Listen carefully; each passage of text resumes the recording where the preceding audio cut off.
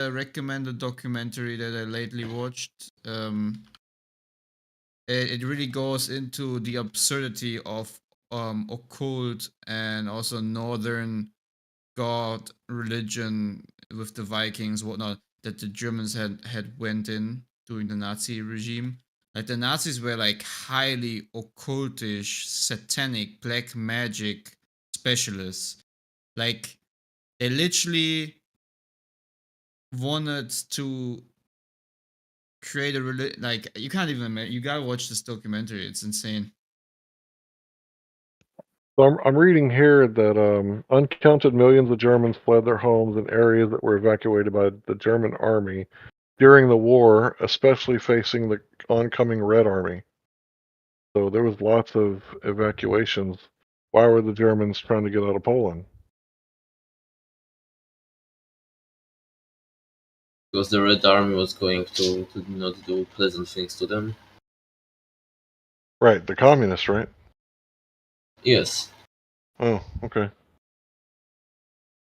The funny thing is that Hitler didn't actually. He actually never specified his religion. So people, both Christians and the anti-Christians, the anti-theists and pagans, they all at the same time want to claim that Hitler was either Christian or he was a Oh no, pagan. he wasn't.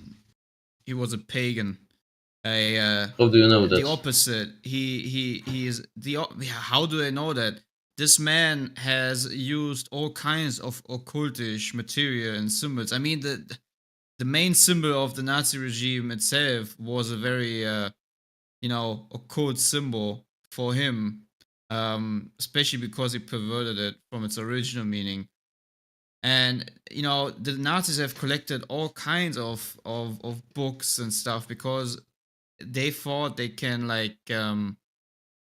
create a super race of godlike humans. They believed there was once a super race on Earth back in the Mute. days. And it's very very dangerous what happened back then. I'm glad that it was stopped. I mean, what is the ultimate middle finger towards the creator? To do what? To maybe destroy the very people he has chosen to be the the his people, his chosen people, and replace it with your own race or your own people, so to say. I mean, what Hitler did there is a very perverted twist of what the Bible actually points to. All right, I'm gonna post a link of what I was reading The, from. It's statistics of democide, statistics of Poland's democide, estimates, calculations, and sources. So. And have you ever thought about why the Nazis used so many blitz, which is thunder symbols or lightning symbols? What does the Bible say about lightning? That there's one occasion where it says that Satan came down as lightning, and they used the SS symbol as two lightning strikes, and they did blitzkrieg. It was all about lightning because literally it was a satanic movement. It was straight like if someone has controlled that movement, has controlled Hitler, so to say, to do what he does, then it would be straight up the Antichrist. Literally. Like the most perverted fulfillment of the Antichrist would have been that regime. I disagree. I mean, think what was going on with Stalin, the Holodomor, killing all the Christians that were in Ukraine. It's really interesting because communism basically means they destroy all the churches, and the only thing that rules is the state. So that's like fascism, right? It's what the left is today in America, the fascist, because they want nothing but the state control. When the left used to be like the classic liberals, used to be for free speech and anti-war, like what's his name is right. The left has like changed over time, and the left has become like the extreme statist. And I'm not a Republican, by the way. Never have been, never will be. Well, that's why I recommend to watch the documentary posted, The Occult Conspiracy, because it really opens the eyes to what you know what is really behind this group. Have you ever wondered why the SS group also had the skull and bones symbol on their head? Did you know that there was actually a German group that is exactly the same as the skull and bones that you know from today, that has been formed prior to the Nazi regime in Germany and was later on linked with Hitler and the Nazi regime, and very important people of Hitler and Hitler, including himself, was in that regime. You really think it's a coincidence that the skull and bone symbol was reused by the Nazis? Come on. Come on. We know what the skull and bones are these days. We know what they were back then. I mean, at some point, we gotta look over these deceptive videos trying to make the Nazi regime look good. There was nothing good about it. Not at all. You know that the people who want to make the Nazi regime look good right now are mainly Christians, because they think that Jews betrayed Jesus, and because of that they are the synagogue of Satan, and that Hitler was trying That to free is Christians from absolutely insane. I it's know one of the most famous Christian preachers has had I literally have a book from him. He was imprisoned during the Nazi regime for preaching the gospel. Like, people really gotta stop being so delusional about the Nazis. They have looked like this was such a wicked regime. I mean, I can't yeah, even put it to words, but as you can see, the deception comes up again, and now people turn actually to them and say it's good what they did. That's absolutely, I just don't get how you can ever say that. I would disagree I with the mean, Glober also because most people that I hear that are anti Israel are like the pagan type, the people that worship Zeus and Thor and stuff like that. Most Christians that I know all went to churches that were controlled and run by seminaries, and the seminaries all preach that the Jews are God's chosen people and you should back Israel no matter what they do. From my experience, here in the Bible Belt, I'm like in the belt buckle of the Bible Belt. Um, from my experience, Christians back Israel to a fault, to a major fault.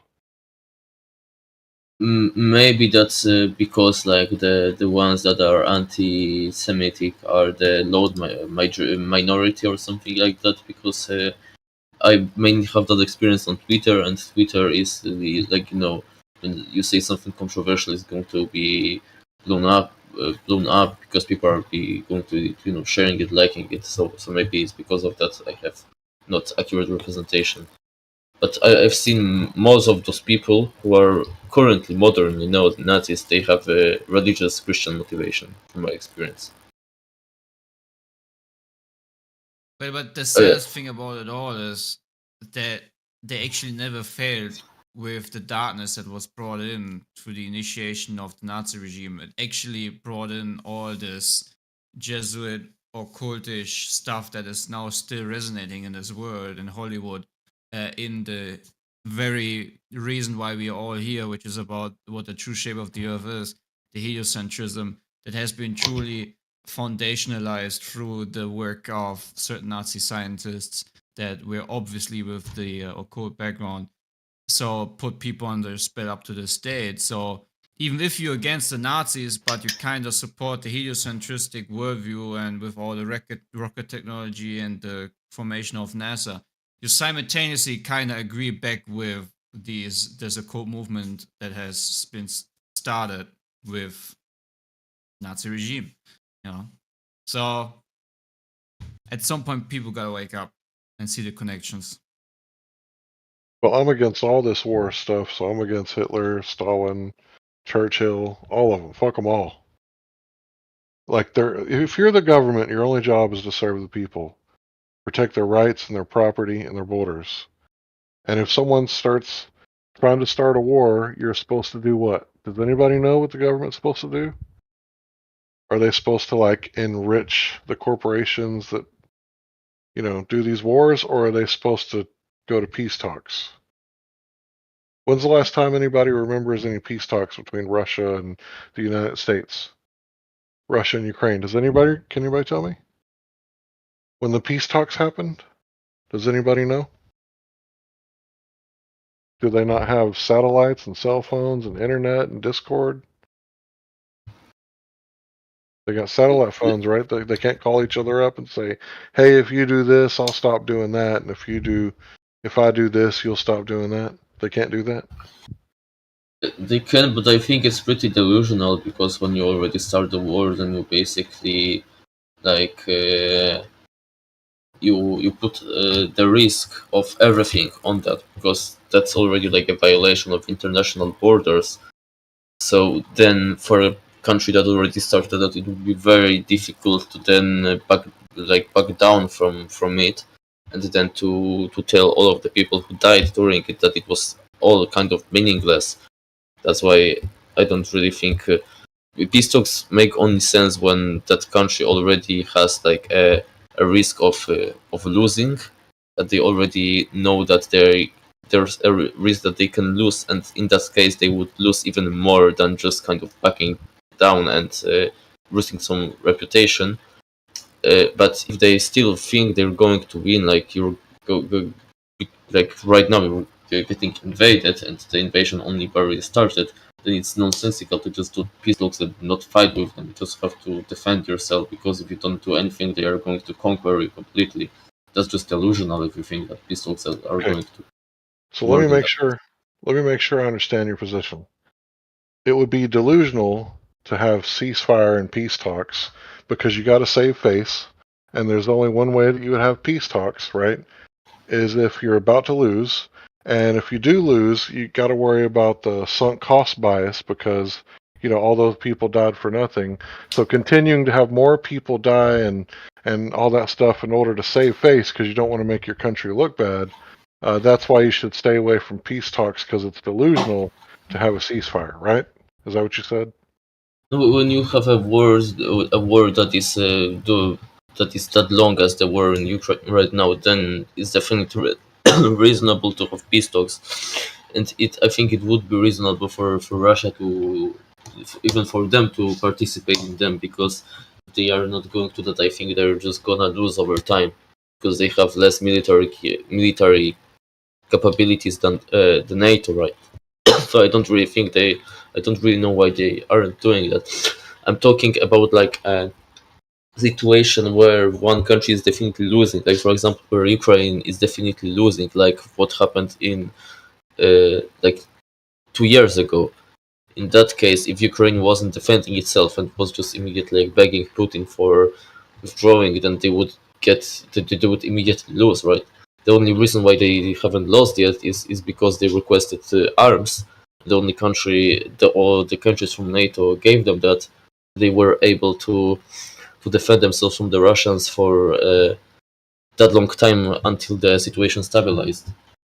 Didn't we give them like almost, or loan them? Didn't we loan them almost $200 billion? Maybe Yes, that's why they're not going to the peace talks, right? It's very lucrative, this business of war. Apparently, it's good for laundering money because BlackRock can just buy up all the ashes for like pennies on the dollar. Vanguard. What's the other one? State Street. Yeah, they could just buy up all that property for like pennies, right? After the war's over. Right now, I think if we look objectively at this is already a situation where peace talks would be reasonable, because either side cannot win that. But I think it's still a stage where both of the sides are enough delusional to still think personally that they can win, that Ukraine can regain the territories, and that Russia think they can gain more territories. So there's like a gap. We need, I think, still to wait like a couple of years for the front to not move very much, and for them to see that it's just kind of pointless. Well, how much money is your country giving them? I have no idea. Like 200 billion? Less, definitely less than that. Okay, so maybe we should kind of cut back our support, and you guys can increase the price of your bread, rent, gasoline, and everyday goods, to like 4 times what they were before the war, and then we'll see how you feel about it. I mean, it kind of happened to us, not to that extreme case. We also have inflation. Like, What country you in, bro? Poland. Oh, that's why you said that. Okay. Gotcha.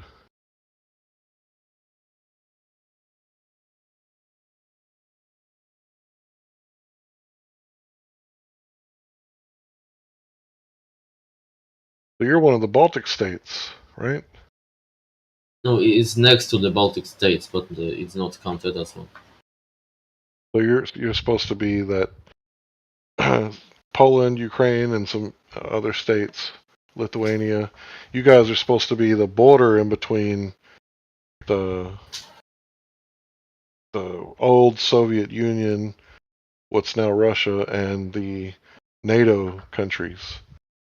Yes, exactly. So I guess the West didn't keep their part of the bargain where they wouldn't encroach 1 inch. I guess they took in a few countries. That's more than an inch, right? Yes, that's true, but I am not complaining about that because it's beneficial for me and for my country. Is it beneficial for the Ukrainians right now? How are those guys doing? I don't really think that the war in Ukraine was dependent on these countries joining. I think it's just the Russians, the Putin trying to gain some territories to reinforce his image in the eyes of Russians as a strong leader, but it kind of failed for him. So not, he's trying to find a method to save his reputation after he fucked up. Well, there's been reports by the Pentagon that there's North Korean troops in Russia now, so things are escalating. So I think all of these excuses that Putin gave, including this one, is just excuses because he didn't go according to the plan. The plan wasn't to like have a war with a stagnate front. It was supposed to be like a quick operation where the troops go from one city to another city, and this is how it started, right? They captured very big areas in a very small time, but then it failed, and they had to withdraw from Kiev, from the capital, and completely abandon that direction. well, it's a really good money laundering service for the corporation. So all that money that's going over there, it's really making a small amount of people really rich and a large amount of people really dead. So I guess everything's going to plan. Yeah, but I don't think that you can blame Ukrainians on that. Like, if you get attacked, then it's not the fault of the one that is attacked that the people are dying I because you agree. defended yourself. When West Ukraine was attacking East Ukraine, the Russians had to get involved, right? Because Eastern Ukraine is ethnically Russians. So I agree. Not, Yeah, not really. It's it's mainly not. ethnically It's Ukraine. not. Yes, it's ethnically Ukrainian. Oh, okay. You really believe that, huh? Yes, I believe that. The Most of the Crimea people region in was. all of the regions except Crimea, like over 90% of people voted for the independence of Ukraine when the Soviet Union collapsed.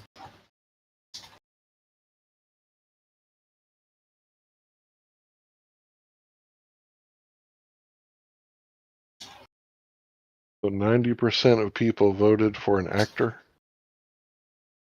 Well, I guess it happens in No, America, so. no, they didn't vote for an actor. It was a referendum for the independence of the country. It wasn't an election. Well, I've seen lots of evidence of neo-Nazis in Western Ukraine, and tattoos don't lie, I guess, when you see pictures of swastikas on people's arms, so I don't know. I don't think we should be supporting Nazis. Call me crazy, but I don't think that's what we're supposed to be doing. Yeah, there are Nazis. There are definitely more of them than in other countries. But yeah, from moral point of view, I can understand you. But for me, it's still like just beneficial. So it's not beneficial to a support problem. Nazis. Yes, because they fight against Russia, and Ukraine doesn't have any reason to attack.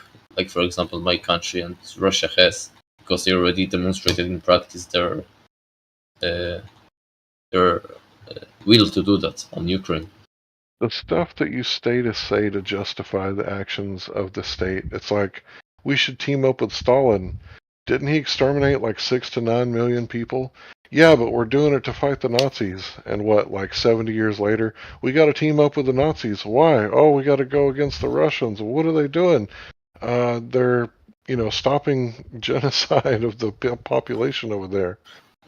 It's like, But the Ukrainians aren't slaughtering anyone. They are just LARPing because they know that the Nazis fought against the Soviet Union and Russia is the descendant of the Soviet Union, so they LARP as Nazis to annoy the Russians. well, Russia has the right to exterminate Nazis, right? Yes, I wouldn't really be trying if these guys were killed in action personally. But again, I still don't find anything wrong, and I supporting Ukraine because then this is even better for me because then this kind of bad people are the ones who are dying in the war against Russia, not the better people that aren't neo-Nazis. So I think it's actually a good argument because right now it's like a meat factory where the guys that are being slaughtered like do all of the work are the bad ones, the neo-Nazis, right? Well, I'm against both sides. I don't like either side because you're right about one thing. It's a meat factory. A lot of people are dying, and that's the breadbasket, right? So once BlackRock, Vanguard, and State Street have control of the breadbasket, I'm sure everything will be okay, right?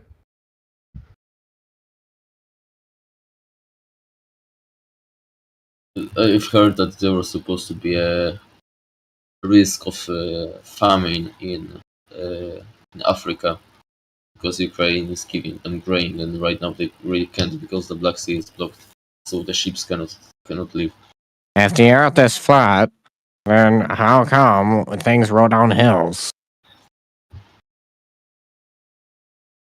How come things roll down hills? Let's Yeah, go like with, how come they water, right? roll down hills? That doesn't make any sense. Let's go with like water. It's gonna seek equilibrium. No, because if the world was flat, it wouldn't move. It wouldn't move. Nice one there, bro. Try again. How about you use an actual voice instead of sounding like a douche nozzle? You sound like a douche nozzle, not me. Jeez. You sound like a double douche nozzle. Don't fuck with me like that. Some kind of a, I don't know, like a retarded Hey! identity. Hey, I Don't got a use that question. word. If the Earth is a globe, how does it have mountains? If it's a sphere, how does it have hills? If the earth is flat, then how come water has waves? You didn't answer the That doesn't question. make any sense. Oh shit! He's got you, Larry. You're screwed now. How come when I walk to my middle school in the morning, I don't fall off? The wet waves got you, bud. Mm-hmm. Yeah, you just got shit on freaking there, bro. Get out of here. Can someone ban him? Dude, if I'm paralyzed. I'm in a wheelchair. If we were freaking, the world was curved. If the world was curved, I would freaking roll down the freaking hill, and I wouldn't be able to freaking stay in one place. We're gonna shut down the server now. You're There's disabled. waves. You're in a wheelchair waves. like John There's Swan. waves. We need to shut the server down. That's proof of a globe because the ocean has waves. Fuck. Shut her down, boys. You're like Joe Swanson because you're in a wheelchair. I sprained my ankle. I can't walk either. Is that funny? Yes. You can't walk. Tell me. I can't. Oh I haven't walked in over, what, about 24 hours? my goodness. I bet you can't even pee by yourself. You're so funny, Brendies. You're so funny. You You're can't a read. fucking idiot. It's been challenging, I have to admit. He's brainless.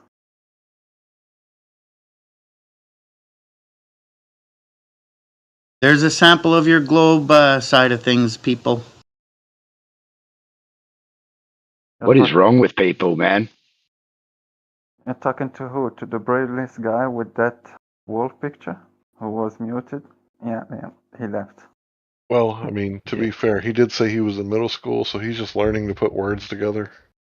His brain isn't fully developed yet.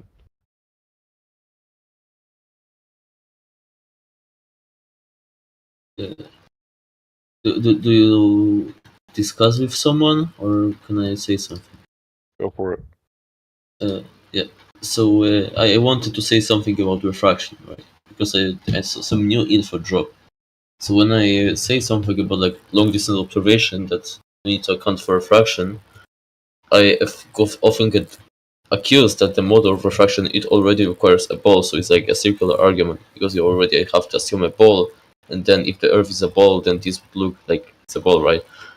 But the math was done on another server, and the discrepancy between like refraction on the flat Earth and on the globe Earth due to this curvature of the atmosphere that would be only presupposed, not directly measured, is like 1%. So you have only 1% of difference in refraction of the light beam that is dependent if the atmosphere is flat or curved. Besides that, refraction would be working the same, assuming the same atmospheric conditions for the flat and the globe Earths.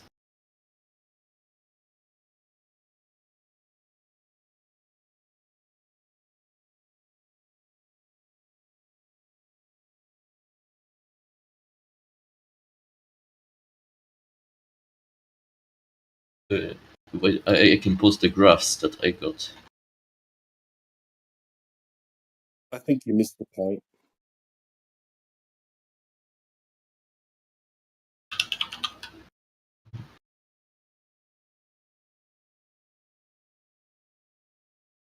I'm sorry, so are you saying that if you include refraction, that the difference in the geometric horizon and the actual horizon should only be 10%, or excuse me, 1%? Maximum? No, what I'm saying is that if refraction happened on the flat Earth and refraction happened on the globe Earth, it would be basically the same magnitude of this effect to like 1% accuracy, because many flat What refraction formula is the flat Earth using? I'm sorry. It's based on the Fermat's principle, in both cases for the flat and globe Earth. So you're saying a maximum 1% difference between the two calculations?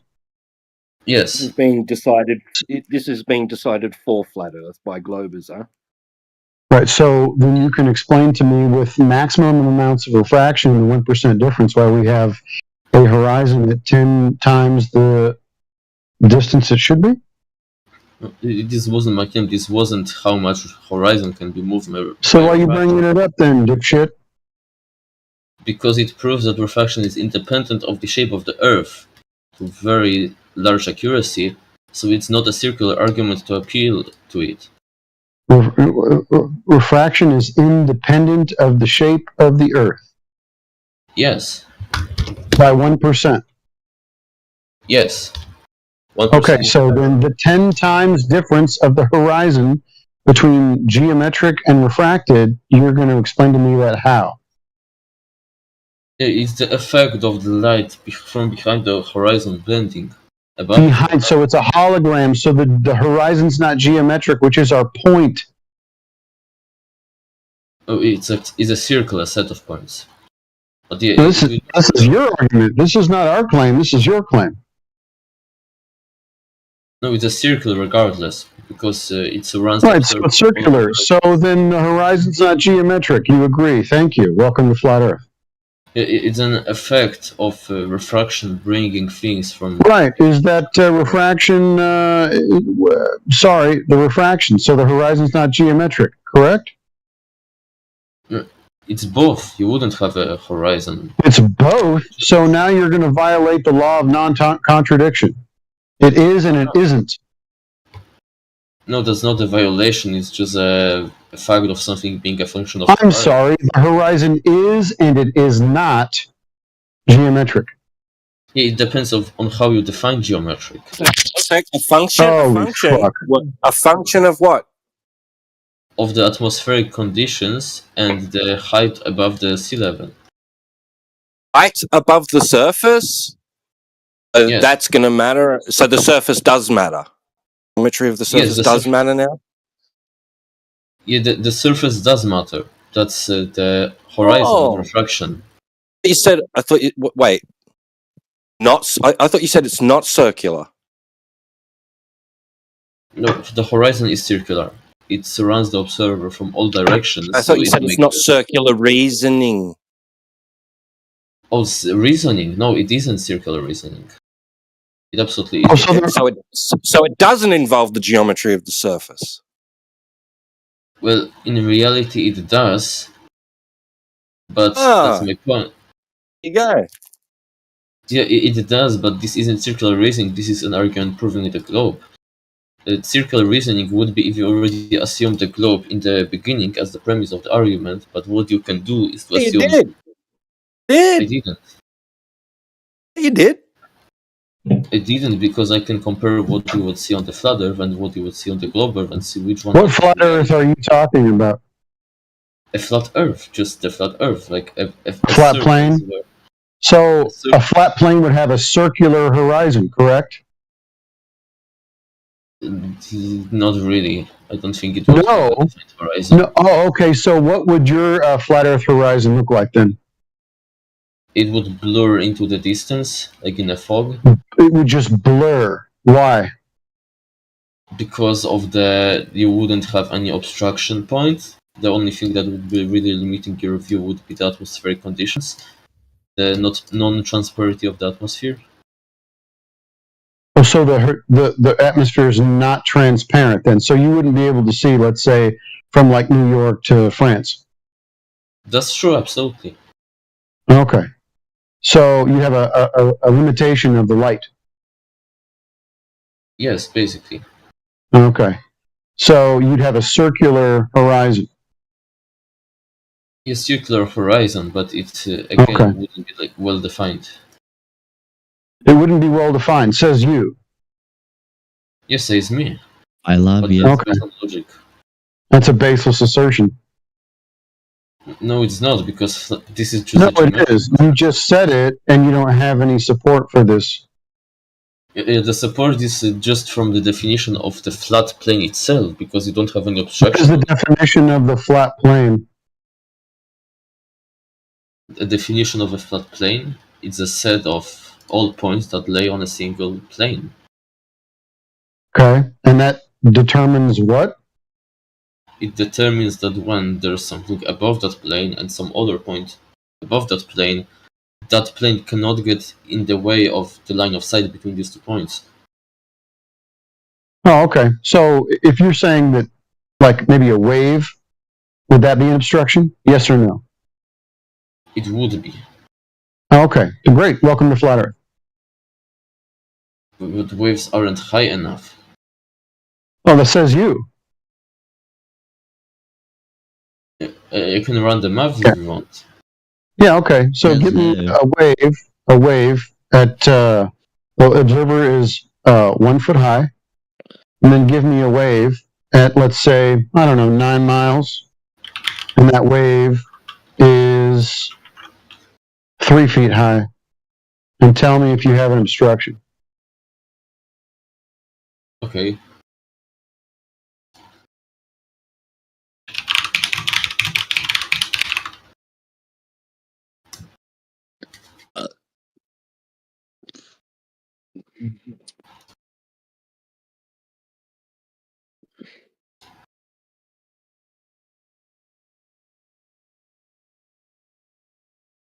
Uh, 1 feet high. Okay, so we have an obstruction. Terrific. Thanks. Welcome to Flat Earth. No, that I was talking to myself. This isn't the calculation. Welcome to Flat Earth.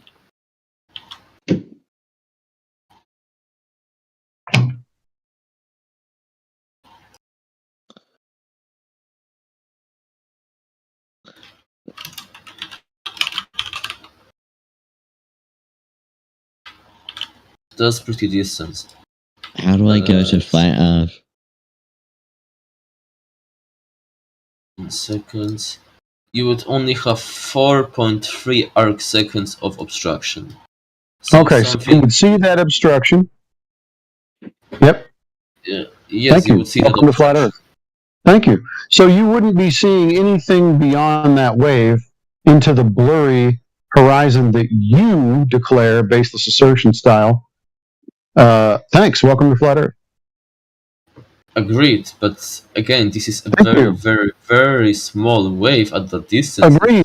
Thank you. That's all I needed, Embo. You can shut the fuck up now. Yeah, but it's so small. Embo, excuse me. You already gave me the 4.3 arc seconds, which is definitely visible according to diffraction. By the naked eye? Yep. No, it or even assisted. Okay, no problem. Assisted, kind of like the P900 that was used. No problem. Welcome to Flat Earth. It would be on the limit, like maybe cover 2 pixels. Yeah, whatever. Welcome to Flat Earth.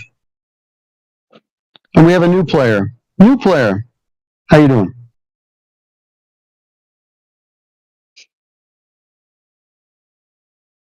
DJ. Hello? What's up? Hello.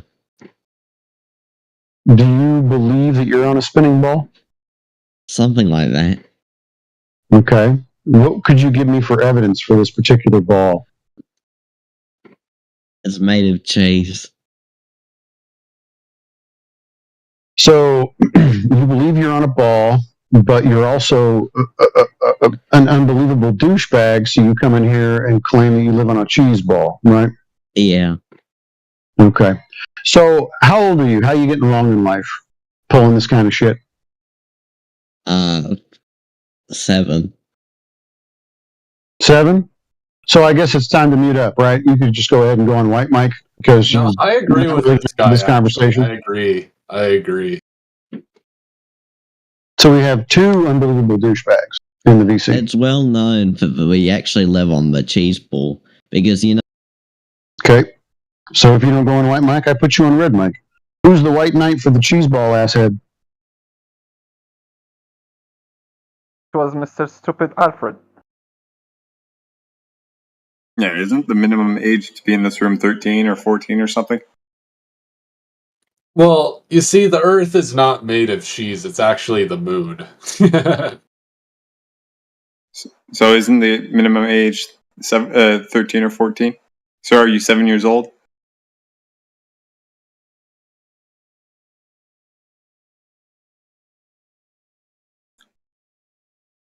Yeah, that's what I thought. Alfredus, you sound like you're at least 18. You know, this discussion is for people who want to have serious discussions. And if you're anywhere over the age of 18, but you're still acting like an unbelievable douche, you've got other problems than trying to figure out, you know, where you live. Wouldn't you agree? I'm just joking around, man. What's the big deal? Right. So you white knighted for a jackass, but you thought that was clever. Well, I thought he was funny. You thought the Earth being made of cheese is funny. Yeah, I think it's pretty funny. The way that you It's giggle, more likely than flat Earth. okay, so you think flat Earth is funny, no problem. Then I guess the contrapositive being on a ball, which I'm pretty sure you believe, which you still don't have any evidence for. In fact, the last thing you asserted was, because I have documents of sounding rockets, therefore ball, was that where you were going? No, I said that, like, I can show you the documents from the entire space race, like, for basically every rocket, and it's, like, everything about each rocket. And my challenge is to go through every single rocket and say which one is real and which one is fake. Just go through. Who here claimed that they were fake? Well, some of them would have to be fake in the flat Earth model because they went to Who here? Oh, there it is. There's your tie. So it has to be fake because flat Earth, right? So get me from A to B. Get me from documents of rockets to flat Earth. Get me the connection. Because they'd serve no, like, these rockets would literally serve no purpose if the Earth. Right. So it sounds like you live in the States or at least some kind of Western society. Have you ever heard of Estes rockets? Estes rockets? No. Yeah, no, they're a little model rocket that young people, but also old people get pretty involved in too. You can send a rocket up to a undetermined height with these little engines that they put in them, and it's a real rocket. You can collect them. They have parachutes and all that shit. You can shoot rockets up in the air, and they'll come back down, and it doesn't have shit to do with the surface of the Earth. So why would you assume that just because people send rockets up, that has anything to do with the shape of the surface of the Earth? Because a rocket can only orbit if the Earth is round. Oh, so these sounding rockets, they orbit, do they? No, sounding rockets don't orbit. So why'd you bring it up again? Because now you mentioned orbits, but these don't do that. So what's the point again? So basically, you're ignorant. I caught you out in your dumbass logic, and now you're kind of grasping at straws, and ultimately an ad hom to cap it off. Right? So this is the fun part. So I catch you out in your stupid ass logic. These sounding rockets don't orbit. So I talk to you about that, and then the next thing you go, you're ignorant. You have no connection between rockets going up in the sky and coming back down and the surface of the Earth, other than the fact that you actually told me you live on a flat plane, because up and down are relative to a horizontal plane. Well, up and down is relative to a ball, and up is just a wave. Can you give me the citation for that? Everything. I don't need a citation. Okay, so everything. So now another baseless assertion. So you're getting your ass handed to you by a flat earther. That must be embarrassing for you. Tell me how you feel about getting your ass handed to you by a flat earther.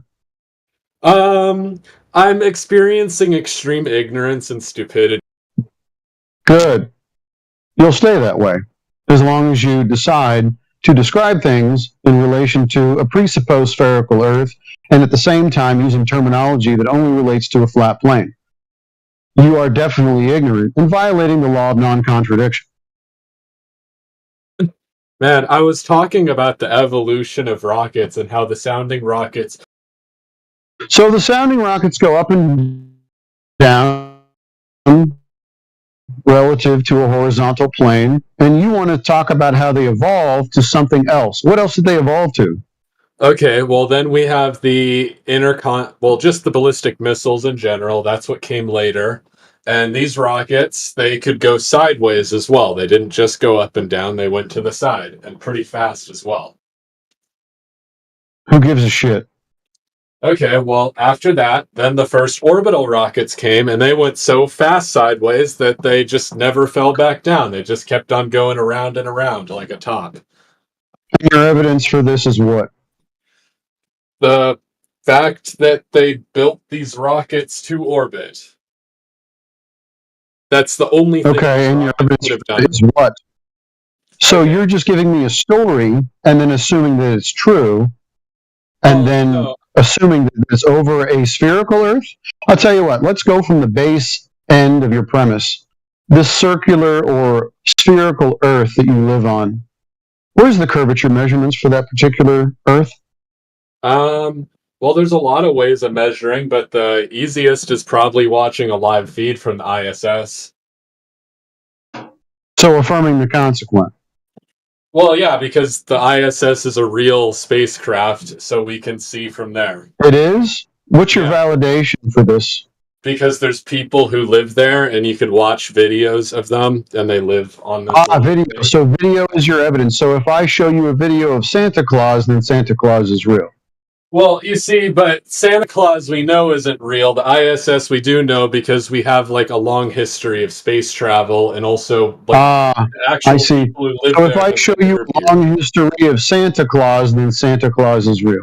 Okay, well, we could make the same Longer argument than about George ISS. Washington. So, Longer than ISS. Okay. We can show you stories longer or than ISS. like we can make the same argument about the Old Testament or George Washington or literally any other historical event. Terrific. The fact is this is historical. So the historical event that we're going to affirm the consequent with is no good, according to you, correct?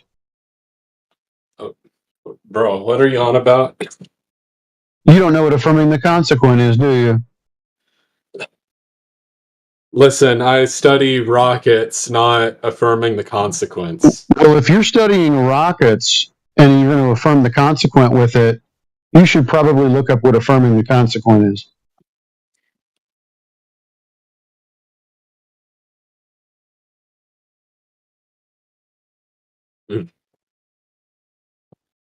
Okay, really? That's what you're accusing me of?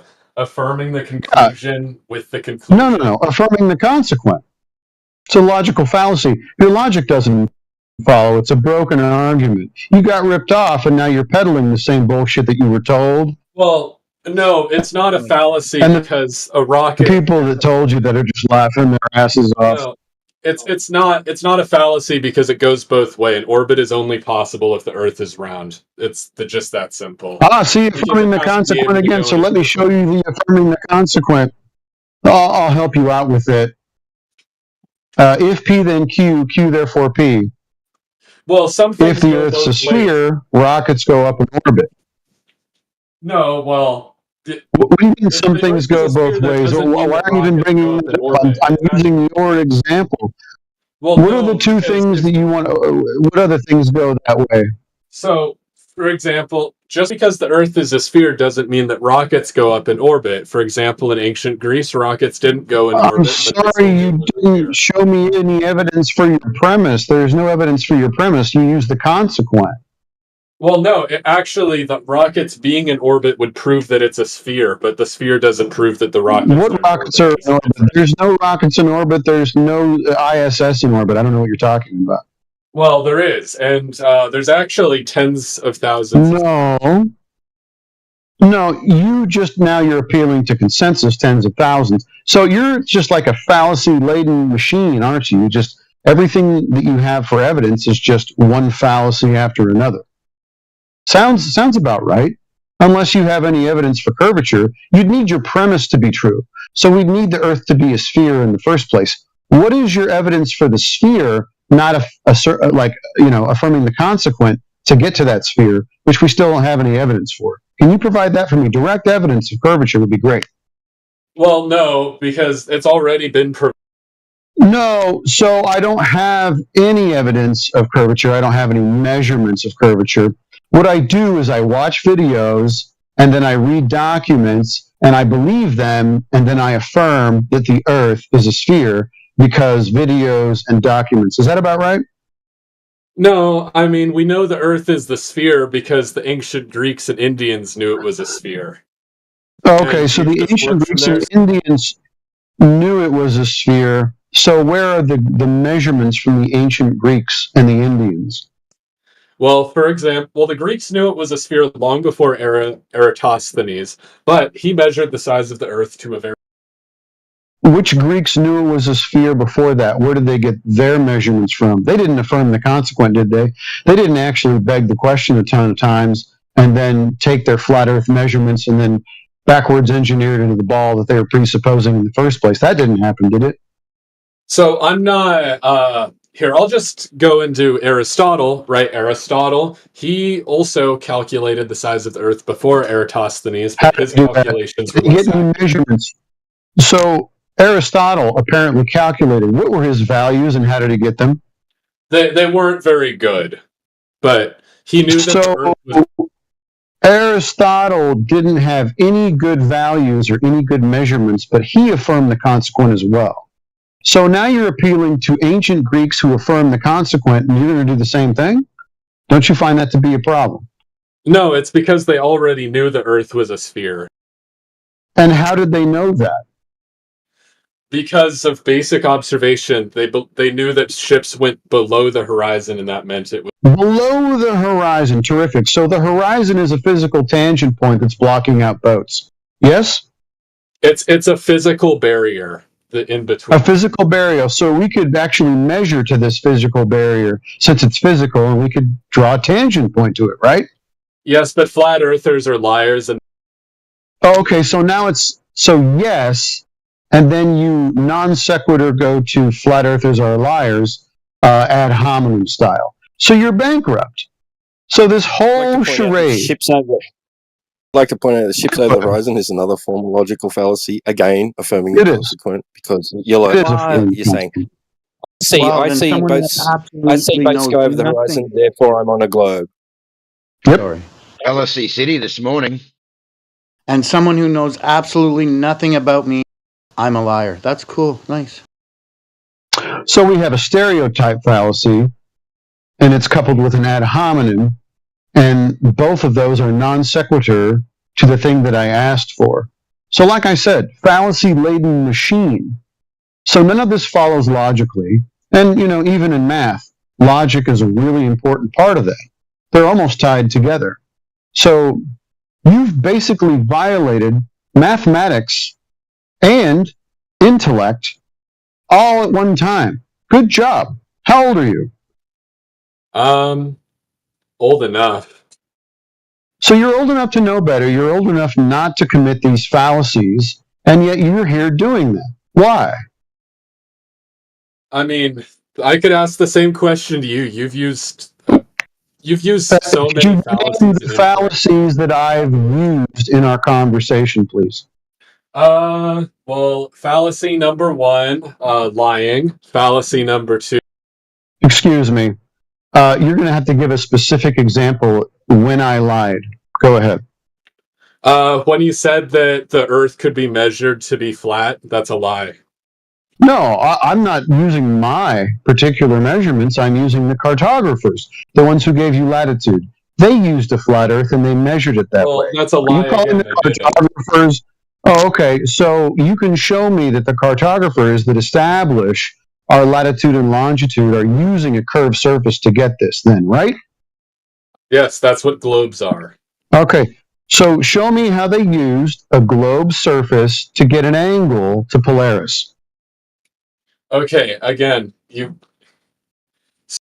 I'm sorry, again, I'm asking for a very specific thing. I want you to take a curved surface and get an angle to Polaris.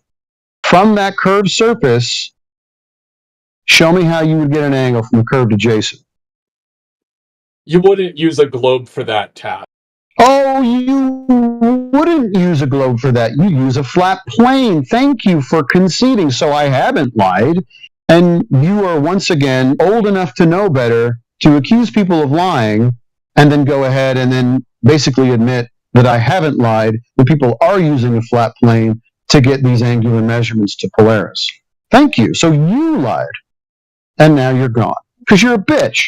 And all globe believers are bitches. I maintain my position that all globe believers are bitches, as exampled by whatever that douche rocket. Oh, but it says who is not a stereotype fallacy. All right, so we got guilty. We got a few people in here, and there's a guy that's muted. I don't know if you've spoken to him or not.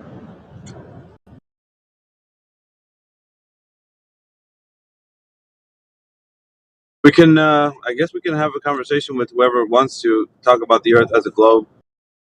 The next guy, since that guy left. No, Alfred's still here. Is he, why was he muted? Did you guys have to mute him for any reason? Yeah, because he's a bitch. Oh, is that the guy that he was talking to? Says who was talking to? Yeah, Yeah. that's who was just talking. All right, let's see. I got this. Give me a second here. All right. All right. What's up, dude? Yo, I'm just chilling, to be honest. Like, I don't cool. like being muted, but it's all chill. Yeah. So you think that the Earth is a globe, right? Well, I was hearing the conversation with you and says who, but you think it is, right? I mean, yeah. I mean, I'm pretty darn sure that it's spherical, man. All right, pretty darn sure. Like on a scale from 1 to 100, 100% being absolutely positively sure. Where do you fall in that rate? I would put it as 99 because you can't disprove solipsism that easy.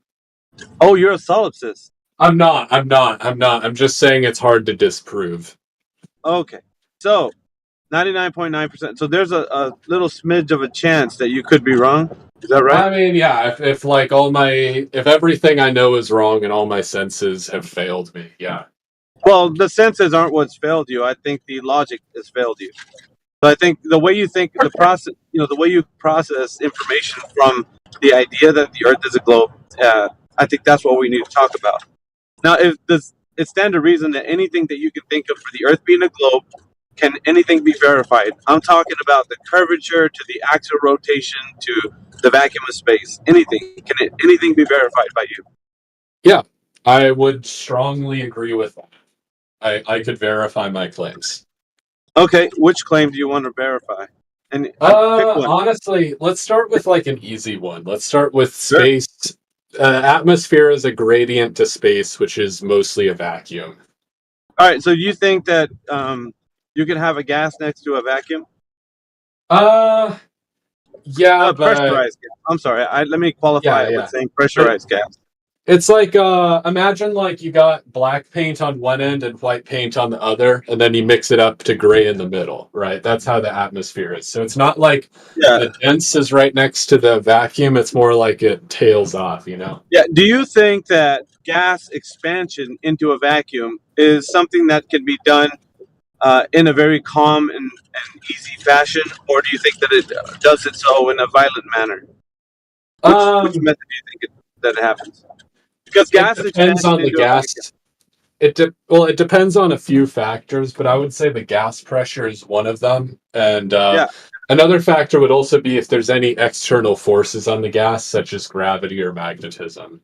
Yeah, we could talk about that, but let's talk about the way that gas expands into a vacuum. Now, in the case for gas expansion, if you have a high differential from the gas particles, like inside of a chamber, and then the outside of a chamber is like a lower pressure, and you have high pressure inside. Let's say the gas is pressurized inside that chamber, and there's low pressure on the outside, right? Just for example. Now, when we open up a valve or open up the chamber, what do you think is going to happen with the gas inside of the chamber? Now, is it going to smoothly roll out of that chamber, or is it going to violently go out of that chamber? Which of those do you think happens?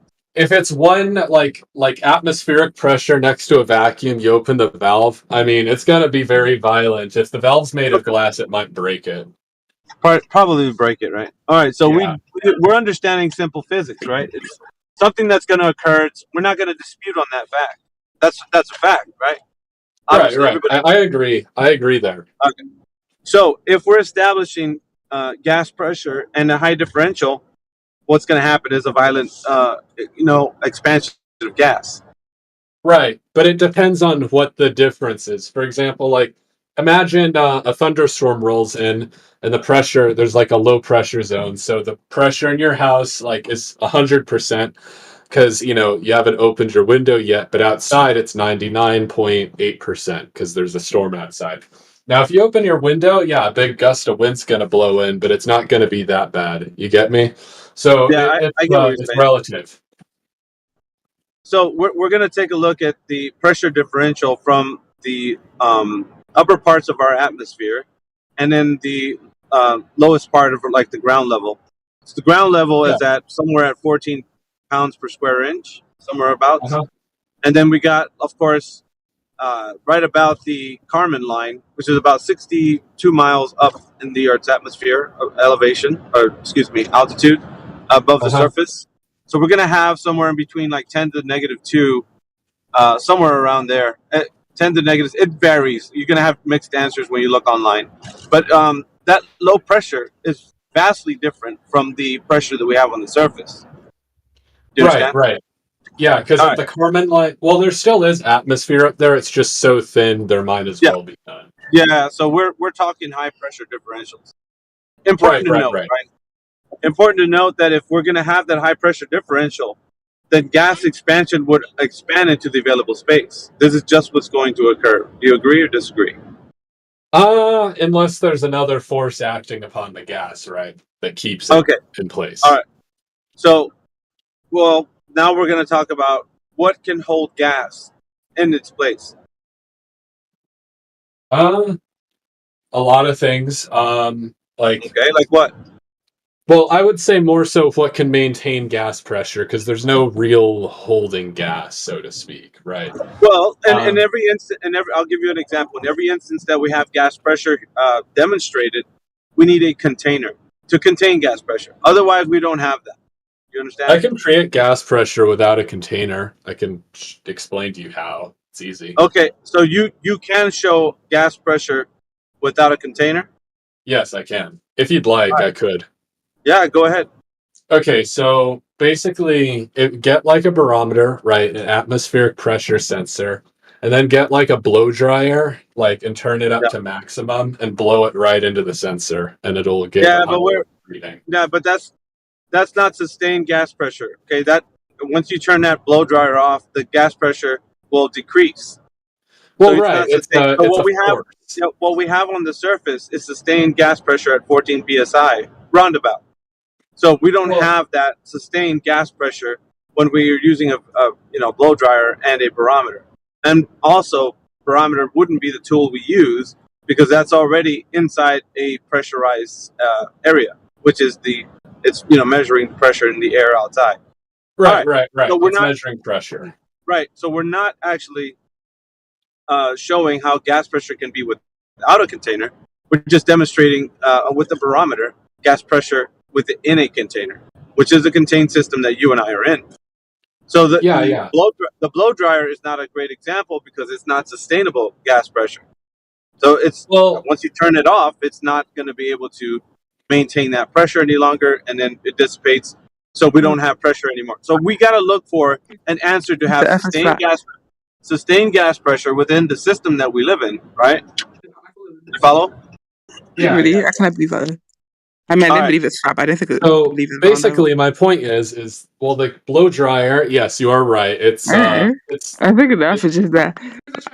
No, I think it's like, hold on. You need to mute your mic. Hey, you need to mute your mic. Well, it's like it's just anyway, that. I'll go back. I believe So, it's wrong. imagine like the blow dryer, right? Wait, why did I believe it was wrong again? I remember I had some really, really good theory. Hold on, I'll get him. Oh yeah. Oh yeah, he was just down. All right. All right. Go ahead. All right, there we go. So I was saying, like, for example, like, the blow dryer, no, it's not a long-term solution. You turn it off and everything's back to normal. But it's like, imagine something pulling down the air with an invisible force. Well, it would work similar to the blow dryer. It's a force, right? Yeah, well, that sounds like a hypothetical. We're talking about real-world physics, things that are actually forces of nature that we can quantify, and so we can't quantify a hypothetical that's far-fetched. So we're looking to science right now. We're looking to science. We're looking to these forces that we can account for, and maybe the ones you think about are not accounted for or don't affect gas pressure in any way. So what do you think is holding the gas pressure to the surface of the Earth? Because that example didn't seem to fit the bill, as far as we can tell. Well, like I said, gravity would be a good way of explaining it. And I would just say, like, honestly, the thing is we do observe the gas pressure getting lower. Like, on top of Mount Everest, it's like a third of what it is. And we have a gradient of pressure. We consider that in this forum as delta X. A gradient of pressure is delta X. What we're speaking of is called X. It's the gas pressure in the first place. So gas pressure has to exist for a gradient of pressure to then also be a derivative of that. You need gas pressure to have a gradient. That's true. Right. So how do we have gas pressure in the first instance? In what way is the atmosphere containing the gases from the vacuum of space? Well, you accept that the Kármán line exists, right? Well, the thing is sorry, it's just an arbitrary. I mean, it's not really a place. Well, it's more of they've just deemed it a space between like what they consider to be low Earth orbit and such. So they're giving it a name. Yeah. It's not really an actual. The better question is this, okay? Do you believe that the measurements of air pressure around the Kármán line are fairly accurate? No. No. Okay, well, I guess what do you believe then? Because like This, obviously yeah. like So this is airplane measurements and all that, those must be accurate, yeah, right? we can go to certain locations, like right above, let's say, above the troposphere, right around the mesosphere. We don't have any direct way to measure that. I have a meteorologist friend that comes in here. His name is Brendan. He calls that we don't have direct measurements of things in situ. Not really sure. You can look that term up, but I would say that's a direct measurement of weather in the troposphere. So we're looking beyond the troposphere into the mesosphere, which of course that would be considered a place where air pressure cannot be measured directly, but could be calculated, let's say, or thought about in a way, but not directly. So I would tell you, in anything farther than the mesosphere, that we're not going to deal with direct measurement. Like the troposphere. We do have direct measurements of the troposphere, of course, because that's where all the weather happens. Yeah, I mean, I would say like for the mesosphere, it's the reason why it's hard to measure. At least I'll just explain this normal narrative, which is basically airplanes can't go that high, but like satellites cannot go that low, so it's in a weird spot. They still send up sounding rockets sometimes to sample that layer of atmosphere, but we don't know much about it. But I mean, yeah, I mean, Yeah, but do you understand what I'm saying? It's not a direct measurement. That samples of something using a rocket, depending on like, I think it was done in the old days. They used to send up explosions, but it's not. We're not getting direct readings from it. They're basically correlations or ways that people are inferring that there's certain types of pressure in that region, but it's not direct measurements. So it's our like- meteorologist friend kind of explained that. Yeah. I mean, like I said, it's very difficult to measure because like rockets are expensive and they don't usually send up rockets just to, you know. Yeah, but what I'm Anyways. telling you, it's not a measurement. They're not measuring anything in the mesosphere. I don't think you've read the paper, but yeah, we've looked through it. They're not I mean, measuring anything. send it to me and I'll It's a read it. Okay. It's a correlation. They're getting readings, but it's not something that they're directly measuring anything in that region. I have a They can question. They can do math. They can do math. Sorry, they can do mathematics to assume specific types of pressure there, but they don't have direct measurements of that pressure there. Anyway, so we're talking about in the region, because you're asking questions about like what I think and all that. I think it's important to note that when we're speaking of flat Earth, there's a big difference from what the space mythos on the idea that the Earth is a globe. We don't. I'm only presenting to you basic ideas from the Earth being a globe and what they tell you. So I'm talking about low Earth orbit. I'm talking about the pressure that they say exists there, 10 to the -2, maybe -6. It doesn't really matter.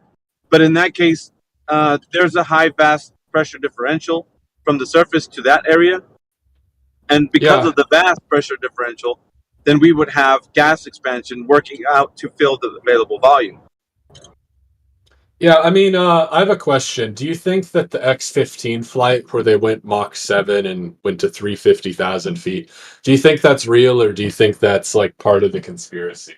No, I don't think technology fits the bill for us to speak about like measuring air pressure, because anything that planes or any type of technology that can fly is going to be below the troposphere below.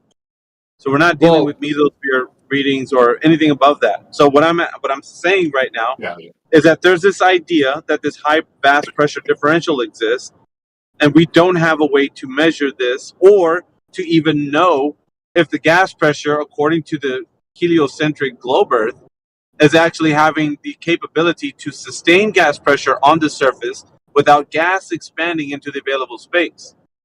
This is what's most important about this topic that we're speaking of right now. So if you could just understand and respect that, then you'd be able to say, if you then sticking to that topic, you'd be able to say, okay, I I know how gas pressure could be achieved without it there being a container, and then you can give me a viable answer, because currently we don't have an answer to the question, how do you have gas pressure without a container? We don't have an answer to that. All we have are ideas, hypotheticals, suggestions, but we don't have a viable working physics answer for that. You need a container in every instance you have gas pressure. That's the way it is. That's what physics dictates. Outside of that is the space mythos that the Earth is a globe and you can have a globe Earth with, no container and gas pressure. So that's why I'm asking you. In what way can you demonstrate that? I mean, one thing I do know is that some gases, when cooled to very cool temperatures, they do stick to magnets. So, like, that's an example of something more permanent. Like, I'm pretty sure liquid hydrogen will stick to, or at least, well, that's more of a liquid, but you get the point because it quickly vaporizes and it sticks around the magnet for a while. But I don't know if that's what you're asking for specifically. No. That's not What I'm stable. saying is we have gas pressure on the surface, 14 pounds per square inch, roundabout, and then we have the available volume that it can expand into, which is the vacuum of space. Why does gas not rush off violently into the vacuum of space? I think the easiest explanation would just be that space isn't a true vacuum. There's still stuff out there, and it's just a gradient that goes on forever, right? And it's just eventually it gets to almost nothing. I think I would argue that's the easiest way to explain it. There's just no end, really. Just I don't know. What do you say? No, I still I guess if you can understand what I've been asking for this 30 minutes or so that I've been speaking to you, there isn't an answer to how we can have gas pressure without a container. As far as the globe Earth goes, there isn't a container containing. Well, I mean, I would just argue that it's been observed that way. So, it's the easiest way to explain it, but go on.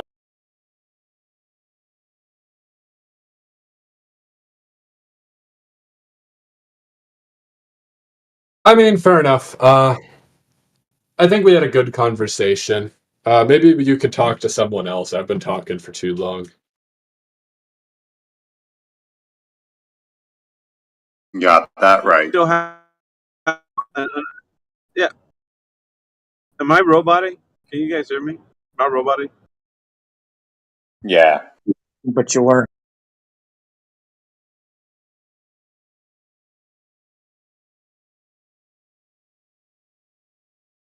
You were a little bit. How about now? Am I roboting still? Now you're good. So, yeah. I mean, we could end there, but it's intriguing to know that not anybody who thinks that the Earth is a globe has an answer to how we can have gas pressure next to a vacuum. And even if you consider it as low pressure extending to infinity, it wouldn't be the case if you test it here on Earth where you have the most of that supposed gravity. You put 14 psi in a container, that gas wouldn't just be in 1% of the container and the rest of the volume, 99% more, just low pressure. No, you'll never have that. In people's imagination, yeah, 1% of the container would have just 14 psi going to 99% just low pressure. We never saw that. You can't create that here on the surface, even on a lab.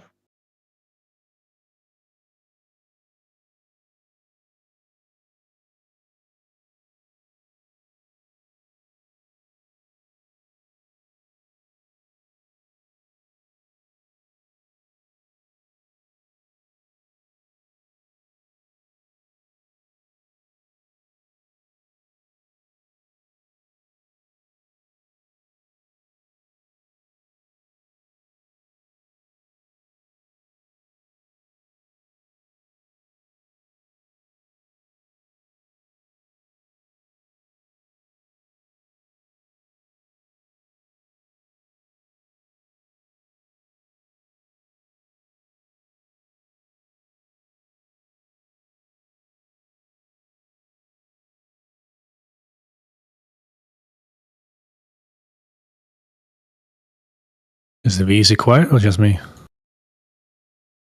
No, not just. No, the conversation came to a lull. Oh, okay.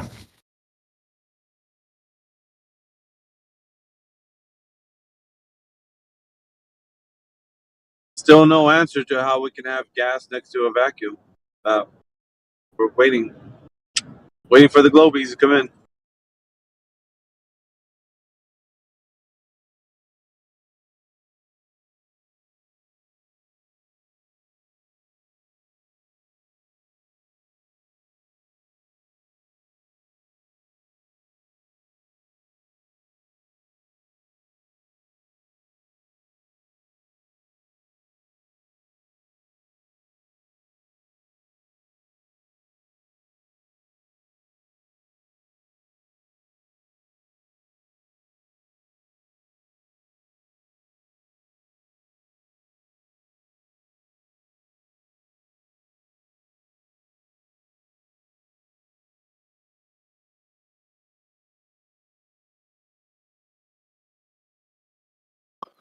I see that Alfred has been with us the whole day. Interesting. I think he likes flat earthers. Oh, I just find it fun. Ah, come on. It's not just fun. Stimulating your brain. Something is going on. I mean, yeah, it's a stimulating debate because I have to defend something which I'm not used to defending, I guess. I think that it doesn't have a Flat defense. Earth? That's my contention. That's my contention. Oh. Globe Earth doesn't have a defense. You know that? Well, what do you think I was bringing up then?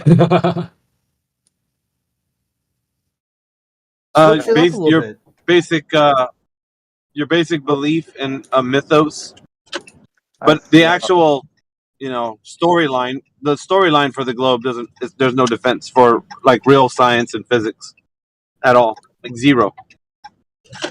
Yeah, basically you just told us believe what I believe.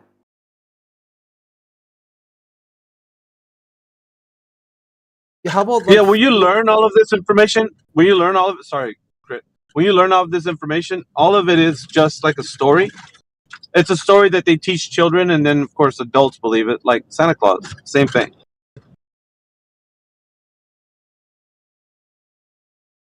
Yeah, how about switch it up? Like Steel Man the flat Earth position.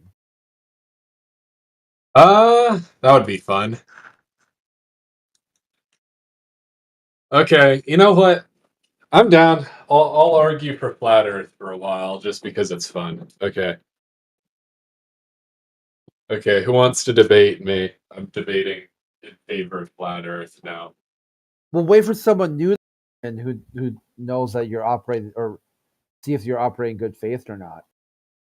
See what they say about you, and just go back and forth. Right now it would be like kind of a an uncontrolled experiment, since the person you're talking to already knows that you're trying to defend something you normally don't defend. Yeah, take the mic. Just have fun. We give you the mic. Ask the first question when you see someone. Do you believe that the Earth is a globe? And continue with that. All right, sure. Why not? I could phone like a globalist friend and be like, "Hey, there's a new flat earther in here who's looking to debate a globalist." Oh boy, here it comes. I mean, do you want just a basic globalist or like a really vehement anti-flat earther? I'll go with any, to be honest. That'll be fun. Matthew. Call Matthew. Yeah, but they'll be upset when they find out I'm not one of you guys, I guess, but it's whatever.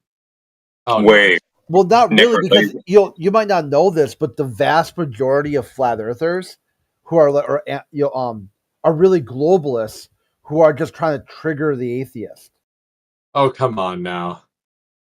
Wait, Necros, were you saying Matthew as in Matthew Learns? Or Matthew, Matt Mooney?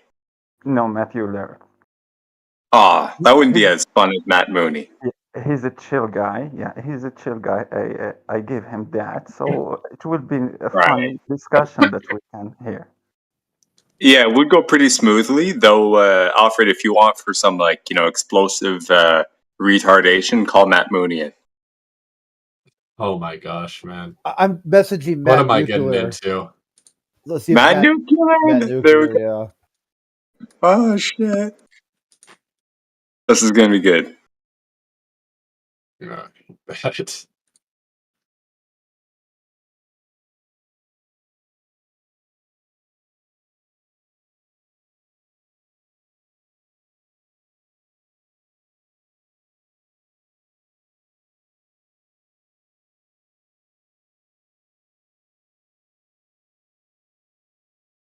Just try to distinguish between something that you can know and something that you just believe when you talk to people.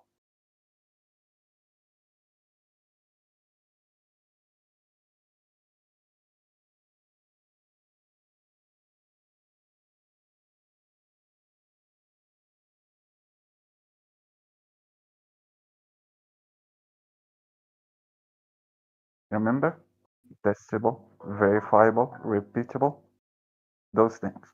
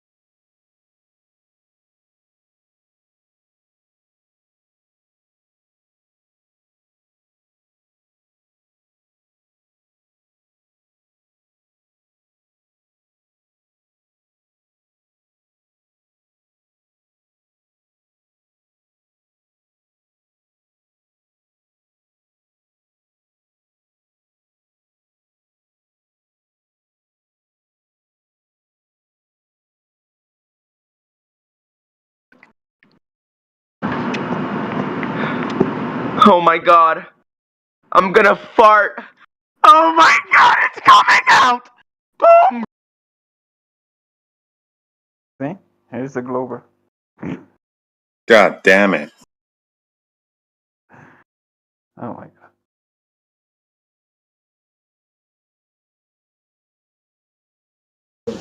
For the listeners at home, that was a Glober.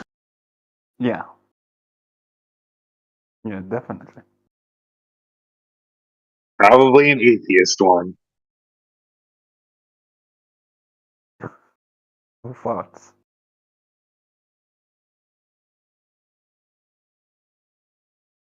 That happens when the Matrix is having a maintenance dumping the bad code. The shit's purging out from their mouth.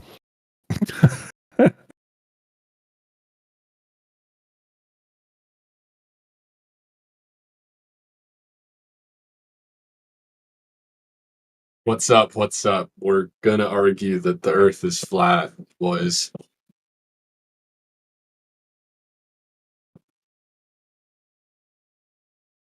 We don't have a contested yet. This is silly.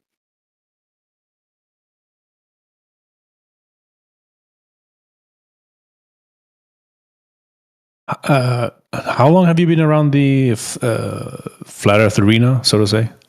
Like how much? do you know? Recently, only like for the past like 2 or 3 days because I'm bored and I have a lot of free time for now. I've known about flat earthers since I was a kid, like maybe since I was 14. Oh, really? What do you think Oh, of yeah. them at that age? Oh yeah, I got into aerospace, and then so when I encountered the flat earthers, I was like, oh no. So like I would always debate against them, but eventually I was just like, whatever. But I don't know. I have some spare time. I'm a lot nicer to flat earthers than I used to be, though. Yeah, it's all about the arguments, not the people. Yeah. Emotions. I used to be. Oh, hello. Who joined? Some guy. Palestinian dog. Are you a flat earther? No, I am in fact a round earther. Okay, why? Because the earth is round. Well, I believe that it's flat, actually. What's the closest city outside of your own? Does it matter? You see, Well, can you explain see that. it if you get up on like the tallest building in your city? Can you see that city? You see, that's just refraction of the air.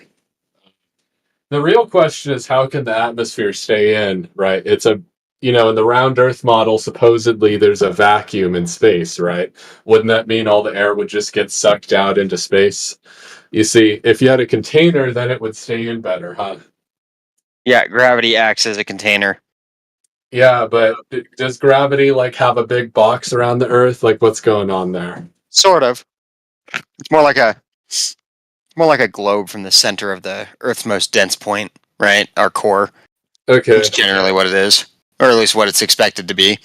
It's all a theory, of course. The farthest we've ever dug was 8 miles down, and it started to get so hot that it would melt even the hardest alloys. So yeah. Oh boy. I mean, listen, man, like the thing is, right, is like that's all fine and dandy, but even if there was gravity, right, wouldn't you expect there to be some flying off into space? It's like when you're trying to hold in a sheep, right? It's gonna run away, right? You can't hold on to it that well. It's the same thing with the atmosphere. A little bit's gonna get away, even if you got something blowing down. No. We experience gravity for 2 reasons. 1, because of mass, and 2, because of rotation. Yeah, well, both of these can be done in small experiments, like at home or a park, for example, as long as your park still has a merry-go-round. So show me an example of water sticking to a spinning ball that's going around at 1,000 miles an hour. Well, I mean, you'd have to spin said ball 1,000 miles per hour. I've never personally seen a ball spun 1,000 miles per hour. Okay, well, why do you think that the Earth's that then? Because, again, there's 2 factors acting on the Earth. 1, rotational. 2, the mass of the Earth creates its own gravitational force. Okay, and what's your proof that there's gravity? I mean, if you spin for example, if you grab a water bottle, fill it half full, and then spin it really, really, really hard, it sticks to the bottom as it would if it were just sitting there. But that's the centrifugal force. That's not gravity. Yes, both of those things act upon the Earth. That's why the water goes nowhere. That's a terrible example. You have to have the water stick to the outside of the bottle. You see, but the thing is, right, why can't we just have things fall down? Why do we need gravity?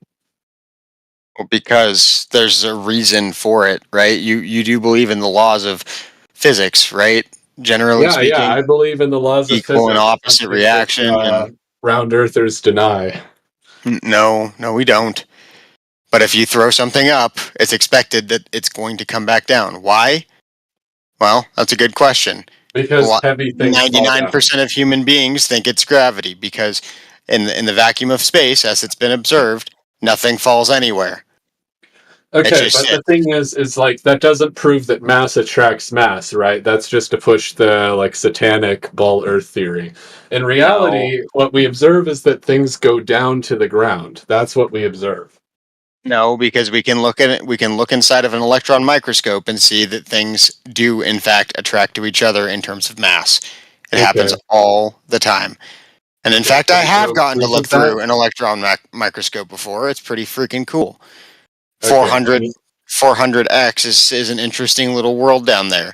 And what's interesting about it is when you happen to see amoebas have no method of movement. They just don't. They don't move at all. However, somehow amoebas will still naturally drift toward objects in their little microscopic universe there, even though they have no legs or arms or silica. They just move. It's amazing how that works. Wait a sec. Wait a sec. In particle physics, the model doesn't include gravity. That's also not entirely correct. Yes, the standard model. It involves the three of the four fundamental forces. It emits gravity. Oh, Jesus. Here we go. All right, so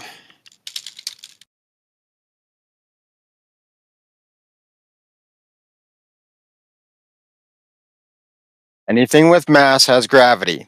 However, when you're talking about the stability of molecules, you're talking about an object that is so incredibly small that virtually no gravity is created from that of an atom on a molecular level. They bond themselves with other methods. Now, when you zoom out just a little bit, it doesn't take much.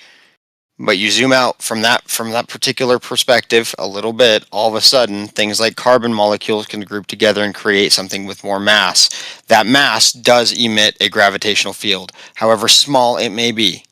It does. Maybe atoms don't, fair enough. I don't believe I ever made that claim.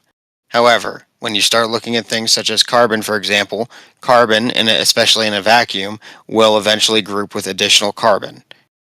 Especially in the outskirts of like an exploded star, something that collapsed in on itself.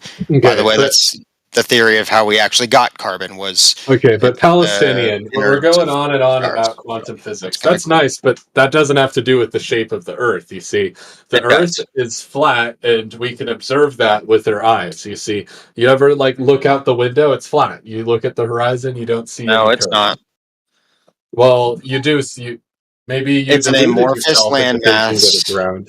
It's an amorphous landmass with lots of topographical changes depending on where you go. For example, when I stand at the top of Granite Mountain, not 50 miles from me, it actually might be 60, but either way, about 60 miles. Observe natural phenomena for gravity. No, so when I'm sitting there staring out.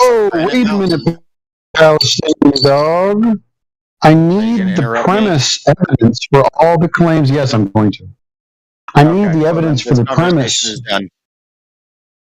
Oh, okay, bye. So no evidence for a premise. Later. Isn't that weird how they don't have any evidence for a premise? It's weird how you slurp cum from your wife's vagina that's not yours. There you go. See? Instantly spiraling. Why attack you for instead of the argument? What the hell?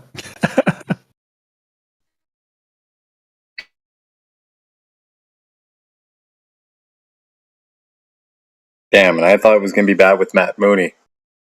Almost can't get worse than this. Who? You know Matt Nuclear? Nah, never heard of him. Ah. Well, he's gone. Long time gone. Yeah, that's Forgotten. that. Yeah, has to wins. He's in the dust somewhere, in the cosmos.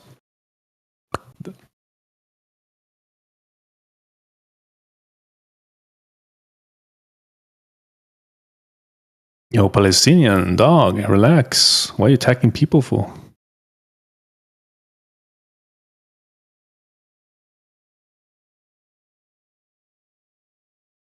Didn't take long to get him triggered.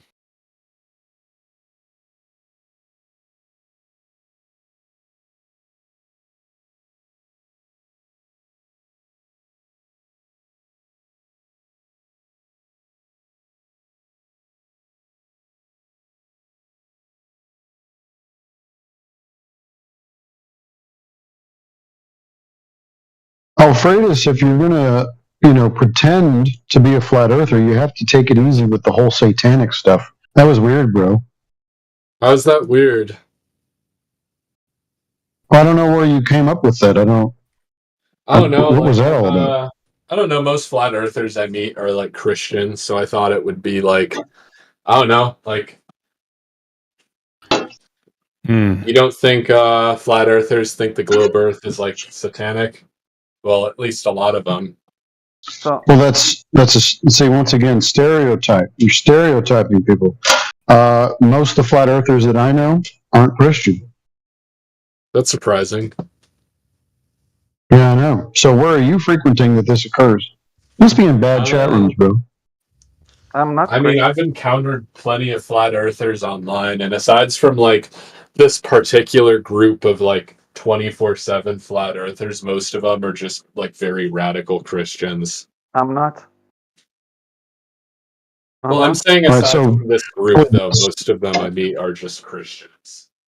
And like, Well, it's probably best not to stereotype everybody, right? And then just kind of throw this satanic word out there. What's that? That's weird, bro.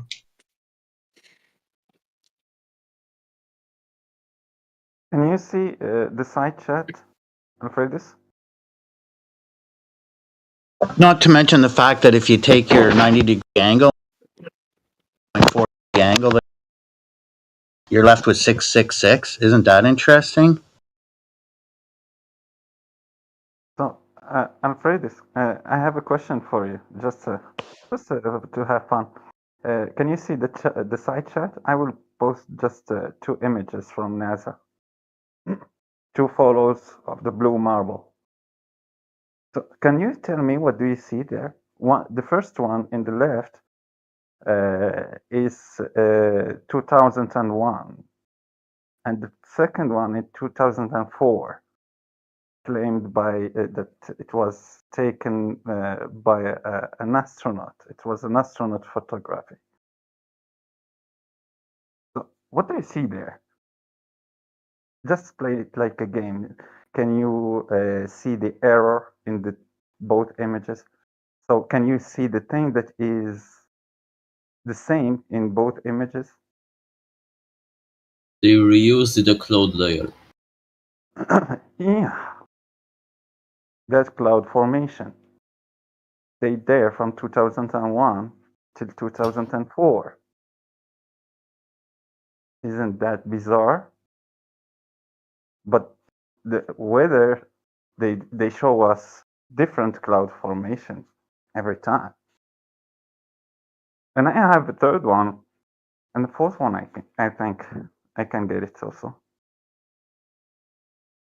And it's from their own website. And it's them claiming that it's photography from space. I don't think it's claimed to be photography. I think it's claimed to be a composite image. They just probably made an image to look pretty for some kind of visualizations or wallpapers or whatever,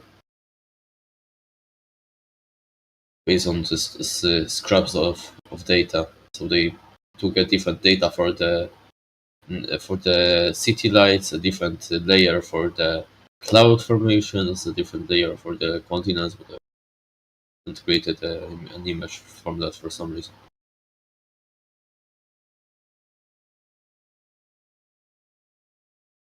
I think one of those blue marble images was created as a wallpaper for iPhones.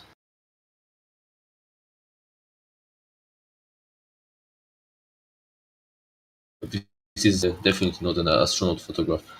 A photograph, just a single image, would firstly not show the daytime and the nighttime parts of the Earth at the same time, because they are so drastically differently illuminated. Yeah, you're correct. Yeah, I see an article about that from the website, also from NASA website, and they say that it's drawing that on data from multiple satellite missions, not all collected at the same time. A team of NASA scientists and graphic artists created layers of global data for everything from land surface to polar sea ice and the light reflected. Okay. Let me find some photograph as a comparison. Some random one. This is, for example, from Apollo 11.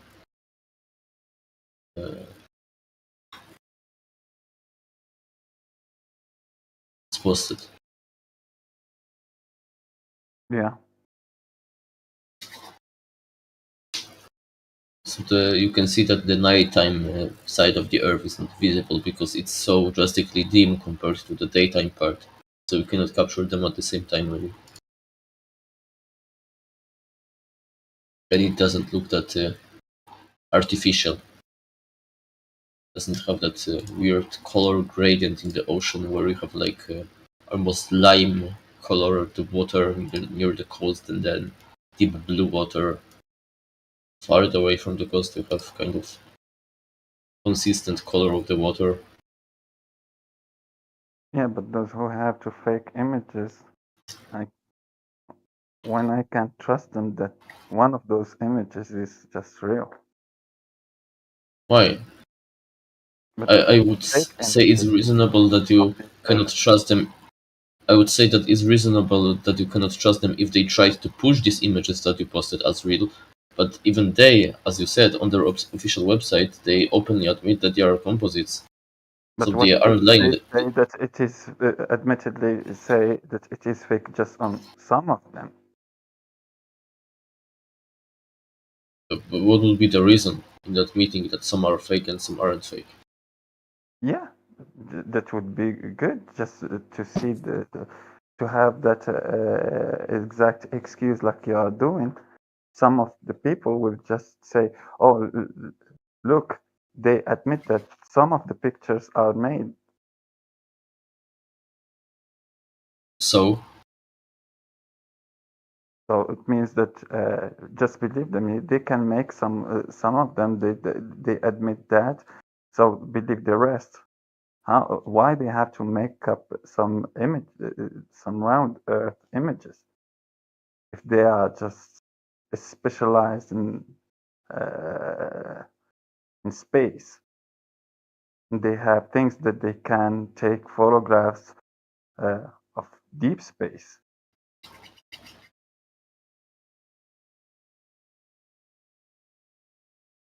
are you asking why they are doing these composite images? Yeah, they can let the art to the artists. To be honest, And I have for no them, idea.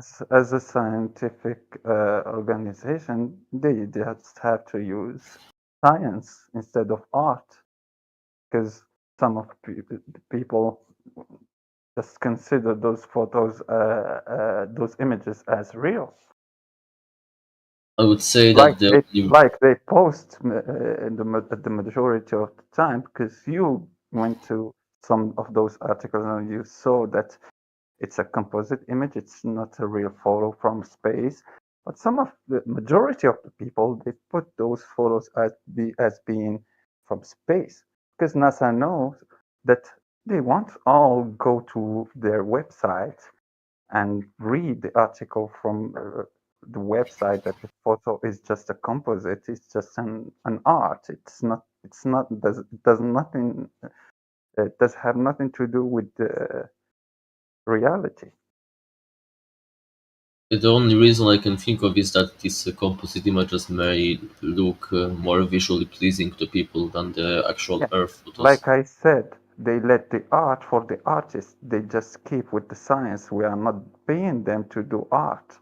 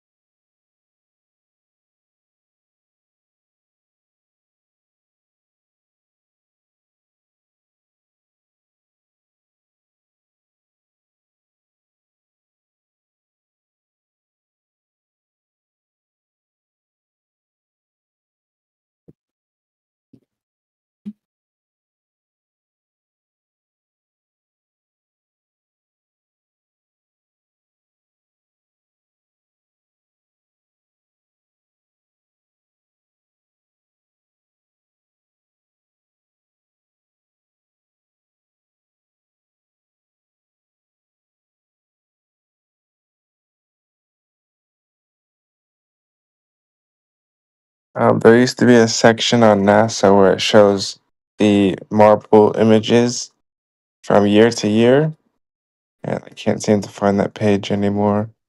Do you know where it is, where to find it?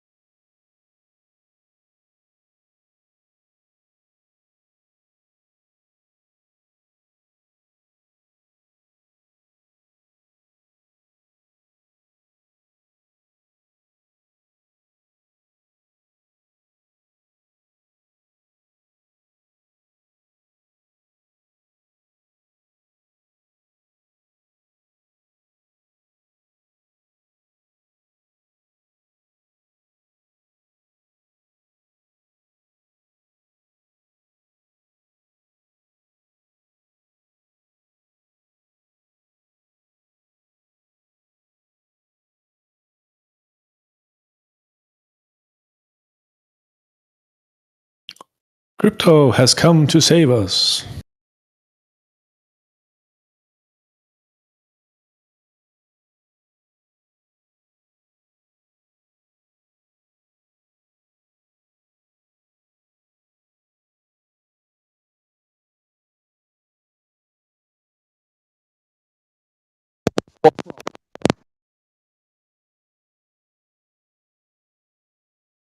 What am I saving you from? From this madness of Globetarians. Oh, the Globetardians of the Galaxy are back, are they? Or did they never leave?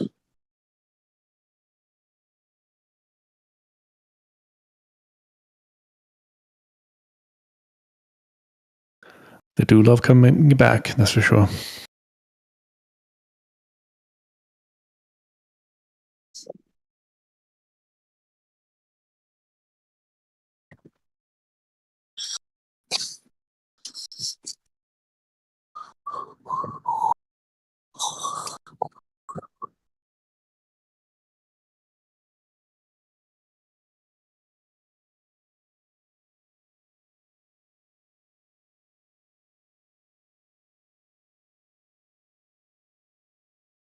Yo, Epsilon.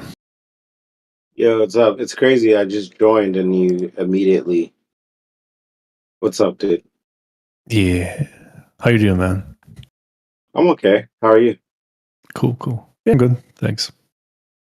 Now, just, want to catch some globies, I guess, on the way in here.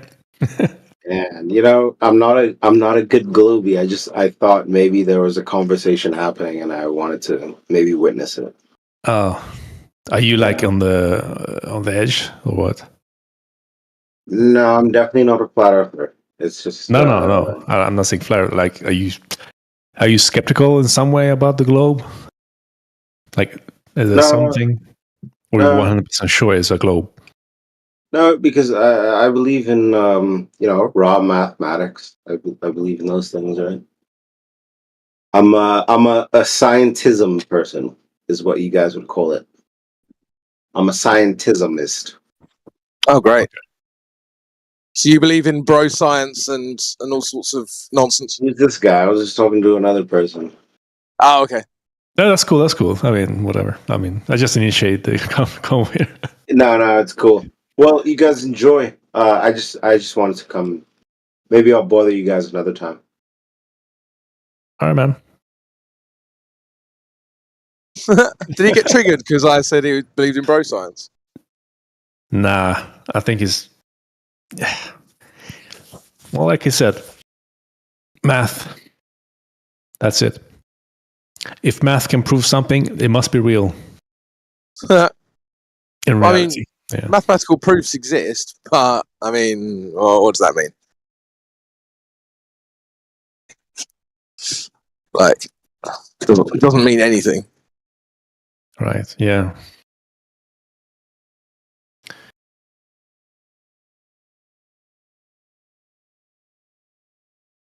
I mean, it would be silly basing your life off math purely.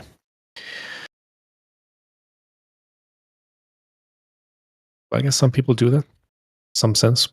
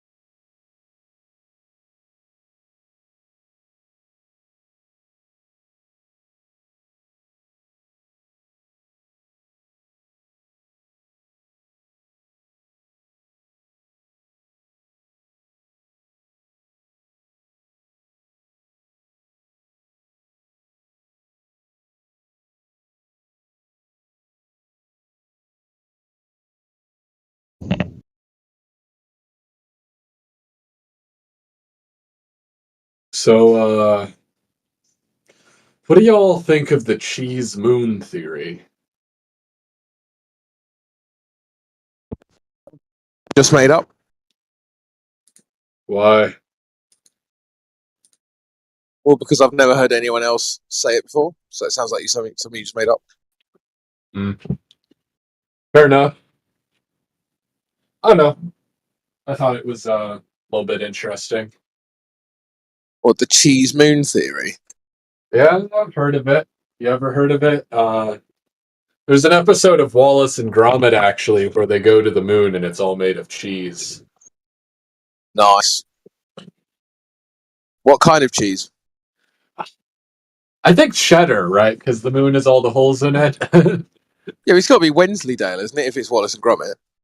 Ah, true. I mean, all I know is that those two really like their cheese. Yeah, it's true. I mean, who doesn't like cheese? I mean, fair enough. You got me Vegans, there. I guess. But they don't count, so. By the way, what's up, Cryptosthenes? What's up? Yeah, what's up? Well, certainly not other planets. Maybe the sky. Yeah, no, I'm good. How about you? Pretty good. So you still up for the thing I offered? Yeah, of course. Alright. I mean, if you're free tomorrow, we could do it. I'm down. You know what? Screw it. Yeah, I mean, to be honest, like, I run an events company, right? So we've got Halloween coming up, and I'm just rammed with events all week. But the week after, I'll be a lot freer. Yeah, we than can the week do it after. after. Yeah, but like, I'm honestly, I'm genuinely interested to hear what you got to say. All right. So- Yeah. I'll just teach you like the But it's- basic stuff. It's just next week. Next week, it's not good for me. I might already know some of it. I might surprise you. All right. Tell me what you do know. Like, just like sort of go over it. Don't go into too much detail. No, you can have it as a surprise. All right. Fair enough. I mean, I certainly wouldn't say that I'm well studied on it, but I've definitely looked things up in the past. So it'll be interesting to see what gaps in my knowledge could be filled. Yeah.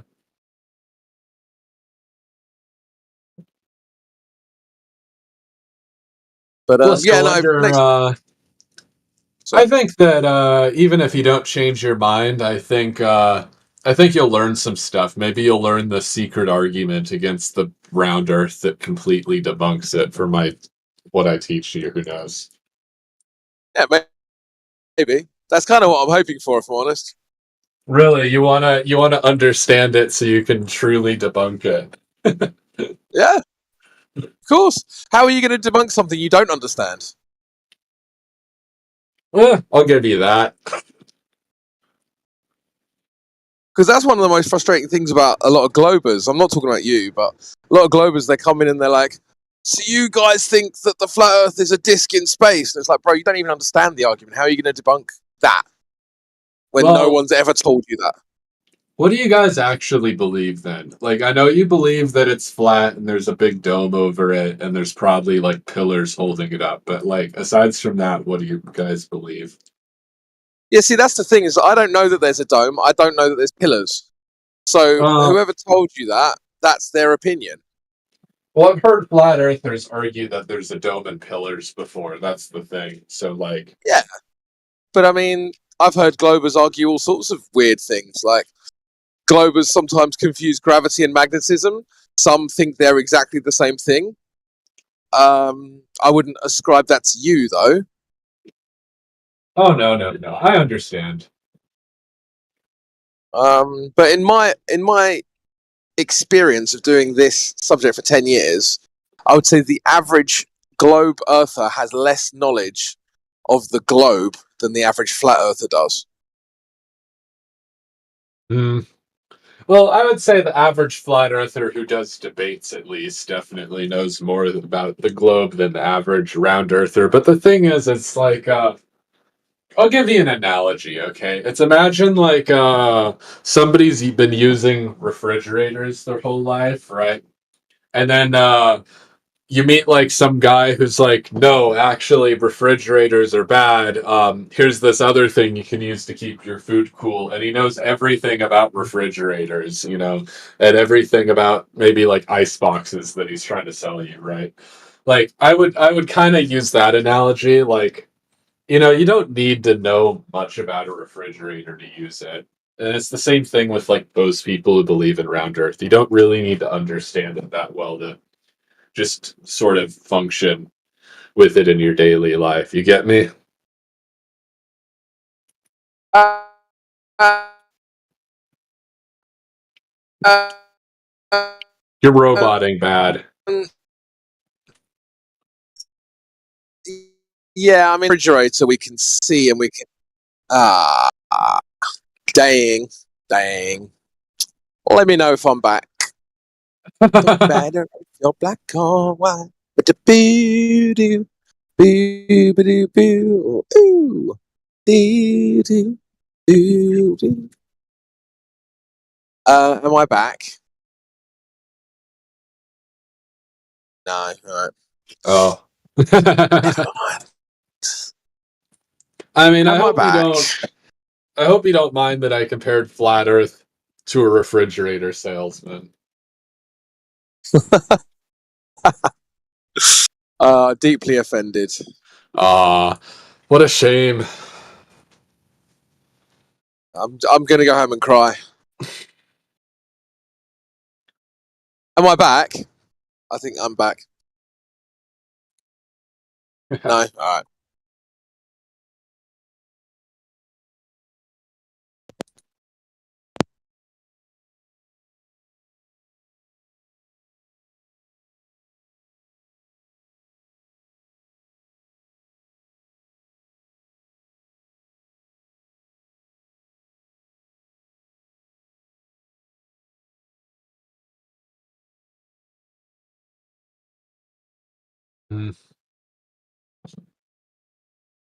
Okay, I have a question for you, Crypto.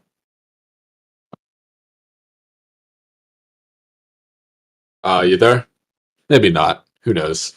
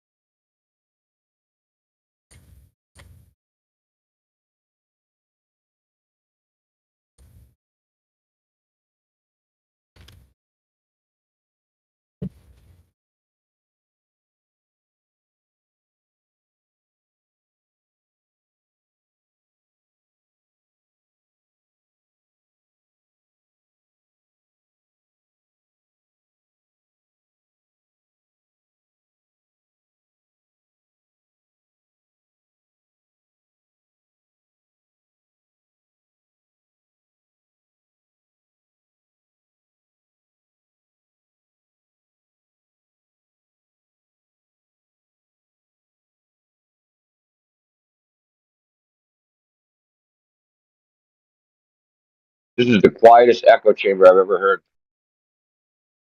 Oh no, the flat earthers aren't loud today.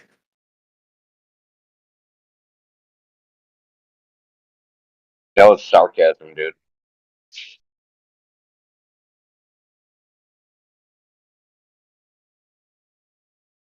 I mean, if there's a Glober talking, how can it be an echo chamber?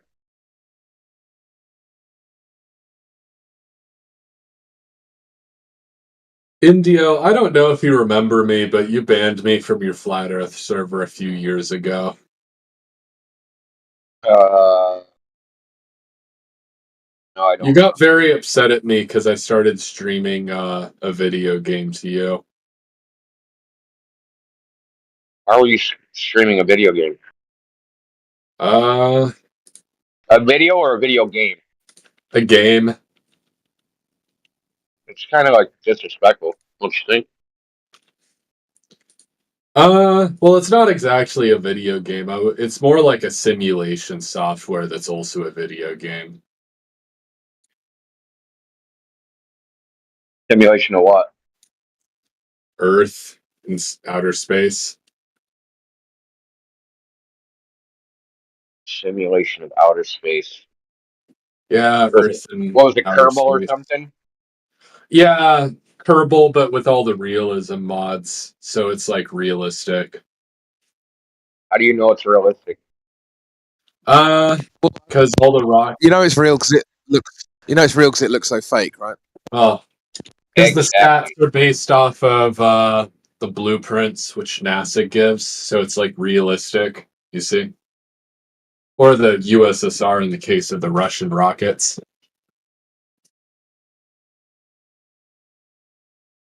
So realistic, guessing like the models, the 3D models are like the scale of like the rockets they made. That type of realistic. I mean, hold on, I can just stream it. I think. This is where we do GTA. Oh shit, here we go again. I don't mind.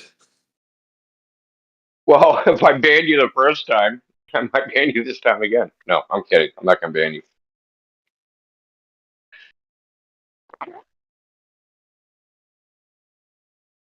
All right, there we go. So this is a real rocket, or at least my best recreation of a real rocket, the Aerobee Nike. In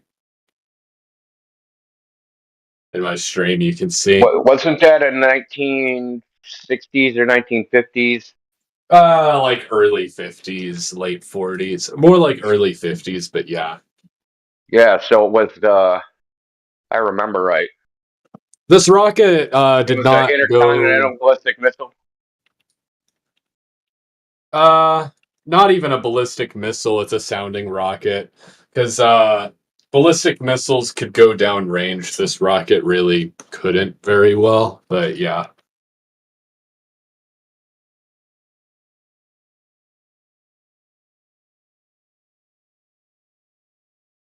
Why is there more than one person streaming? Oh, it's AI.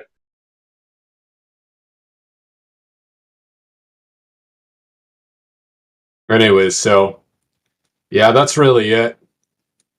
Now, the camera in the game is pretty wide angle, so you can see the curvature at like 27 kilometers. But if I just do it like that, like a normal camera, suddenly you can't really see the curve if you zoom in like that. So that's why you can't really see the curve on most cameras, at least not easily. Okay, so what do you know about 3D graphics engines? I know a fair bit. I know that this game mainly uses like floating point numbers, just because. I also know that the ocean is No, that's perfectly not what I'm talking spherical. about. I'm talking about how it's projected, right? So there's something called a view frustum. You don't know about it. I'm not getting into it. So there's a projection plane, and there's a far plane and a near plane. So the near plane is like a projection that's like you can't think of it as like a what do you call it? Like a truncated pyramid. Yeah. right? A truncated four-sided pyramid where they chop the top off and the bottom's flat like a normal pyramid. So it does. So there's pixels somewhere out there, some distance away, and then it takes that pixel and it draws a line somewhere on the front plane. You follow me? Yeah, I'm listening. Okay. So you tell me, if the horizon is equidistant in every direction, how can it be curved? How can one part of the horizon appear lower than some other part? Well, If it's the same distance. touche, but it actually wouldn't. At least, What do you mean it wouldn't? It's no part of the equidistant. horizon would look lower. You're correct. Yeah. And that's exactly how it is in the game, by the way. Well, what people do when they actually make video games is because they don't make video games with spherical geometry. They use what's called homogeneous coordinates. And they do tricks in order to make it look good enough or what people expect. They're not trying. It's not a simulation of anything. I mean, it might be a simulation of physics equations, but it's not a simulation of vision.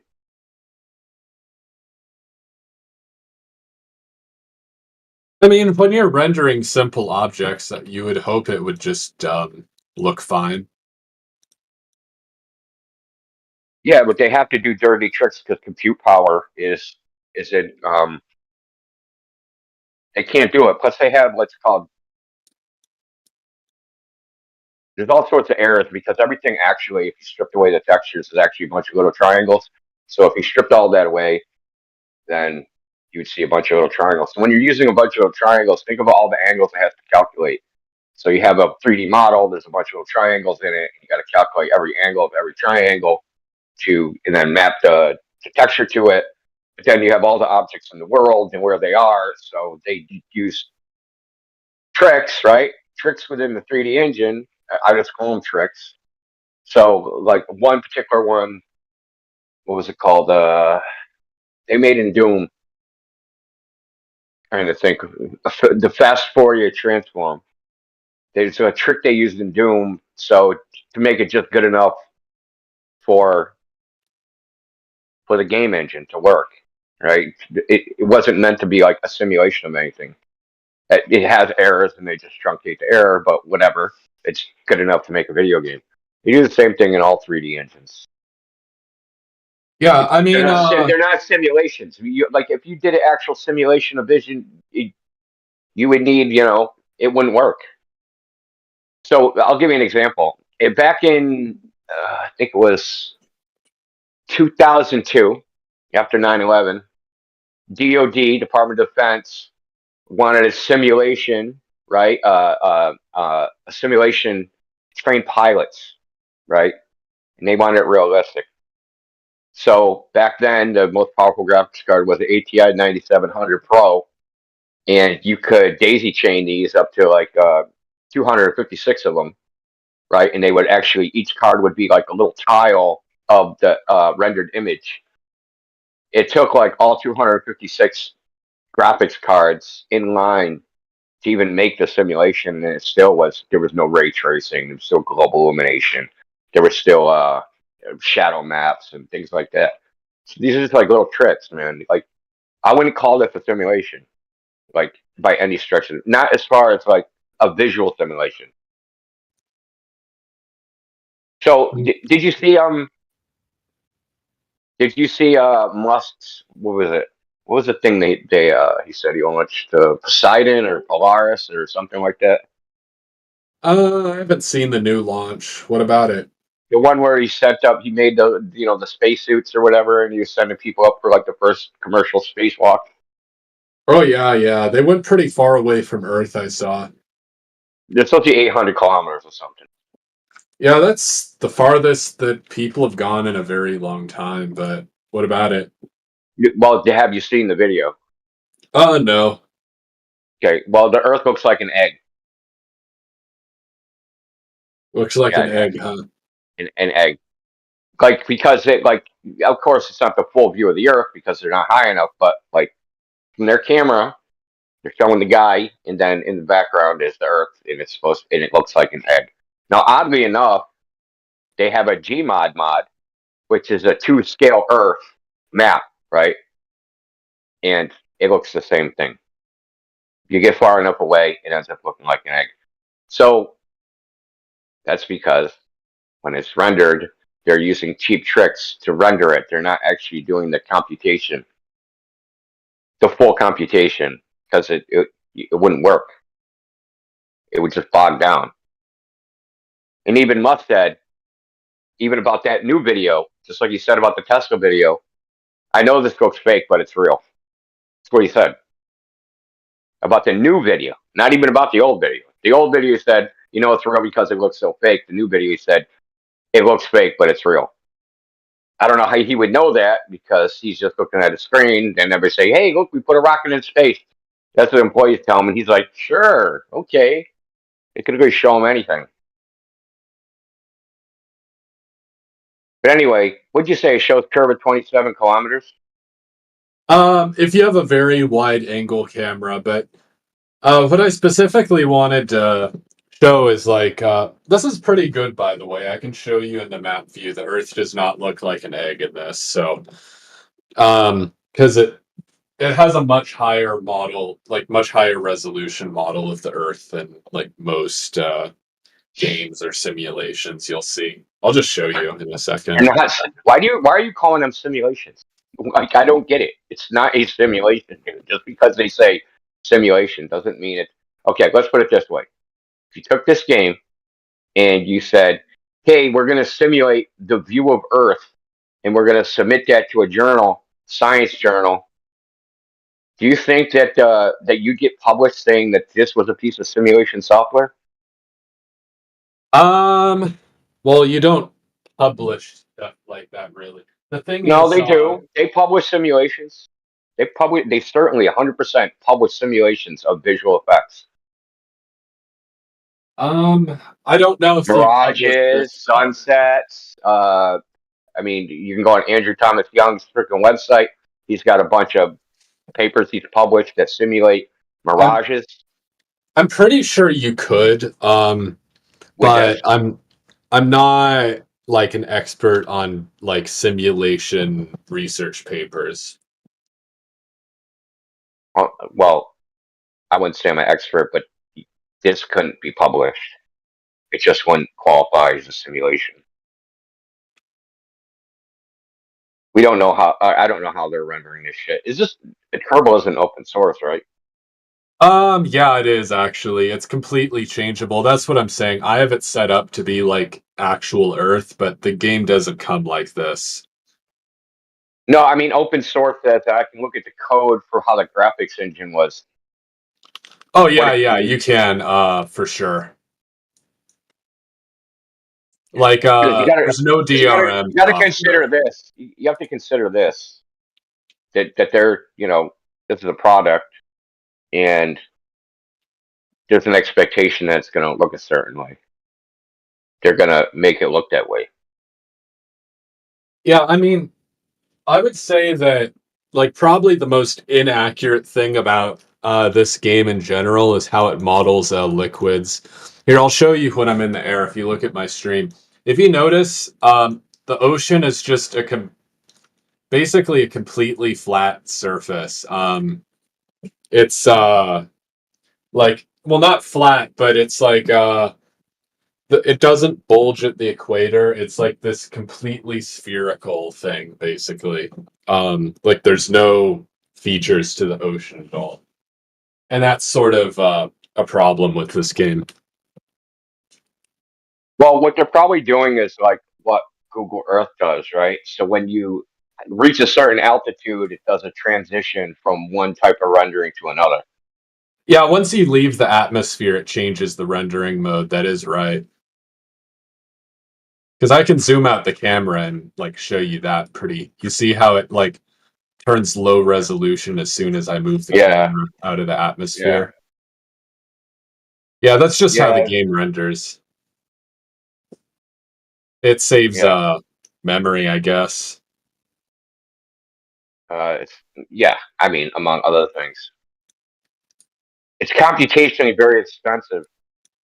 So one thing you could look up is Unreal Engine 5 that they released. One of the things that was like got released a couple years ago. One of their bells and whistles about it is that there's a thing called tessellation, right? So What about it? Yeah, so there's a gimmick. So there's the reason, like, okay, so you have a scene, right, with a bunch of 3D models in it. And different models are at different distances. So what they will do is they have what's called a level of detail. They make a whole bunch of different level of detail models based upon your distance from it, right? And it changes. So say you have a little statue way up in the distance. Well, that statue might have 50,000 triangles in it. But as you get closer, it increases the number of triangles through tessellation, right? It divides the triangles so that it looks more. It doesn't look all curved, right? It doesn't look all blocky as you get closer to it. And Unreal Engine 5 came up with a new method of being able to render like millions and millions of, not having to do this level of detail thing where they have to change it. So they can render, some statue that you could barely see anyway. They can still render it with like a million triangles in it and without a performance loss. So this is like one of their little tricks. It's just a trick then that they have to do because just to make it good enough. So you don't want to be computing, right? You don't want to be computing some 3D object that you're looking at in the scene that with a full size model that's got 1.5 million triangles in it, but you're so far away that you can't even barely see it on your screen. Why would you render that whole thing? Because your computer is going to have to do the computation for every single pixel that's in that all 1.5 million triangles. It would be crazy. So they make, like I said, level of detail models. And with those level of detail models, they have textures that go with each model at each level of detail. So typically, as far as I know, they make like 5 of them. Close up, you know what I mean? 5 different levels of detail for each 3D model. And they're probably doing the same thing with this, right? So you have a level of detail depending on what altitude you are above one of the planets or stars or whatever it is in the game. Yeah, so for probably have example, different when models. you're very far away, if you see that's Venus right there, and when you're this far away, it's just a dot in the sky. You don't see anything. But as you get closer and closer, like you see the features of the planet. It's not usually noticeable though, unless you're like really looking for it. Okay, so what I'm saying is you're this far away from Venus in the game, right? They're not rendering the level of detail. They're not doing the computation or in any way, shape, or form rendering the level of detail you'd get if you were on its surface. No, and it's not even rendering the planet, it's rendering a dot, actually. So I mean, computationally, probably it's probably just like rendering. Like white pixels. I mean, no, like when you're a certain distance away, it doesn't render the planet. It just loads a dot. Basically, it's like, because that's how the planets look to us when we're on Earth. When we're far away from them, they look like dots in the sky when we can see them. You need a very powerful telescope usually to see them in any sort of detail. Actually, what's your opinion on telescopes? Do you think that you can actually see the planets and stuff, or no? Like, yeah, you can. What? Of course, you can see planets with a telescope. Like, what kind of question's that? Well, I mean, like, I don't know, because like, wouldn't them? Well, what's your opinion on them being spherical? I guess then it's irrelevant. How come? Because there's no reason to fit. Like, they could be spherical, pineapple shaped, pretzel shaped. Doesn't have anything to do with Earth. Well, I mean, if we look up into the sky and like everything, I mean, suppose you just don't think that we're a planet, and we see the planets are around. Why wouldn't the Earth be round? I mean, yeah, it's basically we see a bunch of bodies in the sky which like have surfaces and like they're round, well Well, we spherical. can't see that. Well, I mean, look. Do you think you're looking at the sun's surface? Well, you can't really look at the sun's surface with a normal telescope. Okay. So we're not. So right there, you're saying we're seeing surfaces. You don't know that we're seeing a surface. With But anyway, yeah, I mean, like I would say, like with Mars or well, mainly Mars is the most obvious one. can't tell they're terra firma, dude. Like by looking at it. Meaning there's land in the sky. You can't tell that's land in the sky that you can go frickin' walk on just from a telescope. Let me see if there's any good. Good. I've seen the best that Hubble has. Okay. And no. You can't tell they're terra firma, dude. You can like make up shit about what it might be, but it's irrelevant because it doesn't matter what those are. And I'll tell you why. Because it doesn't logically follow.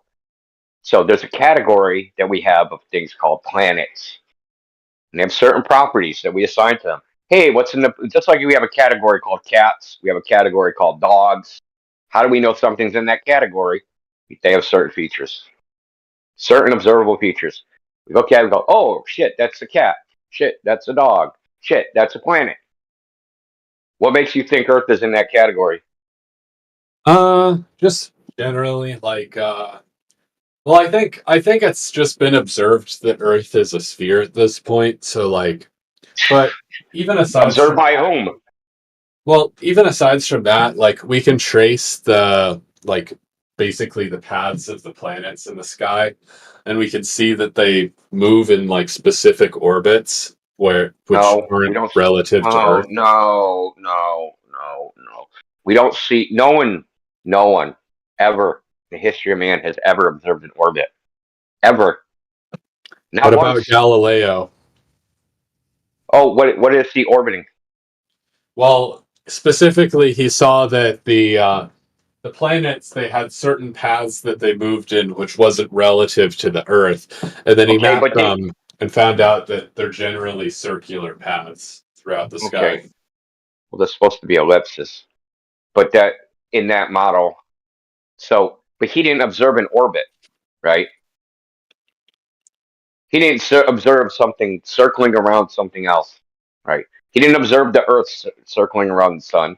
He didn't observe Venus circling around the sun. He didn't observe Jupiter circling around the sun, right? He He inferred observed that Jupiter's based moons. upon what?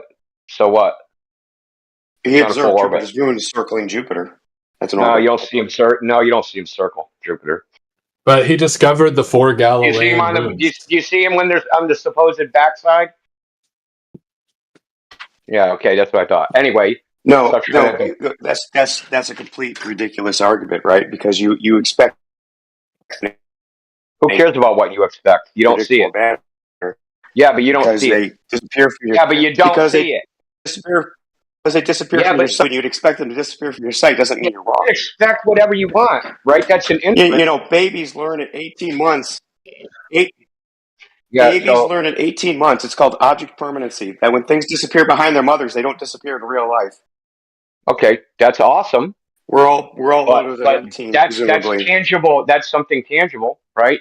You know they don't disappear in real life because you can walk around your mother and touch it, right? So that's a false equivalence. That's right. We're talking about little light in the sky. And those moons act like our moons. And they act like the moons around Mars, right? Act like our moons. So there you someone's go. seen the moon and over here? if you apply those principles, if you apply those principles to the planetary motions, it all work out. They all behave Kepler's the laws of planetary motions. Oh, Jesus Christ, dude. Are you here to sell it to me? That's right. Yeah, well, you're an idiot. I'm not telling you anything. You don't know what you're talking about. It exists. No, you don't know what you're talking about. I think I do. No, you don't. No, you don't. You don't know what you're talking about. No one's ever seen the moon orbit the Earth. No one's ever seen moons orbit Jupiter. Okay? You said, we applied a principle. Right there, you said, it's a concept in your head. You haven't seen it, so it's not perceived with the senses, right? What's the number 2? Is it what did I say? I said nobody has ever seen or observed an orbit, a full orbit in reality. That's the truth. Sorry. No one's ever seen a full orbit in reality. In reality, you can see parts of orbit. So what does it have to do with it? You can see parts of orbits. It doesn't mean they don't exist. But that's an inference, right? So you don't actually have any actual knowledge. Not everything. Anything you observe with your senses is an inference. What's your point? No, it isn't, dude. Absolutely, it is. Prove it isn't. God. If your senses can be wrong, which they can be wrong, you infer that they're correct mostly because they're repeatable and other people agree with your observations and are subjective truth. Your senses are more reliable than your mind. Okay? Your mental faculties. It's way more reliable than your mind. If I touch something that's rough, that's not an inference. That's a direct translation of my sensation. Is it completely reliable? Your sense is completely reliable. It doesn't have to be completely reliable, but it's more reliable than the alternative because it's more reliable than the alternative. We have mental. In your imagination. Yeah. The imagination. Like when you imagine that planets are orbiting, that moons are orbiting Jupiter, that's in your imagination because you didn't perceive it. So use your mental faculty and a principle of object permanency to infer it, right? So you didn't actually perceive it.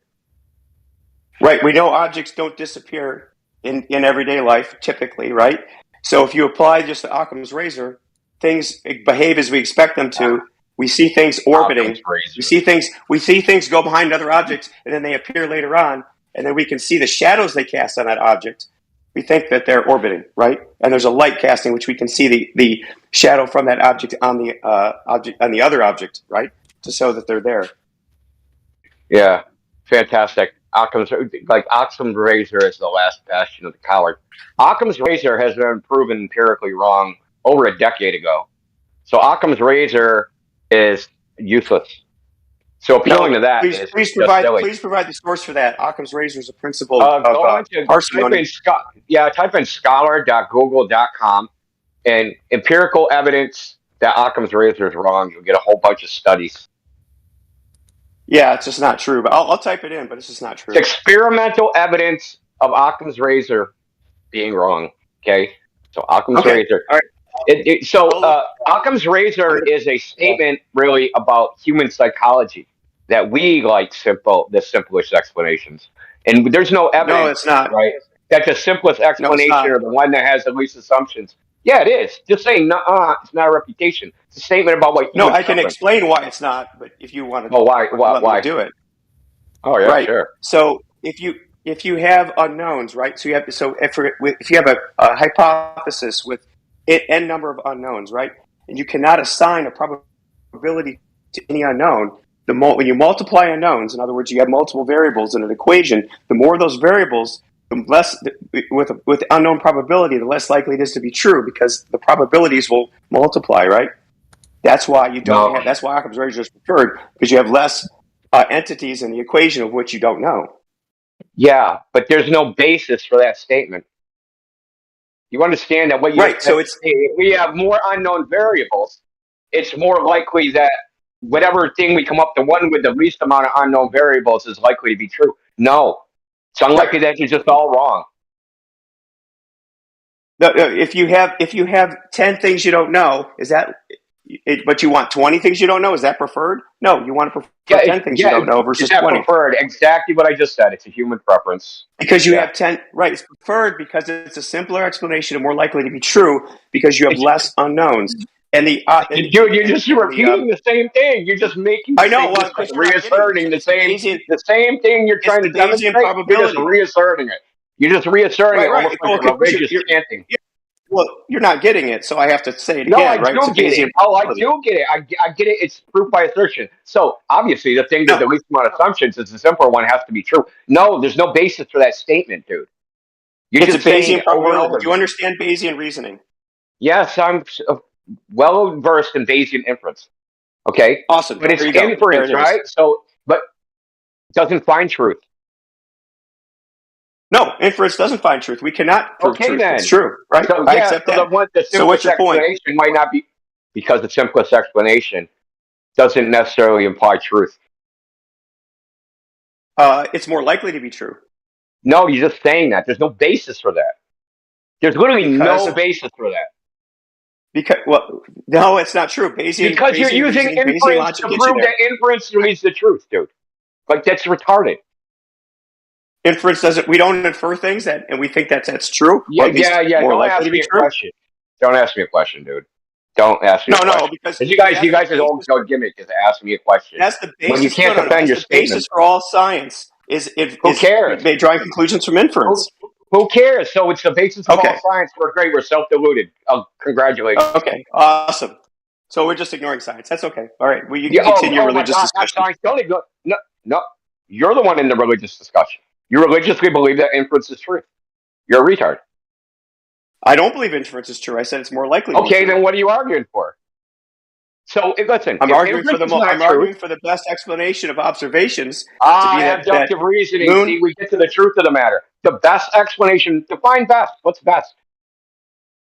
The thing most likely to be true. But how do you know that? How do you know what's most likely to be true? Because you don't know what the truth is. So how do you figure out what's the most likely to be true? Well, in science, it has survived falsification, right? The attempts at falsification. That's how you determine what's true or what's more likely to be true.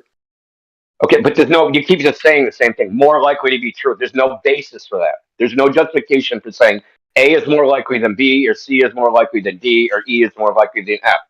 There's no basis. Yes, it's like a religious chanting. No, it's based on the philosophy of science of David Hume, Karl Popper, all that sort of stuff, right? You want me to walk through it? What did Hume say? And Hume said there's no justification for it. So you cannot, with science, you cannot reach absolute truth with science. I accept that, right? He said there's no justification for it. He said he didn't say there's he didn't say there's no justification for inductive reasoning, right? Except the fact that it's reliable. That's what we base science on, the fact that it's reliable and predicts the results, right? The real world. So you have to assume that there's a real world. Yeah, we can observe it. There is a real world, and we do observe it. If you want to deny there's a real world and we can observe it, then I can't help you. Oh, God. No, listen. I'm denying that science finds truth. Okay? It don't. No, it doesn't. You want to pretend it does. You want to be true. No, there's no basis for that. I'll keep saying it. There's no basis for saying what's more likely or not more likely. Okay? There's no basis for that. It's a religious belief that you just keep chanting over and over because you believe this idea and you just say it over and over. There's no justification. So science doesn't lead to more. Science doesn't lead to predictable results that can be repeated and demonstrated reliably. Yeah. So what? That's pragmatic. That has nothing to do with truth. If you consider, what do you consider truth? Right? What do you consider a true statement? Something that corresponds to the real world, or do you consider some other thing truth? Things, correspond to the real world. That's kind of like wishy-washy. So things correspond to the real world in certain ways, right? I want to know what you're working with here. Well, truth is not. A model is not a mathematical model, right? Or data fitting some observations and making a model of it. That's not truth. That's not, the mathematics aren't reality. And you might be able to use those mathematics to make predictions about some future event, right? But that mathematical model has to have no basis in reality whatsoever. None whatsoever. We do this all the time. Literally all the time. And I can give you countless examples of things that work, things that quote-unquote work, epicycles work. Tychoism, his model of the solar system works. It actually works better than Kepler's model. Epicycles work better than Kepler's model. Then there's Maxwell's equations, which come from a mechanical model of the ether. They work, right? The Maxwell's equations everybody uses for electricity and magnetism. That's actually modeling a bunch of rotating spheres. Did you know that? Right? But you don't think that there's an ether of rotating spheres, do you? Maxwell, hold on. A couple things about this. You're right. You started off correct, and then you kind of went off a little bit. So mathematical models are just models. They're approximations of reality we use for shorthand to make predictions. Absolutely, they're not. It's like saying, look. No, they're approximations of a phenomenon, right? Of a particular phenomenon that you're modeling. Really, just that phenomenon. input X Right, happen, but is I that think output Y will happen based upon a period of a series of observations. We know X, Y relates to X, right? So we have X, which is the model or some input, right? We run it through a model, and then Y comes out, right? You can think of the model as like an algorithm. Put in X, Y spits out, blam, right? But that algorithm doesn't say anything about what reality is. I We think just it tell little does, right? stories about it. No, it really doesn't. The algorithm, if the algorithm is, so let's say it's very specific and it produces one little result, it could do something very small, very reliably. That may say something about reality. It's not very interesting, but the more general, the more things you can predict from the same model, the more it accurately represents reality. I would say that. No, it doesn't. It is not reality. It doesn't represent every nuance and every detail of reality, but it's useful, right? And it represents something about reality. It always comes to usefulness. It always comes down to what's useful. Yeah, I know this shit's useful, obviously. Well, yeah. I mean, you could say it's just pragmatism, which I somewhat agree with. But if you consider that it wouldn't be pragmatic if it didn't represent something about the real world, you know, I think there's a correspondence there. I mean, there's some correlation between the equations in the real world, obviously, but that thing, whatever it is, this mental construct that we created and called physics, mathematics, whatever, there's no relationship between it and reality. See, that you kind of say there's no our relationship. sieve. That's where it is not reality. I agree, but saying there's no relationship, that doesn't make any sense because you've just admitted there was a relationship, which we could derive. Let me ask you this question. Let me ask you this question. Is there an arbitrary number of mathematical models for any arbitrary data set? Is there an infinite possible mathematical models for any freaking data, for any data set? Is there an infinite number of mathematical models for any data set? Potentially.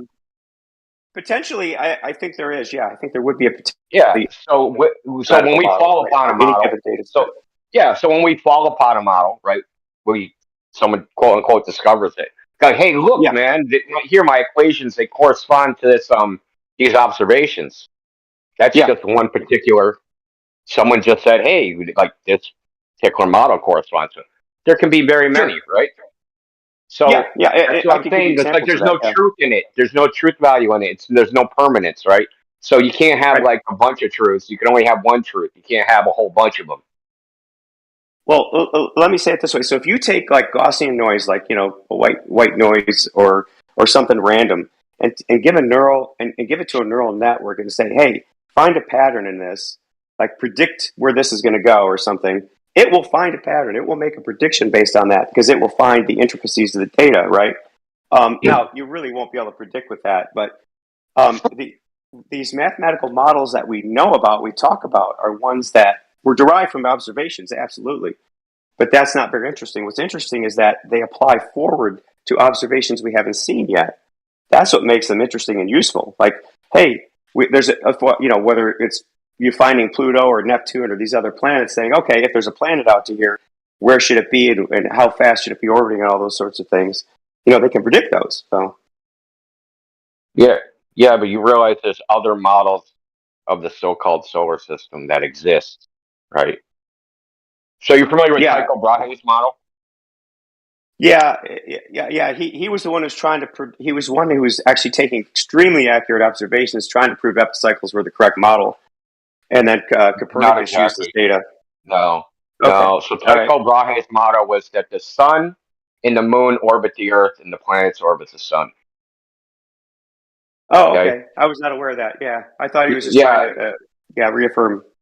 So there's particular observations. There's particular observations that can be made. So the big problem, the big elephant in the room is Mars, and he challenged Kepler to. Kepler faked his data, but we're not going to get into that. And it is, in my opinion, that he faked his data. It's the historical record at this point that they know he faked his data, and that he faked. I think that's probably true. Yeah. See, he said his observations. He used his predictions as his observations. So anyway, the point being is that Mars, when it's furthest away, so I'm sure you know what retrograde is, right? Yeah, I do. Retrograde motion of the planets. You know, it makes that little loop, right? So in the sky, that loop is going to subtend a certain visual angle, right? But the thing is, that visual angle that it's subtended should be largest when Mars is supposed to be closer to Earth, and smallest when it's further away from Earth, right? Because it's further away. So that little loop should be smaller. It's actually the reverse of this. And Kepler's model predicts that it's the reverse of this, but it's actually not what's observed in reality. Tycho Brahe's model actually accounts for this. There's also other things where Mars lines up with certain stars on certain dates, and then after a year or after like 3.5 years, they're supposed to line up again. Kepler's model doesn't actually accurately predict any of this shit. So Kepler's model is just a model that happens to work, obviously, in certain situations. Basically, it's the inverse square law. But then in certain other situations, it's just not accurate. It's basically accurate for two bodies.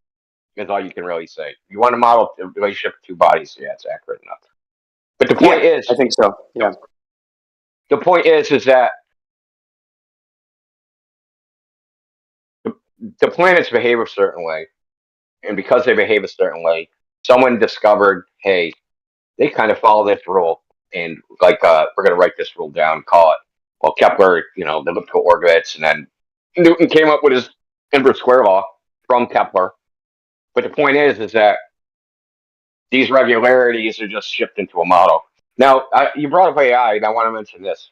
If I took an AI, if I took a machine learning, a neural network, and I fed into it ballistic data, right? So I have a cannon, right? And I have the weight of the ball. I have the amount of gunpowder. I have the angle of the cannon, the weight of the cannon. I have the air, all that stuff, all the variables I need, right? And I fire the cannon. Then I feed all this data into a neural network, and I take where the cannonball lands over and over and over again. I just feed it into a neural network. Do you think Newton's laws are going to spit out? But the neural network will be able to predict where the cannonball lands, right? You feed it an input. Hey, it'll work. It'll work to spit out where the cannonball lands, but it's not going to use what we use to predict a ballistic trajectory or a projectile. It will. Yeah. To be honest, you really can't inspect the network to know actually what it's doing. So there's no way I can answer that because neural networks are kind of opaque by their nature. Yeah, they're black boxes, right? But that's the thing, though. Chances are, if you could inspect it or evaluate it in some way, I doubt you'd find fucking the inverse square law in there. You're not going to find it. That's a good question. That's an excellent question. I wouldn't know. You may not, but that is actually an excellent question. Now, on a side note, I've heard of them. Well, I've heard of this being broached. Is that using neural networks to help physics? But they're gonna call it bias the neural network with the current models that they have for whatever physical process, say spectroscopy, just for an example, right? So we have particular ideas and formulas for how spectroscopy works. They're gonna train the neural network on data, sieves through, hey, this is our equations for how spectroscopy works. So I think that's a freaking mistake. I think that's kind of like arrogance. Like maybe the neural network will find something better, right, than freaking our approximation of what reality is. That's just like side note. That they want to use these things for physics based upon data, but they're going to contaminate the neural network with their preconceived notions, which I don't like. Well, I mean, unfortunately, with large language models, we have nothing. We can't start them from scratch, right? We have to load them with data, and a lot of the data is just wrong. Even in mundane stuff, right? Human beings. If you use ChatGPT or whatever, it is just wrong.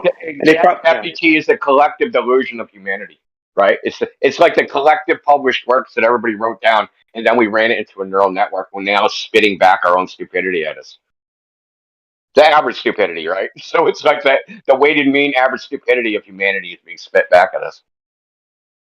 Yeah, it is. Yeah, it's mostly reliable until you get out to the tails. Once you get to the tails on something like something obscure, even moderately obscure, it gets really unreliable. But that's just the way it is. I think it gets unreliable when you start trying to mix. When you start trying to mix like mathematics and language. So when you start talking about this topic with ChatGPT, where you're talking about things like the horizon and distance to horizon and things like that, right?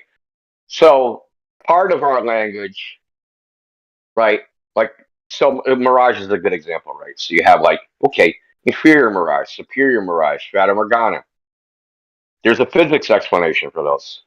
But then the words themselves are just descriptive of like, yeah, if you see a mirage and it looks like this, we call that an inferior mirage. If we see a mirage and it looks like this, we call that a superior mirage. So it's a separate thing, right? There's like the human experience description, but then there's the physics, like, refraction and, temperatures inversion. There's a whole nother thing. And then when you start mixing like these things, right? This like mathematics, physics side, and you start mixing them with certain things which are just in the languages, like, I don't know, prose, I guess you'd say. When you start mixing these, fucking ChatGPT just freaks out. It just fucking just says gibberish. Yeah. Well, because like what you said, the Fata Morgana, superior, inferior mirage, those are not physics terms. They're probably not linked to anything it can interpret as a physics topic exactly. I mean, they are, right? They represent physics stuff because they're refraction, but it can't make that link because of that. You're using like layman's terms that can be explained with physics, but there's no bridge there, I think is what it is. Well, there's no physics term for it, right?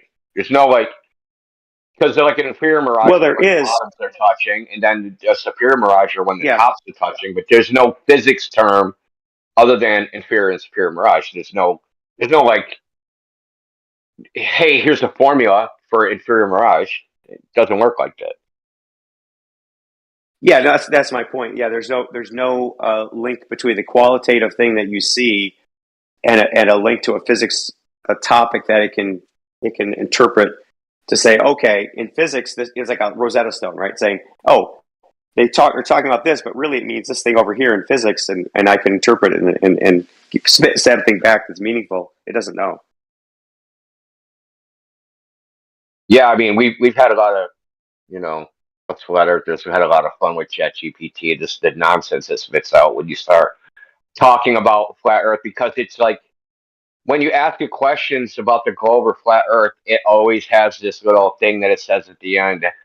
Oh, the Earth has improved the sphere, blah blah, blah, or not prove. It doesn't say that. The Earth has been scientifically considered a sphere since blah blah blah. No matter what question you ask it, it inserts this blurb, right? Even though its original answer to whatever question you actually asked it will be gibberish. It'll append this freaking paragraph to the end.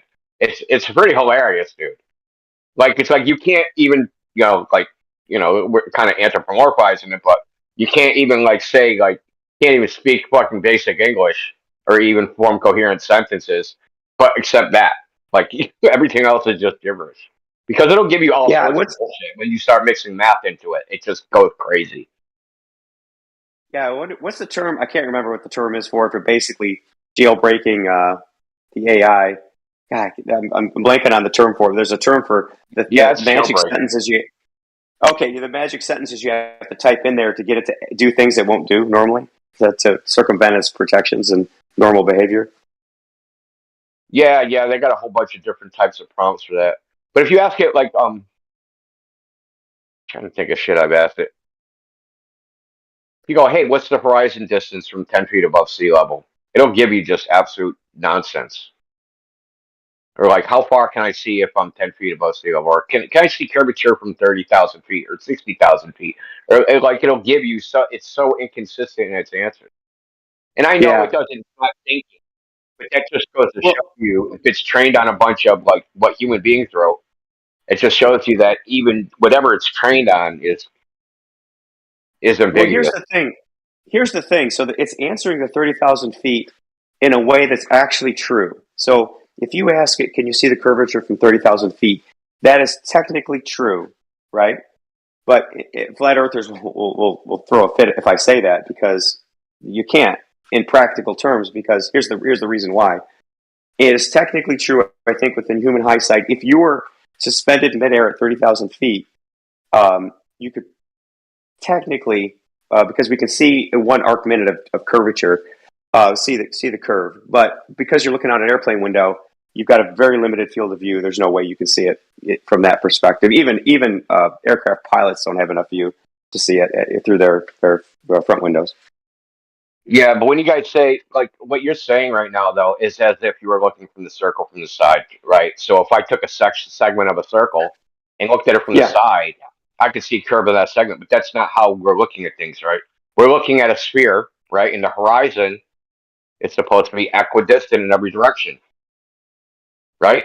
Every part of the horizon, right, is equidistant. Yeah. So when you say, hey, I see curve, you're differentiating the Earth from the sky. So if the Earth, every part of it has one distance, it's going to appear higher in an image than any other part because they're all the same distance.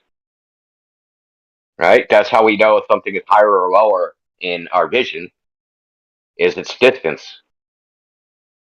I mean, that's not. I mean, yes, that's part of perspective, but the lower things are, the further they are away. That's how partly how we observe 3 dimensions. But things can be higher and lower and not be further away. I don't know what you mean there. Yeah, what I'm saying is, right, when it comes to the ground, if we're standing on the ground ramps up, right? So everything goes to the vanishing point, right, to the center of vision. But that's based upon the distance, right? So everything is equidistant. On a ball, if I was above it, everything would be equidistant, right? So if I looked at one part of the horizon and then I looked like off to the side, like 1 degree, that little piece there, that's the same distance. It can't be lower or higher if it's the exact same distance, right? It's like looking through like the edge of a hula hoop, right? But your head is inside the hula hoop, right? So if I took a hula hoop, stuck it around my head, and I took the hula hoop at eye level, I'd just see it's a circle, right? But I'm only going to see a ring around my head. And it isn't until I get to some proportion above the hula hoop that I'm going to start seeing the round part of the hoop. But the thing is, because it's a globe, that round part keeps extending, right? So my horizon, say at 60 kilometers, that's one circle, but the circle keeps getting bigger as I go up, right? So I never actually getting like above this hoop, right? This hula hoop, because the hula hoop keeps expanding and expanding, right? And until that it's all equidistant from the center. So I'd say like 30,000 feet, it's nowhere near high enough, man. Like, I mean, you could just think about it rationally. They say the Earth is a diameter of 8,000 miles. How many miles is 30,000 feet above it? Just think about it for a second. I mean, you would still be able to see it downwards curving. Well, it's just the horizon would be below you. That's really it. That's why it would seem. Yeah, you'd get a horizon dip, right? So I'll say that's what the gold model predicts. It predicts to be a horizon dip. So yeah, the horizon would be the whole ball going away from you, right? But you would have to be a certain distance from that ball until you start seeing like a segment, right? You'd have to see a whole segment of the ball to see that it's a ball, right? You couldn't like look at it from the side and see that it's a ball. Like that isn't going to work. Well, you can actually imitate. You can use like a yoga ball and a camera. Even though the camera isn't scaled, right? So that's like you're using like a fucking 20-meter fucking lens, more than that, 200 freaking meter lens to even do this experiment. But you could see that, like, if you're that close. So if it was a ball that was 6 feet in diameter, an airplane would be 1/100th of an inch above it. That's how little an airplane is above it. 1/100th of an inch above a 6-foot diameter ball. So seeing a curve from the airplane, that's like a non-starter. It's never going to happen. I mean, they admit this. It's not like it's my opinion. Like all the physicists admit this. Can't see the curve of the Earth from a fucking hot air balloon. You know, I heard fucking Pitch say not even from the ISS you see curve. Jeff Hatfield gave an interview on ABC, Good Morning America, and said the Earth looks flat and beautiful from 250 miles up. So you guys all need to talk to him and the freaking Blue Origin guys say they weren't high enough to see curve. I mean, I could go on and on and on. Y'all ain't never gonna see this curve, man. Only maybe in Kerbal Space Program.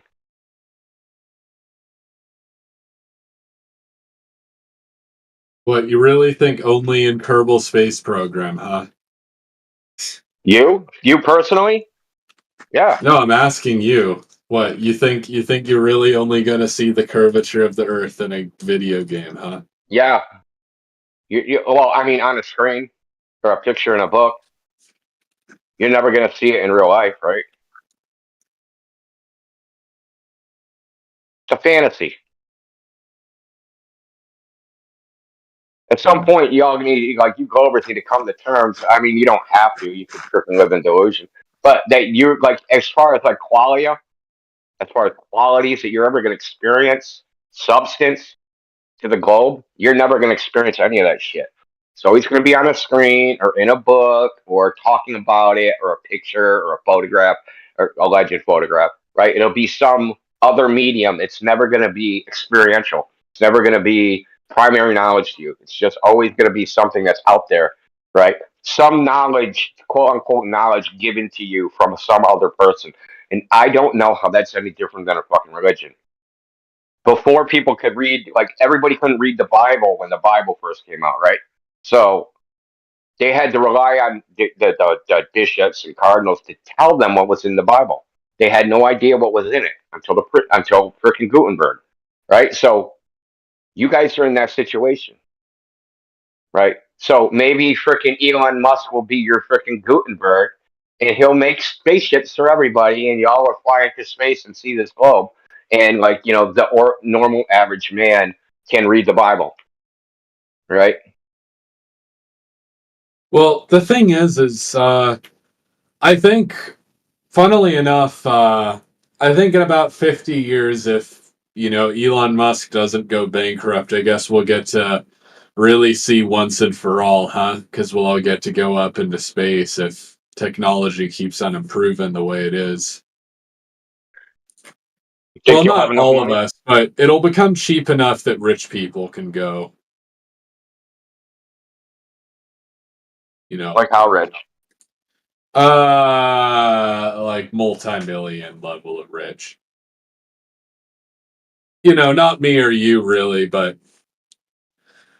I mean, listen, we're going from there's something like 15,000 millionaires in the United States.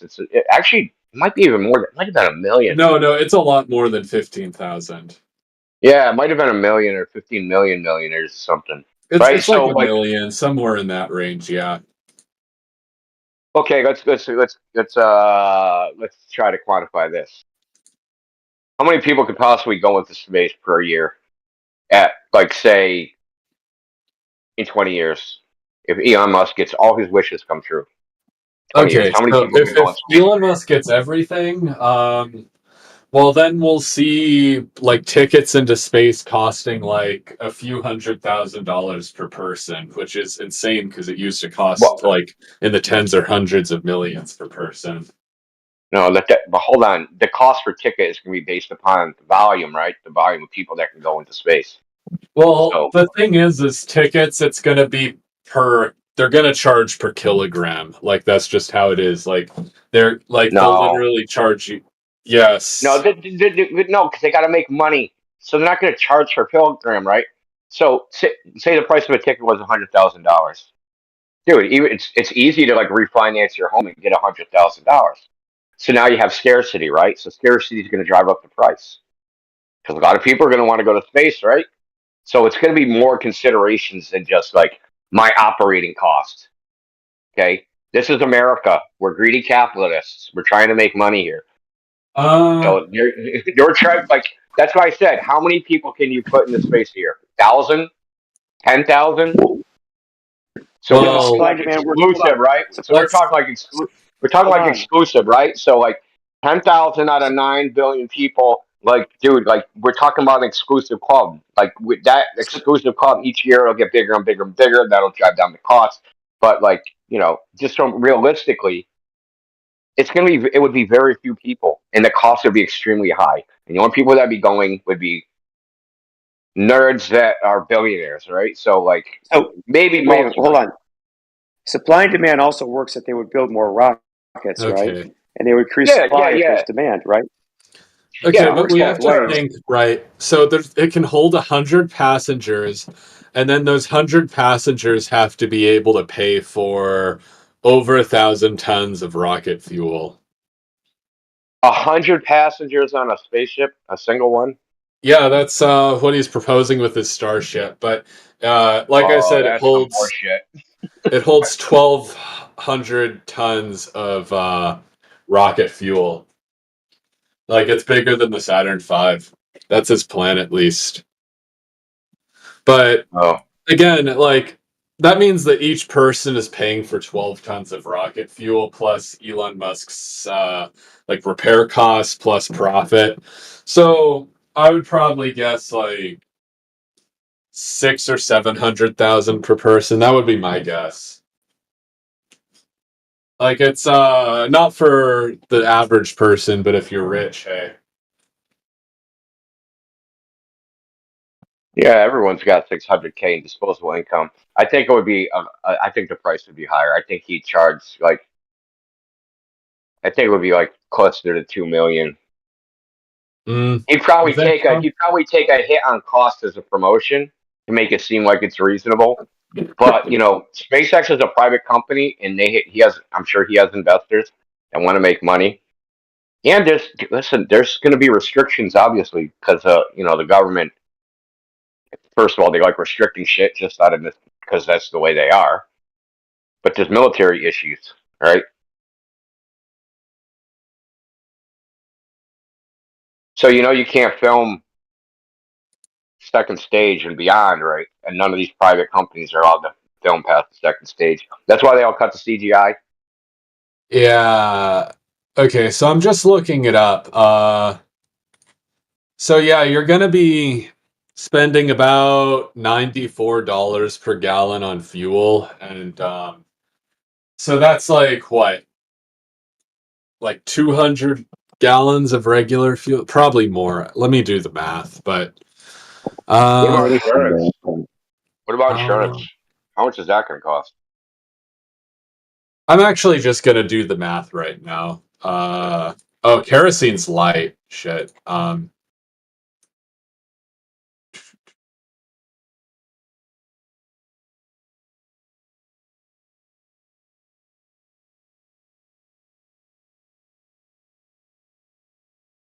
Dude, the fucking lawyers for each flight are going to cost $20 million.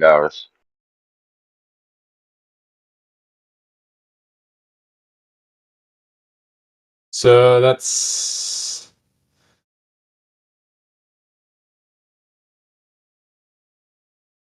Who's going to be the regulatory body? Is it the FAA?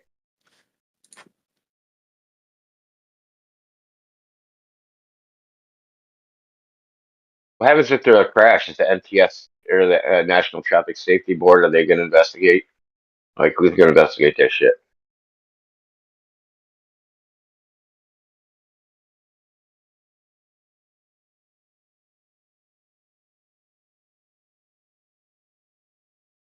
And then who has jurisdiction once you're past the Kármán line? Like, are you like a flagged freaking? Are you a flagged U.S. ship or something like that? I mean, the U.S. lost the sea supplying. okay. So just in kerosene alone, I did the math. You'd be paying for around 132,000 in kerosene, and then the thing is that's just the price of the kerosene. Then the liquid oxygen is more expensive. So maybe you're right on the million figure, like in the 1 to 2 million range. Yeah. Yeah, and I think that would be a bare bones cost, right? So that's like the least amount his frickin' investors are going to tolerate in profit. And basically, that would be a promotional, right? You make it cheap enough for the same way they do everything, right? You sell it cheap initially, create demand, and then you jack up the price. Yeah, let me look up how much does it cost for. Okay, liquid oxygen is cheaper and there's more of it, but still, okay, so we're talking about probably like $250,000 per person in rocket fuel, and then for repairs, let's call it another 200,000, and then Musk wants profit, so that's like $1 million per person, but then you need life insurance because rockets blow up all the time, so let's call it $2 million. Oh, can you imagine what that waiver would look like? You'd be signing that for 3 years, man. It'd be so many pages. Dude. Yeah, it's a lot. That's just some like tablecloth math, but yeah, you're right about the 1 to 2 million range. I wasn't thinking about all the other costs. And think about it. Who can afford $2 million in disposable income worldwide? That's probably, I guess, it's got to be like maybe 1 million people, right? At least 1 million people. So now you have 1 million people trying to get on a rocket with 100 people. Like, you know what I mean? Now you can just start jacking up the price because you have obviously some of the millionaires are not going to want to go, but there's going to be a portion that do, right? Some, because of bragging rights, right? I went to space, like whatever, right? So they get the bragging rights of going to space, right? And I don't know what the coolness factor is because I don't think it would be actually that cool. But look, I flew into a vacuum. Fucking fantastic. You're my hero. Like, what the fuck? You crazy?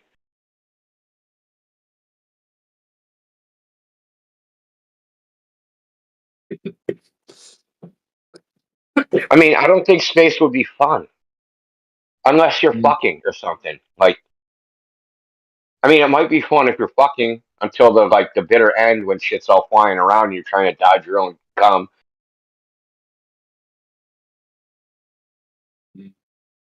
What, you really think it would suck? Why wouldn't it? I mean, the only people that care about, I want to float around are fucking fat people. No, I think it would be fun. People that are out of shape. I shouldn't say fat people because there's people that are skinny that are just in bad shape and gravity is like too much for them. Oh, come on, pretty bro. hard. Like, you really don't think it would be fun to, like, jump across the room and, like, dance on the ceiling? There is no ceiling. What are you talking about? Everything is the ceiling, and everything's the floor. Well, not exactly. Like, these craft usually have some sort of orientation to them. Yeah, but it's arbitrary, right? You really just draw an arrow anywhere, and that's up.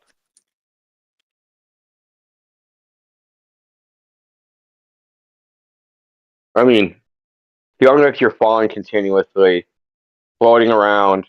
I mean, like I said, the only thing that would be fun would be like sex with a gymnast or a freaking contortionist. That would be fucking crazy.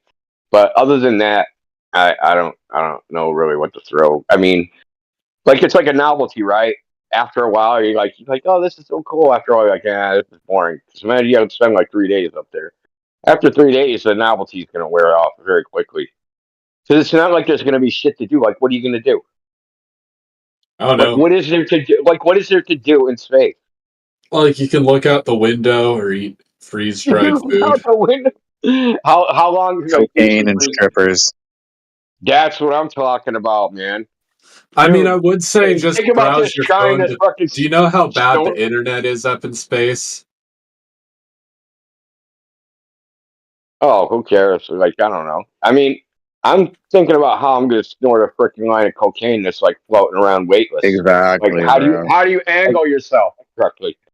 If you're rich enough, man, like all the highest rich people, they're all doing the cleanest blowout there. So it's just gonna be a big party. It's gonna be a Diddy party. Yo, dude, no, that would go bad, man. So think about it. All geeked up on fucking cocaine, paranoid as fuck. Open the hatch. What, you really think a Diddy party in space would ever happen? He's talking about ain't nobody got no ether base from the 80s anymore. Nobody's making that shit. Well, actually, maybe they got some pharmaceutical shit. Maybe if you got an ear, nose, throat doctor, maybe you gotta connect. I don't know. Yeah, whatever McGregor's Your nose fucking and throat. from. Dude, people are all paranoid. They're gonna be trying to go up the hatch, man. Out the hatch. Yeah, out It's the so funny that anybody out the fucking floppy believes door, there's man. They have such to a go out the thing. flop.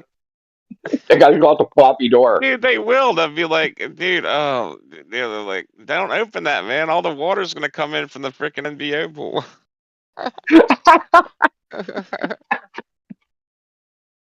Man, fuck, for all we know, Elon Musk would just supply all the drugs, not actually go into space, but have everybody convinced that they did. Save on all sorts of costs that way. Get some LEDs, flat screen TVs on the screen, on the windows, Like, fuck. No, did you see how they made like the Yoda? What the fuck was it? The bounty hunter one that they made, the series. So they do it inside of like this round room, but the room, so it's not a green screen. It's an actual like projector screen that's all around them, right? So they do their acting. They just change what the screen looks like. So basically, you would take this. So what you do? Put everyone in the capsule, gas them, knock them out, right? And when they wake up, use like frickin' propanol, the shit that killed Michael Jackson. They won't even know that they were asleep. They'll just think that they like passed out for 1 second, right? Because you're gonna fuck with their time perception. And then they can look out the window and they'll be looking at a screen. They won't even realize it because it's just gonna be dots out there somewhere. But not even get Like the easiest thing to fake, dude. Like it's so easy to fake. I could do it with like a fucking $1 million budget. That's how easy it is. Yeah, in that case, not even get off the ground. I was suggesting maybe they would get off the ground to make it somewhat plausible, somewhat believable. Oh yeah, you launch them, right? So you just take the same way you launch a ballistic missile. You just fucking land them in the frickin' what do they call that? The rocket graveyard, right? What, you mean the Atlantic Ocean? I think it's the Pacific or the Atlantic Ocean. They have one there too. They launched from Cape Canaveral to the east. Well, They always the launch Atlantic east, or what actually? Well, what is the the Southern Atlantic? I guess I don't know if that's considered the freaking Caribbean at that point or some shit. But There is like a no-go zone somewhere out there in the Caribbean. It's like north of the Bermuda Triangle or something. Well, yeah, I mean, the rockets don't launch. They don't launch south from Florida, so I doubt that they land there. If they land, there's a big no-go zone, like just in the water after the rocket launch, because the rockets tend to fall in the water so much, right? So they tell everyone, "Don't sail here. We're doing a rocket launch." like what? For what? Dude, can you imagine people? Yeah, a doing rocket might fall on you. Do you know how often they Can you like imagine in the ocean? Like, hey, don't fly over here. We're doing a boat launch. Yeah, think about how ridiculous that is. You're in the middle of the Atlantic Ocean, and they're like a rocket might fall on you, and that's why you can't go there. That's some bullshit, bro. No, I mean, listen, back in the 50s, like the rockets, and especially in like early 60s, the rockets were so bad that they were more likely to fall and crash on someone than to actually like make it to space. Okay. What? Dude, how big are people, man? Like, how big do you think a rocket is? Space. Nothing's ever been to space. But like I said, more than half the rockets failed at one point. Like they were really poorly made. Well, it's more like we're talking about millions of square miles, brother. Brother, we're talking about millions of square miles, and you're the only dude bobbing around, and if the rocket's going to hit you, why not some shark or a jellyfish? Yeah, that's silly. But the thing is, dude, they're all of them were those Yeah, I think they're all like the Mylar, like balloon type things. They would never launch on freaking windy days because they blow sideways and it would be hilarious, and the magic trick would be freaking busted. But the rockets know. always go sideways. That's the point. No, when they get up top, I'm talking about like on launch, like right after they launch, like 10 seconds after they launch, if there was a gust of wind, they'd be going flying, like getting pushed sideways. Like Why the do they have magic trick rocket would be engines? busted. Dude, they're just flame blowers. Like a flame blower hanging on the edge of a freaking helium-filled freaking balloon. That's all it is. That's why it rises so slow. They're like, oh, we're going Mach 3, but people are sitting there watching it for like 15 minutes, man. Like, dude, you ever seen a jet that's like, I don't know if you ever been out in the ocean and seen a jet fly by and then hear the sonic boom? Like, dude, or like if you ever watched one of those sky shows from like the Blue Angels or some shit. Like, dude, when those planes drop and then fly by you going like, whatever, 800 miles an hour, if they're doing sonic booms, whatever, dude, they're freaking gone within like a second. They're just like, and they're like, or even a flyover at the freaking like, at like a Super Bowl or some shit, man. There's freaking planes come in and they're gone so quick. Dude, the shuttle, you sit there and watch it. The people watch it for like freaking 10 minutes, man. This thing's going slow as piss.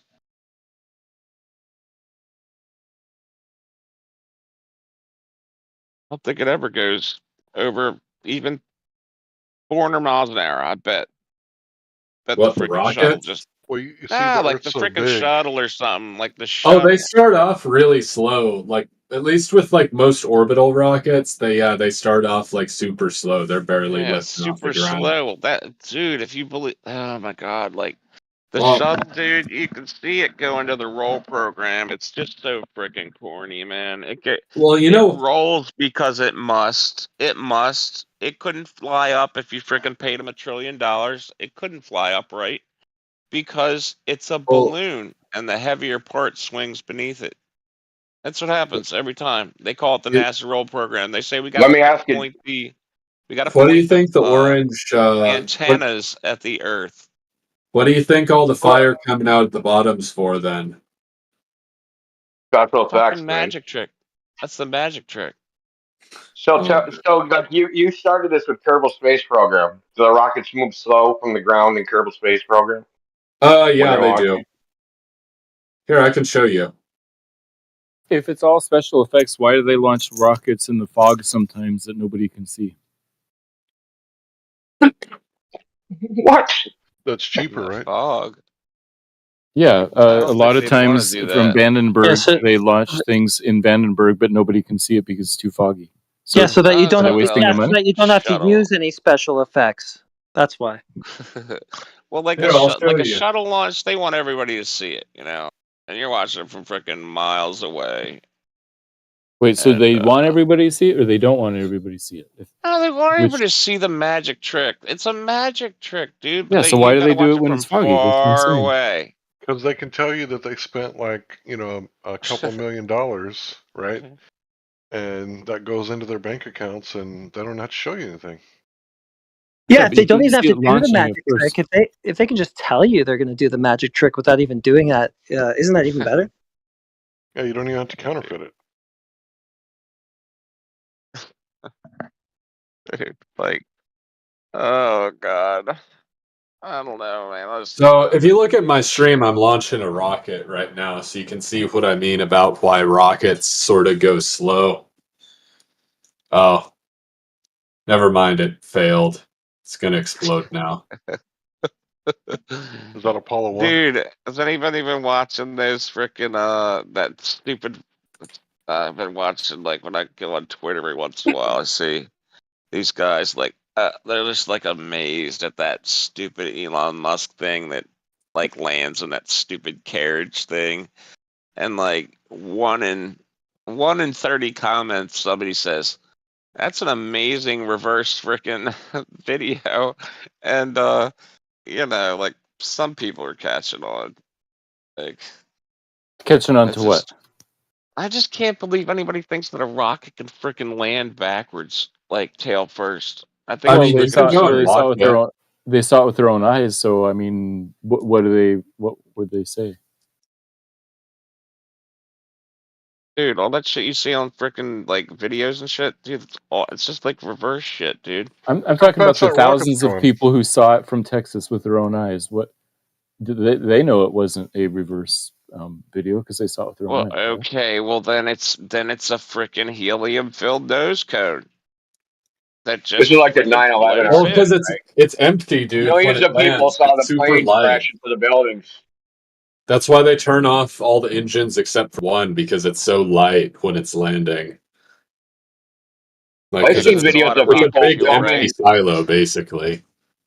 It's a lot of rocket Well, fuel. there's videos of people filming with their camera, but there's no rocket visible in their cell phone, like in the video, because you can see their camera, right? You can see Yeah, the image, but I they're saw an analysis of that. Yeah, I haven't really followed it. I have no opinion about it anyway. yeah, it would be like Chopsticks, 3 pixels big on whatever. the original video, so it's not a surprise that you don't see it in their cell phones. They should have got a Samsung where they just automatically AI just puts the CGI in there. You know, Samsung does that for the moon. Do you know that, Matt? I don't know anything about this Samsung Moon thing. I'm talking about the thousands of people who saw that thing land from the sky in coming down and watched it with their own eyes land on that tower. Or you think they're all lying? Maybe. So let me get this right. Just so I get, they didn't see it with their phone because it would be 2 pixels, but they saw it with their eyes, even though their phone has a zoom. I'm saying that they're taking a picture with a phone and then taking another picture with another phone. It's not surprising if you don't see it in the second thing. So there's nothing that Oh, I is get it. contradictory about that image. That's plausible. Yeah, somebody did an analysis. They're like, okay, how far is this phone? How far is that phone? They set up one of their own phones 40 feet away and then tried to film the phone with another phone. And sure enough, they got exactly the same kind of thing. But the point is, forgetting about the phones, I'm talking about the people who saw it with their own eyes. I didn't see it with my own eyes, but I trust the people who said they did. I mean, yeah. Well, I haven't personally seen any testimonials, but I have no reason to doubt it. Big Yeah, burger. and I mean, I haven't seen it myself, but my brother has gone to the one near Santa Barbara and watched the booster land. So I know that's more plausible for me to go do sometime up at Vandenberg. Dude, like some of the first ones though, like landed out on this rafts, like out in the ocean where nobody could freaking like get close enough to see any Well, damn thing. because it was most of them dangerous. still do. Yeah, Because the rocket, most of the early landings exploded, so that's why they did it out in the middle of the ocean. and they still do it out in the middle of the ocean to save fuel. So that's still their normal thing for this. Well, yeah, because they fuel. normally launch from Cape Canaveral. Holy shit! It makes the moon landing that much more impressive, right? Oh, yeah. Shit. It's so bad. It's so bad that anybody believes this freaking nonsense. Well, with You think the moon freaking landing, men are going though, to space, man. You think people are going to space, dude? Yes, They are. kick the freaking the capsule out of the back of a C-130. The parachutes open up. Guys climb out in the ocean. We came back from the moon, and you guys all clap like, yeah, the freaking heroes are back, dude. They just got kicked out of a C-130. In the They ain't middle of the been night nowhere. when nobody's watching and nobody's paying attention and it's hard to see, why do they do it then? If they're doing it Dude, if they're faking it, why don't they do it in the middle of the where they day? do the little practice thing, dude. They're like, no, yeah, that's. Wait, what? Oh Lord, you think they're coming So back from what was the space? logic on that? Yeah, like, what are you Lord. trying to do? Give advice on how to fake it better? Like, No, I'm saying if they are faking it, why are they doing such a bad job of faking it by doing it in the middle of the night when nobody can hardly see? because they don't have to do a good job. Because people want to believe it.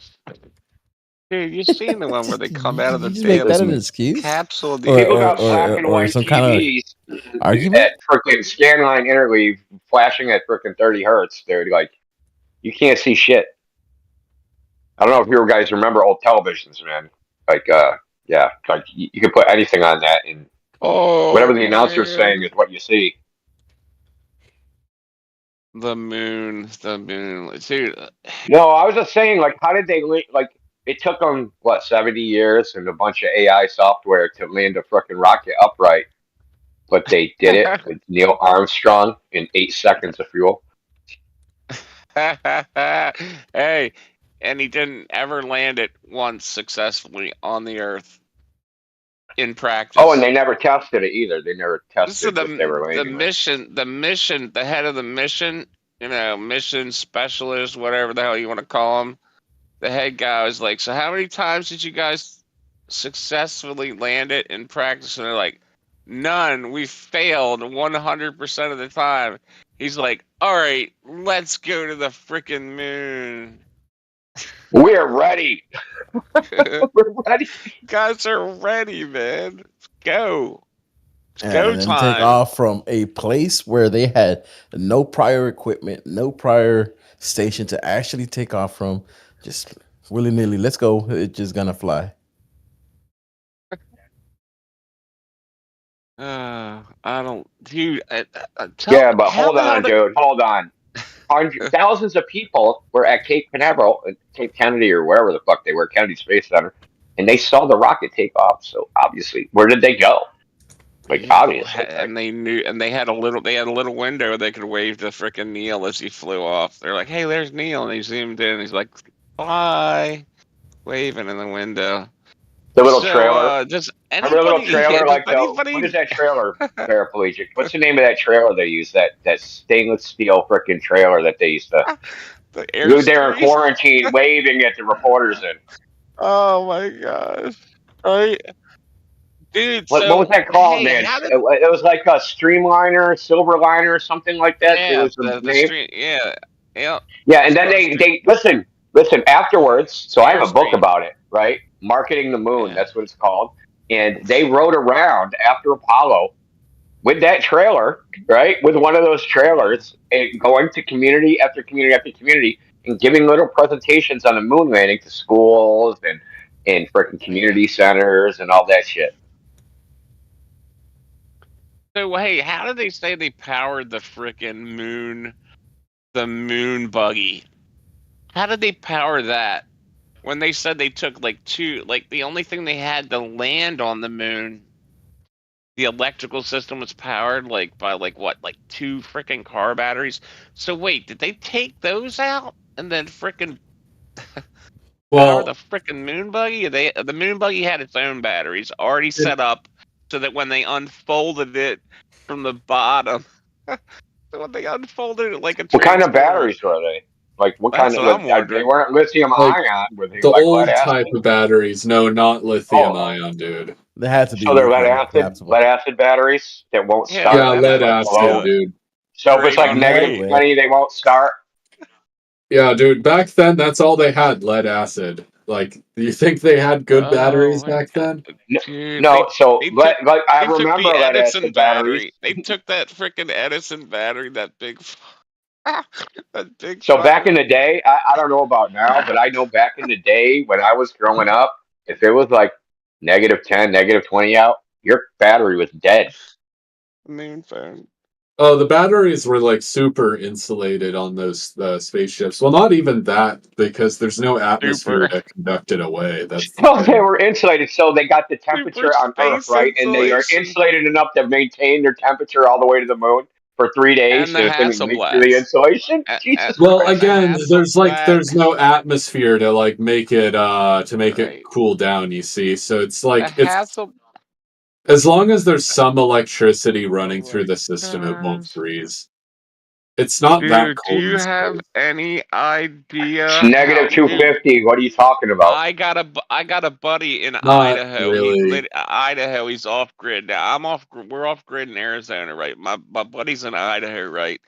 He has to run a generator just to freaking keep his freaking batteries heated enough to where they work. And dude, that like cold up there is like 30 below at like worst case scenario. And he's But got to you run a see, freaking Jenny. the thing is it's like the only way spacecraft lose heat is through black body radiation. That's it. Through Oh, of infrared course, and black other body types. radio. Holy shit. Yeah, Well, yeah. we know. Dude, that's kind of racist. Like, and black body radiation is Faith not is super racist. fast. The thing is also as long as you're in the sunlight, it's not. You're actually going to heat up. You're not going to cool down because the sun's Oh, hotter in Lord. space. Well, wait a minute. I So what- thought there wasn't any molecules hitting each other, so nothing's really anything anyway. Well, the Isn't that light the- hits isn't you that and the that heats story? you up. So why doesn't it heat up forever?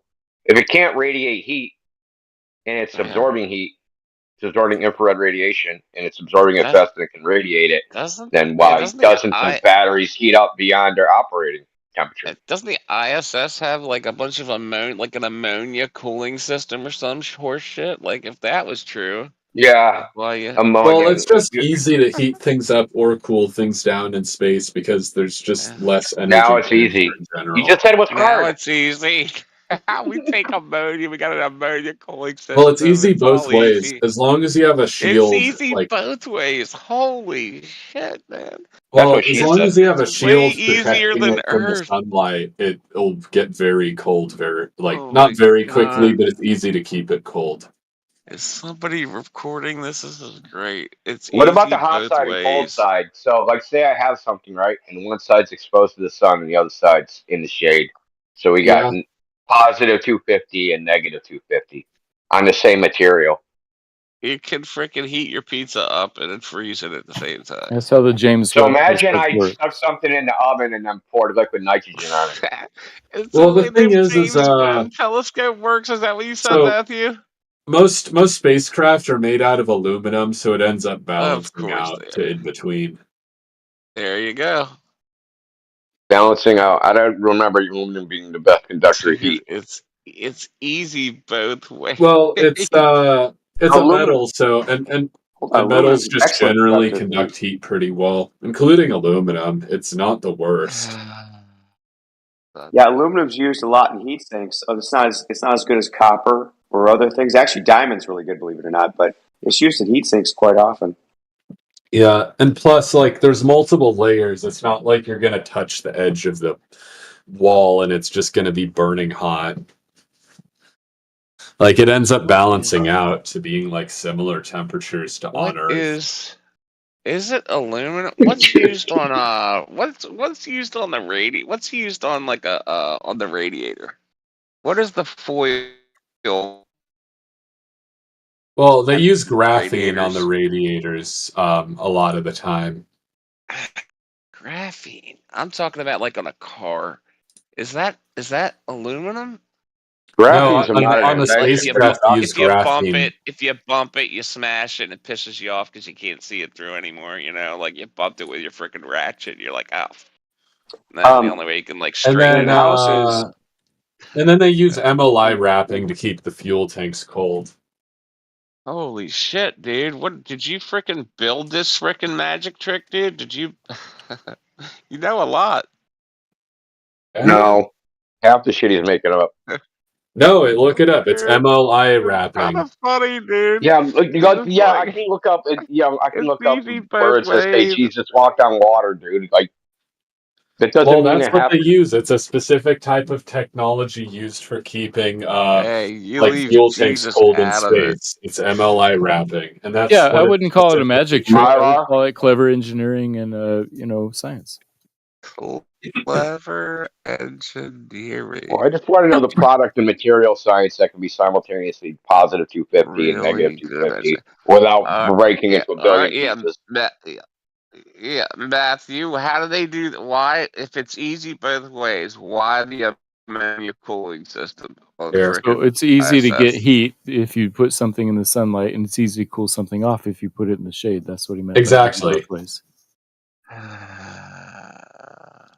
Yeah, I understand, but you have a material, right? So you Yeah. have a material, and simultaneously it's these two temperatures. So one face it's positive 250, and the other face is negative 250. Dude, Right? You ever take it a would hot cup, shatter. right? A very hot cup, and pour cold water on it, and it shatters, right? So this will happen with metal, right? Metal will become brittle when it gets cold and snap into pieces, especially if it has a high temperature on one side and cold on the other. Well, that's what Right? insulators are for, right? I don't know the specifics of all this, but there are Well, clever engineers that do. I mean, I would argue that like this is pretty good evidence that the spacecraft stuff is like real, because like why would they have like so many spacecraft specific inventions like MLI, just for example, or like RCS? That's another thing that would make no Dude, sense so that without freaking they spacecraft. could just freaking make some shit up So and they made charge acronyms. So freaking the space government travel real $1 fucking Okay. billion for some stupid shit. Well, specifically, Not like going to space. a specific type of insulation that works very good in like zero atmosphere environments, and then like RCS is a specific type of control system that like works best when you're again not in an atmospheric environment. Like, why would Dude, they I'm invent telling stuff you, like that? half this shit, Dude, like if you first of all, took a Hasselblad camera and filled it with the film, and then freaking like took the temperature down to even like 50 below zero, dude, that shit would freaking crumple up like nothing. It'd be worthless. I'm telling you, like, dude, if you put any of this shit through actual like temperatures of what they say they were in, none of it would freaking work. None of it. It's freaking well, they said it nonsense. does, so it does, obviously, because they said, hey, we make this thing and it works in vacuum, so it must work in vacuum. Velcro. Even though you have no evidence for Velcro. anything they say is actually true. Never seen any test data. Velcro Like, never been testing tested in their vacuum chamber that's airtight. gigantic. They don't, what about the seal?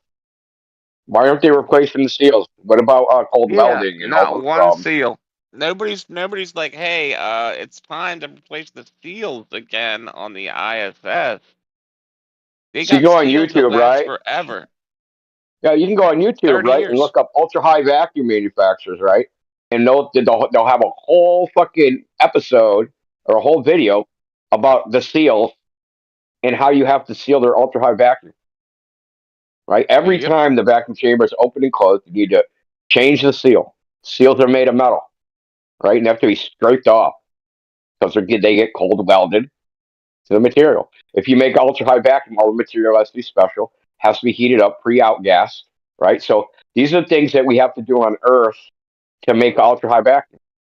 But you guys think that you just write some shit down on a piece of paper with a little fucking check mark, passed inspector 143. Oh, it works. Like, dude, They got some that's not how it works. special ISS rubber seals, metal seals, whatever the hell they're made of. And they Yeah, last just come in and out, right? 25 Just years. come in. They never have to be changed. Well, dude, What about seals on the spacesuit?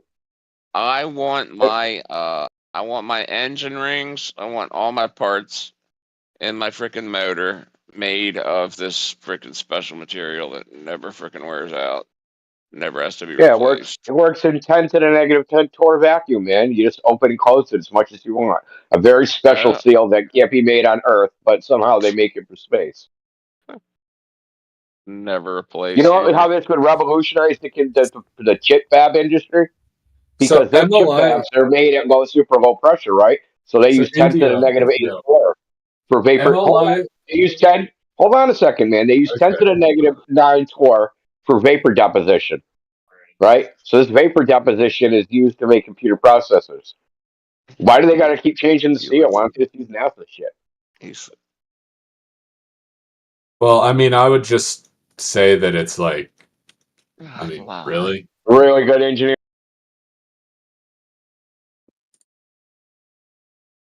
I mean, again, with the MLI, I mean, you could use it on Earth, but it would be a bad idea just because it would, well, it's not very sturdy. I'll just put it that way. It's not a good selling point for. In fact, it's like the opposite of sturdy. It would like tear apart if you breathed on it too hard. It's extreme. Are you talking about Mylar? No, It's like these tiny, like little thin layers of insulation. It just protects from radiation and thermal stuff. But again, it's too thin to use on Earth. It's like very fragile. You couldn't use it on a house. And I gotta admit, I love being in this room and just listening to people pull the most random shit out of their ass. It's the funniest thing. No, I'm serious, man. All day, especially you. What's your name, Alfred? Dude, every question you've been asked all evening. Okay, minus maybe a few we were probably knowledgeable of. Okay, everything just seems like you just pulled it out of thin air to try to escape some scrutiny.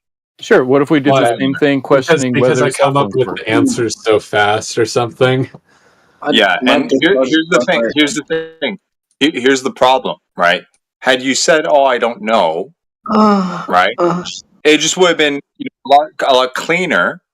Things would have moved on faster, and we'd probably be off on the same foot because whether you're pulling random shit out of your ass or you don't know, it leaves everybody equally empty-handed. So, no, I'm serious, man. Like, I heard this, like, it's probably the 100th time tonight. Just It's the out of your 100th mouth. time I've like pulled up some like obscure answer to the question you guys asked. Yeah. And you admit that they're obscure because they are, because you actually don't really know. You're just guessing. And at least they're you're being not honest guesses. about Come on, dude. they're quote unquote, to make it, to polish it up a little bit, they're educated guesses. But obviously you have a little bit of background in some science and shit or whatever, maybe. I'm guessing because you're using ChatGPT is more like it. Yeah, maybe if no, you can, I'm not using ChatGPT for this stuff. yeah, I mean, if you can type that fast, that's one thing. That's another thing that's maybe impressive, right? But it does sound like you have some sort of background that whatever gave you the inclination to, or the acumen to use certain terminology that sounds plausible, right? But you're stitching it all together, kind of ad hoc to come up with something that seems likely, at least to those who are not inquiring about it. Okay. I just find this whole thing fucking fascinating. And yeah, I'm going to step back there. I just thought to throw my 2 cents in because this is, fuck, get your popcorn out, folks. Look, I'll just say this: the sophistication of a lie is not indicative of its truth. I mean, couldn't I say that about the flat Earth copes? Yep. I mean, we don't have sophisticated minutia, dude. We're not sitting here going, well, just spitting out acronyms of esoteric shit, right? Like, I mean, this is wouldn't actually the an lack argument of I've heard, though. wouldn't the this is lack an of the argument I've heard. detail of the flat Earth model like be proof that it's not a very good model? Well, I mean, good for what? Like, what do you mean by good? Like, for example, like, let's say, like, Google Maps, right? I'm sure, like, most flat earthers use Google Maps. Well, if you zoom out on Google Maps, it shows a sphere. So it's like, it's a sphere-based map, right? It uses the globe. Not really. Not zoomed in, it isn't. I mean, I don't know. I mean, you can open it up on Google Earth. You already admitted earlier that it transitions, right? So we already talked about this, a level of detail. So they have different levels of detail based upon your distance away from the 3D object. So when you're really close to Google Earth, it's a bunch of flat freaking squares, right? Because they're photographs. To be honest, it probably doesn't render the sphere unless you're very zoomed out. Well, think about this. If you take a bunch of square photographs, how do you get that to line up on a sphere? Well, you have to know the topography of the land and like other factors. It's not so simple. Yeah, but you can't change the squareness of the photograph, right? Or the rectangle, right? So I take a photograph, it's a rectangle, and I want to cover a sphere in a whole bunch of rectangles. There's going to be little gaps, right? Little gaps between the rectangles. Yeah. Okay, yes. Okay, Suppose. so because there's going to be little gaps, so there's these gaps don't exist, and you can go on different places in Google Maps. When you get into a certain zoom level where it matters to actually have to use these photographs, right, to render something, they change the geometry. It's not a sphere anymore. Stop using it. Or worse yet, perhaps not even gaps, but little quote unquote wrinkles, right? Like if you take a wrinkles. if you take a square and try and paste, push it up against a sphere, there's going to be little buckles, right? That you got to smooth out. It's a mix of both.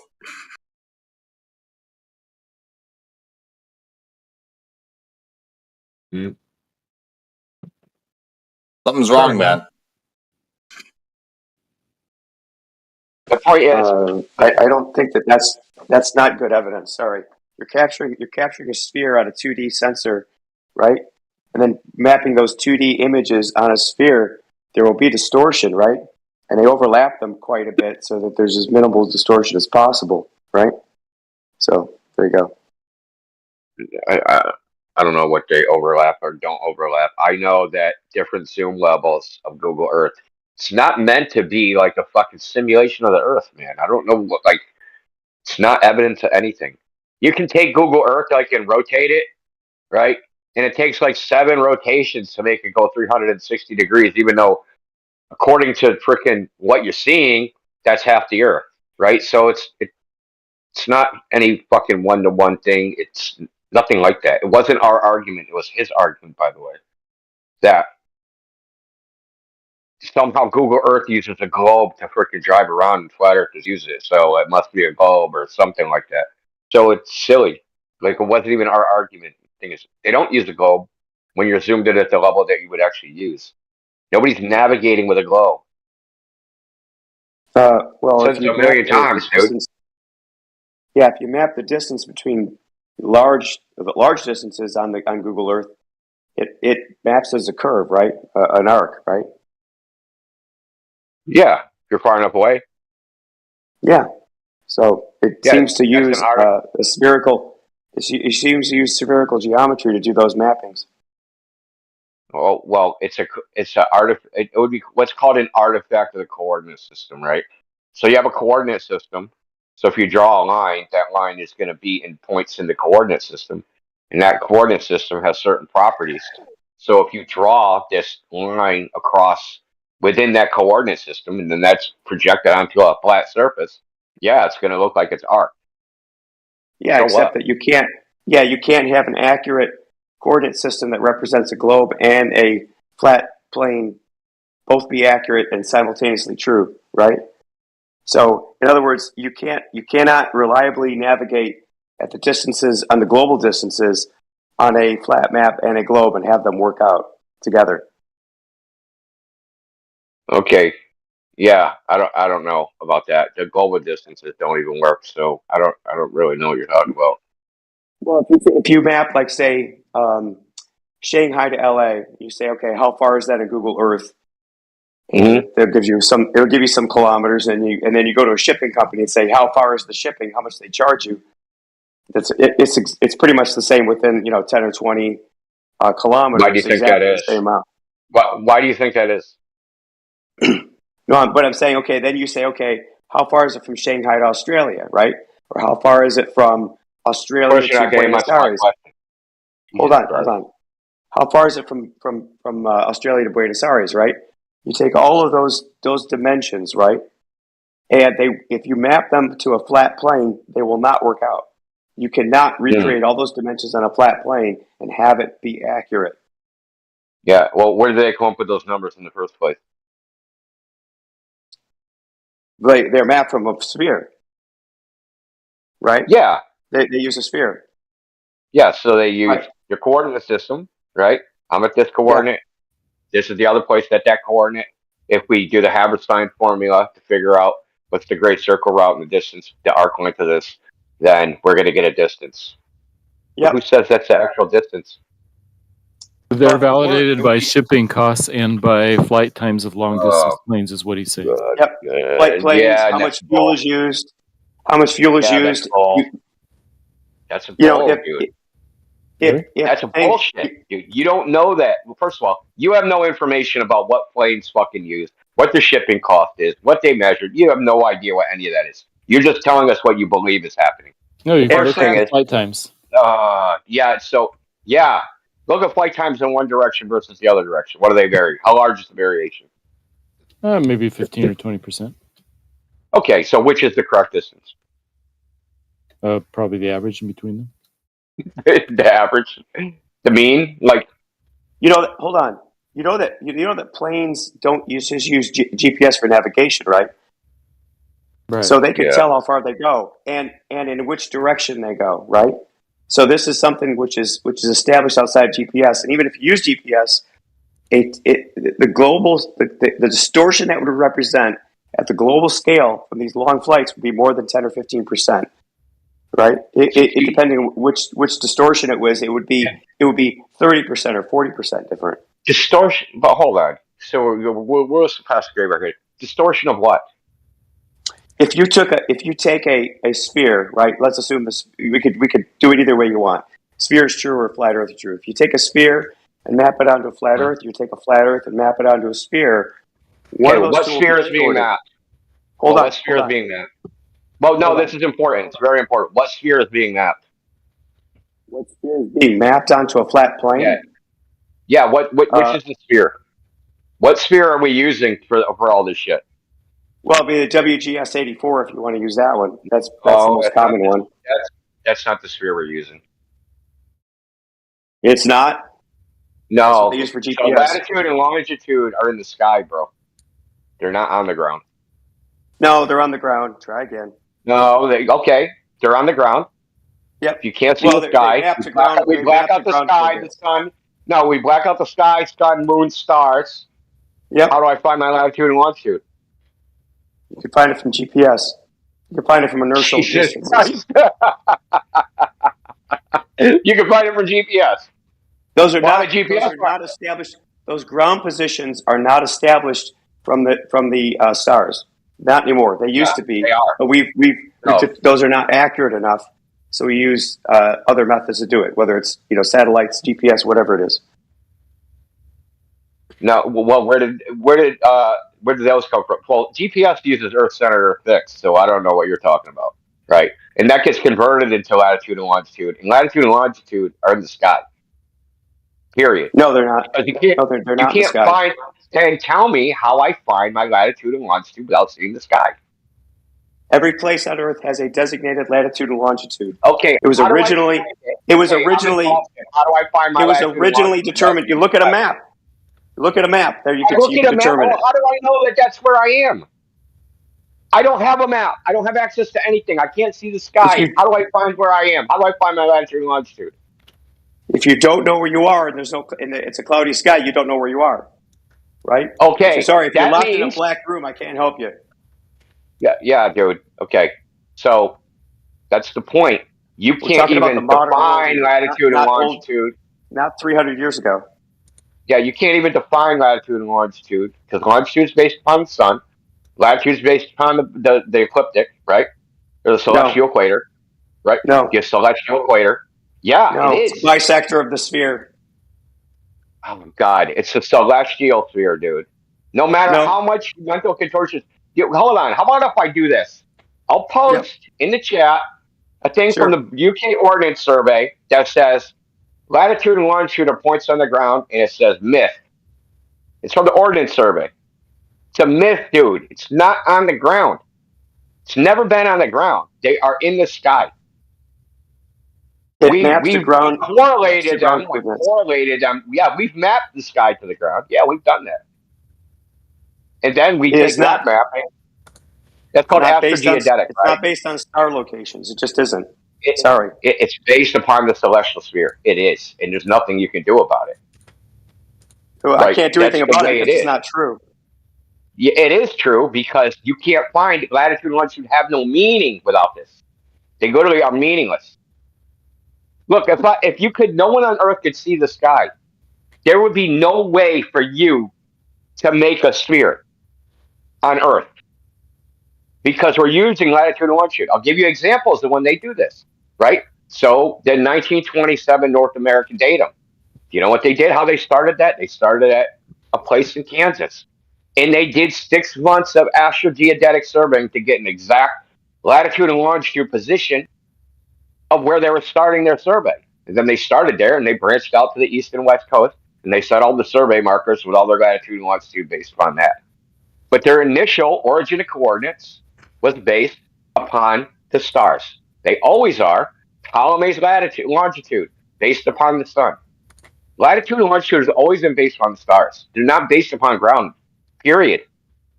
I know you guys want to believe that, but the sphere is in the sky. It always has been, and it always will be.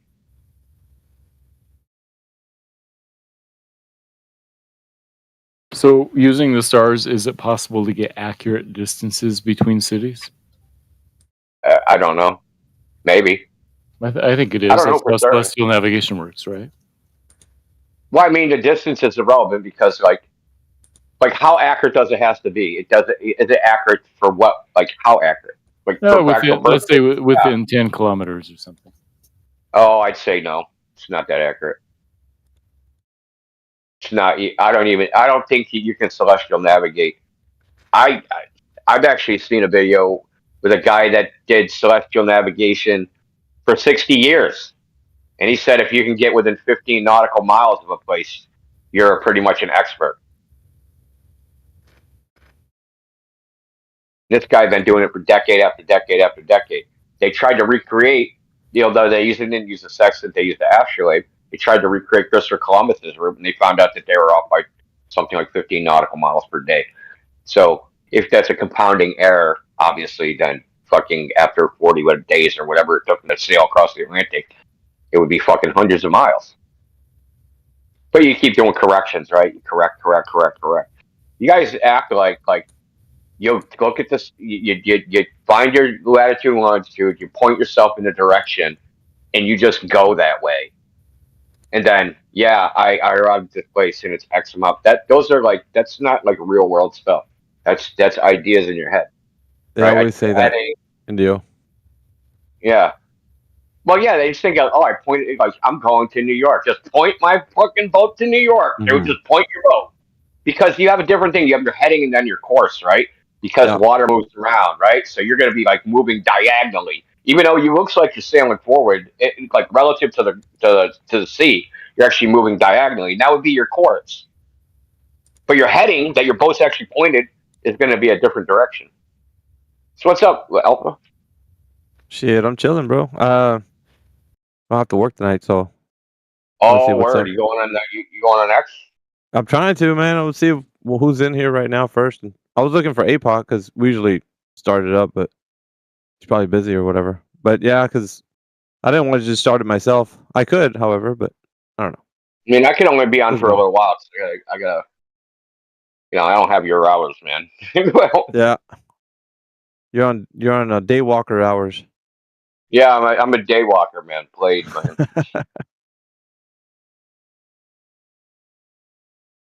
I mean, I don't know why you guys like. It's funny because I was talking about their celestial sphere of infinite radius. No, I didn't bring up the infinite radius part. I'll bring it up now. And they're always like they try to like abandon it because they want the ground to be the sphere. They're like, I don't want the sky to be a sphere. I want the ground to be a sphere. I don't know. Yeah, the celestial sphere is a conceptual model that's useful for celestial navigation and astronomy. That's important. I don't think they really know how much it relies on the celestial sphere, celestial navigation. It's like totally dependent on it. No, we need a terrestrial It's the sphere. entire thing. It's like literally the entire thing, Alpha.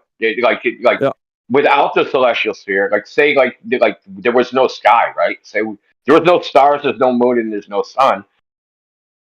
What would everybody think the Earth is? Exactly. I think you even asked them this one time, right? If you black out the sky, then how would you navigate? Yeah, I just asked this guy. He said use GPS. Or actually, an easier question would be, what if the entire Earth were completely overcast 24/7, kind of like Seattle, but the whole Earth? Yeah. Like, what if you never saw? I mean, there'd still be sunlight to grow plants, and we'd still have food and everything else would work the same, but we just wouldn't have a good idea where we are. Yeah, I think that was Speaking of that was overcast, that's going to be the final experiment. Anyway, what? Oh, there you have it. overcast. Yeah. Yeah. Oh, I we just had to get couldn't that digging. see the 24-hour sun because it was overcast that one day. So who knows? And they're gonna like, it's so stupid, dude. I think it's the dumbest thing, but it's whatever. Everybody wants this to happen, and yeah. Wait, why is it dumb? I mean, doing research is always good, right? No, it does. No. Is it like? So let's just, for example, right, that there is a 24-hour sun, or there isn't one. Like both ideas, it's not going to change the fact that somebody who thinks the Earth's a globe is going to change their mind after that. It's not going to happen, Matthew. You know it. There's going to be a workaround, easy, on either side. Of course, the side for the 24-hour sun or the midnight sun, they're going to easily say that that's just the way that the model explains it. But if it doesn't happen that way, they're going to give some workaround. Just always. There's always something. It's never going to change. They're going to be like, well, we weren't that far south, so we got to go even further south. No, it will destroy the globe model if there's not a 24-hour sun. If they do that, Matthew, and there's not one. You're not going to be a flat earther after this. Like, it's not going to happen. It's just like, because we know that I'm it speaking happens. realistically. This is realistically. Like you guys have too much invested. You're into SpaceX, you're into NASA, like all that stuff. It's even if you don't see the midnight sun, you're still going to be talking about space and all kinds of stuff. So it's not going to debunk the Earth as a. Just trust me on this. It won't. It's not going to be what you guys think it is. You just like you guys are pressing for this. Subrefraction or something. That's what they'll say. They'll say anomalous subrefraction made the sun not come up over the horizon. They'll just say something. Yeah, we're It'll be pretty something sure that hot. there is a 24-hour sun because people have reported seeing it. That's why. No, it's the opposite. Yeah, People but there's reporting not people that seeing it. reported. There's people that reported not seeing it. Yeah. So Amundsen said he didn't. They saw the sun for a single day the entire time they were there. Yeah, One the day. Antarctic plumber said that as well. Yeah, I think it's generally more cloudy on the ocean. This is pretty far inland, right? Well, they're saying he said that he just remembers it like going from horizon to horizon in Antarctica. So that means that you're not as far south as you need to be. And I'm telling you, that's going to be the answer. Have you talked to Gio about this? No, I don't talk to Gio. He's done a lot of research and looked up lots of YouTube videos of that specific camp. So he's pretty convinced that there is a 24-hour sun. That's great. I'm glad that someone's convinced about this. There's a lot of people that believe the Earth is a globe that are also convinced, such as yourself and maybe more anti-flat earthers. But that's the problem. Astrology. So yeah. There's a diagram that shows the path of the sun. I think and you look it up, and for people that are trying to install like solar panels and stuff like that. And there's three diagrams, and they don't have one for the southern part. Like they only have it for like the north, where it shows you got the midnight sun, and then you got parts in the equator, and then a little further south, but you don't get anything past like in Antarctica.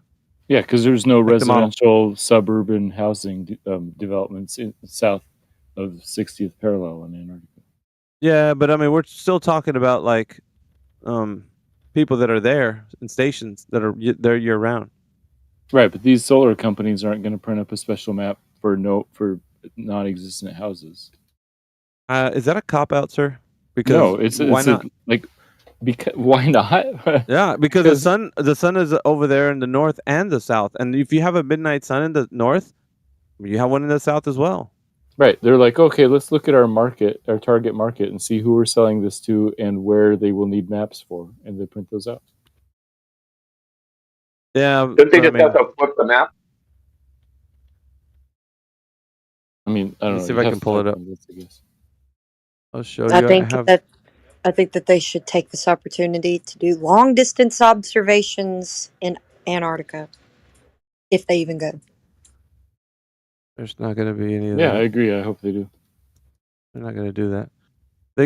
They're on a one-track mind. They want to look for the 24-hour sun. That's it. That's all they're there for. They're not there for anything else. I remember here in India one time saying something was seen in that area like 300 miles away, like it's a mountain or something. Yeah, it's in the Southern Ocean Sailing Guide. It says, and I quote, "It's not uncommon to see mountains 300 miles away." Yeah, see, that falsifies the globe.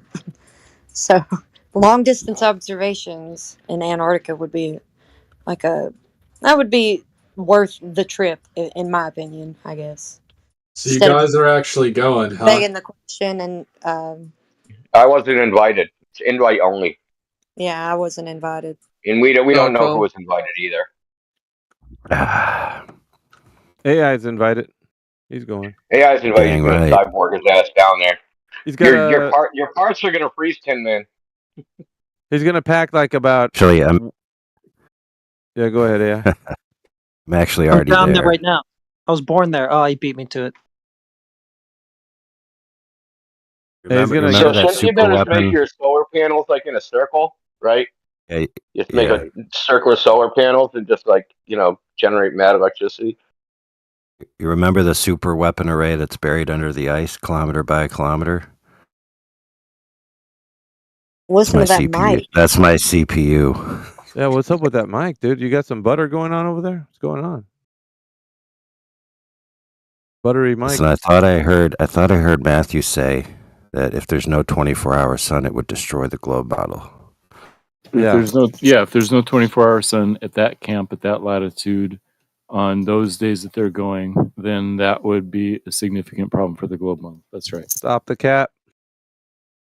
Don't you mean the heliocentric model? So AI, are you already in Antarctica? Isn't that what you really mean, though? The heliocentric model will have a problem. I think both Doesn't models only would have mean a problem. that's wrong, right? Well, it could still be Heliocentrism a globe. I mean, and well, it could still be a geocentrism. globe, right? It could still be a Right. globe, right? Even. What I'm saying. I'm saying the 24-hour sun is predicted in both the geocentric and the heliocentric models. Okay, Is so it? I don't know if they did have a those- cycle for the Antarctica, but whatever. But let's just clarify to give Matthew a bone, because there has been globers that have said if there's no 24-hour sun, then they'll accept that the Earth is flat. And then I asked them, why would that change the shape of the Earth? You're basically throwing all your other proofs under the bus. So Matthew, would it defeat the fact or the idea that the Earth is a globe if there was no 24-hour sun?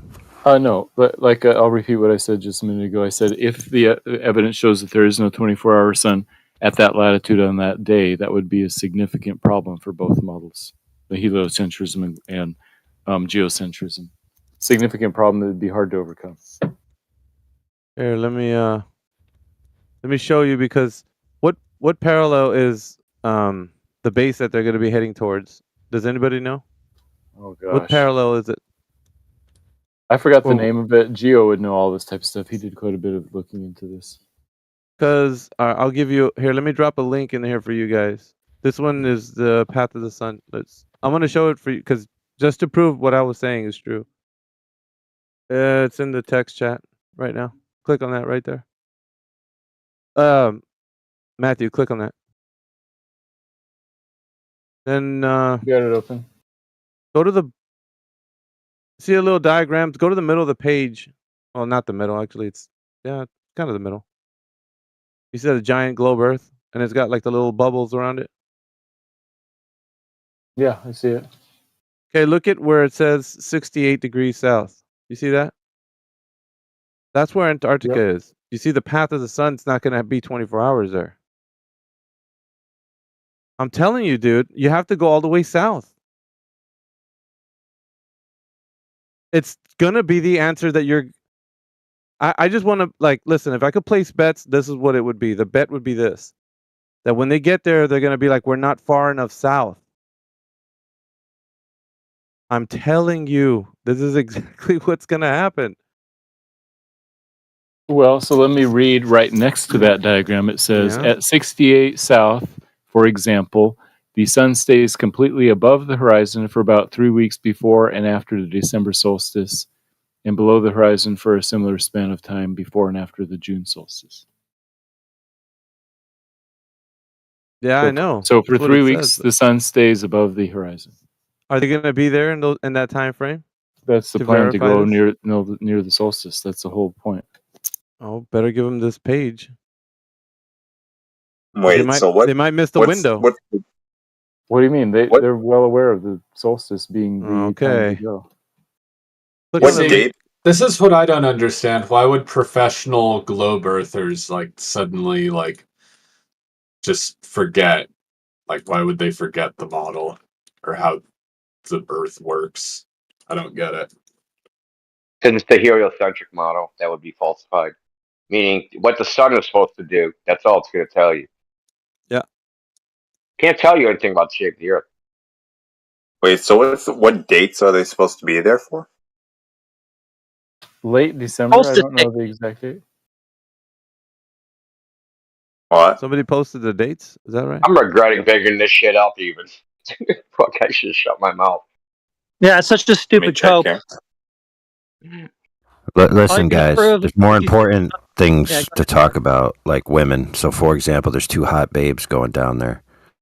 All right. So, if you want to get your ticket, you better get it now. Yeah, man. There's one I'll flat wait earth till babe that and one lesbian globe earth Nick June babe. was going. Aren't there, Yeah, aren't There's there there's those that- Lizbeth on the flat earth side and Planar Walk on the globe earth side. Like, how hot are we talking here? stripes? Oh God. Yeah, but you forgot one thing, AI. Hey, I'll post. Hey, dude, I'll post them. Okay, give me a You second. forgot one thing, man. Antarctica guys suffer from severe shrinkage. So I'm just saying, man, it's too cold. Is Planar Walk signal? Just saying. Guys, hope they don't find water. Make it that much worse. Bro, that's why you take a Viagra before you go. Listen to this guy. Look, if a comes the Viagra pick. lasts you 3 days, you're supposed to get medical attention. Hey, Go, yeah, ladies, come on. can you help me out here? I need some medical attention. God. How many times has that pickup line worked? How many times have you Never. been maced? Oh, no, I don't know. I might work one of those days. I hope you're Mexican, man. You just like eat the pepper spray.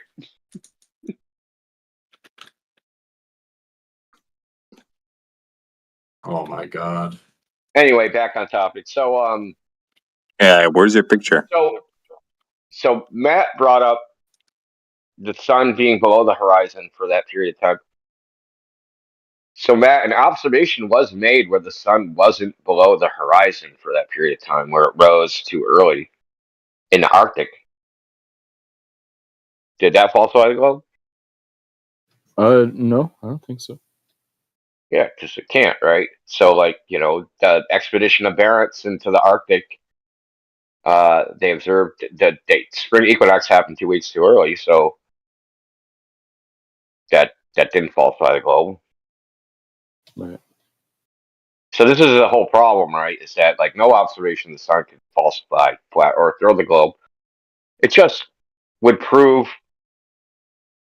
the idea of what the sun does is wrong. That's all it would do. Oh well, if the sun sets on 68 South parallel in the December solstice, that would present significant problems. That's I mean, it would be problems with the heliocentric model, right? Like, Right. as far as it wouldn't prove the surface of the Earth is fucking curved into a ball. It Right. would just like, okay, our relationship to the sun ain't what we thought it was. Right, but it's we're all still kind of tied evolved. together. Yeah, I know in modern times, but I don't. But like Alpha said, there isn't gonna Yeah. be people jumping off the globe ship because of fucking no one observed the 24-hour sun. They'll be drinking a Coppuccino at that time. You know, there's one individual that did openly say, even in this room, that they would convert to flat. APOC? No, Brenda, Nah. which is Nah. very thought. Oh, God. I'm telling you, those are the words that came out of the mouth. Mm-mm. I'm She's telling gonna you. transition to flat Earth. I Also, would be also like, Yakubinite. hell no. Transition back both ways. Nope. Well, Yakubinite said the same thing. On behalf of the Flat Earth community, we have rejected your status for Flat Earth. Yeah, door's locked. Well, they won't. I, No I matter what thought they say. flat they won't. earthers are And like if they very did, accepting. Not a few people. Yeah, we Yeah. make exceptions. There's a few we exceptions. don't accept bad logic, right? So that would be a bad reason because it can't disprove or prove either proposition. Yeah, and The observation itself, so they're just bad logic. Yeah, and wildebeests are not included, not accepted. I mean, only humans. I'm not going to consider that as a factor, but just like it's like people that say, "Well, I'm a flat earther because NASA lies." That's a fucking stupid reason. Sorry, but that's just a stupid reason. Or the government they're liars. That's a stupid reason. Yep. Why? Because I've met flat earthers Because who've it's given irrational, reasons like that. completely irrational. Because they're two separate freaking things. They have nothing to do with each other. All right. I posted my pick. I'll leave you to decide what it means.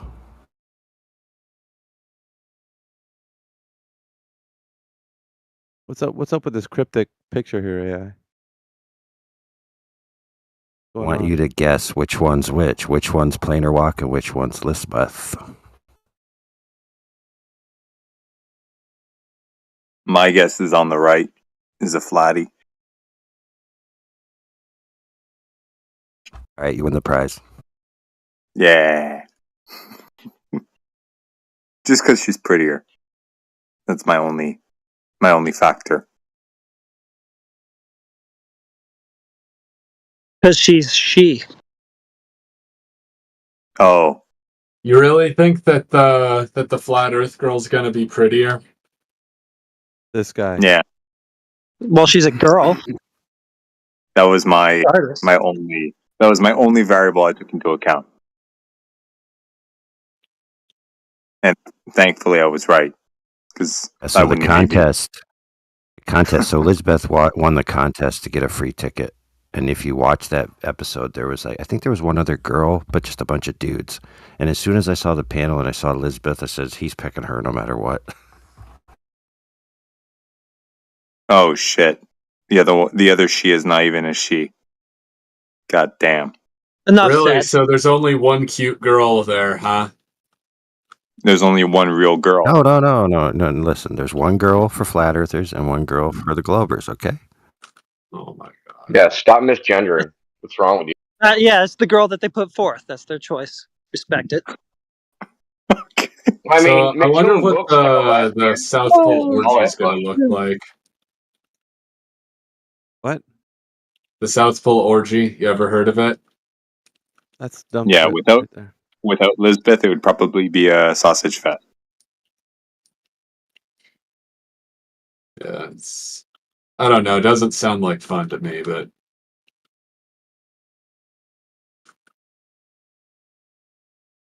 Alfred was pretty honest about him saying that he doesn't know how the globe can have gas pressure without a container earlier. my solution was basically just saying that there's particles everywhere in the universe. That was my solution to that. What, your cope? Yeah, your cope is no. It's not a cope. That's like the mainstream theory. Like there's no such Really? thing as like a 100%. All right, citation, please, in the text. Yeah, sure. Excellent. Yeah, isn't that the same argument that what's his face? What's the guy? Jekyll tried that. Jekyll, there you go. That the extremities the of universe the universe. Yeah. Yeah. That's not God even the damn. mainstream cosmology. It's so stupid. The volume would be contained by gravity of the atmosphere, right? Let's see what. Can't say that the whole fucking universe is the volume, or else, the gas would just disperse if that's all it was holding it in. Well, no, because it's still held by the gravity. But I'm saying like there's no paradox because yes, it's just it's a gradient. There is no 100%. Here's the problem that you have to contend with, sir. As according to the standard model, the universe is expanding, so you have an ever-expanding volume. Now, what happens to pressure? Well, the Earth is losing atmosphere every year.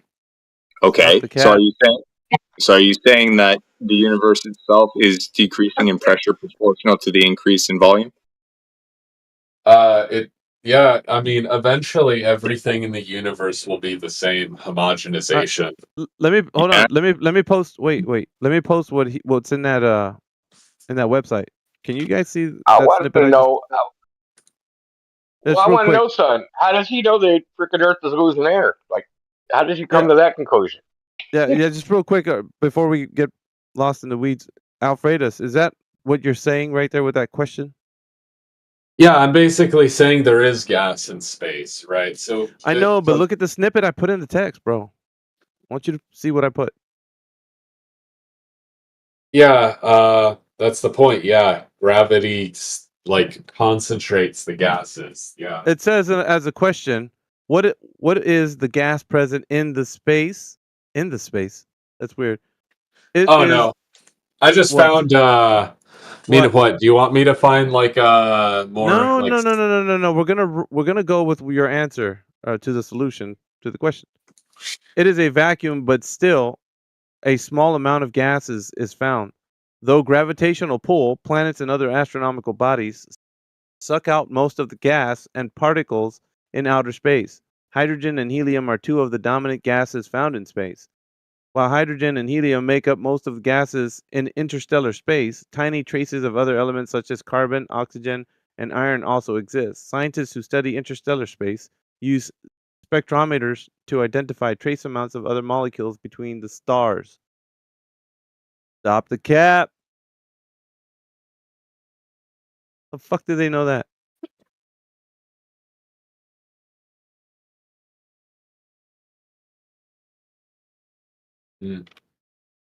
Afraid What do you us? mean? How do they know? Yeah. There's a bunch of stuff in here that's just all fairy tales, man. I posted the Wikipedia article about it, Interstellar Medium, and it explains it in a lot more detail. Oh, is that right? Interstellar medium. You know what? ISM. Wikipedia is probably the worst citation possible. No shit. I mean, it's people good for explaining basic stuff. basic I stuff. mean, explaining. Yeah, Fucking explaining shit drives me up the wall, dude. I can explain anything, dude. Like, just give me enough time. I'll explain fucking anything. I got a vivid imagination. Listen, look at these clowns. it's Hold on, not my Alfredus. fault that Wait, my Alfredus. What, that you're just appealing to, random people on the internet? That's fine. The interstellar medium, ISM, is the matter and radiation that exist in the space between the star systems in a galaxy. This matter includes gas, ionic, atomic, and molecular form, as well as dust and cosmic rays. It fills interstellar space and blends smoothly into surrounding intergalactic space. The energy that occupies the same volume in the form of electromagnetic radiation is the interstellar radiation field. Although the density of atoms in the ISM is usually far below that in the best laboratory vacuums, the mean free path between collisions is short compared to typical interstellar lengths. So on these scales, the ISM behaves as a gas, more precisely as a plasma. It is everywhere at least slightly ionized. This is some grandiose bullshit, man. Well, there you go. I mean, there's gases in the vacuum of space, so it's not empty. That's Right. the point, right? How do they know this? Spectrometry and like. Okay. What are they looking at in the spectrometer? Well, the different like wavelengths. It's also the Okay. You're Voyager just trying 1 anything you can. intrusion. You're just throwing shit at the wall, dude. No. So there's also the Yeah. Voyager 1 and 2 satellites which have left Earth's or the sun's sphere of influence. I was begging the question. The sun sphere of influence. You're I don't already know this- assuming the very thing in question when you say that something. Can I ask a question about that, Alpha Veritas? What? Yeah, no, he's saying a bunch of horse shit. Oh, he but said he doesn't same know. guy. He doesn't know what I'm he's very talking about, and I'm trying to They came up highlight with the the fact. vacuum because they need it for the parallel rays and then for the distances, all these astronomical distances that they claim within their so-called model. They need it to be a vacuum, or else all that light would be long attenuated before it got anywhere near Earth. That's where they got it from, not from spectroscopy. I'm just curious, what is the sun's sphere of influence? How far does that go? About out to the heliosphere, but really, there's Wait, could you objects say- in orbit. even further, but that's hypothetical. But that's a whole different story. It's all hypothetical, dude. Hey, Indio, check this guy out, man. Alfredus, man, you love the space story, don't you? Interstellar medium. You like saying that's a fun word to say, isn't it? Dude, listen, do you want to know how this conversation started? Want to know how much Oh you love man. space stories? When I Oh, came into God. this Really chat, wish there he was would like have nobody answered in here by him. Well, there was nobody in here by him, and he said, "You banned me from the Flat Earth Discord a couple years ago because I was streaming Kerbal Space Program." That's how much he's into it, bro. Yeah, No, he's hold on. Hold on. Give him a second chance. Alfredus. Man, you should debate Sunsphere someone of else influence. in this Let's VC. get Why is it always Alfredus, Alfredus, Alfredus? Is Alfredus. there nobody else who wants to debate, bro? because you love space, dude. We're trying to get into your mind as to like why there it doesn't exist. And I He think thinks he's going, dude. Because he's going there. Rolling's pressing question about the sun's sphere of influence is trying to get you to realize you don't know anything about that. And of course, you're going to throw shit at the wall to see if it sticks when you answer him, Let's aren't see you? if he'll give me the kilometers. Alfredus, He in doesn't kilometers. know. How far is the sun's? What is the sun's radius in kilometers of the sphere of influence of the sun? I don't know the exact number. I know that the Oort cloud, which again we're not Approximate 100% sure if it number. exists, but that's about a light year to a light year and a half in One light diameter. beer? A light year, yeah. The time Oh. it takes for light to travel in a year. It's Yeah, you don't know that ridiculously big. It's You like don't know too that big. either. Now, come on, man. Well, shouldn't every particle? To save face, you could have at least translated light year into kilometers to answer my question because I said in kilometers. Yeah, Yeah, I don't dude, a light know what that. I don't know how many kilometers are in a light year, dude. Yeah, so I was right. It's like a trillion. 3% of a light year to 3.2 light years. Yeah. There you go. Hold on, Alfredus. You do know a light year is a measure of distance, not time, right? Yeah, he was asking the size. Okay, because it sounded like you answered something with a time unit. Yeah. Here, said but the like- heliosphere is like the commonly accepted edge of the solar system. I posted a link to that. Okay, hold on. Can you fall? Is the commonly accepted edge of the solar system the also end of the sun's influence? Yeah, well, it's the edge of the sun's magnetosphere, right? So the sun protects us from cosmic radiation, which is like The extremely sun's protecting dangerous. us? How's Huh? the sun protecting us? The Dude, sun come on, doesn't shut protect up, man. You're ruining the story. The sun does not protect us. Like in the same way that the Earth has a magnetic field, the sun has a magnetic field, but its magnetic field is so strong that it's like it completely dwarfs the solar system. And specifically, what is protecting us is this thing called the heliosphere, and that's the outer layer of this protective, I guess, sphere that the sun makes for us, magnetic sphere. Well, good thing. Hold on. Did you say you guess? Huh? It's okay.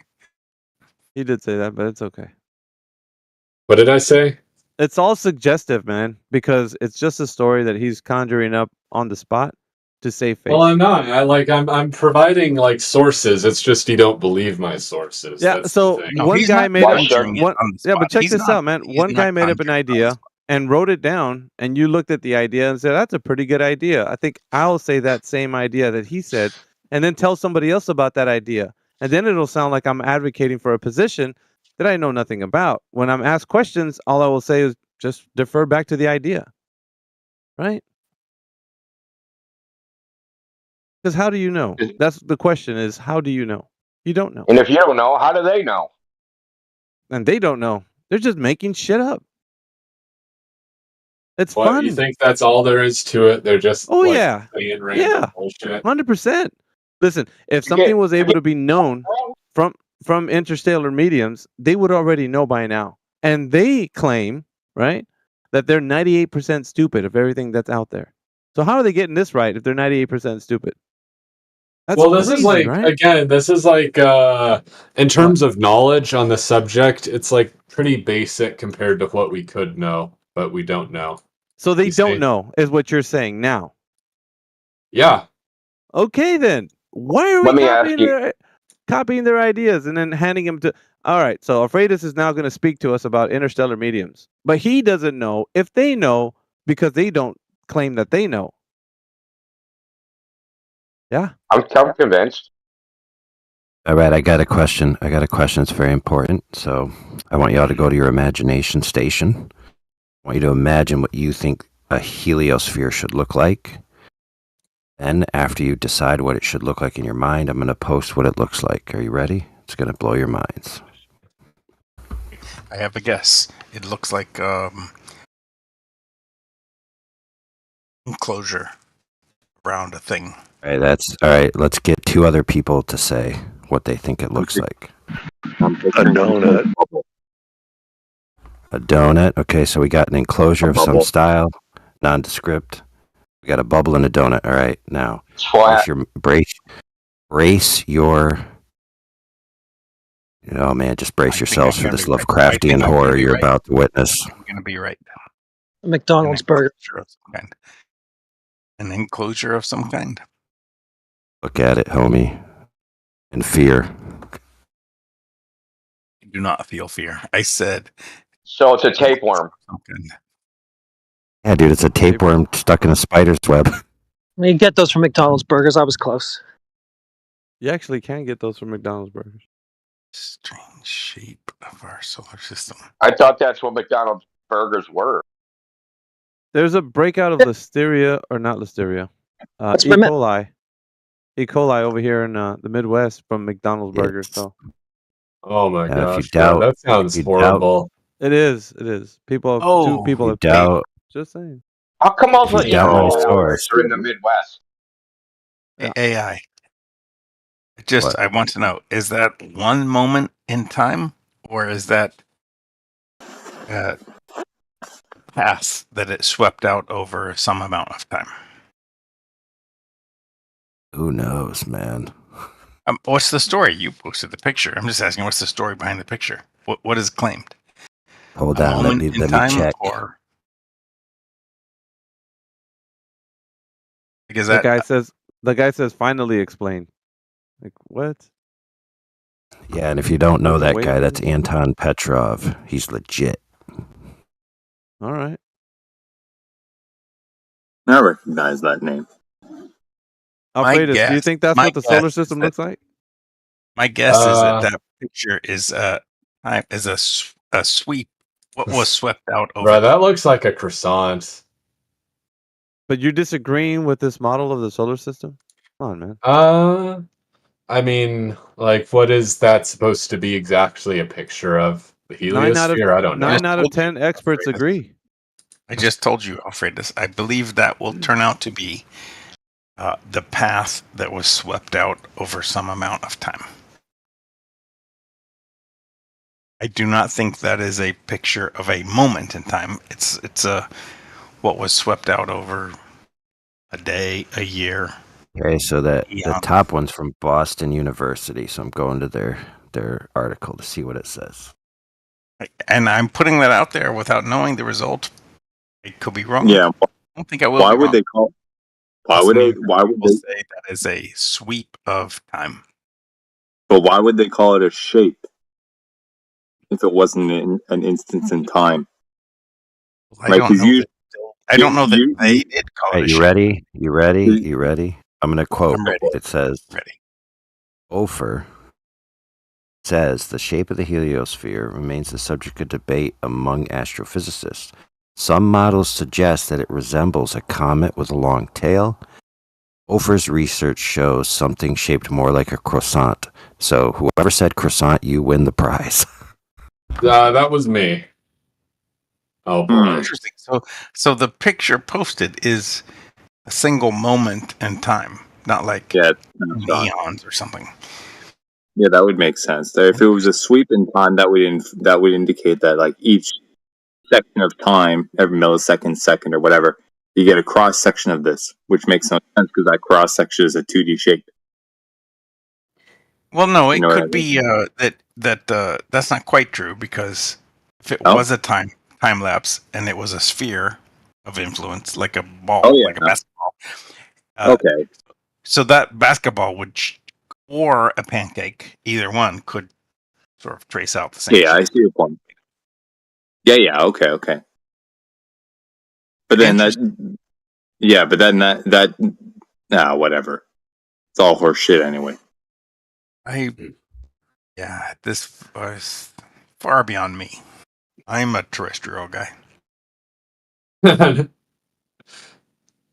Oh my gosh. I should just start saying I don't know. I'm lost. I need the flat earth to understand everything. Okay, so this article says factors to consider, such as turbulence. See, hold on. Yeah. Turbulence. I hope you didn't skip over the first or second page. Is there anywhere in there where they said assuming a flattened stationary Earth?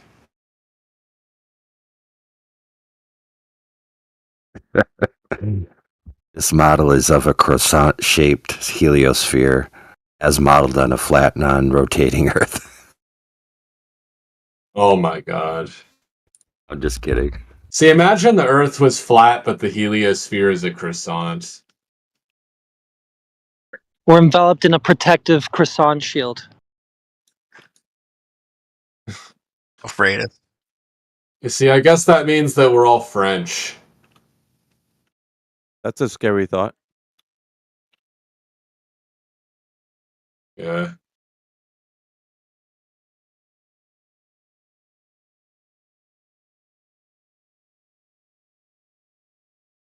Yeah, but just say you don't know anything and you need the flat Earth. And that'll be all right. Yeah, I don't know what color my hair is, and the Earth is flat, and I just deluded myself with rockets my whole life. I wasted my time when I should have been studying the flat Earth. You have grass for hair. I'll be back. Yeah, I've You know that- green hair. And you know, full on some level, disclosure, we know on some level you're trolling, but it does kind of feel a smidgen of good, doesn't it, to say that? What, to hear me say that? For you, not for us. What, you think I feel good saying that? Oh yeah, just even a little bit. Okay, the full four I just factors. find it funny. full Four disclosure, factors. just because I'm French, it doesn't mean I ascribe to this croissant thing. That's right. So the You four sure? factors You she sure you says don't know about the croissant Earth theory? described. Yeah, so I just wanted to say the four factors describe the size, thickness, and stuff is turbulence, reconnection, whatever that means, wave particle interactions, and conduction. So when you put all those four together, the powers reunite to give you space croissant. See, I just want to point out something the dude just did. And it's kind of funny because they always do this. We say, hey, you're telling us these crazy stories. And then you equate belief in these stories to something obvious and perceptual, like the color of your hair. You can look in a mirror and see the color of your hair. Your hair will fall out. You can look at it on the floor. You're not looking around and seeing a globe. We already covered this, right? You're only ever going to see it on screen or in a picture in a book or something like that. So it's a total false equivalence. And I'll ask you this. In 500 years from now, do you think that everything that they think about, they tell you now, the shit you've been posted from Wikipedia, do you think all that's going to be correct in 500 years? I think some of it will still be correct and some of it will be changed. That's the way of science. From 500 years ago, Really? what is still correct from 500 years ago? The shape How of the could Earth. he answer that? How could he actually answer that realistically? I want him to try the shape of the Earth. Yeah, okay, sure it is. What else? Algebra. Algebra isn't math or isn't science. Try again. Catch. So, 500 years ago, any scientific concepts which are still valid. Oh, but we're special now, right? That's you talk. We're special now. We're smarter than those people a long time ago. So they had their star stories and their own cosmology and their own bullshit that they all told each other. And if we were like hanging out with those guys, and we the were thing like, is most of the scientific stuff from back then that we even still have is mostly just materials science, not the kind we of don't even science know what that they you're did referring back then. Like, what are you talking about? We can't even replicate the shit they did back then. Actually, I think he had a point. Shape of the Earth, 500 years, probably not disputed. Temperature of the Sun, 500 years from now, not disputed. I mean, what else did orbit of like Mercury, orbit of Galileo? Venus, orbit of Mars, orbit of Earth, not disputed. Even 500 years from now, I think all of that will still be on Wikipedia exactly as it is now. Well, yeah, it'll be on Wikipedia. Sure, it won't be on as it Even is now. They'll change it. Good dude. They won't change There's not going to be an internet 500 years from now, dude. What are you, crazy? There's not going to be an internet. There definitely will be. Yeah, you are Oh, going to be no. the internet, right? You're going to be a transhuman No, merger. dude. Dude, 500 There will years be from now, the Earth is going to be a near barren wasteland with most of the buildings in crumbles. What happened there? I love post-apocalyptic movies. They're my favorite. What do you think is going to turn it into the wasteland? Great EMP wars. Now, you've been watching. Yeah, bro. You've been watching Terminator and all that crap where everyone's afraid of the nuclear threat. It's not the nukes, man. It's the EMPs, bro. They're coming. I don't think it's either of those things. Or both. The Well, how about EMP the neutron weapon bomb? is the most effective weapon to cripple an entire nation. I don't think that's Immediately, true. in total, it is. I don't believe you. No, he's actually well, I am right, No, and I I don't think can he's back my hey, bro. I can back myself up with the commission from the United States government, performed by I can't remember if it was the Don't general. need an or- EMP thing to get crippled. I disagree with you, AI, 100%. EMP is too much effort. You don't need. Oh, you it's don't not need much that. effort at all. Hey, why don't you go read the commission, bro? I think there are more clever, Published. more clever ways to disable a nation than a nuke or an EMP. Yeah, give me one. Real Well, you know how- what an I EMP understand is, how right? hazardous an EMP could be. An EMP is just a nuke that you detonate high enough in the air. That's mainly like how you cause it. A way doesn't have to be the only way. That's why it's moral degeneracy. It's working fine in America. But Yeah, I think that you need to recognize the threat of misinformation, which can so destabilize if- a nation. Like what's coming through your more- microphone? Much, Yeah, much there's a guy Same- named the same records that's in here right now. He's brand Holy new to crap, the forum. dude. So I don't know if you want to say what's up to him. Yeah. There's a new guy? Yeah, we've been talking and he's just sitting there. The same records. He's at the very bottom. If I may just ask one quick question before. I'm just listening. No Really? one You just can listens. participate if you want. You can ask a question. You didn't get here by just listening. I agree with that statement. I'm honestly like it's just kind of like background noise at this point. Sorry. Yeah, but So, you don't think that so the the- Earth is a globe? That's interesting. The flat Earth background noise, it's beautiful. Yeah. I don't have any opinions on it being flat around. Okay. I'm indifferent. I'm indifferent. No one is indifferent. He is. No, he's not. How about this, sir? Like, what do you remember being taught growing up? I remember being taught that the Earth is round. Okay, but you don't adhere to that. No, I still kind of believe it's round. Just me personally. So you do believe it's round? Sometimes I do. Sometimes I kinda, sometimes I love this. How does that work? Yeah, it's great. It's great. It just depends on my mood. All right, so how about Muppet? Muppet just joined our chat. Do you think the Earth's a globe? I guess he identifies as Earth-shaped fluid. Muppet, do you think the Earth is a globe? We're asking new people joining our chat.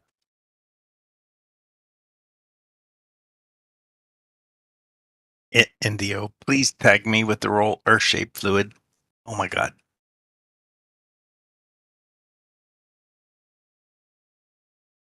I don't think Muppet's here. Anyway. Yeah, but I want the role Earth-shaped fluid. All right. We don't have that. Do we have that kind of authority here on this server? I don't think we do. No. Alright, well give it to me and the other one. The real. Muppet says no. No to speaking or what? Just no. Just no? Just no.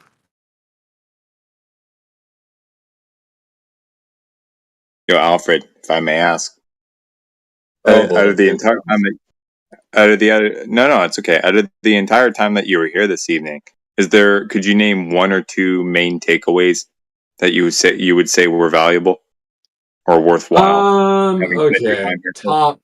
I'll say like top 3 things I like about flat earthers. Thing number 1, they're very firm in their belief. They're like very confident. Think that's nice. Think it's good to be confident. Thing number 2 I think is good. I think they like to throw out like unique answers to questions sometimes. I think that's nice. Yeah. And then Well, maybe to be fair, what I was talking about more specifically, actual concrete information, not character attributes, characteristics. oh, what things I learned? Yeah. Yeah, not your What's one psychology, social point analysis. that We don't was care about that. okay? For all of my criticisms, I think that some of the laser experiments that I saw flat earthers do, I think they have a lot of potential for being good. I would like to see it explored more with like a more rigorous scientific method, but I enjoyed that. I'd like to see more of that. This guy. I need somebody to explore the Earth for me. I will sit back as you do my job. Well, can you point to any particular, in the laser test you've seen, any particular thing that they could have done better? I think they could have done like a control test, basically. Like they could have Such as? so for example, right, when you're shining the laser over the water, right, you need to do some sort of control. So for example, you'd want like a meter to say how like bright the light is, right? And then basically you test it in a controlled environment, and then you use your little light sensor to test how bright the laser is across the lake and see what percentage of the light is reaching the lens, and then you can get like a good idea of the sort of refraction you're dealing with and stuff, and not just can I see the laser, you see? Because that way, if you're getting like 95% of it through your little detector when you point it at the laser, or a very high percentage, let's say 30, because it's gonna spread out, that's pretty good. That would be good evidence that it's not just refraction. That would be pretty good evidence that, like, yeah, it's going straight. Okay. How about So, if I may hold on. add? Oh, go ahead. I just want to address specifically what he's talking about. Absorption of light by air. So you're going to have absorption. So light gets absorbed by air, correct? Do you agree with that? Yeah, we'd have to calculate that, and I'm willing to deal with that and accept whatever it takes for that. And you would need, right, the meteorological conditions for the day, measure them, and then make a prediction on how much light you should be receiving at the other end. And then see if that, matches up? Yeah, basically. And then we could test it in a non-human environment, like go to a desert and just test it in a spot where we know we're going to see the laser. So that way we can see, like, under optimal conditions, how well will it shine at that same distance, right? If flat earthers went to that much detail and really made it like scientifically rigorous, I think I'd have a lot easier of a time, I guess, believing a lot of their theories. So Just to you jump know in that quick, there's an actual. Hold I on, don't dude. know this laser experiment that you're talking about, Afraidus. Oh, I saw this one. It was like 23 miles over a lake or something like that. It was an experiment. Yeah. Just, can you drop a Dude, link or something? yeah, someone else will do it. But I want to address this issue, dude. Stop like the fuck thing. So there's another way that you can tell if there's refraction present, other than that, right? You can tilt the laser because the angle that the laser will go changes, right? Right. So Snell's law. So the angle of from the normal, you can calculate what it's deflected at. So if you take the laser and you tilt it up and down, you should be able to see the laser deflecting, right? If there's a refracting medium, right? You'll see the laser change its angle depending how the light is traveling. So if there's like, say, some vertical gradient, right?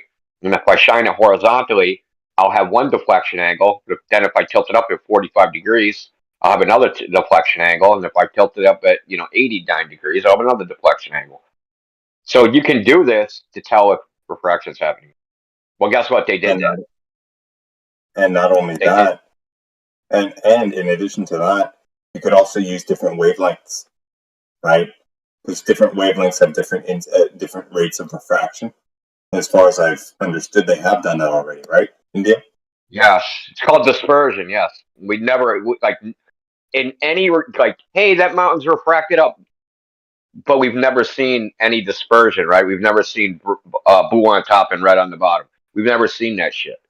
You see it with planets. You see it with stars, right? You see dispersion. Look into a telescope, but we've never seen it with any terrestrial object or laser. Because there are tests that have used two different lasers, right? Green and red.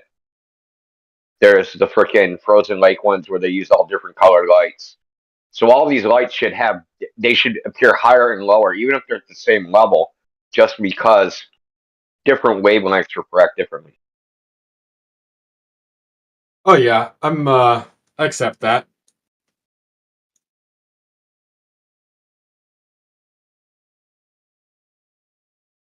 I mean, yeah, I'd be willing to see that. Like, I'll take a look if you guys got anything.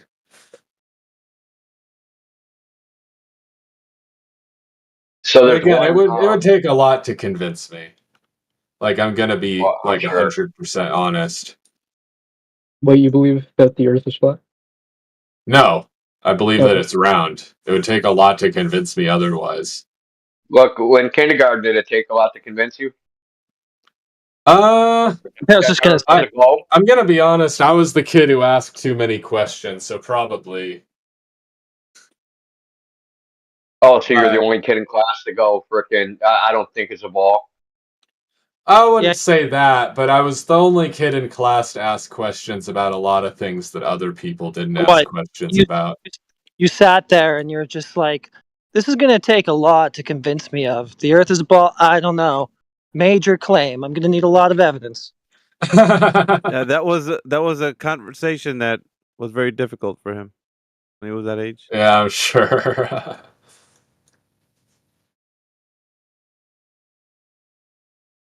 You're saying the Earth isn't flat or isn't round? No, I do not believe that the Earth is flat. He's a globe earther. He's like you. RD. Wait, why do you believe that the Earth is flat? No, we want to Like, know what is why your- you believe it's a globe, RD2. That's the most Oh, okay. important question right now. Why do you think it's a globe? What makes you think? Hold on. What makes you think it's a belief in the first place? Like that's how we observe the world, right? You never walked out your door and said, "Oh, look at that giant globe," right? It looks flat, right? I have a question. No, you didn't answer. Yeah. Dude, all these statements that we got for you, like, first of all, when I asked you, how do you know the Earth's a globe? You're like, I have a question.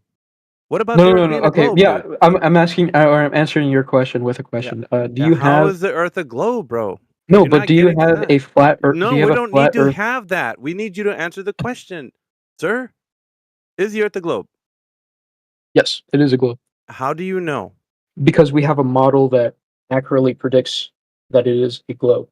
So Excellent. that's why I'm Can you asking: do you have? Is there a RD2? You flat haven't. Earth Hold on model? a Is there a minute, flat dude. Earth model that shows No, that it's listen. No, You no? haven't That's what I'm posted. asking. Yeah, I'm gonna have to no, just. you don't have a model. You're just making that shit up because you're ignorant. Yeah. So can you post that model that you think you have in the text channel so I can see it? Sure. I want to. Sure. Because I'm calling you out right now. I don't think you have Of one. course. You're asking for a global model? Yes. What is it supposed to do anyways? This model of yours. Whatever it What is does it you do? think you have that we Of don't. course. Yeah, just post that monkey.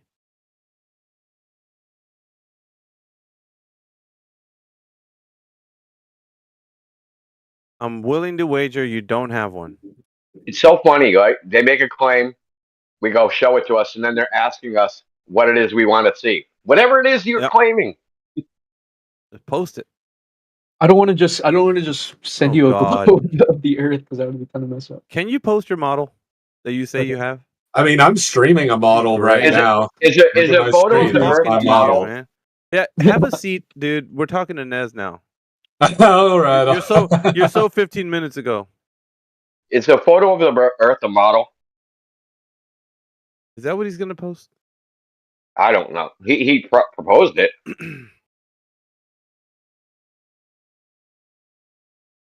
This model should have explanatory power, so let's have it. Yeah, the thing is that I just don't want to like show you a picture Oh, of a globe. come on. Right? Now you because that's said not a you had model. something. You said you had something. Now just Is post a it in the picture of text chat. a model? Are you going to answer? Like seriously, is a picture of that you proposed to show? Is that a model that you said you had? I never said that I had like there is a model, Yes, right? you did. It's Oh, literally no. just Yeah, a you, globe, nope, right? nope. You said you had a model. Post it. It ain't so easy, is it? You thought you had a model this whole time. I just want to see the flat Earth model, but you don't have one either, don't you? On Earth doesn't have a model either. Okay, so now what? Right. You don't have a globe Earth model, and you always thought you did because you came in here all No brave shit. and bold and shit. Where's your flat Earth model? And you didn't know if you had a globe Earth model. Now look at you. You know why the there's back no of the bus and flat Earth? shit. All the Yeah, back of I'm the out here, bus and guys. shit. Do you want to know why Holla. there's no flat Earth or globe Earth model? Because you're in a category error. Yeah, keep it flatness. Because those are geometric claims about what the figure of the Earth is. Those aren't models. Models are for phenomenon, things that happen. Like, what's the sun doing? Or what's the waves doing? Right? They're for phenomena. They're not for the Earth. So Look your at you, gotcha man, with- gimmick that you probably read on fucking TikTok or something, you know, that shit ain't gonna work here. He thought he had a model, man. He was all about it. Now look at him, man. He's all without a model and shit. Watch him whip out a photo of his teacher's tabletop globe from kindergarten class or something. Now I know that's probably what he was gonna put up there, but he second guessed it when Oh, you mean they talking to Wait, but isn't That's it so possible? funny. Isn't it possible to measure the circumference of the Earth? No, dude, you need to go to the globe Earth model you said you had. We're not letting go until you post that monkey. Google Okay, the sure. Earth Dodson. Where is it? Because you said you had one. We're Yeah, waiting no, on I that found thing. it. I just had to, All right, let's see it. had to look Go up for the name. Really? It has a really long. Oh, I can't post anything. Can I send want it to you? Elphonse to show us the compelling care. evidence that made him a globe Earther. Can I go and send it to you in DMs? Or Albrados, whatever his name is. Is that alright with He you? said he needed compelling evidence for a send it to flat me, Earth. I will want to ya? see Albrados to show us his compelling evidence that convinced him it was a And globe if when you he was want to, 5 and years if you want to old. like screen share it too, if you have perms. Give me a second so I can. This is how you measure the circumference of the Earth, which is something that you can do personally. But no, okay. Hold on. Here's, Let me, here's something that you can. let me- Here's something that you can do. Let me post. Well, hold on, let me with post with what you- like let with me- like dude, probably let me like post- a couple $100. You can go to Antarctica. Yeah, of Why don't course. you just Couple fly to $100. Antarctica and see that the Earth Nobody gives a shit. has We 24-hour want to look at your model. day? Nobody cares about this. Look, Yeah, you here. don't care because you know that you won't fly to Antarctica. Look, this is what he's saying is the globe Earth model. You guys ready for this? You ain't ready for this, guys. I mean, it is a model. It shows the circumference of the Earth. Look in It the shows how to text chat. calculate it. Right, dude. I'm trying to unveil this Oh, wonderful. go ahead, sir. All right, there you go. Yeah. That's what he gave me. Yes, it shows Behold. you how to measure the circumference of the Earth. Behold. Come on, man. That would be begging the question, my young friend. See, at the moment, you're supposed to not know anything about what's underneath you, and you're telling me now that you're going to use a ball to prove a ball. Nice. Okay, one. so how would you calculate? No, wait a minute. The No, Earth no. don't This calculate. Hold on. Wait. You We're can't. in So the you're saying weeds. that you can't calculate? Okay, I'm gonna have to stop Nez because we can't take questions. Dude, you didn't post a globe Earth model. This isn't a globe Earth model. is- That's what you were requested to It is put a model. into the. It No, shows how to. is it the Yes, globe it Earth is. model? It shows. I need you to answer the question. Is it a globe Earth model? Yes, How? because it shows it shows how to measure.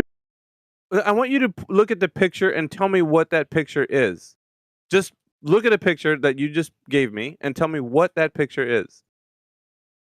It's how the circumference of the Earth was measured. Circumference of the Earth? That's not the Earth. That's a circle. Because It's the a Earth 2D is shape. a globe. No, so we're talking about 2D shapes right now. A circle, right? Right. Okay. So that's now I need the model for the Earth as a globe. I don't want a 2D shape of a circle. That's not telling me anything. Just telling me that you know what a circle is. Go ahead. Right.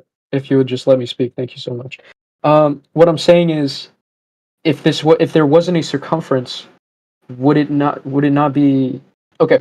I'm saying if you cannot measure a circumference, it wouldn't be a globe, right? What? But a circumference was measured. Where? There's Right no here. measurement of a circumference. Yes, there Where? is. In that image? Yes. How did you do He it used- in an he image? used a How did stick. you measure? How did you measure the circumference of the Earth with a image? Look, this guy used a stick. He put a stick in the ground. What He guy? walked a distance. He walked a. What I guy? can't really say his name. Arathorcinius. All right. Eratosinius. Yeah. Yeah. So he put a stick in the ground. And wait, hold on. Can I ask you a question? What? Do you understand like simple geometry? What's that got to do with measuring the surface of the Earth? But unfortunately math for is- you, because yes, math he is does. required. Because Because math math is is required. required. Okay. So when did they go outside and measure the circumference of the Earth? This was a long time ago. Yeah. What did they Let me do? see. Okay, so they put a stick in the earth, right? Yeah. And then they walked a distance. They put another stick in the earth. Yeah. They measured the distance. You can see Of it, right? what? Of what did they measure Of the distance six. Of the The six. sticks. Right.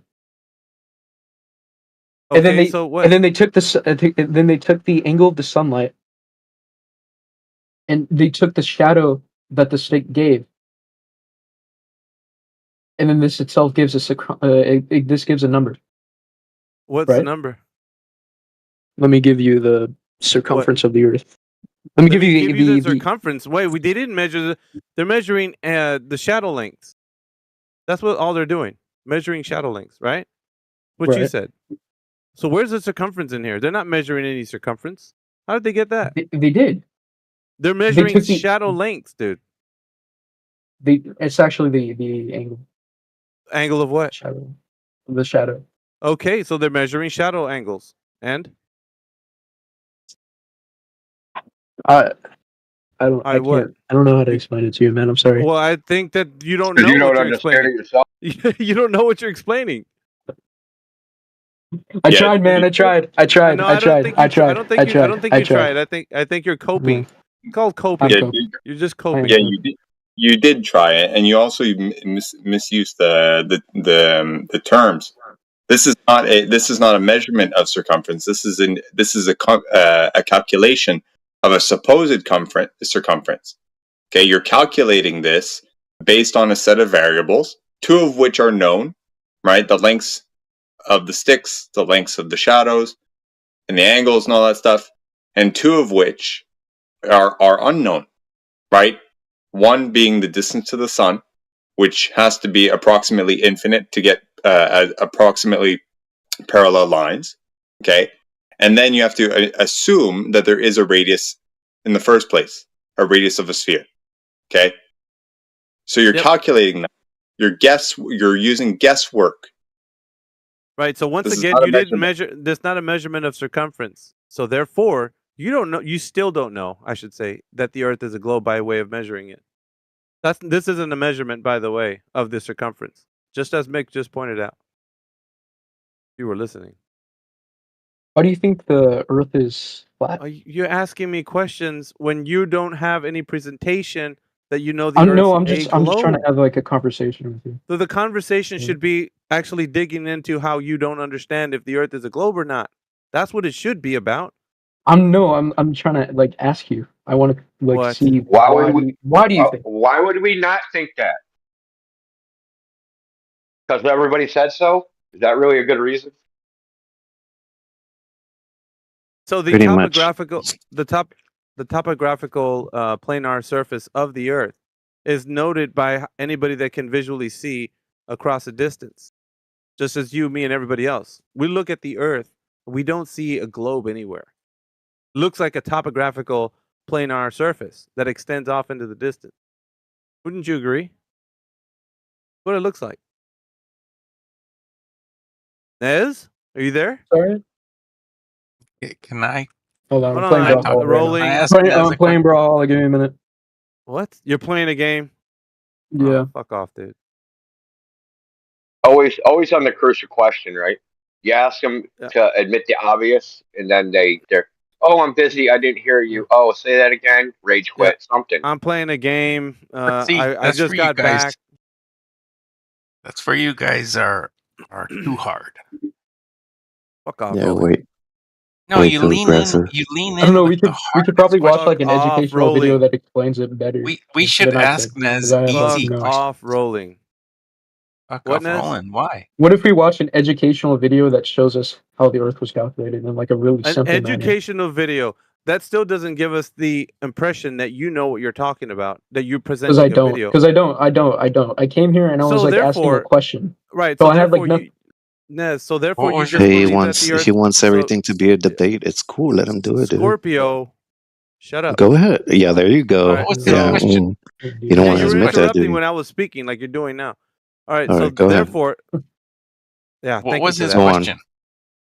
So basically, you don't understand that the Earth is a globe, and you're showing us educational videos that you don't even understand He based on just how you're telling. self-admitted Why are we, that, dude. why are we Get watching over the it. educational Get over video? Scorpio. it. Why He just would we admitted be doing watching that. the educational video if we already understand it? We're trying to Because understand it. you don't understand it, Nez, and we're trying to That's why get I'm you to trying to realize understand that. it.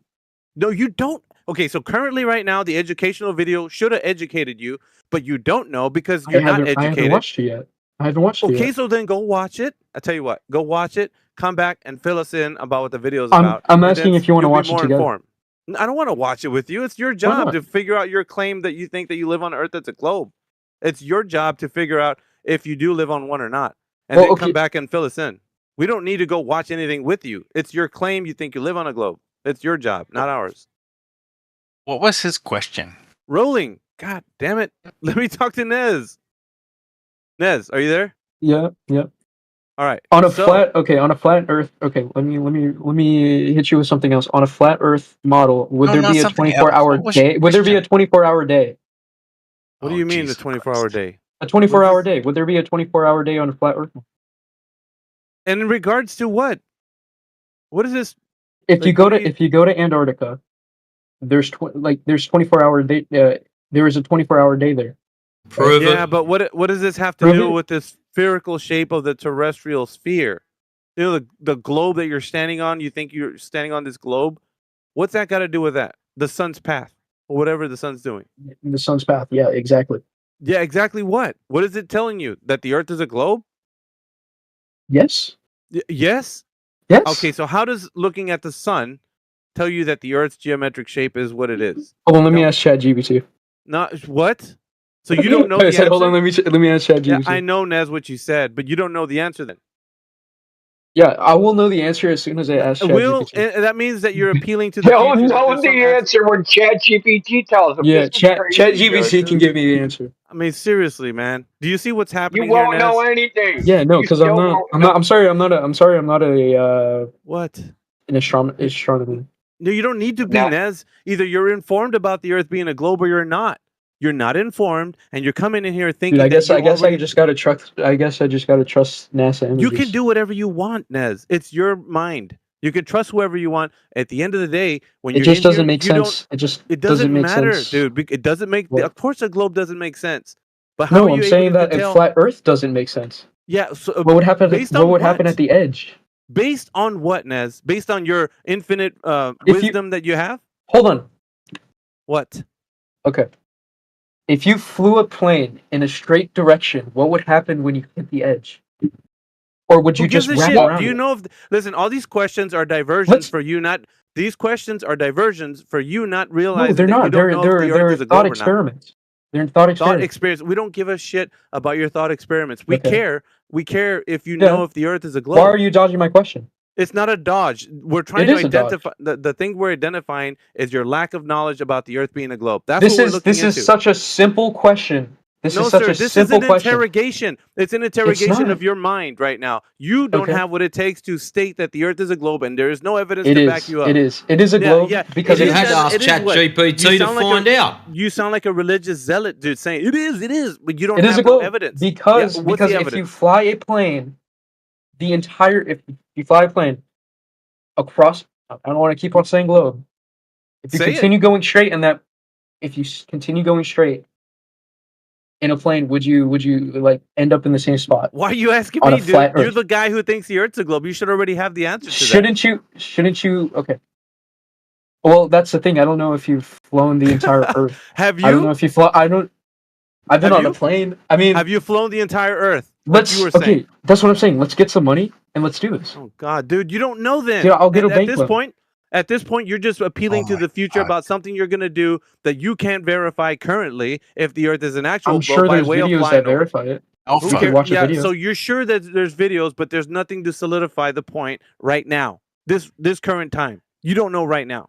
How can you solidify that the Earth is flat? Alpha. It's not you asking me the question. It's realizing you don't have the answer, Nez, to the Earth How do you being a not? globe. How do you not understand how a debate works? No, I this ask you isn't a questions, you debate. ask me. Listen. I already told you this is an interrogation of you. Why and are your you mind. interrogating me? Your mind right now thinks that You're the not Earth is a even globe. interrogating and I'm him, Alpha. dude, I'm not talking to you rolling. This isn't a very. Why are you being This so isn't angry? a very what? I'm not talking. I'm speaking to you, Nez. So Okay. basically, you think speaking to you all too. along when you jumped into this chat, it's an easy dubs for you. You're just gonna come in here, drop some Wikipedia, say, "Dude, come on, Earth's a globe, guys. Get with it." Now look at you. You're Get with it, spiraling because you don't know how to defend the Earth as a globe. You don't. I don't. There's no evidence. I never. that I didn't even come in here. So you're generalizing. You're taking a guess of why I'm here. I was just interested on the topic. I don't care the purpose of your arrival. I You only did care because that you just everybody because that's you just here. because you just everybody told me that's what my here- purpose was and you got it incorrect. So when you So jump yes, into the you do flat Earth care. forum, you think that you're just not going to talk about the Earth as a globe? Is that right? Yeah, that's why I joined because I'm interested in the topic. All right. So now that you're interested, you're being presented with your ability to articulate whether the Earth is a globe or not, and you're failing at being able to put some evidence forward. I am because you won't There you answer go. my question. You're dodging my question. This isn't about That's us why. answering your questions. This It is about is. you It is understanding- because You know without what this is? you Let me must show- have I'm a gonna tell you. dialogue to get to a point. Yeah, that's why I'm that's asking you a great. question so I can attack I don't your mind. dialogue. Listen, That's when- how an argument when- works. when You're you doing release- the Listen, exact same hold thing on, for me. hold on, You see Miggy. how it's So not we going? can just expose. So Naz, could you just answer my question? Yeah, look in the fucking chat, dude. Look in the fucking Okay, chat. Okay. Okay. Okay. Yeah, you see that little animated GIF? That's circumnavigation on a flat Earth. Okay, it's really simple. It's called circumnavigation because you go in a circle. The difference between a flat Earth and a globe Earth is the circle, right? So Okay. your circle flips you upside down. Our circle is left to right, right? Okay. So Circumnavigation. what would happen if you, what would happen if you go down in the like? What if you go down Yeah, towards dude, you're like asking. Australia? Listen, I there? know. Listen, your pressing questions are not When we helping go you. down. Listen, your pressing Like- questions are not helping Nez. Your pressing questions aren't helping you understand how you don't understand the Earth is a globe, bro. We're trying to figure out that you're not realizing that right now in this chat. You think that you could jump to asking us questions when you don't realize that the elephant in the room is that you don't understand if the Earth is a globe. That's my thing to Well, you. the thing was Why that I aren't you wasn't realizing talking to you. that? I was talking to the other person. Okay, so now you just want to easily. All right, go ahead. Let's Yeah, swing because off he to was this talking. other. Because he was talking Let's to me. go Because he was straight talking into to me. No, flat I Earth just because wanted you. because he was fixated on that, right? So No, I'm like, just he wasn't going to let it again. go. So that's been addressed, and it's over. Like, Again, I'm generally like curious of this topic, and I would like you to educate me on okay, how so this let works me because I educate don't you know how this. it works. If you Okay, could please so let me educate you. So let me Okay. educate you thus. We don't think Yeah. Earth is a disk in space with a fucking edge. We don't think the Earth is a third disk from the sun, orbiting the sun, any of that shit. It's totally different cosmology. So you can't just take your globe ideas and just like import them into flat Earth, right? Of how the globe works, right? So the globe works, there's just a bunch of balls in space, and the balls are all circling around each other, blah, blah, blah, right? Mm-hmm. We don't think any of that. That entire cosmology is bullshit. Okay. Okay? So there is no space, back to space vacuum, with stars trillions of light years away and all that good stuff. There's Wait, no you're saying that evidence for stars that. don't exist? Oh, We do Did I have say evidence that? for that. So, like, You Hold on, look did I say up, that? and you see stars. You're just Did I spiraling. say that? Did I This is- say this is- stars don't exist? Oh, I'm This is sorry. you. That's what I heard. Yeah, no, this is you Might be- actually. No, that's not what you heard, dude. It's Shut up, dude. All right, so reset back to you trying to present evidence for the Earth being a globe, because this is some bullshit you're doing right now. again. I wasn't finished. Yeah, it doesn't matter. You are finished. Present evidence that the Earth is a globe. Go ahead. Let's see. Right. Again, I have no evidence because I didn't come in here prepared. Doesn't matter. You this whole time are asking questions about flat Earth, and you're kind of doing it in a trollish way, but you don't realize you have nothing. You're bankrupt. There's no evidence that the Earth is a globe. You can't even justify a reason why it's a globe.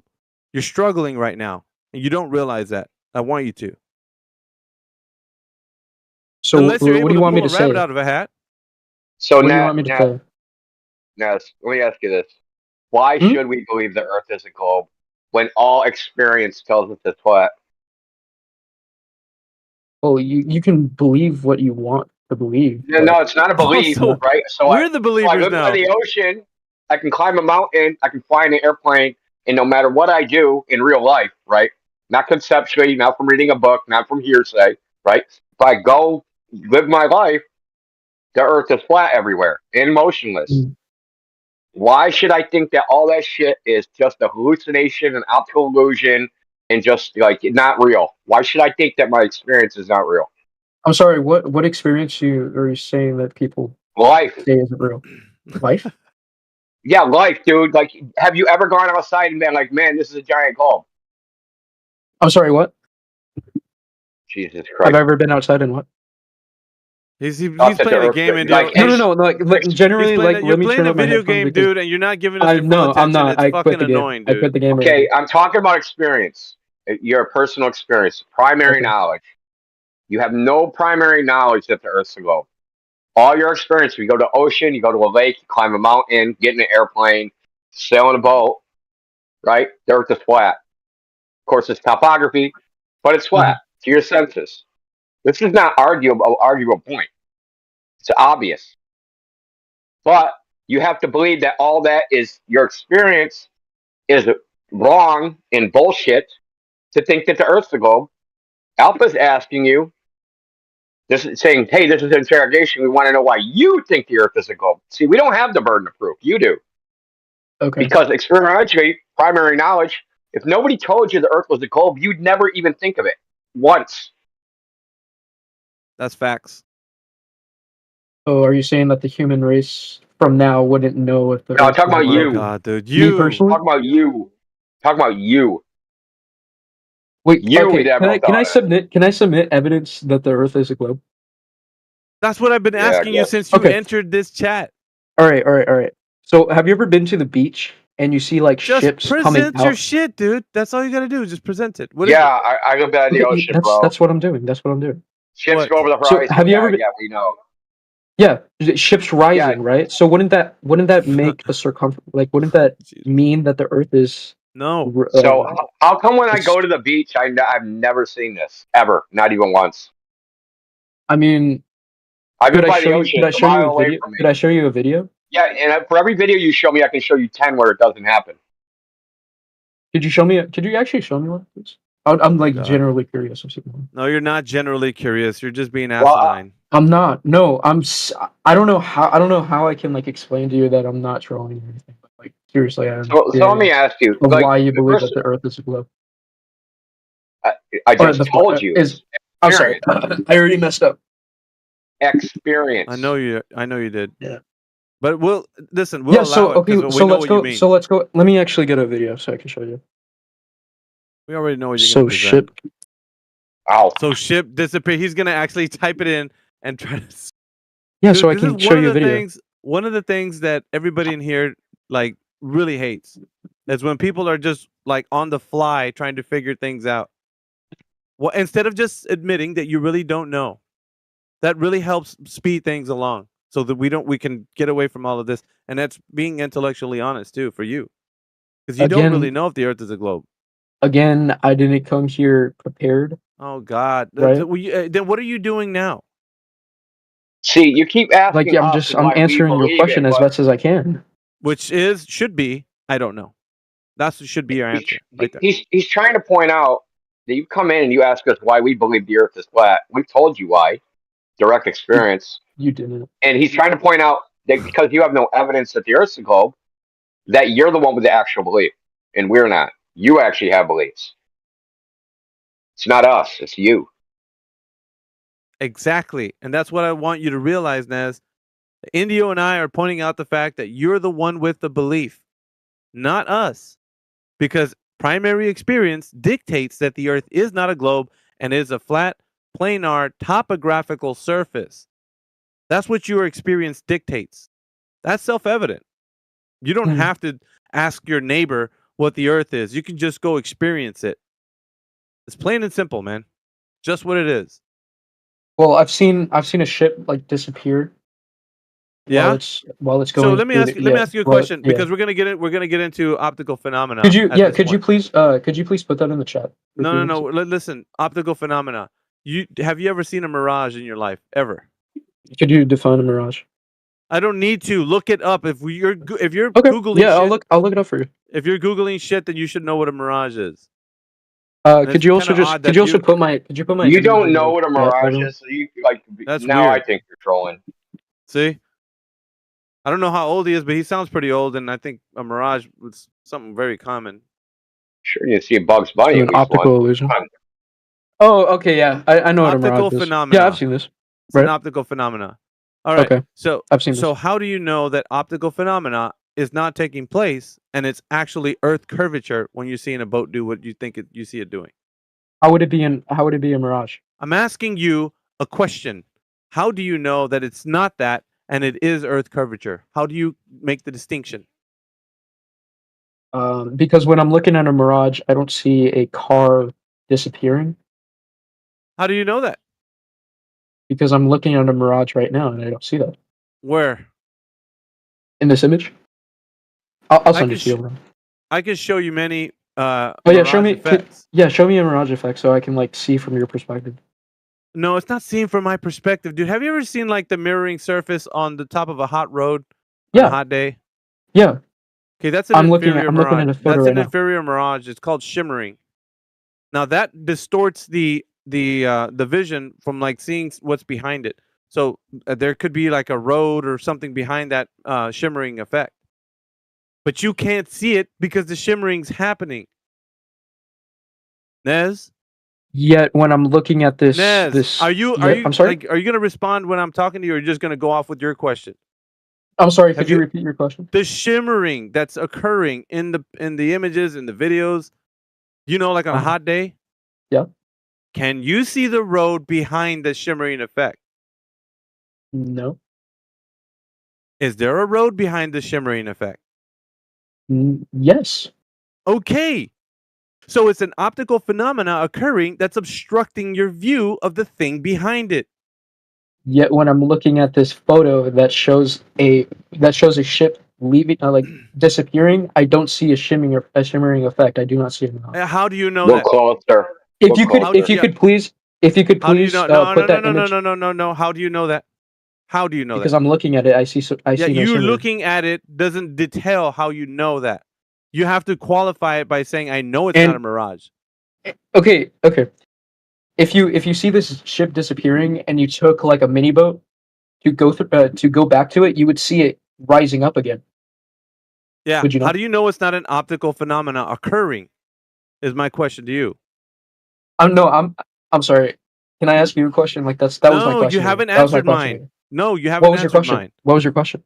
How do you know it's not an optical phenomena occurring? It is an optical. It actually is an optical phenomenon because Okay, it's then. moving through because it's disappearing because of the Earth's curvature. Okay, so if that's a It's statement, going over that's a the Earth's claim. curvature. That's a claim. Now, how are you going to qualify that claim? You could take a dingo or like a small boat to that object, and you could see it rise up again. No. That's not how you qualify that. Because from where you're standing at, making the observation to where you're seeing that effect, right? The bottom up disappearance. What is the distance where that occurs? Nez. At the circumference of the Earth. No. Don't give me an ambiguous answer. I want to know specifics. What is the distance between you as the observer and that effect happening? Oh, 9.9 nautical miles. 9.9 nautical miles. Can you go every single day and test that claim? Yes. And it will always be 9.9 nautical miles. Well, okay, it would have been. Answer I'm the sorry. It would question, depend on the answer the ship. It question. would depend on the ship because No. some ships are bigger The than the ship, ships. it doesn't matter. The disappearance would occur geometrically Yeah. at that So you're specific starting. distance. You're saying like the beginning of. You're saying the beginning of a disappearance. Yes. Oh, then it would actually be 7.7 nautical miles. That's why I'm saying if you could. 7.7 nautical miles. That's fine. Does that conform? That's why I'm to saying Does that conform to the geometry of the radius value of the Earth? That's why I'm saying if you could please Answer like, the put. question, Mez. That's why I'm saying if you could please put my Nez, image in the chat so people could Nez, see I'm not that. talking about that footage. I'm talking Right. about your answer to the question. So the disappearance from the bottom up happens at 7.7 nautical miles. Yes? You on this ship, it does. No, on this ship. So every Yeah. ship is different then. Yeah. I'm Well, asking they you are the different bottom ships. up. Okay, so like if you're looking at a hill, right, and your Okay. friend, is like 5'6", disappears from the bottom up, and your friend that's 6 foot, he disappears from the bottom up over the hill at the same amount every single day. When you're standing and watching them go over a hill, that never changes. The bottom up disappearance and the distance from where you are from that to that hill, watching them go over that hill, that never changes. Doesn't matter how high they are. So, doesn't matter how tall the boat is. It's gonna happen at the same place. The distance between you and the disappearance should be at a specific distance. You said 7.7 nautical miles, yes? Yeah, for this ship and for this Okay, so does it change for only. every ship? I can't give you an answer to that. So you don't know, essentially. No, I don't because I'm not Okay, qualified to speak to then that. you didn't qualify that it's But, curvature of the Earth. No, there's however- no buts. No, there's no however- buts. No, there's no howevers.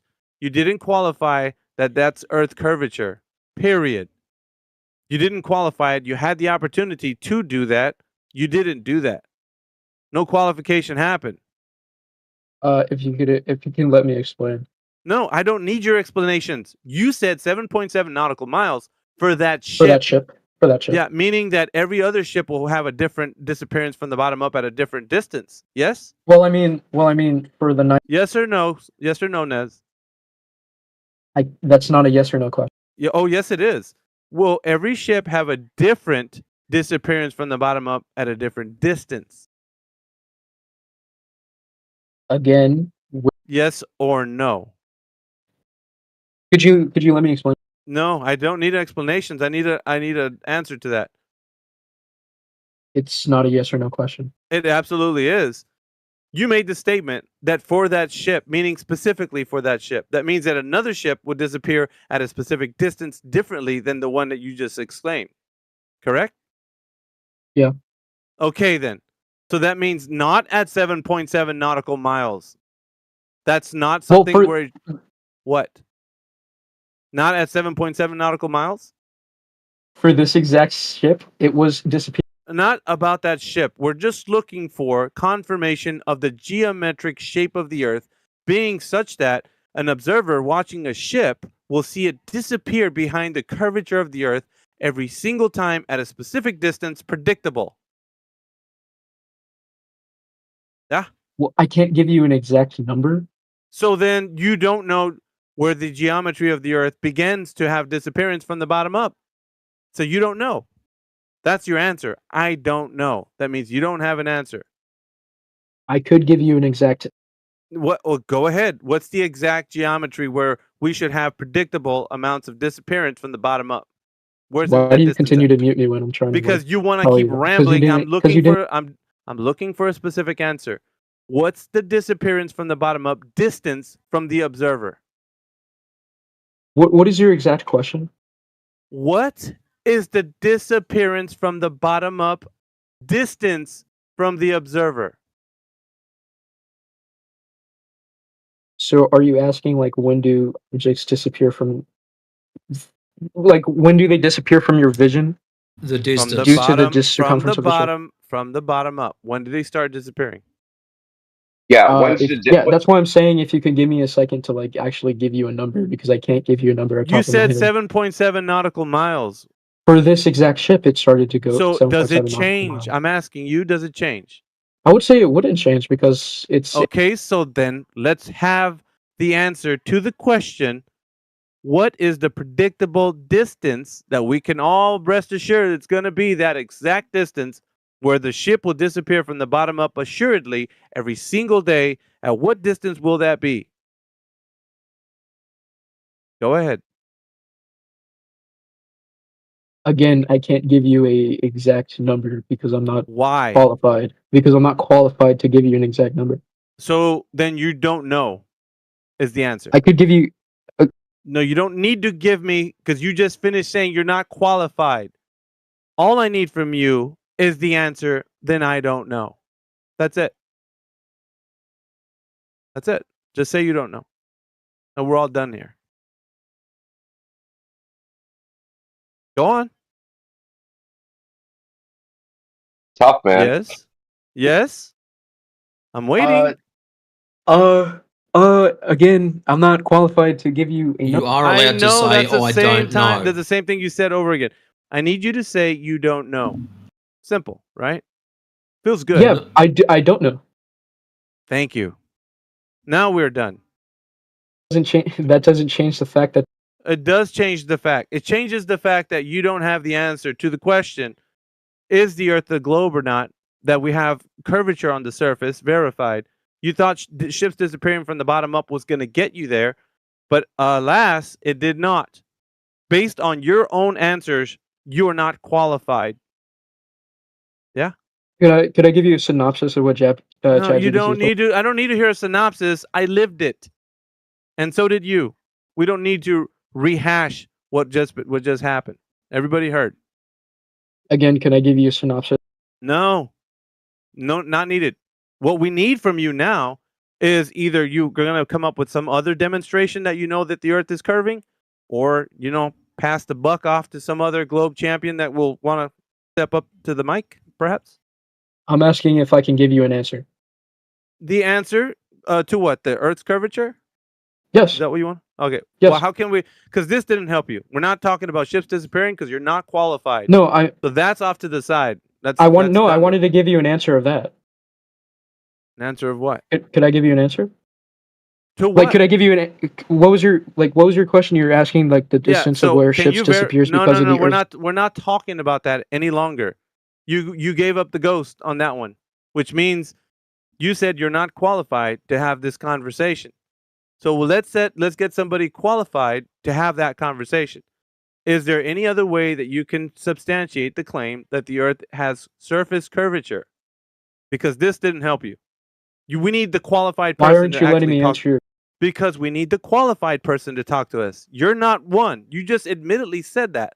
I'm not qualified and I don't know. That was recorded. We're recording this on YouTube. We have your statement already. We don't need to go back. Okay, it's 4.8. Yeah, it doesn't matter. It doesn't matter. This is after the fact. That's not going to help your. It's not going to help your case. Is there anything else that you have to present that you know the Earth's a globe? Surface curvature, sir. Well, I mean, if no one else wants to. I know that, but we're not passing the buck off yet until you say there's nothing else I got. Again, I'm asking if anyone. We're not. We don't need you to ask. We do the asking. The moderators in this room do the asking. All you got to do is say, "I don't have nothing else." You feel real big.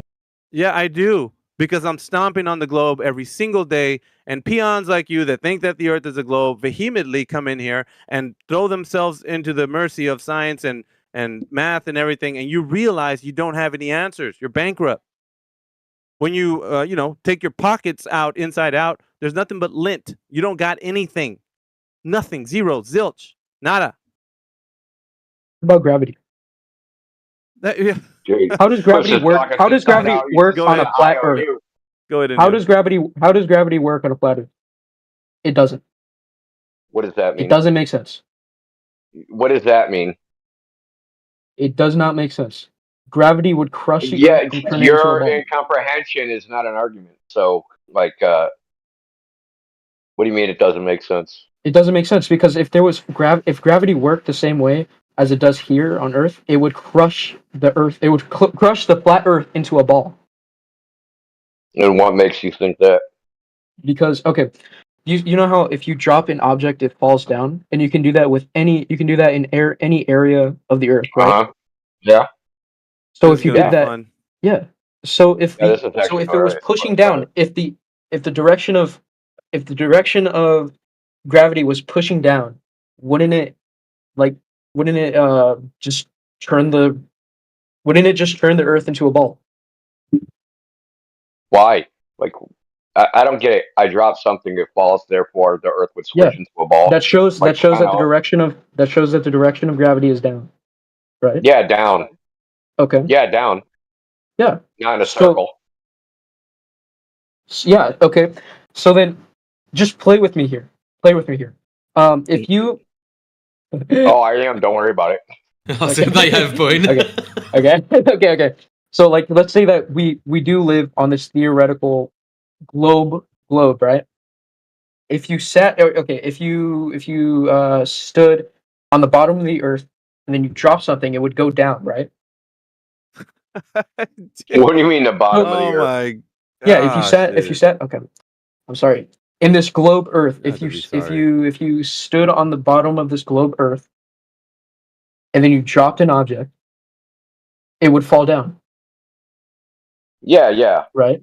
So that shows so then that shows that answers your question. That shows how you know direction of the gravity, right? Yeah, but it would already be a ball. That isn't turning it into a ball. Okay, so then again, what I'm saying is how would gravity work on a flat Earth? The same way it works right now. Things fall. Yeah, they fall down. Why? Nobody knows the answer. If the direction of gravity is down on a flat Earth, wouldn't it just turn? Nez, Wouldn't listen. it just turn the flat Earth into a ball? Wouldn't it crumple? They don't know what the causational mechanism of down is. We all know if you drop something, it kisses the ground, but they don't know what causes it. Mass. What's mass? Mass? Yeah, what is it? Anything that has matter. Wrong. Anything that has matter is mass. That's not the definition of mass. You don't know what you're talking about, do you, Nez? No, you're way outside your wheelhouse. He's having problems with You're the way horizon. out of Yeah, anything that has matter in it. No, Nez. I don't know. No. Okay, so what is mass? Nez, you asked- consider this. You should Con- The amount of matter. I'm sorry. The amount of matter or substance that makes up an object. So my. No, It's Nez. actually not the consider modern definition. Can you anymore. wait? Can you agree with that? Can you agree with that? No. Nez, No, I cannot. Mass is not the amount of matter or substance that makes No, up an it's object. not.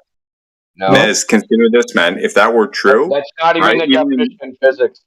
Why is it Ryan, not true? even consider There's this, a man. binding energy which has mass. If I may, Nez, Energy does not have mass. if that were the case, sir, Tell to Einstein. right? No, Yeah, I think you're misinterpreting the equivalence of mass and energy. Mass and Ned. energy, they're not the same thing. Hold on. Okay, I'm not misinterpreting anything. There's something called a binding energy. So if they take the quantity of matter, the mass of the neutrons, protons, and electrons in an atom, and then they take its mass as an atom, and then they weigh them individually, those masses aren't equal because there's a binding energy which also has mass.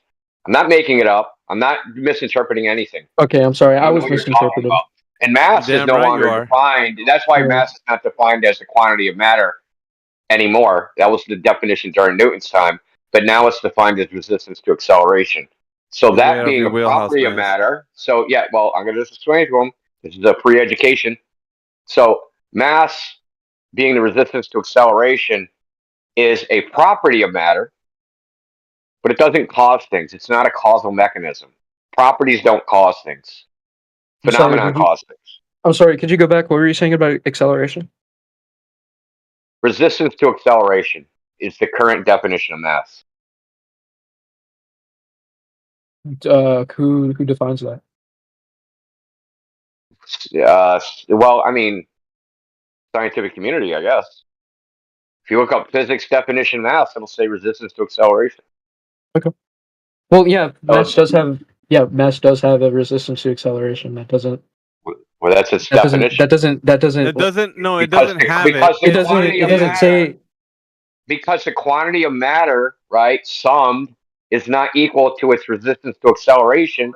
Yep. Because the binding energy will increase the mass You're of having the, a of word the salad element. right now. It's Word not salad. word salad. You're having a word He salad. doesn't, dude. Nez, you don't know anything about this. Why are you saying that? You didn't know what You're mass saying. was. You're saying that. You You're don't saying know what that. mass is, Ma- Nez, and then you Yes, it came is. in It's here- the amount of matter or No, you substance don't, that makes dude. up an object. Well, And Nez, you're saying Nez, that's wrong. retard. You don't know what you're talking It's- about, and you think you Yeah, know but- you're right. Oh It's my funny. god. It's not really what funny. I'm saying. What do you think? It's not- Fucking gravity doesn't exist in its density. It's not my claim. Nez, Well, that's the consider only way that it fucking. That's the only way it No, works on a no, flat Nez, Earth model. Nez. There is no flat Earth model. Nez. Yes. Consider Hi. this, man. If you want to go by your definition, then you're going against the standard model, right? Because they say that, for example, black holes, right? They're like this infinitely massive objects, right? Infinitely You know, massive. It's dense. they don't have they have so much Infinite density. mass. Yeah, that's the thing, right? They have so much mass, but there's no defining material characteristic to them. What do you mean? There is no defining material, i.e., set of atoms, composed together, right, to create this massive, infinitely massive object. Right? Why So would you're- it have? you're- Why would it have atoms in it? Well, I'm just saying, by your definition, right? Mass is basically the number of basically the quantity of atoms or molecules or material substance of an object that goes flies in the face of this definition of black holes, because they don't have material substance to them, but they have infinite mass or whatever the fuck approaching infinite mass depending on their size, but they don't have physical materiality to them. Wait, don't they? Didn't you No, just answer your sir. question with your own? No, Didn't you sir. just answer your own question I didn't ask a question. or with your own statement? I didn't ask a question, dude. sorry, You're out of you're out of you're out of your fucking mind, man. Yeah. Wait, he's hold on. out of So his, he's what out are of you- his what are you depth saying to with having black this holes? conversation. Hold on. Don't answer that. We're gonna go to see if, cause we got a lot of new people in here, man. Go ahead, man. There must be some really good conversations we can have with some of these other guys that are in here. Yeah, it's done. This guy, he doesn't he's acting really tough, like he knows what he's talking about, but he really doesn't. It's funny. All right, does anybody else in here believe that the Earth is a globe? You can actually chime in if you think it is. We're gonna open Well, up the floor. you know you know from my frequency of joining that I still think that Earth is a globe. Okay, what's your evidence for it? Oh, what's my evidence for it? Yeah. Are you saying that like evidence that I've gathered myself, or just like from other From sources? academic resources, how is the Earth a globe? That's the thing though. Like I come into this channel. Okay, I now don't. you're gonna tell me about the channel? Like, I want to know the answer to that question. What's so hard Yeah, for yeah, yeah. giving me that I'm in the answer? middle of that. I'm in the middle No, of you're that. not. and You're talking about this forum. I want you to talk about the answer. Yeah, and I'm saying I come into this channel with no real evidence to provide. All I'm right. just Well, then let's go off to somebody who. Well, so does anybody in here believe that the Earth is a globe, and unlike Gorilla Amp, are able to tell us how they know it's a globe? Pretty simple, actually. We're tossing this question out to everybody in this panel. We want you to think about that question and go ahead and present any evidence for it. But just like Gorilla Amp, if you don't have any evidence, that's fine. You can just sit here and lurk and listen. But it's easy enough to answer if you do know. So, does anybody in here believe that the Earth is a globe and can answer the question? Pretty simple. If not, I'll just unmute these guys again and let them spiral out of control. I mean, to be fair, Naz was trying. He's just like, he's a drowning man. He needs someone to throw him a life preserver. You got a soft spot for Nez, India? No, he just like, this topic is, it's not taught properly in school. We all know that, right? So Yeah, they teach them little fairy tales of bullshit, right? The stories, but then the actual globe concept is way more intricate and detailed than what they tell you. So the mass thing is a perfect example of that, right? Oh, it's just a quantity of matter, right? That's what they tell you in school. But then when you get to higher levels of education, you're like, well, that's wrong. It's this instead. But he's still at the lower level, right? And then he's trying to swim up here with the sharks, and I just feel bad for him, man. He's just chumming the water. Yeah, he needs a life raft. He needs a Well, I life think raft. this is a man. He needs teachable fire- moment, isn't it? It's a teachable moment. Realize where you stand with the argument, and if you need to refine it or go look up some information, now's the time.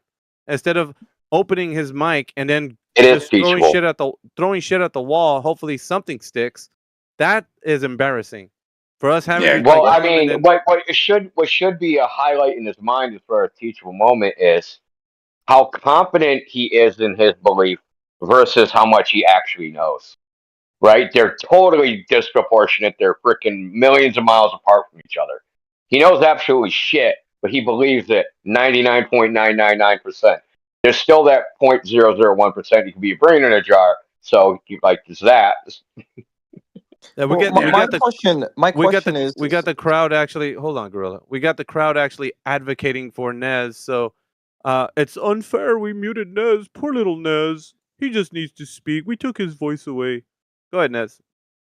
Oh, Tell us well, yours. Tell again, us how I much have you know nothing. about- Again, Well, I know that. Like I said, but I'm not you have to qualified. tell I'm not everybody qualified to else. talk.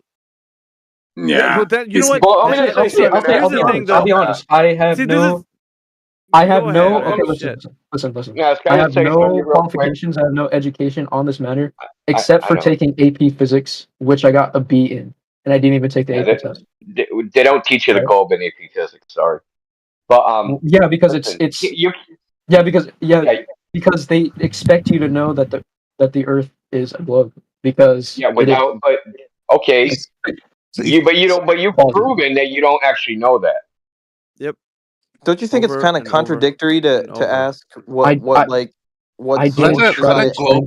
I did try to explain it with like the easiest way that I could, and that's with like the disappearing ships. But the listen, moderator bro. that's here continued to silence me. Listen, dude, you're I'm not reaching a moderator. conclusions. I'm Alpha. Look at my name. Well, hold you on, can say my hold on, name. hold I on. said So your let- name, Nez, 1,000 times. I'm So why can't you memorize revisit, my name? I'm gonna revisit this ships on the horizon thing. Okay, what I you're get it. trying You're to the get you're at? the alpha here because you're the because this is the only time that you get power. So I understand that. Oh God, You're more the fucking alpha here. pop You're really psychology, alpha. dude. This is the only way Dude, that you get go power quit is your by day silencing job, people man. that want to speak.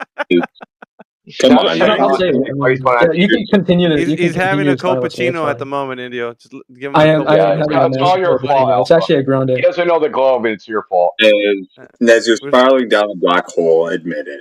Okay. No, I'm gonna try to keep this productive. I wouldn't be spiraling. I wouldn't be Let a spiraling in a black hole. let a I'd be Glober spaghettifying. ask Nez. Let a Glober ask No, Nez. how about no? How about no? And how about I try to keep this productive? Now, Nez, you came in here. I'm gonna address two things: the ships over the horizon. I'm gonna address that second, and Eratosthenes. We've heard Eratosthenes thousands of times, and that's not even an exaggeration. Thousands. Okay, we got you go through your whole ramble. Okay, that was more than generous of us, because to even listen to it one more time, I want to fucking jump out the window. But fine. You think that you measure the circumference? There's problems with that. It's peer-reviewed papers. I posted one in the chat. He had presuppositions, and because he had presuppositions, they couldn't prove. It's not a measurement of anything. The Chinese, they thought the Earth was flat. They did the exact same thing. They reached a different conclusion because they had presuppositions, right? The test doesn't. The sticks and shadows don't prove anything. They can't prove anything because there's fundamental assumptions about the light source, right, and about what you're standing on. So, in their geometric relation. Fine. Ships over the horizon. What Alpha was getting at is that the horizon is where the boats are supposed to start disappearing at. You couldn't say where the horizon was. Well, if you can't say where the horizon was, how can you say it's curvature? Because the horizon is supposed to be where the curvature starts, right? Where it starts curving down. The horizon is around 3 miles away. Yeah, the horizon distance is 1.225 times the square root of the observer's height in feet. We know this like the back of our hand. We know where it's supposed to be. The thing is, the ships over the horizon, you think that that's evidence of Earth curve because you have a faulty understanding of vision. You said, hey, things start to get lower. Well, if I have a bunch of streetlights, I have a long, straight, flat road, and I have streetlights that go along the side of the road. The streetlights closer to me are going to feel taller, but the ones farther away are going to sink towards the horizon. That's not because of Earth curve. That's because of perspective. So the ship sailing away is always going to appear to get lower in your vision, just because it shrinks as it gets farther away. Now, the cutoff thing, we can replicate this on a flat surface, and there's plenty. I've done it myself. I live near the ocean. I've watched the ship sail 30 miles away, never disappearing. Okay? You go to the ocean 100 times, maybe 2 times out of that 100, you'll see ship go over the horizon. The rest of the time, you'll see the ship sail off and fade away. So this is not. That's why he's asking you how you qualify it as Earth curvature and just not some optical effect, because the horizon is the apparent location of where the sky appears to meet the ground, or in this case, the sea. Right? It's not a place. It's not Earth curve. Right? It's where it appears to be. It's determined by the meteorological conditions of the day, your elevation, just the conditions, right? So sometimes it'll appear like it's 3 miles away. Another day it'll appear like it's 6 miles away. Another day it'll make it appear like it's a mile away. So we have photographs of it being 30 miles away. So, like, how can the horizon be 30 miles away when you're only 8 feet above the sea when it's supposed to be frickin' 4 miles away? So that shows that the horizon's not Earth curve, right? It's just an optical effect. And when when Alpha asked you, hey, what's this horizon thing? Where is it supposed to disappear? Well, if that thing's moving around, it can't be Earth curve. It's just a visual optical effect. That's all it is. That's all he was trying to get through to you. Oh, okay. Now, so I hope that covered everything. As far as the circumnavigation, we already covered that. I know you feel like your questions probably weren't answered, but we're just Alpha's trying to show you that, like, hey, you have the Please belief stop calling him that. Oh that's my very god. strong, that you know it's a globe. You even said it, that you had to take AP Physics. You already got to know it's a globe. I didn't really realize that was a fucking question on the application. Do you know it's a globe? We don't really talk. We don't really talk about let me just that do because something it's real already, quick. like- Let me just do Yeah, something. go ahead. Hold on. I want you to look at my handle. Do you see it? I really don't want to look at your handle. I'm sorry to say that. All right. So when you keep saying stop saying Alpha, that's my fucking handle. Yeah. I don't want to look at your handle, man. Oh yeah. So what if I just fucking? I understand that's your name. I understand that's your name. Yeah, I know that. It's Alpha Veritas. It means the call you first AV. truth. It means I don't care what you call me. But see, Yeah. the problem is with you guys. I just don't want to because call you you're- Alpha. is the thing. Yeah, I It's just don't like, care, yo, dude. See, that just shows how insecure you are. That's really Okay. what all that is. That's your insecurity. You can do yes, whatever you want. I guess I am insecure. Yeah, well, of But I don't course wanna you call are. him his name Otherwise, Alpha. you Yeah. wouldn't be doing what you're doing now. Well, I mean, like I said, what was his name? The guy that I was just speaking to. Indio. India. Yeah.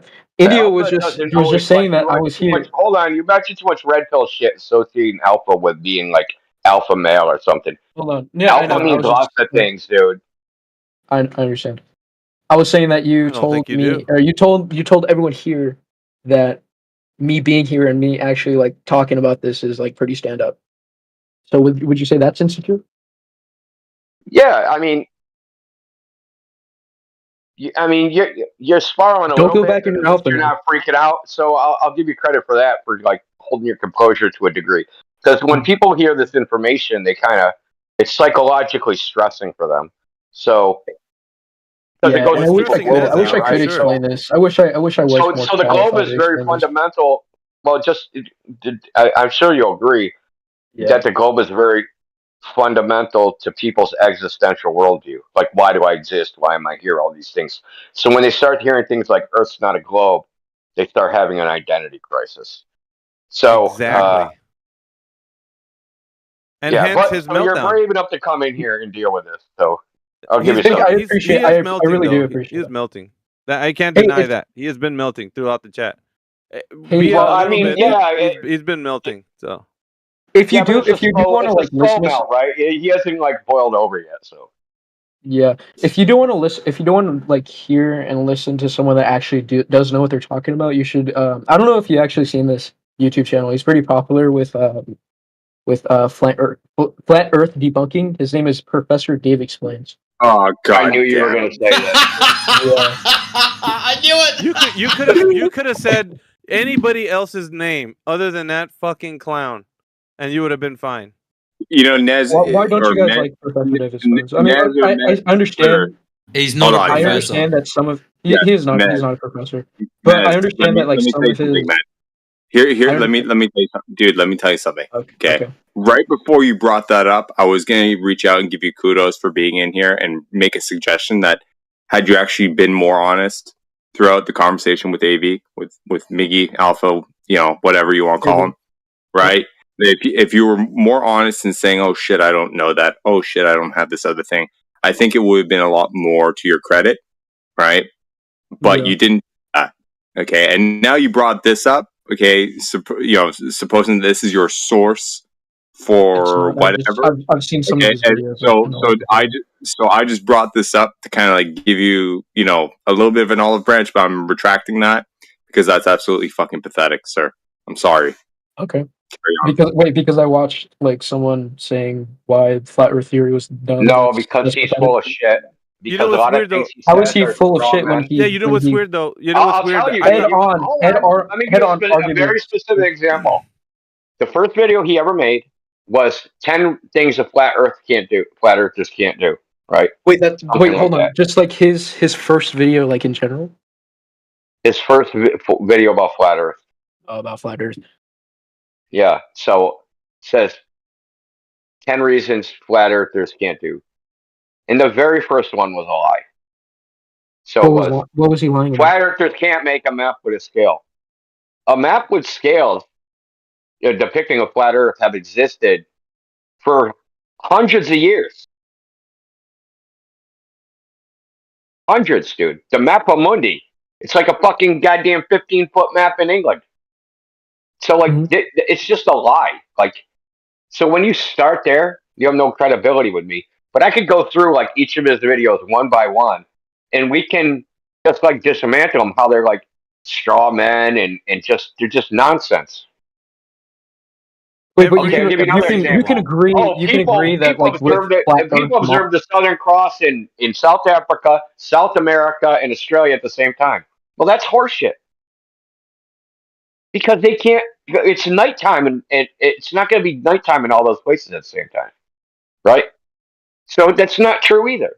Like, and I don't know why. See, you watched it. If you did watch it, you didn't look at it critically.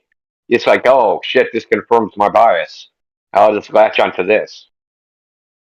Yeah, Nez, you ought to apply the same degree of scrutiny that you're trying to in this room with everything, including Wait, what am this I guy. like? What am I being scrutiny about exactly? Well, you're in here trying to press questions, right? Like, oh, how do you know this? How do you know that? Show me this example. This, right? Are you Yeah, like? I mean, because I'm you can yeah, answer because this. like You I can said ask again, yourself. I'm curious You about can these answer. topics. Let me finish. Yeah. You can ask yourself this question on your own, right? But I'm not allowed to Or ask think someone who's in this community the question, so I can get a Sure, I'm not. valuable answer. No. I'm not. No. Here's the thing. I'm not saying you shouldn't ask any questions.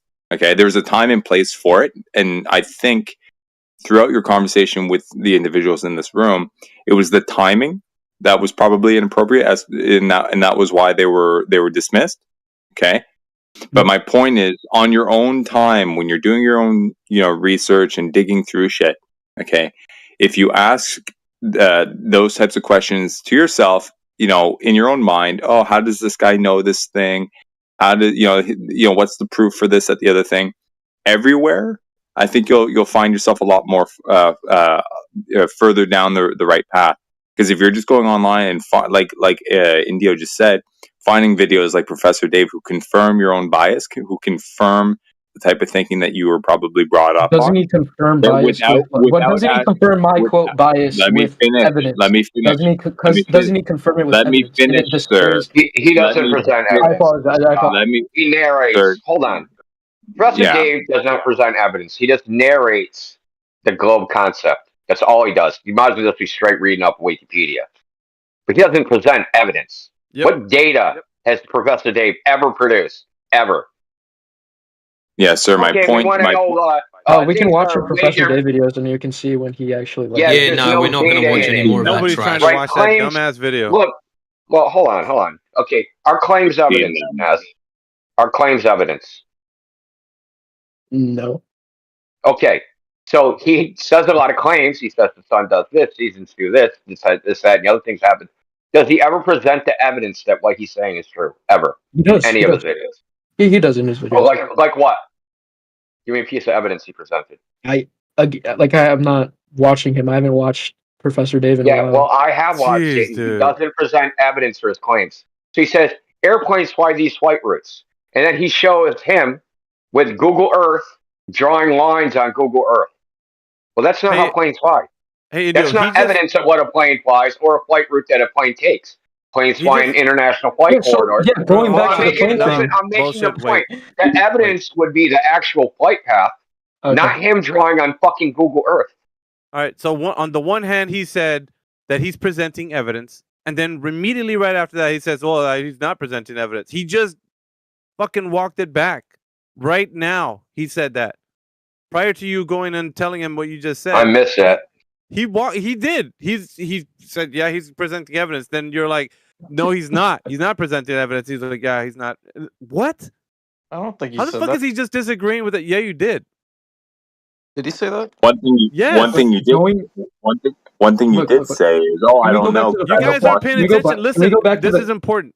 This is important Yeah. because he made the claim that he was presenting evidence. Now he walked it back prior to Indio's explanation. He walked it back and said, "Oh, he's not presenting evidence."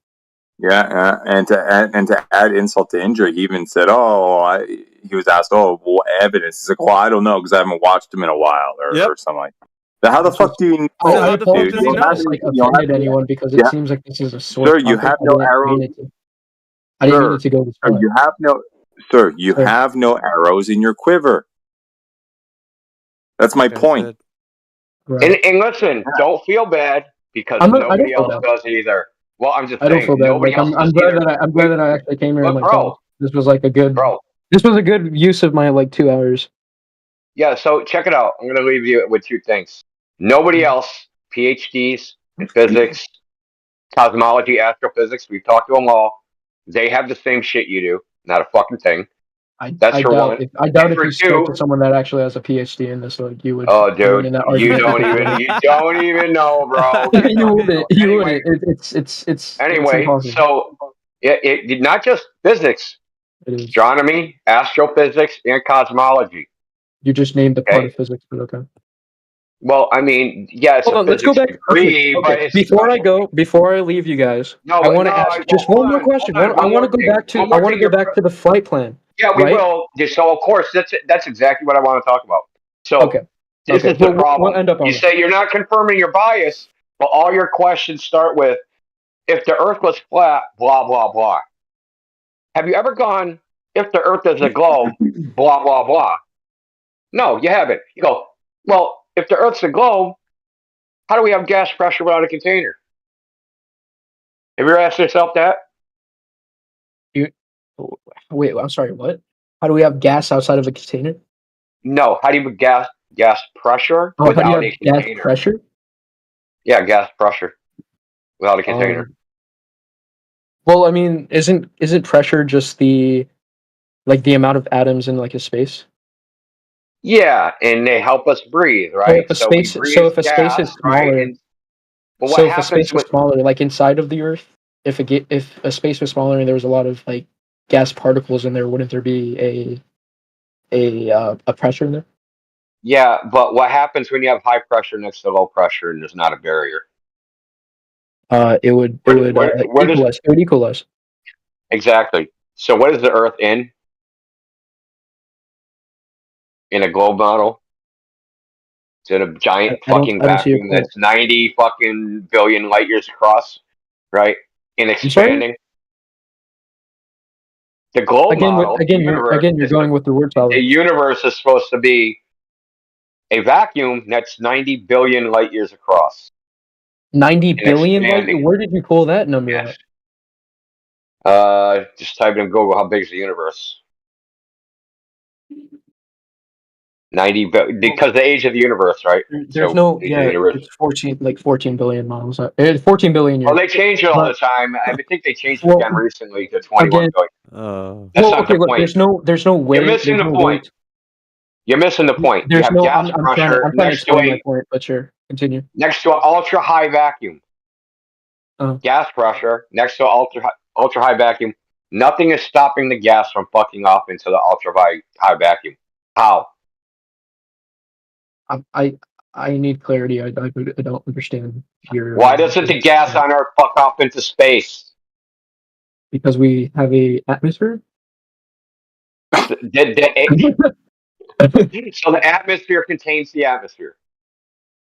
Yeah, the atmosphere contains gases in the Earth. Is that like pulling yourself up by your bootstraps? Wouldn't it be What? atmospheric I pressure? don't understand what you're trying to. Hang on.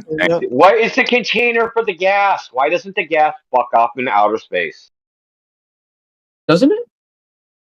Well, actually, Does it? No, yeah, again, See, because we have an this is my atmosphere. point, though. Because we have an I don't atmosphere. even care about the question. Are you saying So that my we don't point have an was- atmosphere? Oh, Jesus Christ. No. Well, don't yeah, have I an am, because there is no atmosphere. That's right. There is no because It's not a atmosphere? sphere.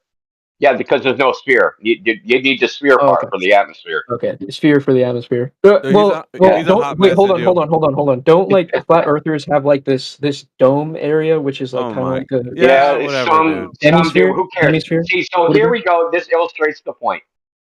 Instead of asking, hey, if the Earth's a globe, why does X, Y, Z happen? You're just reverted right back to, if the Earth is flat, why does X, Y, Z happen? See, you're not actually doing the same analysis on the globe, right? The same skepticism to the globe that you're applying to flat Earth.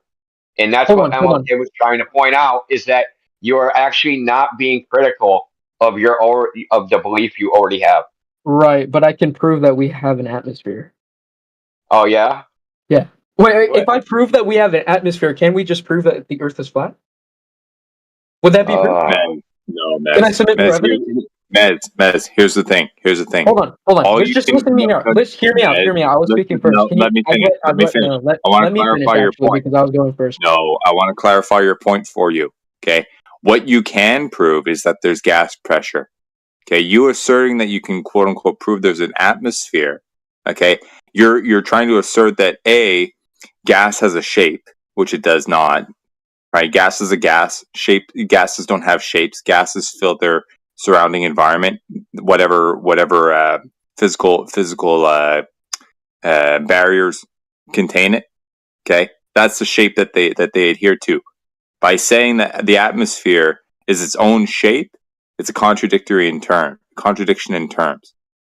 Okay, you can go out there and take a barometer, get a pressure reading, go up a certain altitude, get another pressure reading, go up another bit of altitude, and get another pressure reading. That's all you can do.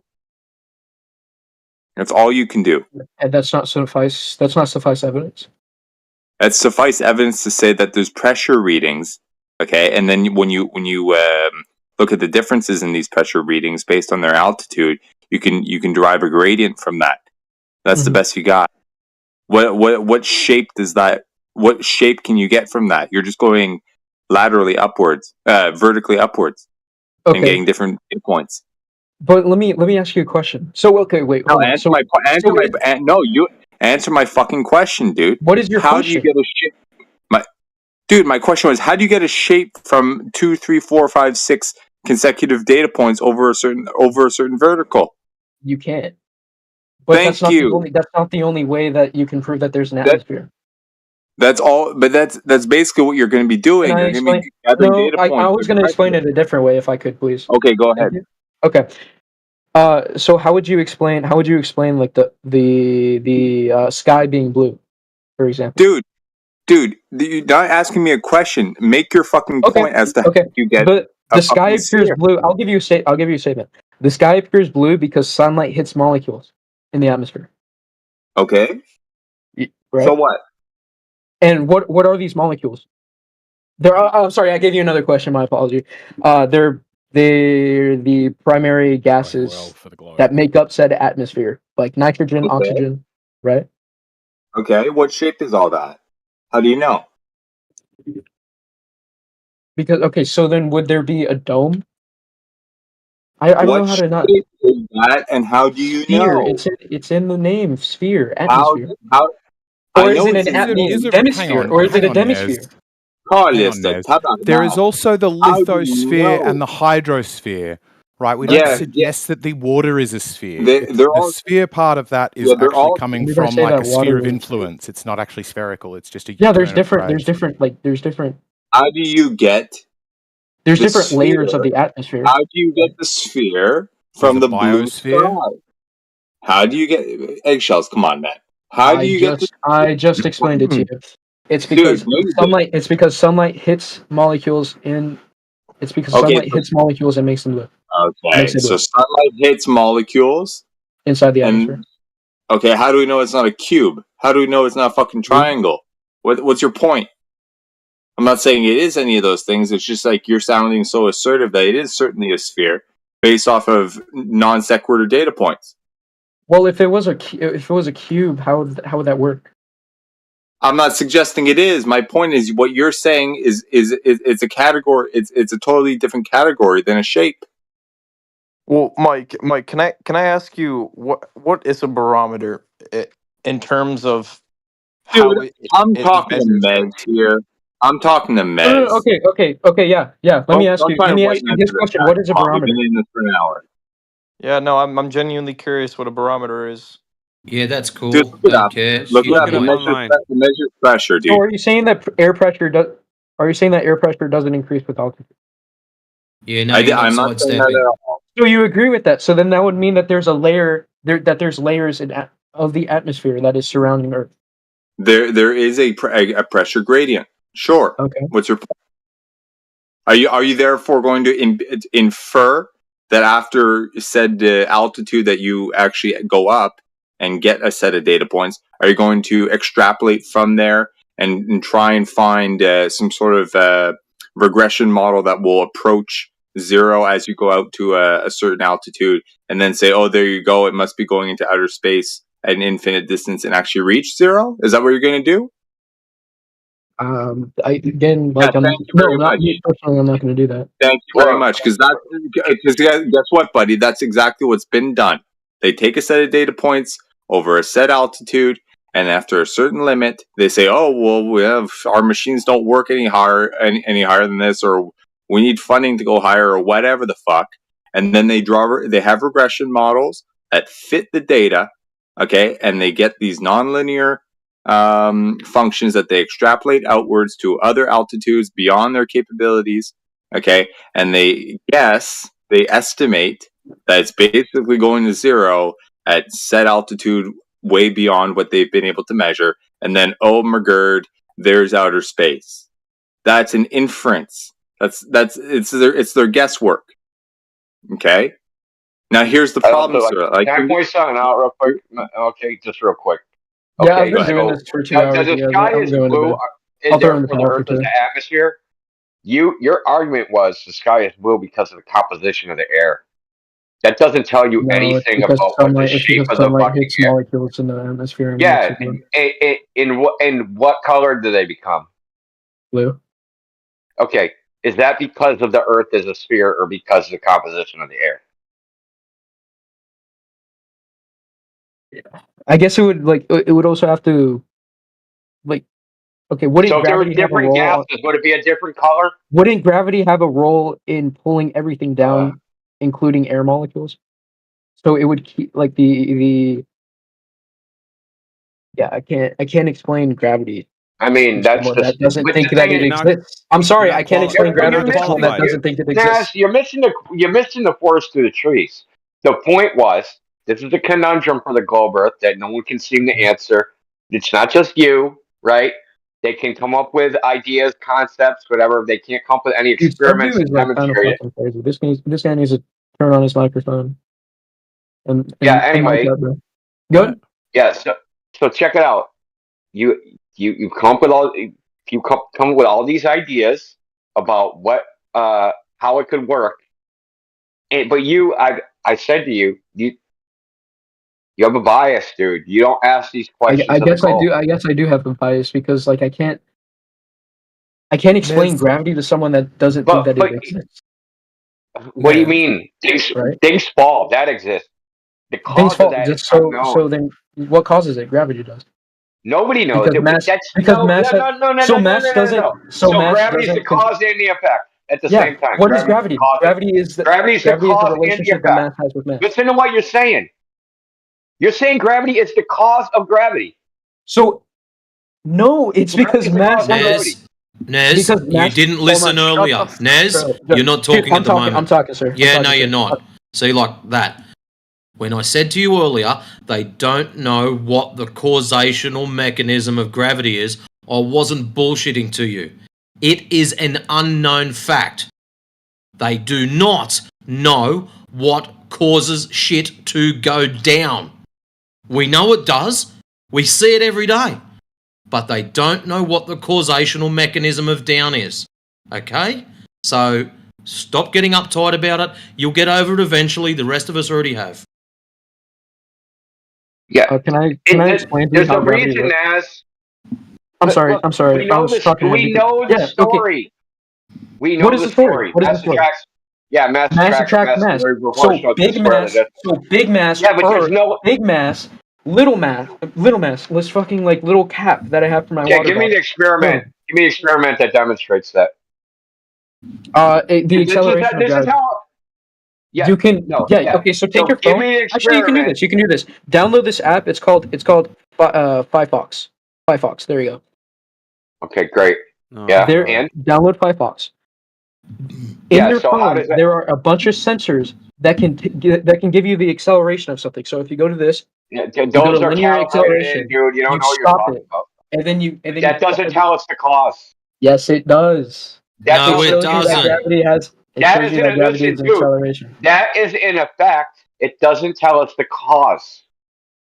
because mass It's preloaded It's a software, constant. Nez. It's a Yeah, constant. so It's a that's your constant. claim. Mass attracts mass. So give us the experiment that shows that mass attracts mass causes things to Mass. fall. Your phone falling us the into another experiment. mass, another mass, the Earth, right? Dropping Yeah, it, that's it your accelerates claim. downwards. That Yeah, is that's your your claimed experiment. cause. That's your claimed cause. So No, in an it's an experiment that proves that gravity exists. how did I determine You're that was too the fucking cause? stupid to see it. No. I'm asking you, how did you determine?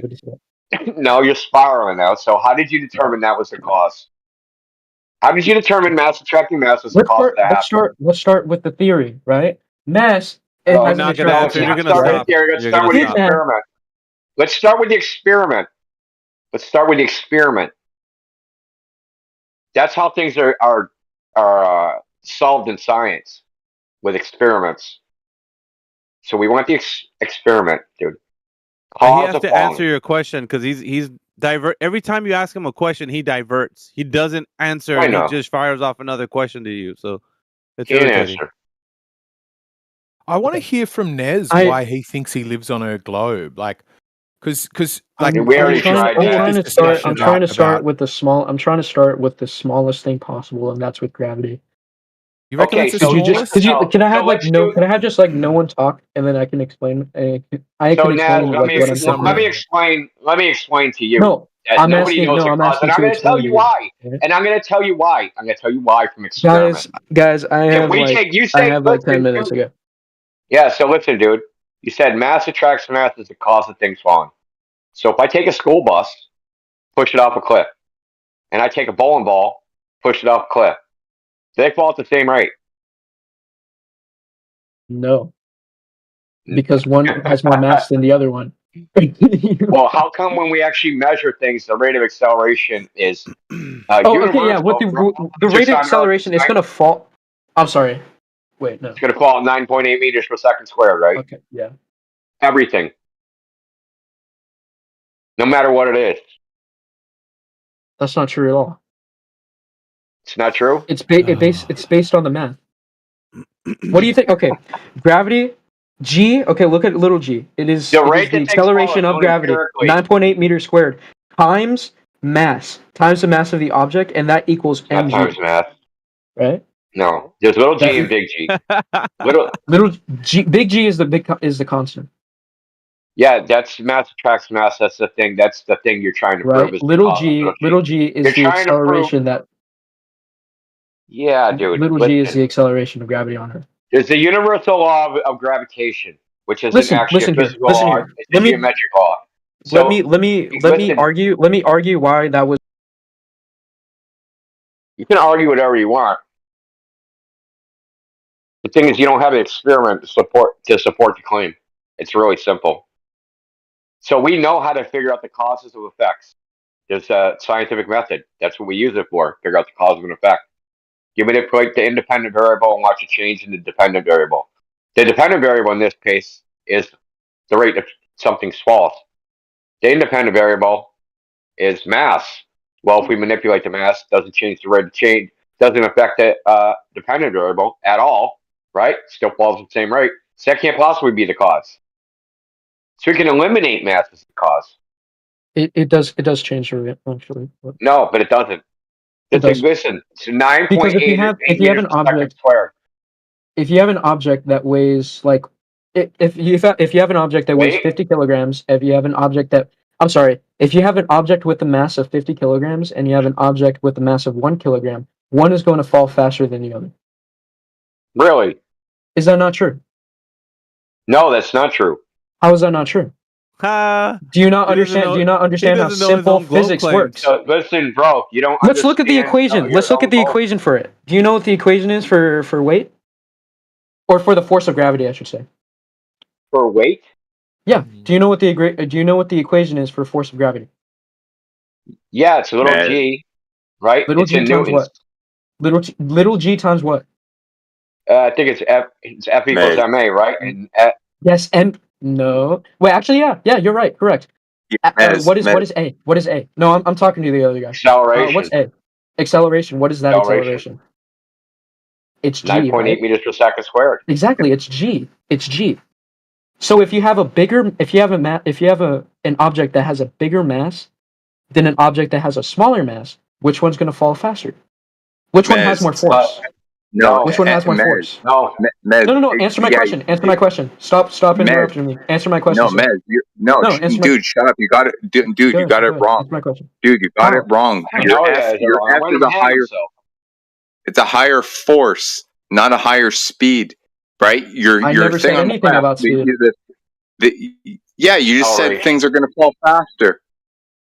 We're not talking. Why about would it speed fall right faster? Why would it fall You just faster? did say, Yeah, he's not tracking bro. with the You dialogue, Mick.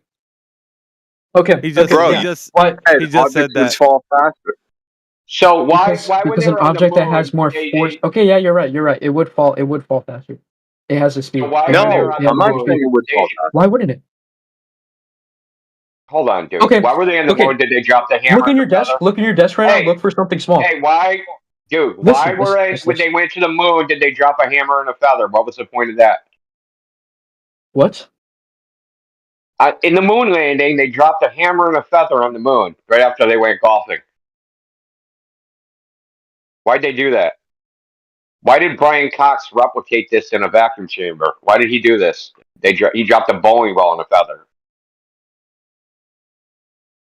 Why did they both basically hit the ground at the same time?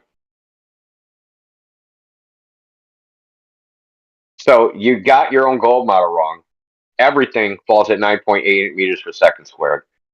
And the reason they say that it falls at the same rate as acceleration is because the mass, the m, right, when it's increased, the force has to increase because mass is the resistance to acceleration. So it's resisting the acceleration. So the force has to increase to keep the acceleration the same. Comprende? It's really simple. So everything falls at the same rate. And you cannot determine what the cause of that is. You can come up with some mathematical construct, sure, but that's it. Yeah, why do you think? What do you think is the best evidence for the globe? Like, is it gravity? Is that your whole argument, Nez?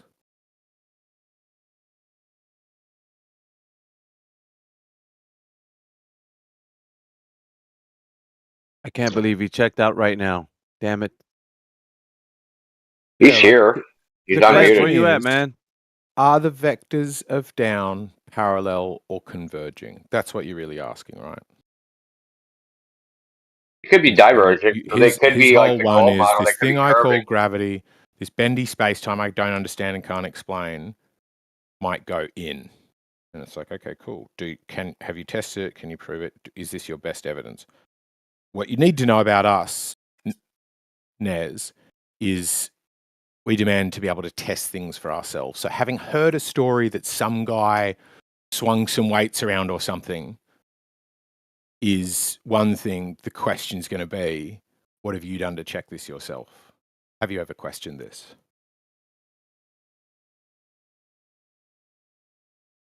No, but he watched Professor Dave, and Professor Dave said something that matched his belief system.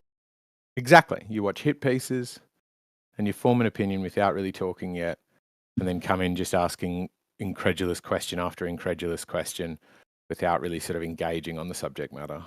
Fuck, he left, Meg. Well, that's what MLK tried to point out to him. And then I tried to point out to him. Now you've tried to point out to him. Is that he's only questioning flat Earth skeptically, and he's not questioning the globe skeptically. And the thing is, the globe is what should be questioned skeptically because it's contrary to Making a reality. positive claim. Contrary to experience. Yeah, exactly. It's a positive claim against the nature of reality. Yeah, we don't have a case to answer. The globe is making the positive claim with the radius and the geode and the Coriolis and stuff, and it needs to be proven. He was a delicious turkey leg, dude. You missed out. Just saying. Yeah, I missed out, but other people are having fun. I think I don't know. Gorilla's been in here for a while, but he wanted to chime in earlier. We have like Hannah in the chat, and who else is in here that's new? Well, Vanna's here, but we know what he's thinking. There was Angie in here too earlier. I don't know if you guys know her already. She bounced, but I don't know if she was a globey or flatty. No, She was a hot. I think they're all globies. That's all right. Yeah, Alpha was giving him body shots, man. Dude's Hell organs yeah, dude. failed. Got like 6 broken ribs. Dude, you know, some days you're just in it for just you don't want to just take it down completely. You just want to hear it just be dismantled. Miggy, were you there when Huey went at it, that 14-year-old kid? Did you ever catch one of those? He's done that a couple of times on the home server. Oliver? Yeah, actually, yeah. Ollie deserved it though. Come on. Yeah. Oh man, it was so brutal.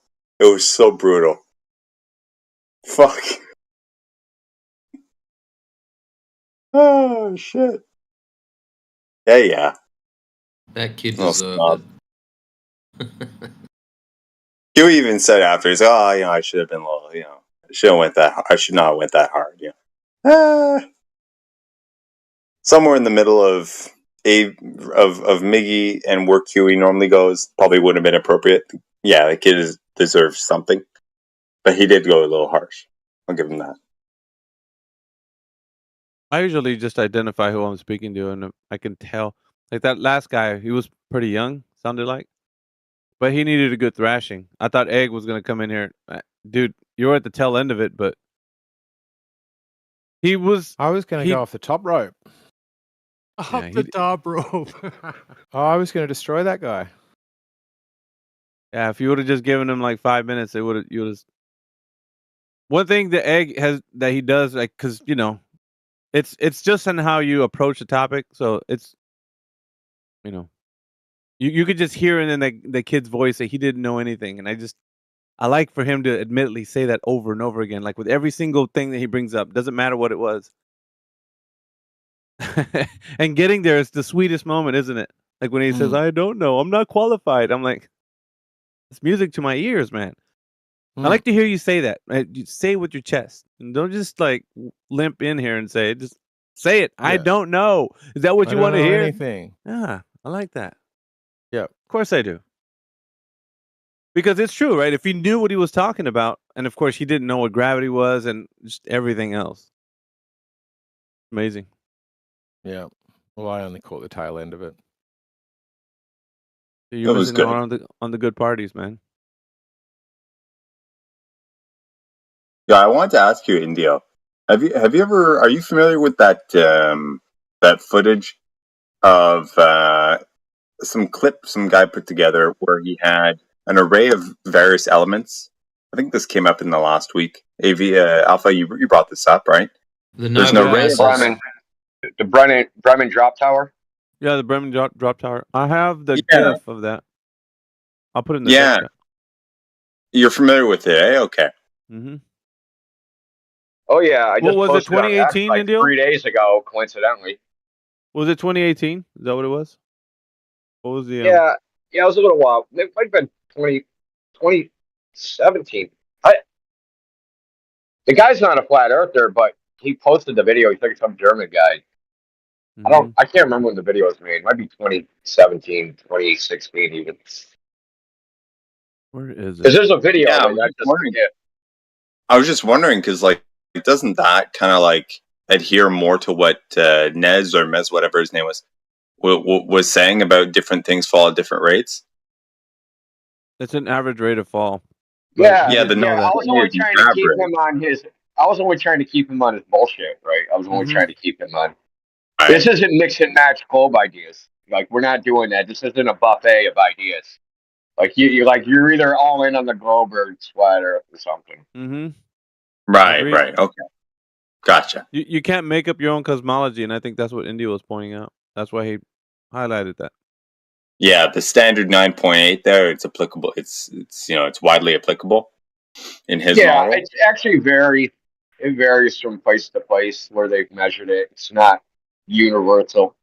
The 9.8 meters per second squared is just like an agreed upon standard that was literally voted on like back in the early 1900s. They had to go to a conference of weights and measures and they're like, hey, we're going to agree. Things fall at 9.8 meters per second squared.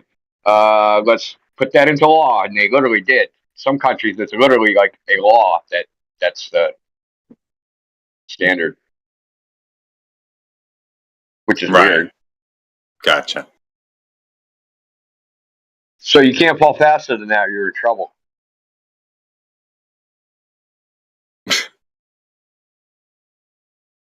Going to use the taser on you. You fell too fast. It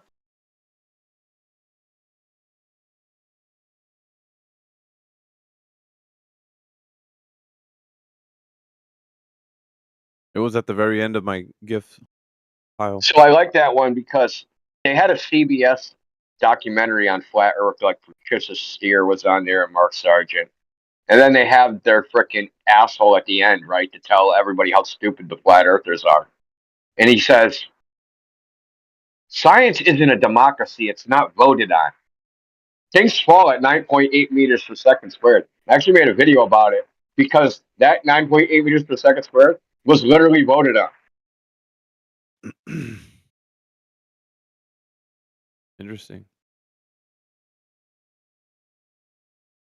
Yeah, and of course the person they trot out isn't even like a scientist. He was like a political scientist telling us how dangerous flat Earth is and shit. You know how they do it.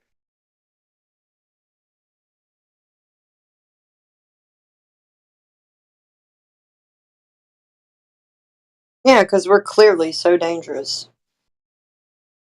Well, I'm dangerous. Yes, let me take my degree in governmental affairs and tell the world how dangerous flat Earth is. Shut up. That's so. Man, why is it in that in the GIF there, the little objects they seem to kind of like pop up where they fall? What's that all about? The camera's falling.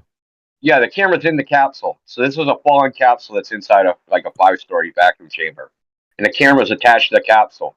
So the camera and the capsule are all falling, and those elements are inside, right? So they go into free fall, but they're not free falling at the same rate. Otherwise, that they would have both hover at the same level, right? They're all falling at the same rate. All those elements would be at the same level. Oh, so the capsule kind of falls. It gives the illusion that the things are popping up, even though they're falling at a slower rate than the capsule itself, and then they kind of just catch up, so to speak. Yep. When it hits the ground, or it hits. Interesting. You've never seen that before? I didn't know the context, but I've seen this before. Yeah.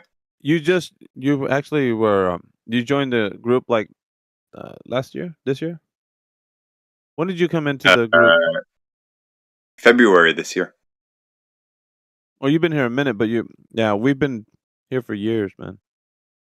I know that, but I think that's why I just assumed that you've already seen all this stuff, and I'm like, well, you haven't seen this, like. I had seen this, but not years ago because I only really joined there. But we were talking about this maybe in the last week. There it came up. I think someone even brought up the paper from this that was done by a separate group citing this after the guy had some guy, older guy, had done this video, and then some successors kind of followed up on it and actually wrote the paper and did an analysis on it. I was there for that. And I've seen the GIF kind of pop up here and there, out of context and whatever in the chat, but I've never really gone into it, apart from it from this last round.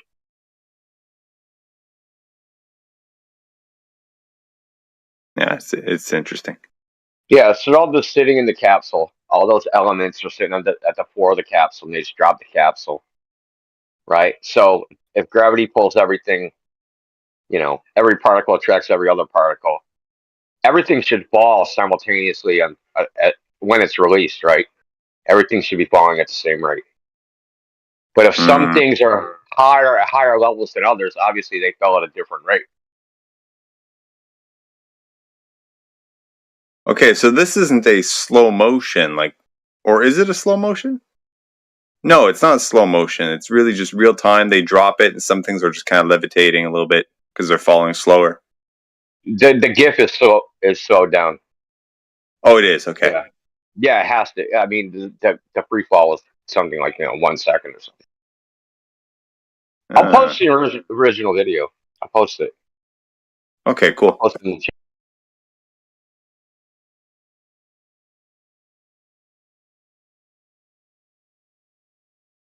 Thank you. Things that happen too fast for our eyes. That's why we use frames per second for things like that. Yeah. Like capturing a quanta of light. You have to use literally like 10 million or billion frames per second.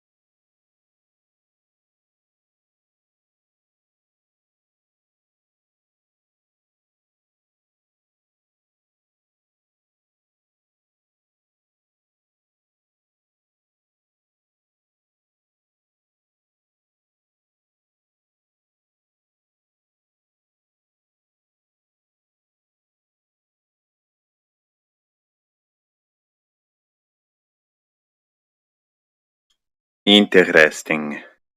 Indeed.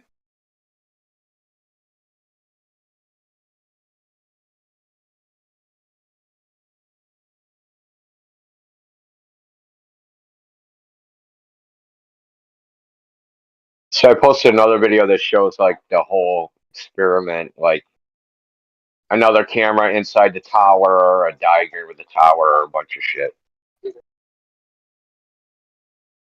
Oh yeah. It's in German now, so your mileage may vary. I'll do my best there.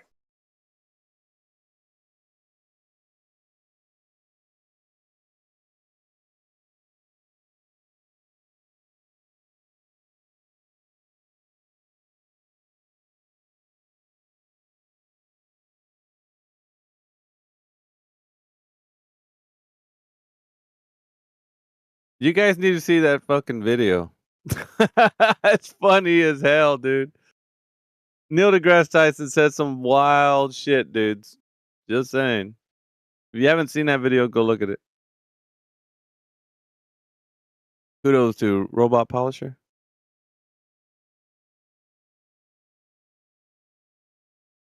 Sucks. Mine's dead. Hey, by the way, hey, and we've been saying it this whole time, man. You might as well just like tattoo that hat on your head. By the way, and you're really low. By the way, Egg.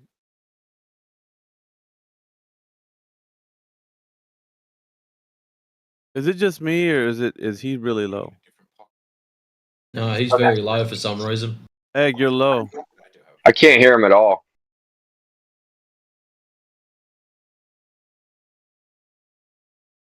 You, dude. Egg, you're low, man. We can't hear you.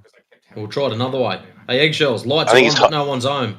Yeah, he's hot micing. I think he's hot mocking. Yeah. Are you sure? He's. Sometimes we'll turn on and then it'll stay. Oh, I'm gonna mute him. I don't want. He's. Oh, he's talking some stuff. Do you guys see that video? No. You're not gonna believe what Neil deGrasse Tyson said in that video. I don't want to spoil it for you guys. I scrolled up and up and up, and I was looking for Robot Polisher, and I didn't see anything. Yeah, I'll repost it.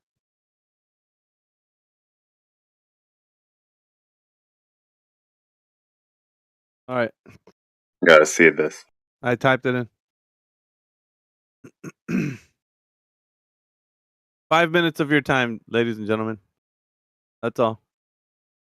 You're gonna come back laughing like I did. Which one is it? The one that I just posted in the text.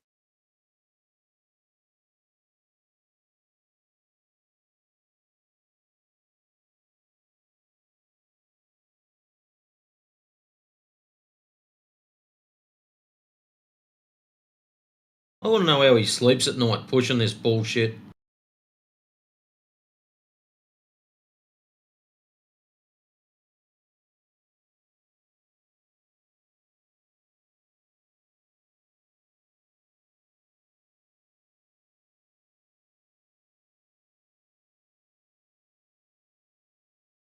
Who's that? Who are you talking about?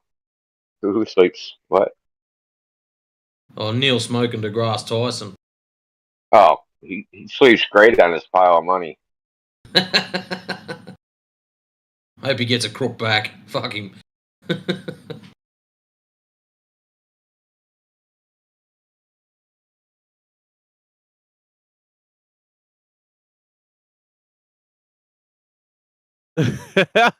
Shit, dude, it's amazing. It's so good. We're gonna have to just post that video in the home server, pin it or some shit.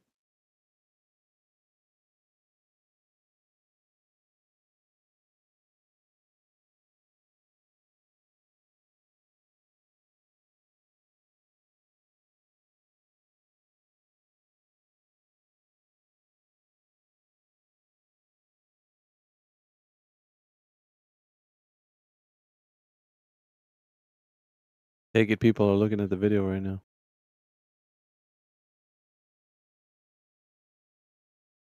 I'm so ready Yeah. for the book to come out. I'm excited. Flatsy, go look at that video. Oh, okay. Scroll up in the last post that I made. It's let's see. Yeah, the guy 6, 7, 8 fallacies in one sit down.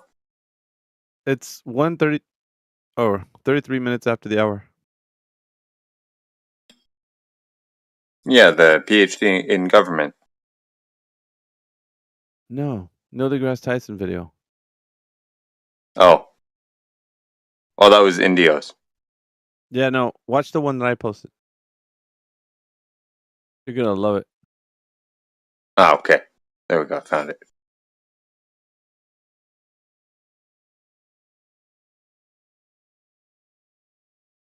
If he's back. Eggshells, you back?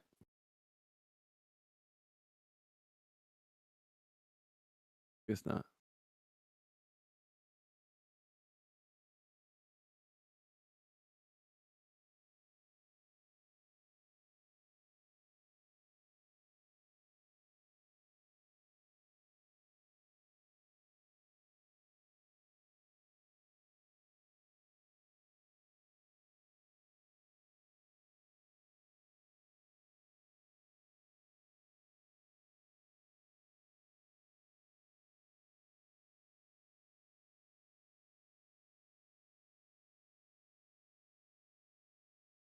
You see it, Oblivion?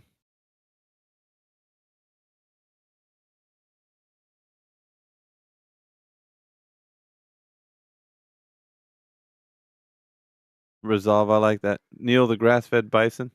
That's funny. Love it.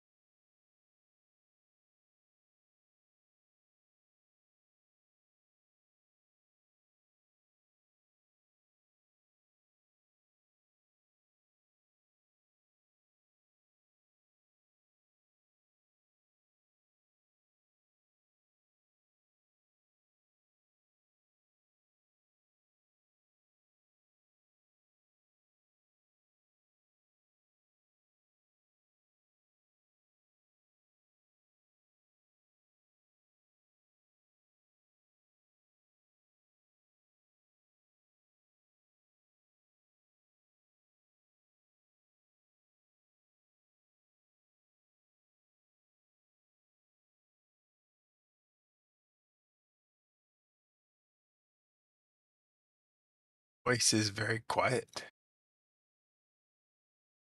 Do you need a Glober?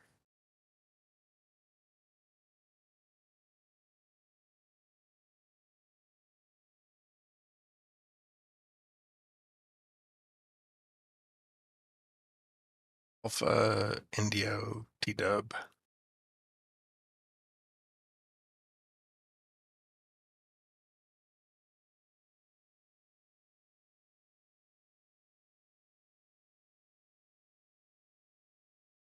Eggshells.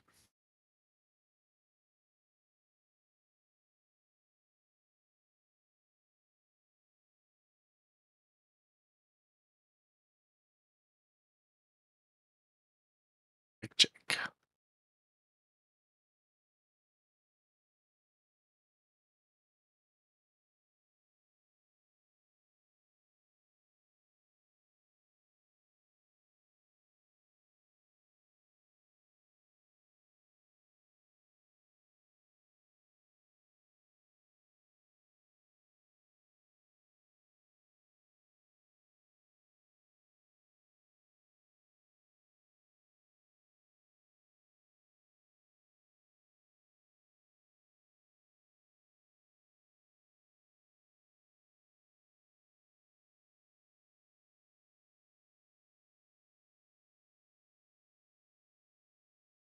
That was some really dumb shit he said.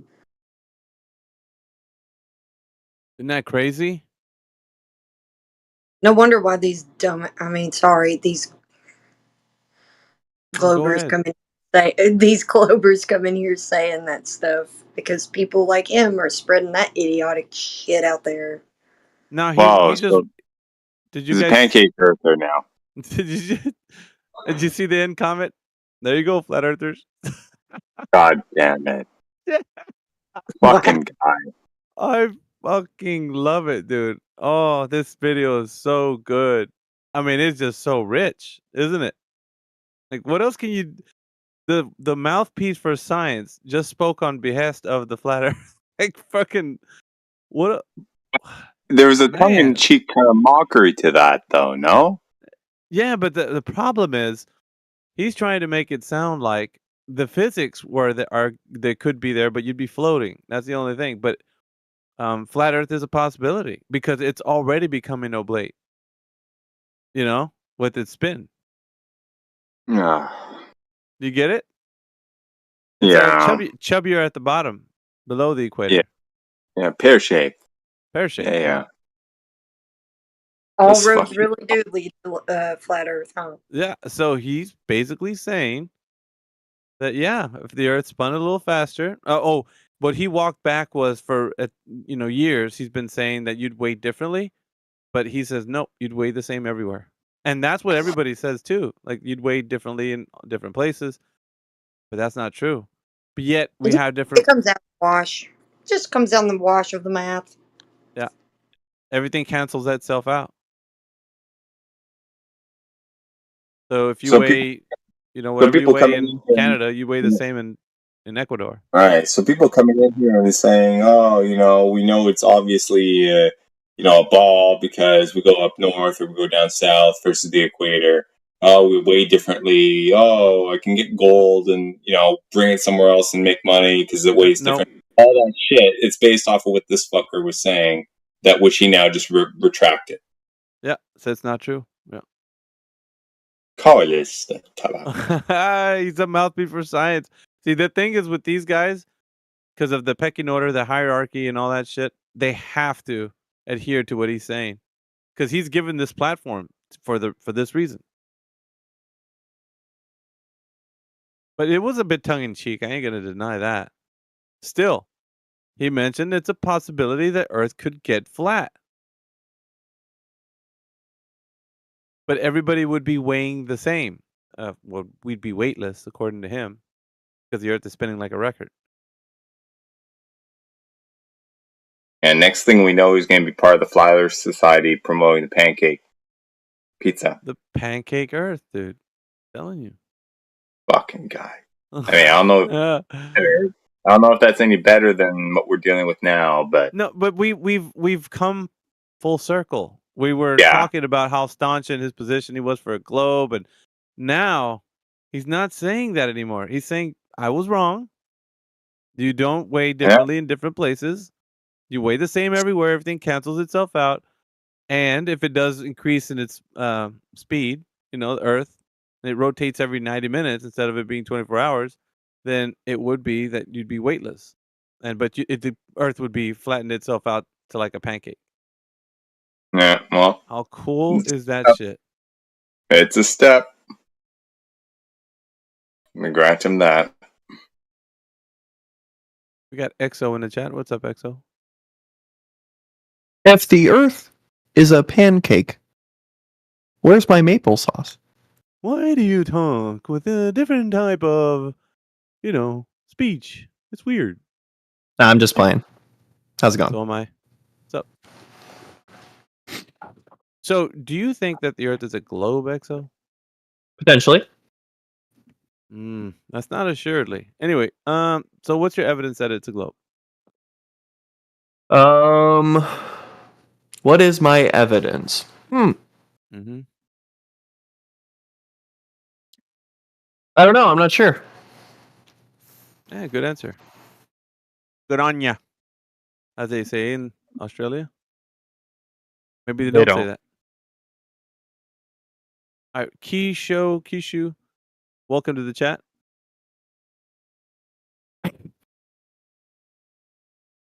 Okay. How about Grudgeon? Grudgeon, if you're there. What's up? What's going on, man?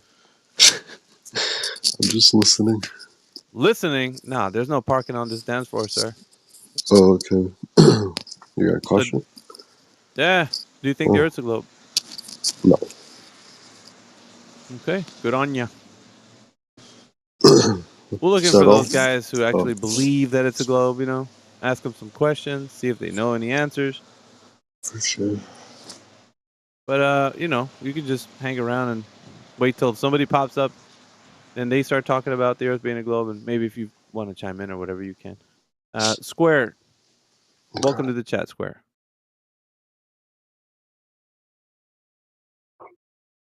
Time to square up. Yes. Make the square. Square, if you're there, no, really? Really, Square? You want to dip out like that? Come on. Beta. Good on you. Good on ya. Good on you, mate. Now you say it better, Daz. I don't say it like Aussies. Got to get Timbo back for that one. Matrix, brother. Or you can say Onya. Onya, mate. Good on you, mate. All right. I try, man. Or you say it's just good. It's like Gonya. Gonya, mate. Yeah, Gonya. Yeah, but my Gonya sounds like an actual Gonya. Yours sounds more like a good Anya. Yeah. I made a whole other word. So. Where the heck is Timbo? Why haven't we? I just realized I haven't seen him in forever. His account's been deleted. Probably Discord. His Kishu is he's arguing from the bleachers over there in text chat. Beta.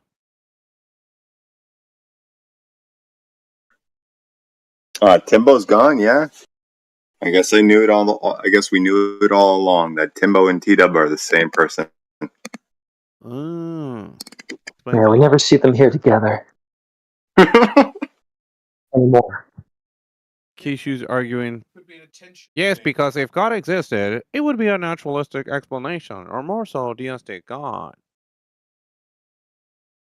Taking his religious arguments and bringing them into this chat.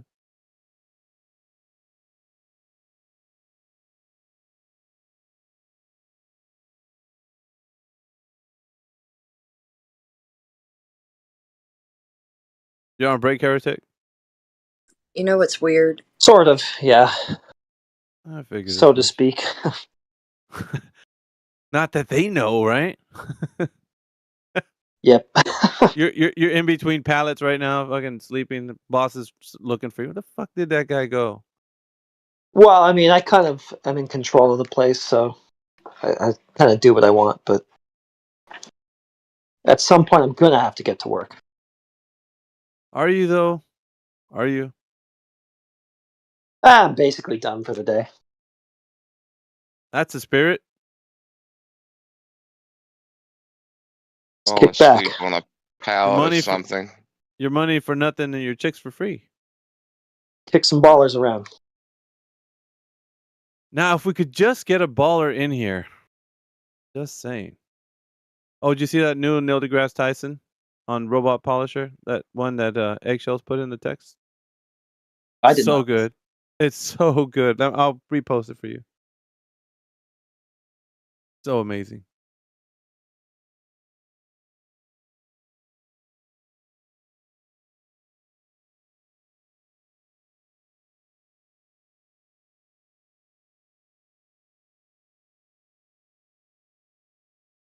There, I did it.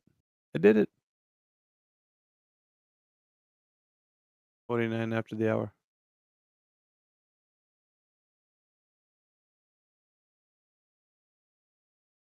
For me, the chat here in politics doesn't work like it does in our home server.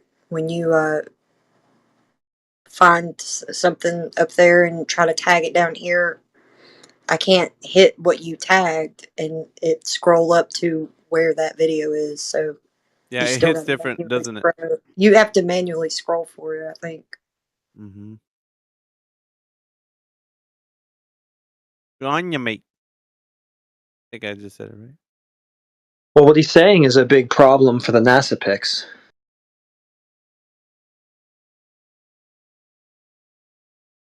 Neil deGrasse, right? Well, he said that he's walking back one of his arguments that he had for like 10 years or so. That you'd weigh differently in different parts of the earth. He's like, no. Dropping that one. It cancels itself out. And what he said at the beginning too, with the oblateness and the way they show it, here's a perfect ball, right? Well, it's really not like that. If you look at the NASA pics, it's like that. Dude, wait till the. Did you see the ending? No, I just watched like 30 seconds and already commented. I'll keep watching. Wait till you see the end. That's when you know you really got him.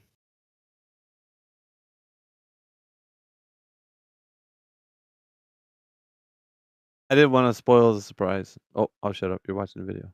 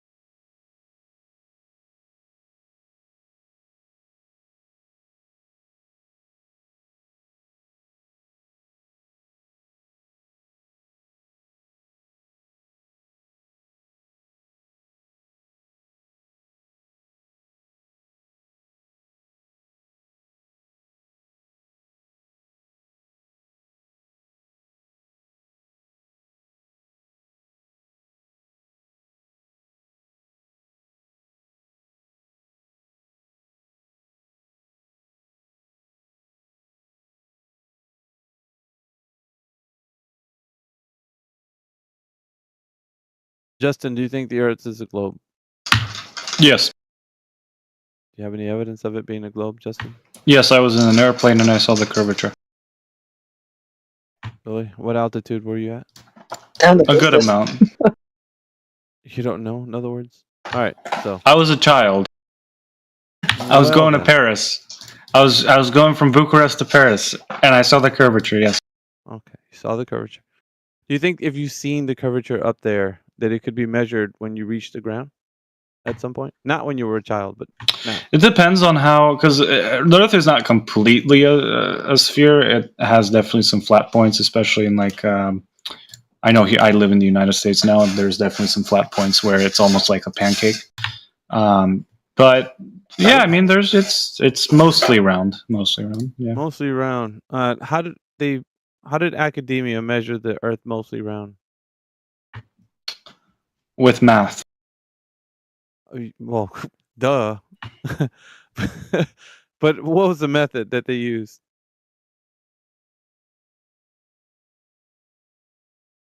Their brains, I guess. I don't know. The method is their brains. Your dogs are distracting you there. Justin. I'm not a scientist. Okay. No, Spoiler alert. It's not. You don't need to be. Spoiler alert. You don't need to be one to actually respond to this question. So, well, it's like I guess looking at the horizon. I don't know exactly how. Well, it's flat. You just made a flat horizon with your hand. Didn't you just see what you just did? That was flat, dude. No way, the Earth is flat. No, you went like this. Hey, no, look, you went like this with your hand. I know you're joking. Okay, anyway. No, I'm not joking. You did a flat. You went like straight across. Yeah, because that's flat. Because to our eye looks flat when we're on the surface, obviously. So how did they measure it as a globe? That's what I'm asking you. If you don't know that, don't you think that could be an issue for you? Come on, I got you, no, bro. because I live. I do. Because I live on the ground. That's why. I know that you do. So does everybody else who thinks it's a globe. But a long time ago, how did they figure it out? With math. Yes. Once again, back to math. I know they use math. What is as I told you, I don't know exactly the measurements they did. Your attention to fine detail not the is measurement. astounding. Listen, not the measurements. Okay, we're asking for the method, which is when they went outside. What did they do to figure out that it's actually a curved surface? I don't know. You tell me. I'm asking you. I don't know. You. Okay, so I have no idea. Hey, right, you flat earther, give me evidence for my claim. So basically, you just said you saw curvature from the air. You saw curvature from the airplane window, right? Yes. Now when you came as a child, by the way, and then when you came back down to the ground, I'm asking. Yes, I had eyes as a child. Yeah, I know, but you were talking about seeing something. You saw something, right? It was curvature that you saw. Sounds like you're very sure about that, but you're not sure. Yes, I am. Ever... Oh, great, wonderful, but it's never been known that it's been measured that way. We just have the idea that you, like right now, probably you're thinking it could be, right? Because it's a globe, obviously, with you seeing it. Well, can you please show me the measurements that show that it's flat? That's asking me a question. We haven't got to the point where you realize that it's an actual globe from your perspective. We don't know. Yeah, because I'm just an average guy from California. I'm not some man. What's that got to do with all this in China, bro? Come on, just show me the evidence you want to show me. I know you're going to get to your evidence eventually. I know. Why are you wasting my time? No, it's not. Are You're wasting mine. measurements? You're wasting my time. You're not telling me what I want to know, which is how do you know? I told you I don't know. Why do? Well, so okay, so you don't know. That's a good answer. I accept it. Yeah, but I accept what? But I didn't measure these things. You don't need to. So what I'm saying to you is that you're just taking this information for granted, which is you just think it's been measured and done as a globe. Yeah. It's just a belief, dude. Like you only have a belief. Yeah, it is a belief. It is a belief. So show me the evidence that it's flat. All right. So we can start with observation. We can move to measurement and then go to practical use. I always go to these three simple things so you can just keep it in your mind as like 3 points. So the first one would be observationally. Of course, you agree with me. You did it with your hand, sideways, horizontally. Looks flat. 180. Right?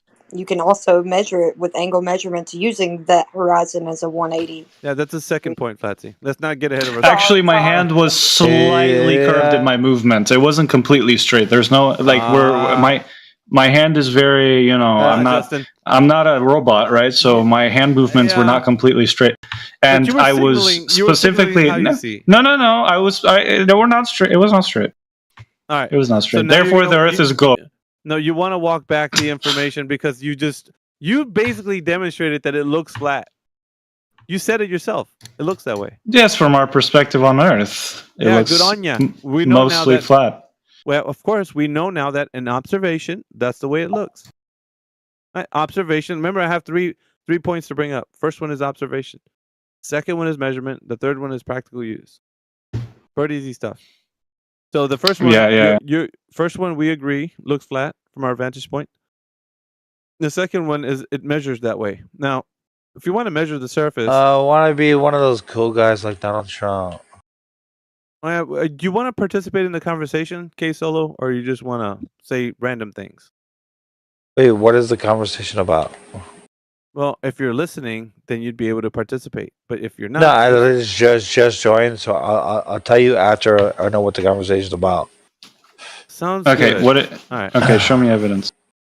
All right. So measuring the Earth, the surface, right? It has to be. Never mind. I didn't want to participate in these flat Earth fucking bullshit, nigga. Fucking conversations. goodness. Guarantee that. Guarantee that, nigga. I'm good Triggered with that. idiot. You're just a triggered idiot. All right.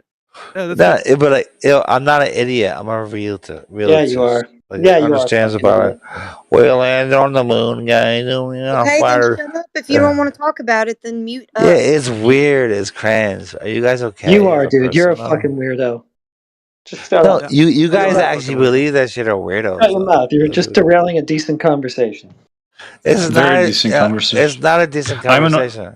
Look, I'm an Orthodox Christian. I do believe that governments can conceal information. Show me evidence. Okay. What were you going to say next, Alpha? Sorry. Well, I was going to, but this inebriated fool just. No, I will leave. I will leave. But the point. You the can't point do I'm it trying to soon make enough, sir. No, no, You no, can't no, do no. it But fast no, no, enough. no. I mean, I'm trying to make one point. I've been on this app. I've been on this app for over 12 years. I've been on the server for the same amount of time. Like I've fought like 1v1 versus 20 flat Earth kids. Like obviously we believe in reality. Like I mean, And you what's guys your are fighting proof of about water reality. curving convexly and not finding? Yeah, but I won't do that. I won't do that. I won't. Then shut up. Shut your mouth Don't if you're believe not. in reality. Yeah, just If shut you- up. Yeah, if If you're you're not like gonna a do cringe anything fucking worthwhile weirdo, conversation, just shut your mouth. I agree with Heretic. You need to shut your mouth. All right. All right, Alpha Veritas. Alpha Veritas. Oh, you run the Project Veritas? No. No, that's a different YouTube channel, but I have a different handle. So, I see. but yeah, I know what you're talking about. All right, so just getting back to measurement. So when you're trying to measure the surface of the Earth, you're going to have to understand how to take this measurement from. Now, from the planar surface, we'd say horizontally, you have to understand taking measurements would give us an understanding if the Earth could be curving or not. So, in the case for the Earth being a globe, you'd be taking a horizontal tangential line. Yes. For a globe, horizontal tangent. Yeah. Right. So from that, deviating from that horizontal tangential line, you'd get a drop over the distance because the Earth's surface. Yes. Yeah. Do you follow what I'm saying? Like I don't. Yeah, I know what you're talking about. Yeah. All right. So the surface of the Earth, because it's a globe, would be curving away from the tangential line that If I mean, it depends on how long the line is as well, because as I said, there are parts of the Earth that are completely flat, like I said, in some Yeah, but that's not going to help us agricultural because we're going to try to do places, it over. and so Just, okay, that go doesn't help us, so we're going to try to use the surface of water because land topography is just kind of a little not. Is reliant. water supposedly within globe theory, so to speak, completely spherical? Yeah, it's an oblate Yes? spheroid, even over the surface of water. The liquid parts of the Earth. Okay, so I'll take that at face value. I know, but like, I just want. it should I be- want to yeah. show you something. Can I just show you something? Go ahead. Can you type into Google real quick the definition for level? Level. A horizontal plane or line with respect to the distance above or below a given point. Do you agree Is with that correct? Yeah, do you agree with that? Yeah. Okay. Now, in the search engine that popped up when you typed in, maybe if you're looking for, what definition of level, did you see one named Merriam-Webster Dictionary? Let's see. Sorry, my German Shepherd's Merriam-Webster. Yeah. You want me to click on that? Yeah, do that, and then go to the first adjective. You might need to scroll down a little bit when you get into the definition. Give me one second. I just want to Mike. point something out. There's a million ads. Give me 1 second. You said the First adjective. having no part higher than another, Yeah, keep reading. conforming to the curvature of the liquid part. 4 for the kids that don't wanna be there. None for the niggas that throwing me back. 5 in the air for the teachers not scared. To all those kids that's living in together, the niggas hold. Okay. Nope. Sorry. Was that your ringtone? That little boy, the fighter of the world. That ain't him. That's the very bottom. No, it's That vote was- for Berman. Yeah, that wasn't Justin. It Sorry, the mod thought it was. We were having a great conversation. What the fuck? The other guy came in here. They tend to do that. Having no part higher than another, conforming to the curvature of the liquid parts of the Earth's surface. Okay. What do you think about that adjective? Conforming to the curvature of. Interesting. The second part you said, right? Mm-hmm. But wait. So the okay. So it's two sentences, and it ends with the period, and then it goes into the other sentence, which what you just read. So the first sentence is no part higher than the other, right? Mm-hmm. Then the second sentence is conforming to the liquid parts of the surface of the Earth. Yeah. So what do you think that? What is that saying to you? This is the word level. The definition, by the way, it's conforming to the curvature of the liquid parts of the Earth's surface. It means, well, the curvature could be. The curvature doesn't have to be completely uniform, like a circle, does it? It could be. It could be variable. So, Justin, what I'm doing right now is I'm showing you. What I'm showing you is like only in this specific definition and on this specific part of the adjective does it describe the Earth in this way. But because it does so that way, it's giving you an impression that the Earth is something very specific, right? No. Yeah, it is. No. Curvature could be. It doesn't necessarily mean that it's completely like a circle wherever you're on the point of the curvature, you're from the exact amount of distance from the same amount of distance, no matter where you are on the circle from the center. Yeah, but you know what I mean? You don't get that from the adjective. Reading those two sentences. Conforming to having no part higher than the other, that just means everything's straight, like a straight line. Yeah. And now what's the second? And then conforming to the curvature of the liquid parts of the Earth, meaning what? Meaning what? You're almost there, man. I need you land the plane. Like, fuck's sake. No, come on, man.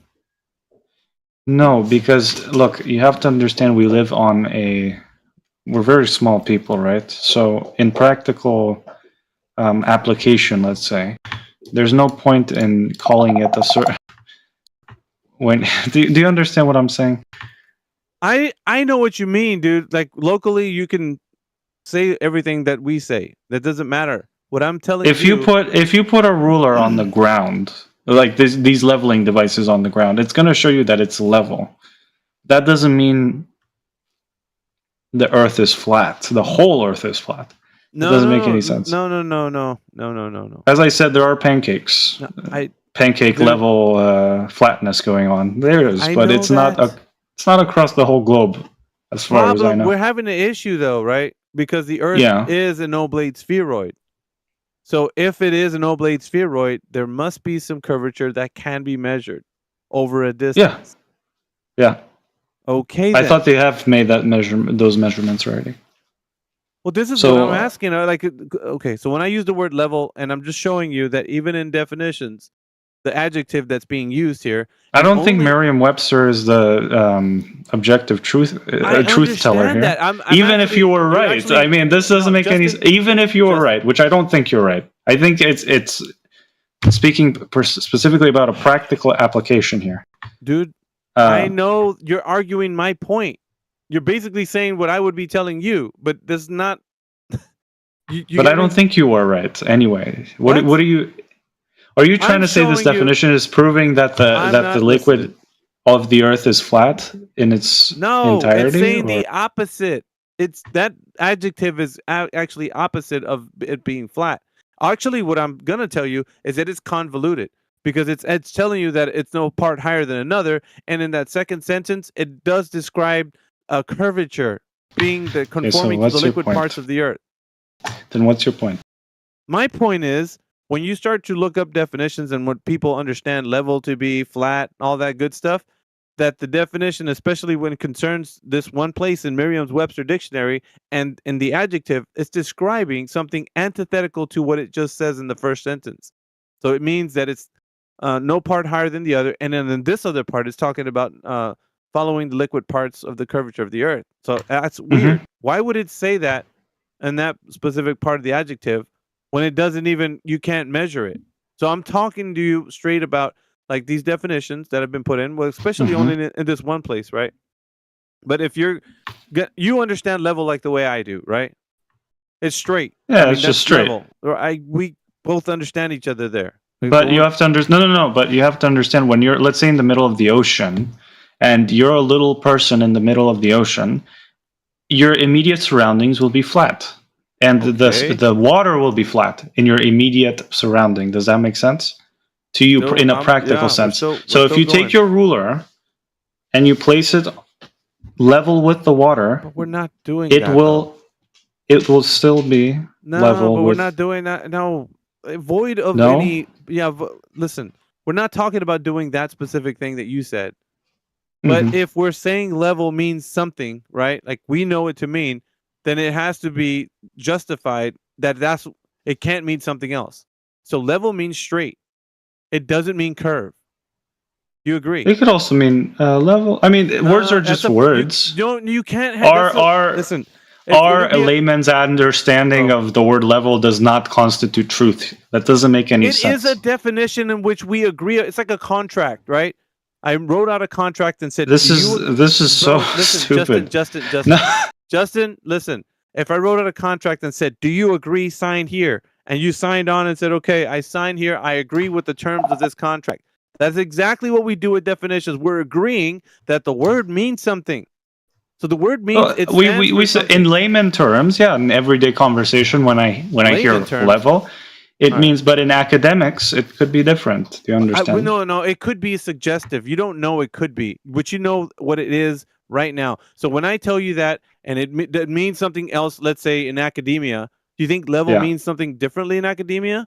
Why the fuck would we know what it means? Have you gone to college? Have you gone to college at all? Just to answer the question. I've done some engineering classes.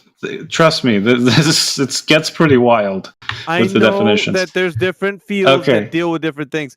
That's not what's on the table right now. What's on the table right now is a specific term that's being used, like level. Now that term, it means something. Now if you're saying that it only means something in a specific context and it could mean something somewhere else, then we don't understand each other. There's no contract. I can't tell you that agree with me on this, bro. What's your point then? No, I disagree. Because we have to understand when we're speaking to each other, if we don't know what we're saying, level, flat, if we don't know any of that, you say, yeah, well, that's fine. It could be. Okay, let's define flat, level. We just did. We just did. Okay, and then what's your point then? Okay, so then we found a new definition that may be used in certain academics context, potentially, let's say. So what's your point? You've just said a bunch of things I didn't say. No, I did not say a bunch of things. I said that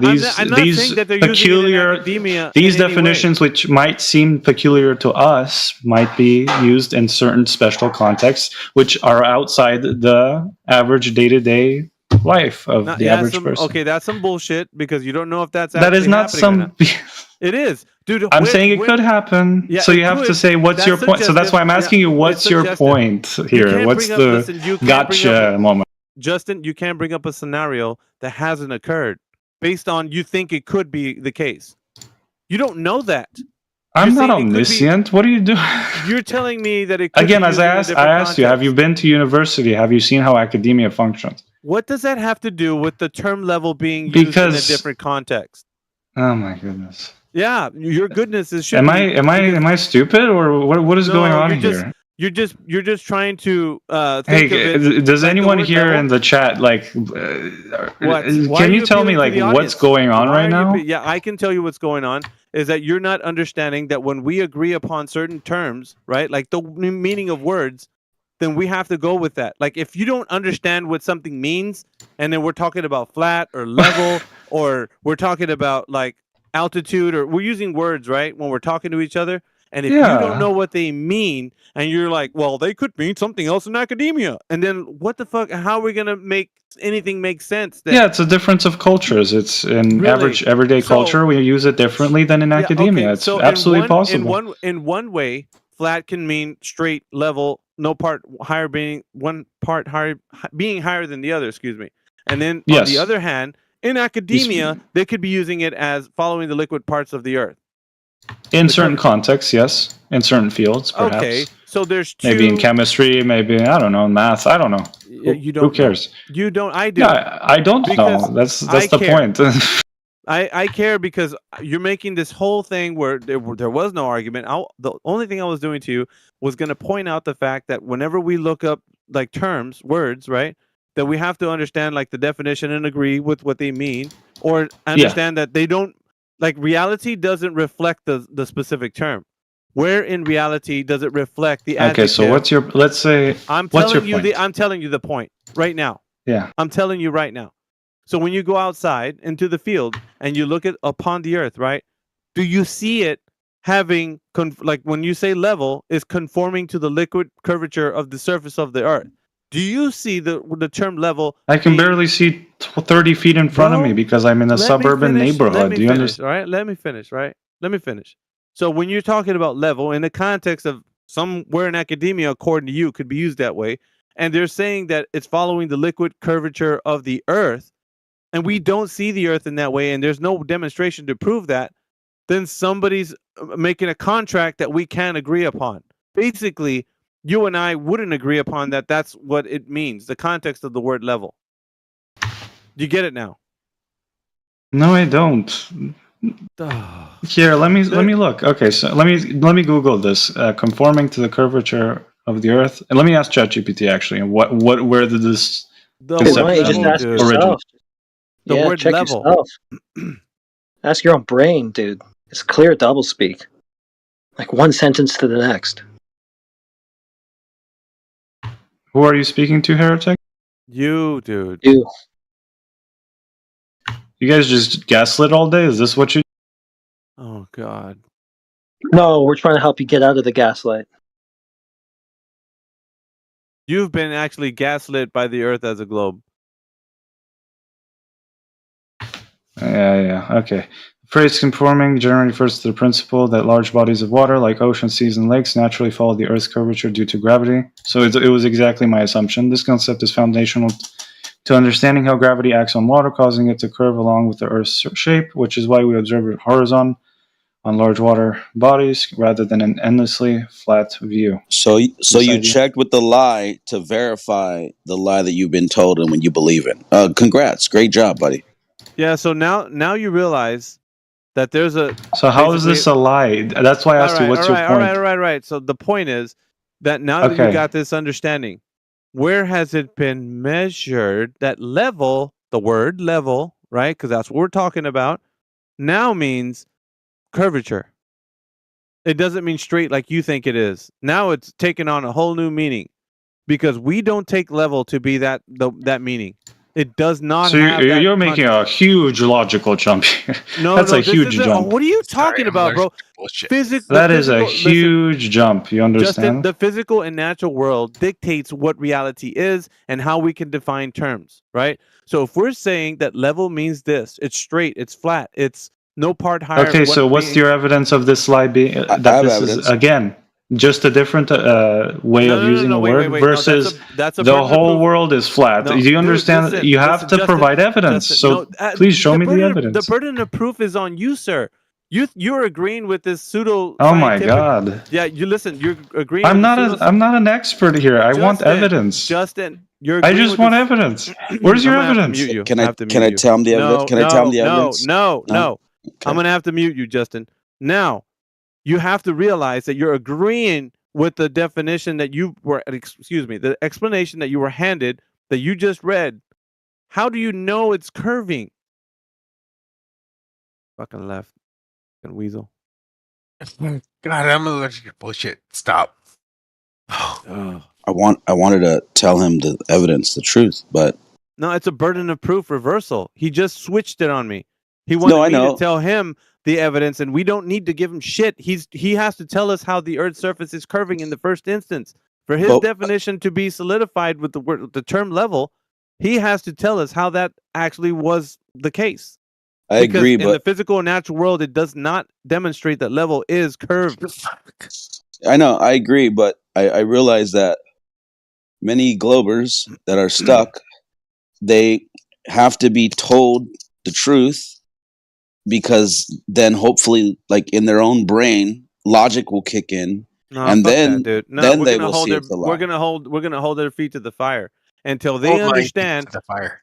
Until they understand, they don't have the explanation to define the term that the word level means, following the liquid parts of the curvature of the Earth. They don't have that. That's a myth. They have to show where the definition actually conforms to that understanding in the physical and natural world. And if they don't have that, they can't use the term in that way. It only means straight, level, flat, no part higher than the other. That's the only way. That's it. End of story. Until they're able to demonstrate that it means what they're saying it means, they don't have a meaning for it. Level only means what it means, and that's it. And he was trying to diminish that and say, well, it means something else in science and all this other shit in academia. It's some bullshit, man.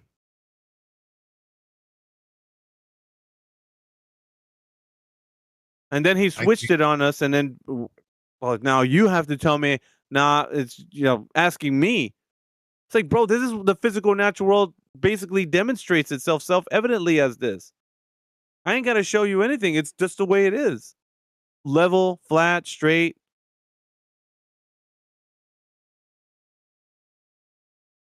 Alpha, I popped into VC and started sneezing because I'm allergic to bullshit. What was going on? What did I miss? Justin Alexander were talking about the term level. And I was explaining to him. Yeah. I was explaining to him in one instance in Merriam-Webster dictionary, and I point this out because it's only done here, that it uses in the first adjective that it describes level as being one part not higher than the other, and then the second sentence is that it's following the liquid curvature of the surface of the Earth. So that's not true. That second part actually cancels out the first one. So we need to figure out if it is curving, then we need to know how much it's curving by, and everything else the curvature actually dictates of the surface of the Earth, of the liquid parts of the Earth. So water is showing that curvature, and that's how levels define, according to the adjective. And he wasn't able to do that. He just said that, well, we can use it colloquially, the word level, meaning flat, straight, all that. But when it concerns, how maybe some academic sources use it, they can the term can change to mean curvature. It's fucked up. And then he was like, "Where's your evidence that it's flat?" Like he was looking at, I was like, "Bro, like you're telling me that you're agreeing with something you haven't even verified yourself. You don't know if they're saying that's true or not, because it disagrees with the first half of the adjective. Then the second part is like, how does it contradict it? Now it's curving. Weird. So yeah, I agree.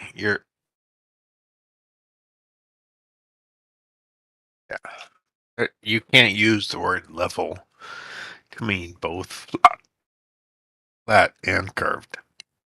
Yeah, it can either mean one or the other, but you're going to have to define it in the way that the physical natural world would demonstrate it being.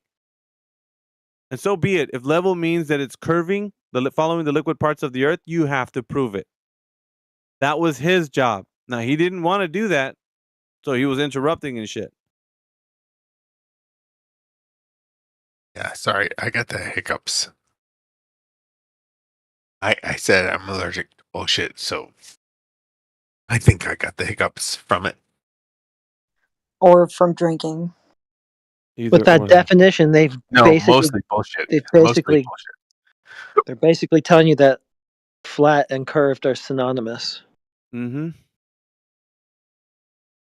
That's some major BS to that, and that's the reason why when I get into it like this, I want them to like give us the distinction. How do they know? On the one hand, we can agree that's what the physical natural world dictates, and the other one, they're going to have to demonstrate that curvature. So if they don't, then we're not going to agree that that's what the term is defined as. What you think of all that, Hannah? Yeah. What do you think about that?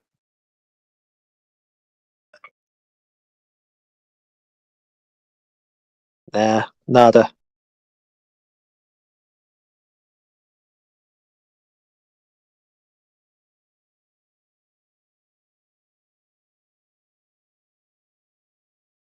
Damn place is packed, but not one person wants to take a stance for the globe. Come on, Snow White. Take a stance. Yeah, it's a stand, I know, but I felt like adding my own flair to it. Sorry, I got the hiccups because of the allergy to bullshit. Yeah, flare away, man. I think I need to mute till I can recover my allergy.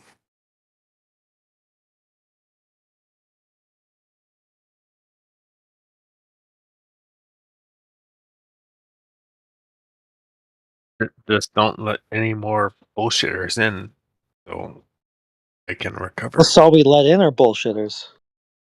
We're here to deal with them. Yeah. Well, yeah, but I have an allergy, so just hold off for a few minutes. I don't know what that means. We can't control people. We can't control a bullshitter joining. Oh, okay. I don't know. In fact, we want them to. It's okay. I have the needle thing you put in your leg. I have it, so I'll be okay. EpiPen.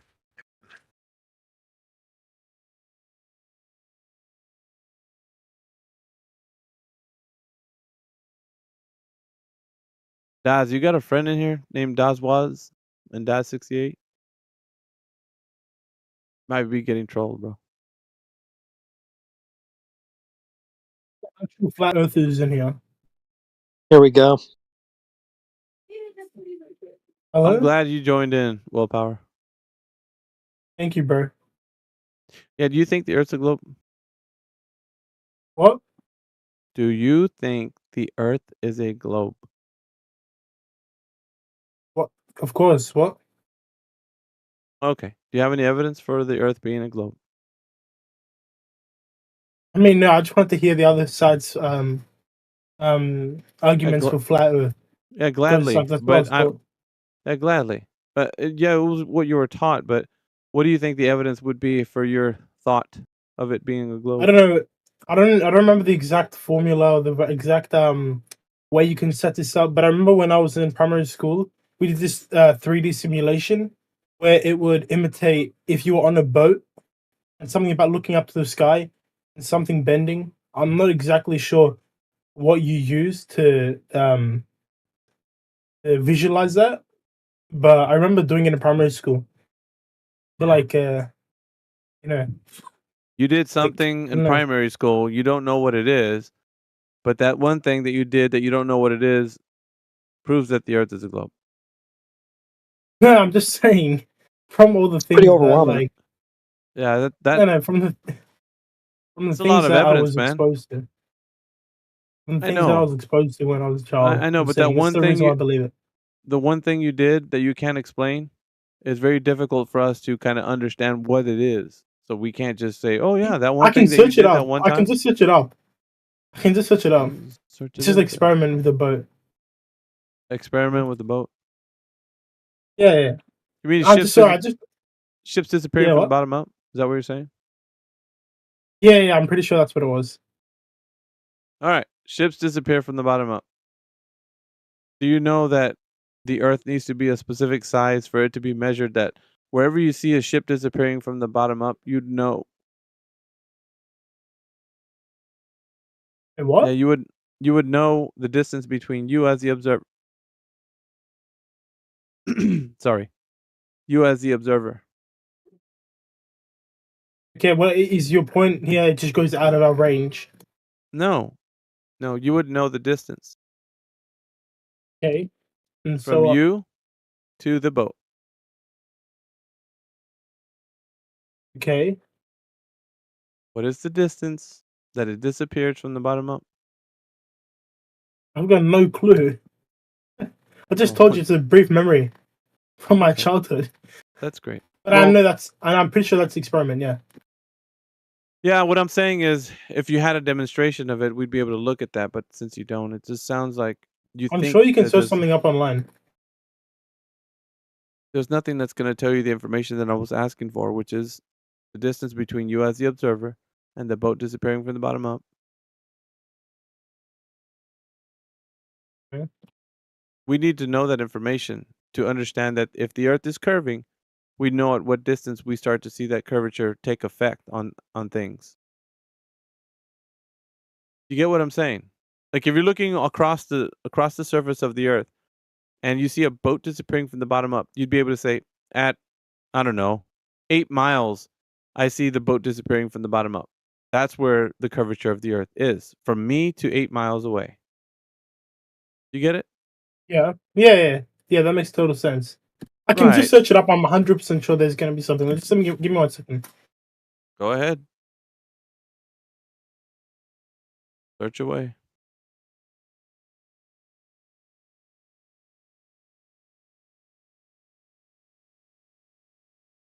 Well, I guess so. Just a small question: do you believe like what the space? While I'm researching this, do you believe that the space research and all that stuff is just propaganda? Space research, and like the pictures published and all that stuff. The vacuum of space does not exist as a physical like location that you can go to. Like there's high altitude that we agree, everybody can agree that you can travel to, right? Planes and technology that can go above your head, Yeah. satellites, stuff like that. Yeah. But the actual vacuum of space, where you're going outside the Earth's, system, and then you're going out into like low Earth orbit or whatever, like that doesn't exist as a Okay. medium you could travel to. Very interesting. Okay, so do you believe in the atmosphere? It's not a belief. You don't have to believe in something that exists. So, if you're talking about like the No. atmosphere, Yeah, do you believe the atmosphere exists? so What? I don't know what that has to Because do with you. because okay, for me, I don't know if this is wrong. Like I'm just assuming when you go outside the atmosphere, you're entering into space. Is that wrong? No, the thought of it is what you've been told, right? That's how you think you can think of it. But in no way can you test to see if that's actually true or not. Nothing you can do to test that. The only thing if I you had have is a enough belief. money. No, it's just listen. It's me saying if I had enough money, I could travel to Middle Earth and visit, the Lord of the Rings. He's over there. Yeah, that makes total sense. Yeah. The same thing you're doing. You're telling me about this fantastic story. Wait. You can go to a place that doesn't exist. That you say can exist if you had enough money. So you do believe everything we're seeing is just like published propaganda, because the people who do supposedly have enough money publish these pictures and make these claims that space and all this stuff, planets and all that. Yeah, you could say it's a whole lot of propaganda because there's nothing substantiated. Basically, they're giving you a worldview to think about without you being able to have the ability to verify that information. It's like yeah, that makes total sense. Yeah, that you makes can't total get sense. to that place to actually check it out. So you just have to, and your part, the part you play is just becoming a believer.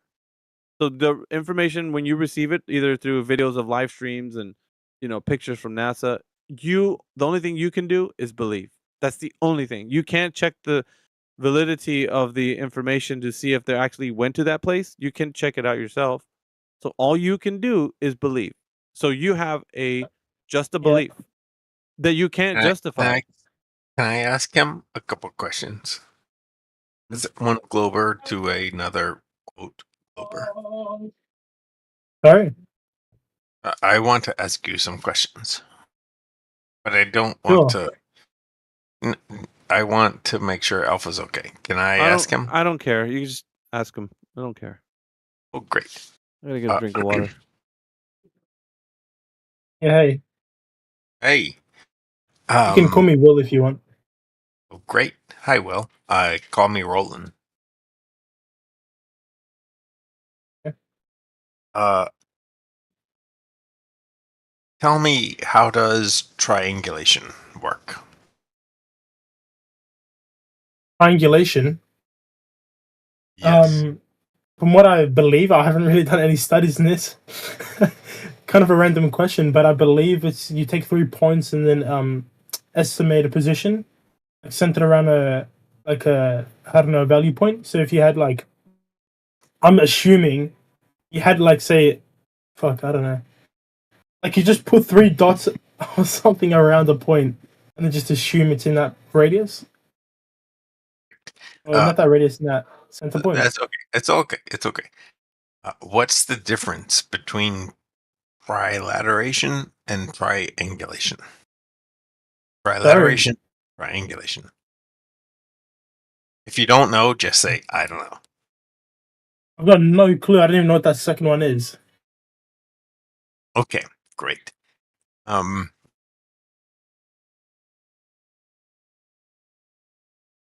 If I pass the salt shaker to you, if you say pass the salt, and I slide the salt shaker to you, it does come to rest.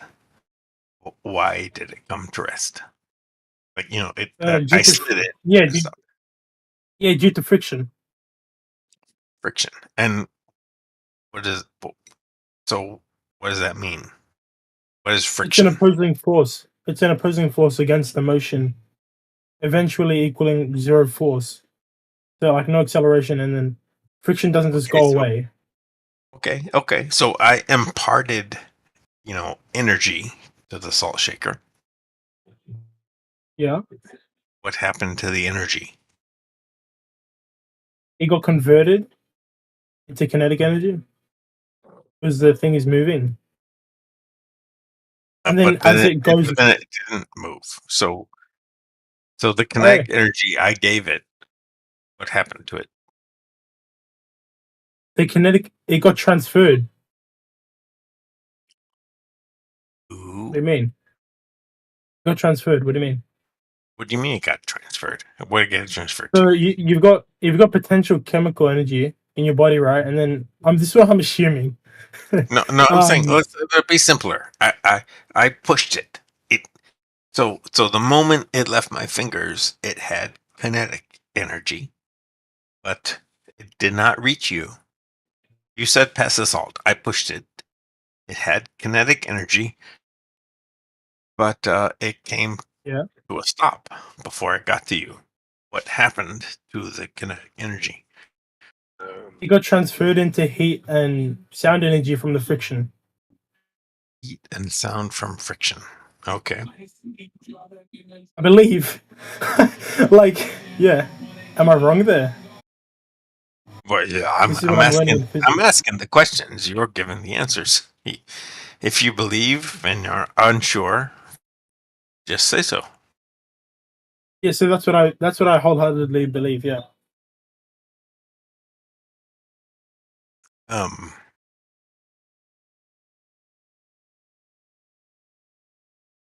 Sorry about the music in the background.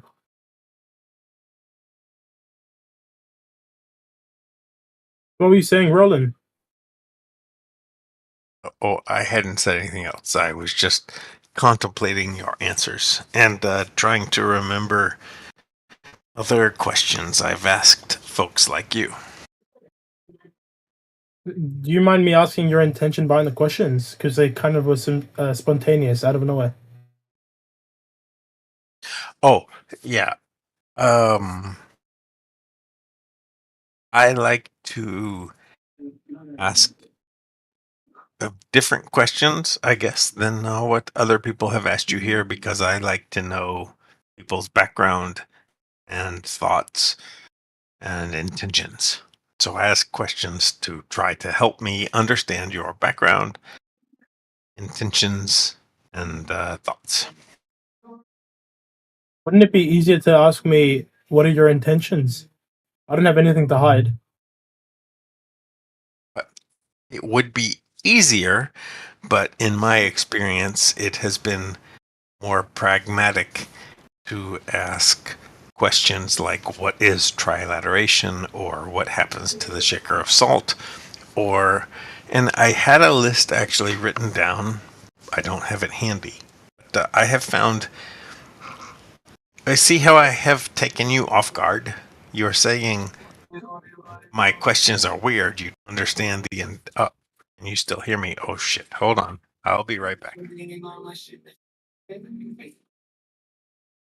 What about the music, guys? Oh, the guy just left. Yeah, Alpha, you still there? I think he left. Yeah, so I'll just pick up. Why do you think the Earth's a globe? Well, I think Roland's back. I don't want to cut him off. Well, where the hell's he going anyway? Can you hear me now? Yeah, I can hear you. Sorry, if I don't touch the mouse or keyboard for too long, my computer goes to sleep, and then I cannot wake it up. It's okay. It's okay. I understand. What were you saying? I didn't think your questions were weird by any means. I just think they were just out of nowhere. Questions. Yeah. I tried to ask questions that are not typical, because it catches people off guard. They give me genuine answers, and from their answers, I can learn many things. Like you. I thought you were a troll, but your answers to my questions are making me doubt that initial assumption.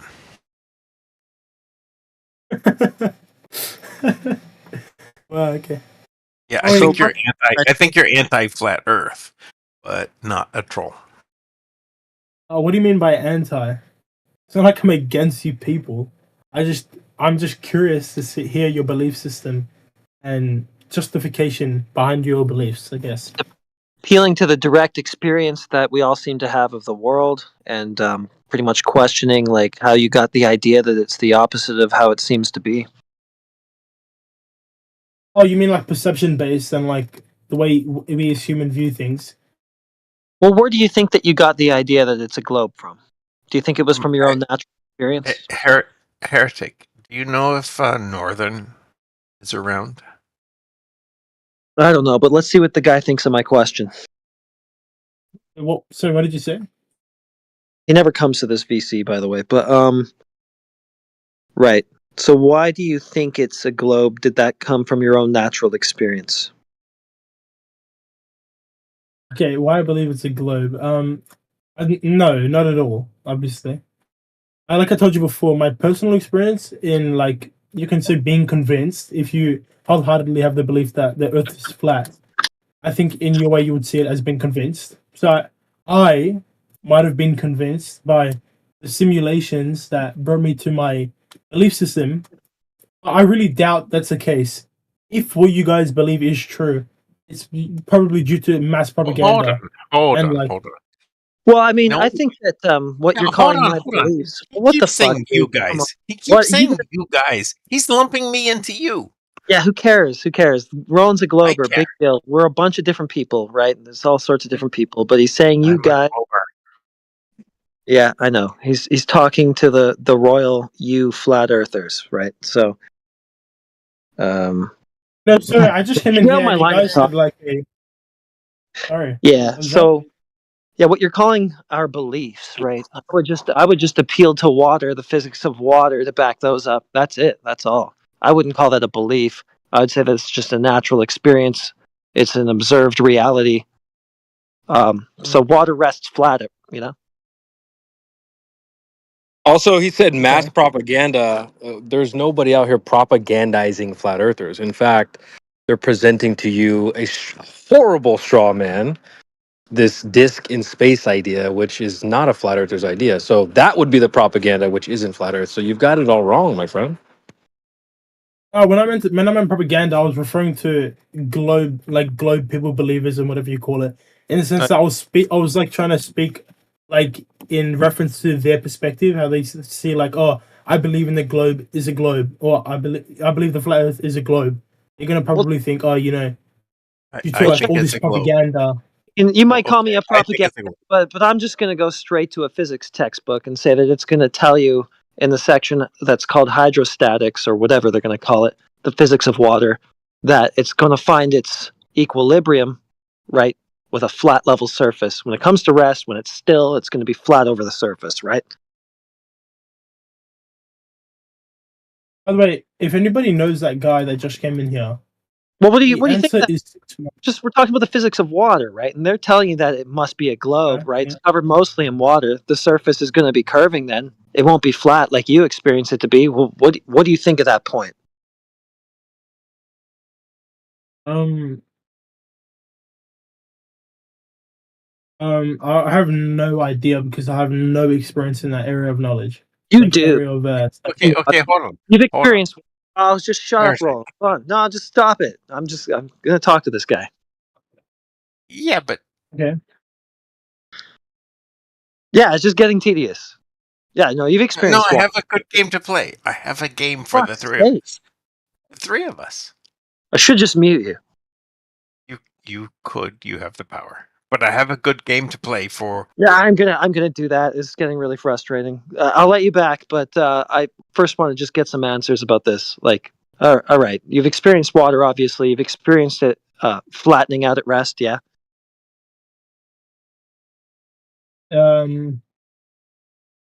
I've experienced water. I've seen water pick the shape of its object, like the fluid. It's the object it's surrounded by, or the object it's resting on. Yeah, it lays rest on the object. Yeah. Well, okay, sure. Yeah, the overall body of water is going to take the shape of the container it's in, but the surface is going to be flat, right? That depends on the surface. Is it not? Oh, in what way? Well, I maybe I'm just looking at this the wrong way. But if you have like a container with a spiked middle, and actually, yeah, you're right. Actually, no matter what, yeah. Anyway, so exactly, the surface is always level, no matter what's going on inside the container, right? Yeah. Sorry, I just ignored gravity for a second. Right, so they're showing you alleged pictures from space where they're showing you all that water doing exactly the opposite of what you experience it to do, right? It's curving convexly. It's bending and conforming to a ball, right? Doing exactly the opposite. It's not horizontal, it's not flat or level at all. It's curving all the way around. Couldn't it, mate? So you know the globe, right? And how like you look at the water and all that stuff. On like a smaller frame, like in our perspective. I thought, yeah, you're going to scale, right? It looks flat, but it's not really, right? So this is why the first question I asked you was what it was. Why do you believe it's a globe in spite of your own experience?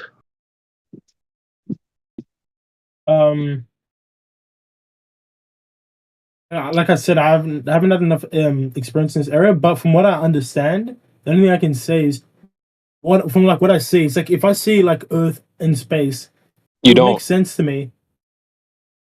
If it would make sense to me, you haven't done so. You don't see that. Yeah, it's an image in your head. It's been planted by somebody who told you this is what it is. You've never done that, right? You haven't had that experience. The experiences that you have defy what they're telling you is what your experience is. Yeah, I know that. I understand your perspective. You don't need to cut me off in that because I understand that. That's why I acknowledged how your belief must be that it's mass propaganda. I've already said that before. Well, I'm just saying. Back to it's not really important for you to say, if I saw the Earth from space. It's like saying, well, if I was Superman, why would you continue to make a point about that? It's not reality. Okay. Yeah. Based, yeah.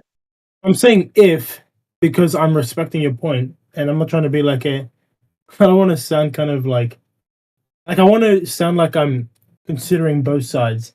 Well, it's not even my point. It's not even really my like I mean, I don't really care what you think of me or what I'm trying to say. It is your own experience. It's something that you can demonstrate to yourself that water finds its level, right?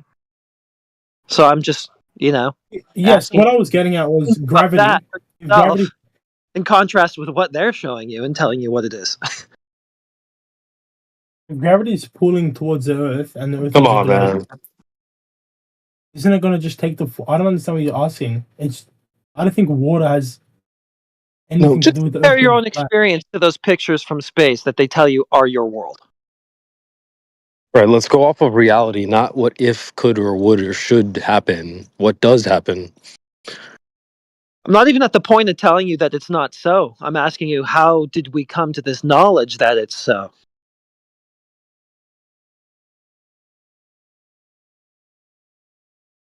Why do we guys are think? kind of overwhelming me? Kind of overwhelming me right now, and I Facts. kind of need a more base. Can you just give me like another base question that I can go off, because I'm kind of getting overwhelmed. I mean, I'll probably have to step aside then, because I pretty much thought that level water was the most basic of them all. So I mean, if that's too much, I'm gonna. No, I'm just saying restate it so I can like reform my thought, because Can I ask it? like Let me ask it. I can ask it in a way that maybe is helpful. Maybe, Yeah, I don't know. Go ahead. So you talked about the perimeter of where the water sits. That's one way to describe the shape of the water. Like if you were looking at a bird's eye view down at a lake, there's a shape of the water if you trace around it. But what we're trying to get you to look at is the surface. So I'll offer you 3 options. The surface can either curve down like concave, as if you have water in a beaker, you've got a meniscus, some type of downward curvature like that, or you have water curved up, like convex, where you have water on a penny or a leaf, it's bubbled up. Or you have water, neither of those, which would, I guess, make it flat.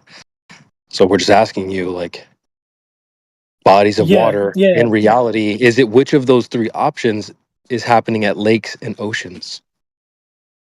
Water itself isn't bending at all due to gravity. I'm going to assume that water is just bending downward. I think that was the first one you stated, downward onto Earth. Like, so say at any point, like, wait, you got it. That's backwards, bro.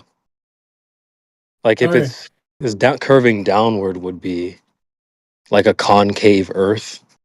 So you mean to say it's like the pictures from space show convex water, not concave. I get what you're saying, but the water is being pulled down into a convex surface. Yeah, I can ask for a more basic question. You made it with terms a little bit more confusing, but I can't. Okay. I thought it was pretty simple, bro. Like water on a penny. That seems pretty easy to understand, right?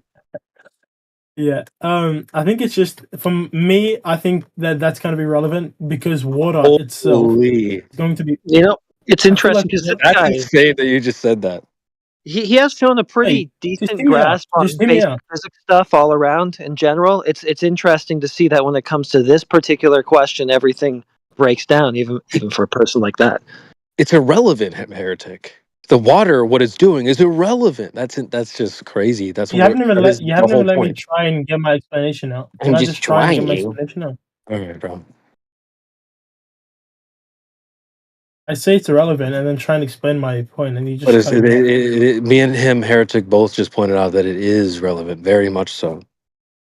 I'm saying I believe it's irrelevant, and then after I give my belief, then you know what I'm saying, go against the belief, so I can kind of be persuaded. Go ahead. You know, it doesn't really do anything to itself. Go for it. Thank you. So, from my assumption, gravity is pulling water around its surface, and in our perspective, because we can't visually see the roundness of Earth, it's gonna look like it's flat. Okay. That's my whole. That's the whole thing I wanted to say. That's it. Cool. What you're saying makes it sound like just because the Earth is just because people think the Earth is round, the molecules have to be like bent almost. Like what? I don't understand that. The molecules. What do you mean? Like if people, not the space that the water's taking up has to be like somewhat like what, curved? I don't understand.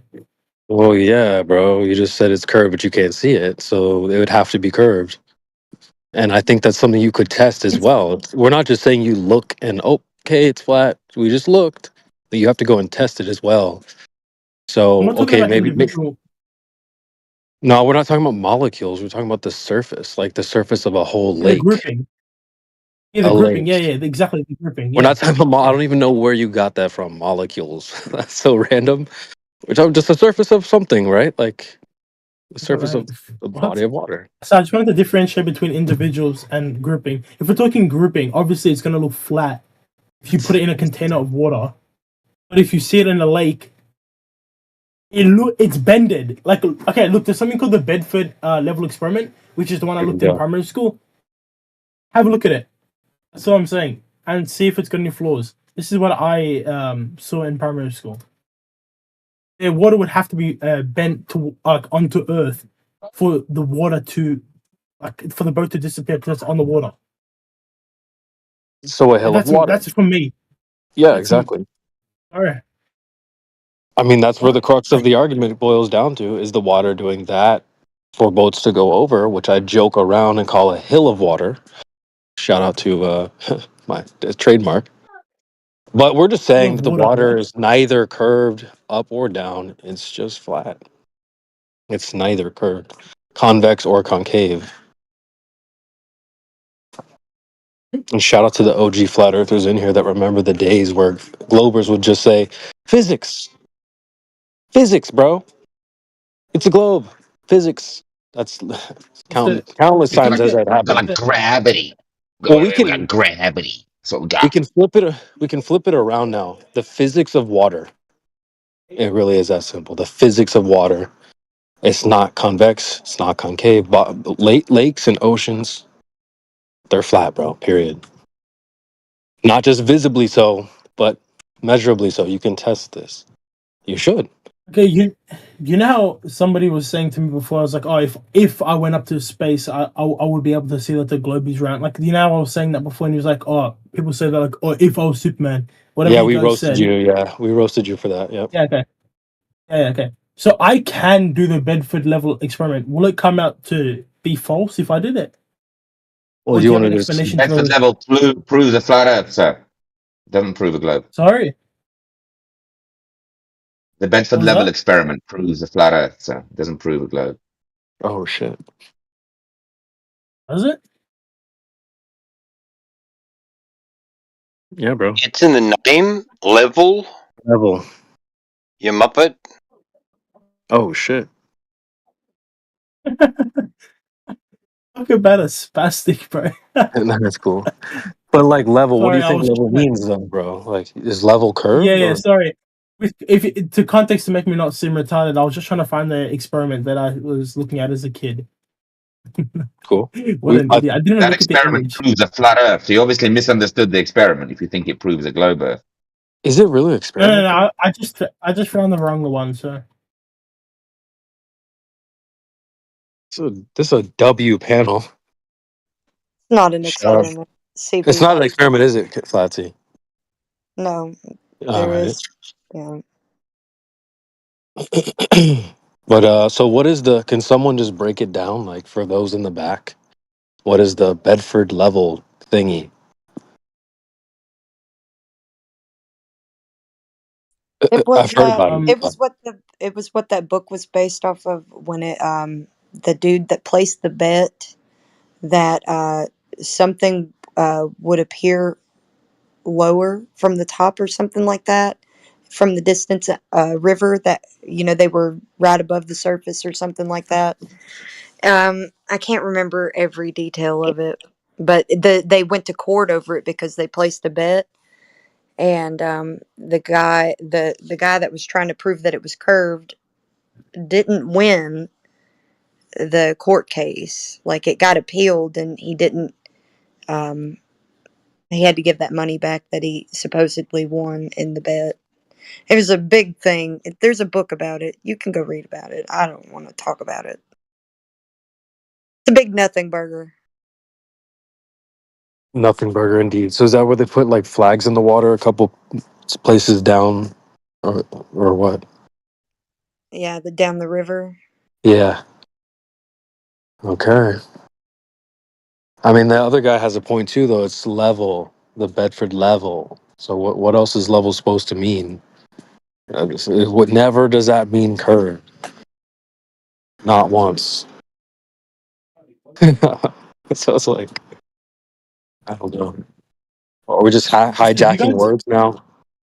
Go ahead. So can I ask, do you guys believe that like the government is like stopping us from going on the edge of the earth or something? Here Or we go. Here we go, bro. that's genuine. I'm not trying to be. What? I'm not trying to go. Are you? Me Sorry. neither. Are they trying to stop you from going? Well, man, I just find it strange when people are like, 4 years ago, they could barely go to the grocery store to get toilet paper. And now they're like, let's hit the boundaries of reality. Like, that's quite a big jump, first of all, but are they stopping you? Well, you can't even fly a drone just freely, wherever you want, however you want. You can't drive, fly, You're walk. indirectly answering the question. Are they I stopping understand, you from but going to dude, like this isn't Russia? GTA. You can't just freely roam the earth and do whatever you want. So it's not that they're just blocking you and stepping in your way. It's just like you even if you wanted to go, think you have to sort of be practical about it. How many days of resources are you going to take? How much fuel are you flying? Are you driving? Are you taking a boat? Yeah, Like, you I don't get understand to farm I these understand the things and then proportion. just head that Like, way and hope for the best. So it's not that they're just people preventing you, or you're ball and chain stuck where you are. You could maybe potentially, I don't know, but it doesn't seem realistic, to be honest. has anyone ever done it?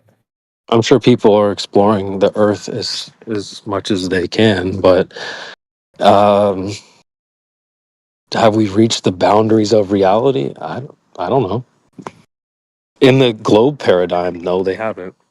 And so I would imagine that we haven't either, but I don't know. So how does wait? I'm so confused. Okay, so if the Earth is flat, I'm just I don't know if I'm can I ask you some questions now? Yeah, From yeah, curiosity. sure, bro. Of course. Okay, so if the Earth is flat, okay. In terms of like planets, is everything the same?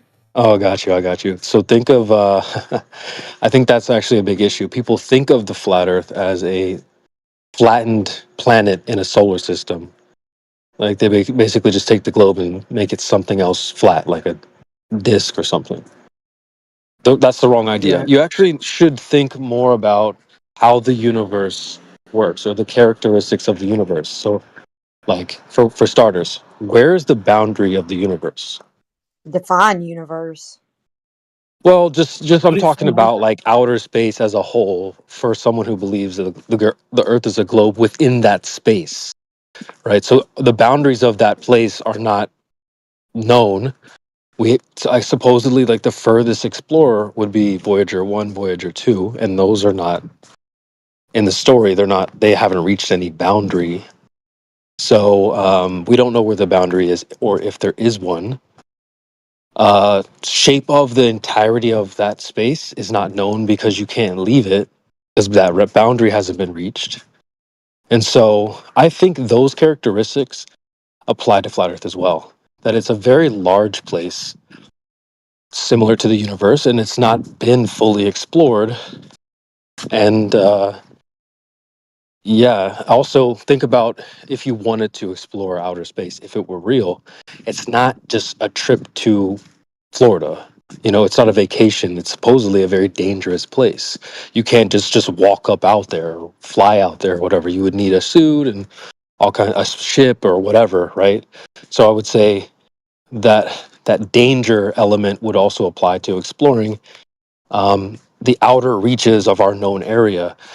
Uh, if it's cold out there too, how long can you survive in the cold, and like how much food do you So have? what is like? Yeah, well, I get everything you're saying in terms of perspective wise, but like we have technology. Don't we have like spaceships and shit like that that make us go outside of like our dome No, or bro, something I'm like telling that? you, if the Earth is flat, like, so the flat Earth as presented isn't some place, like an object. Sorry, it's not an object within a place, right? So the globe Earth, you can leave that object and go into the space that it exists within. But flat Earth isn't like that. Flat Earth is basically the place, and you can't leave the place. So it's not like a floating What? planet. It's like the universe, which I'm trying to tell you. Can you leave the universe? Can you leave? Yes. I mean, if you had Okay. the right equipment. No. So you leave. You're on the ground, and then you go Like into now, outer can I leave space. it now? No. This Listen to the now. question. Listen to the question. Hypothetically, you take off in your rocket and leave the Earth, and you go into space. Can you leave outer space? Um. No. I Right. mean, Exactly. are we segmenting? Are we We're segmenting like? within. We're within the outer space, right? We're on a globe within outer space. So I would say if you were to able to get to space, you couldn't leave the universe or leave outer space. You're in it, right? So that's how flat Earth works. It's like it's a big place that you can't leave, basically, physically. I would say. Does that make sense, bro? Like, I feel to me it makes sense. You can't I mean, fly out of the from universe. what I got was like the main idea from what I got from what you were saying was like you can't leave the globe, and we No, haven't you really can leave the seen the globe. boundary. Okay, so sorry. You can leave the globe, but you can't leave the area that Yes. is the. Okay, yeah, and that area we haven't even seen its boundaries, right? Right. Yes. How can I you would say. conclude that we can't leave if we haven't been able to, Well, I guess, observe that's a good nothing question, I to? guess. Now you're thinking. I guess that's a pretty good question, but I don't know. I call, like think about it. The embed of reality. This whatever this reality I we mean, live you could, within. How would you like physically leave it? respectfully, you could just be wrong if you can't see the boundary. I feel like it's a little bit far fetched to say Okay, you think about it. can't Think about see what the a boundary. boundary is, though. Right? Think about what a boundary Yeah, is. I understand the nature of How do a you boundary, leave but a like boundary? Is there a door? I exactly. mean, But in your case, you don't know because you don't know. You've never seen the boundary. You don't know what it is. What's the nature's boundary? Do you know, like from a theory, what the nature's boundary is? Like what it consists of, or is it like no. a And wall that you just can't like But I pass? that, think he I. swapped positions in this argument. Now he's carrying Well, your that's good. That's position that's the and, good. That's a word. and Good shot acting like right there. you hold his. Yeah, that's awesome stuff right there. That's jujitsu, flat Earth jujitsu right there. But honestly, I think most flat earthers in here would agree that it's not infinite. So I would say there is a boundary. We know that there's a boundary. Okay, so it's finite and it's not What I want to growing know, or why these anything. dudes talking? Oh, that's what I want to know. What's that? Sorry, Is it finite? I would say so. Yeah, I don't think it's infinite. what was that? Isn't infinity like a Technically, mathematical concept? yeah, but it doesn't really. You can't really have infinity. I'm pretty sure. Mathematical concept There that you go. refers to that is unlimited, endless, and without bound. This answer is from Britannica. Oh shit! Did you guys catch that? That was my watch. That was crazy. So yeah, I would say there is Yeah, a boundary. We don't know what it's made of or what it like. I certainly haven't touched it.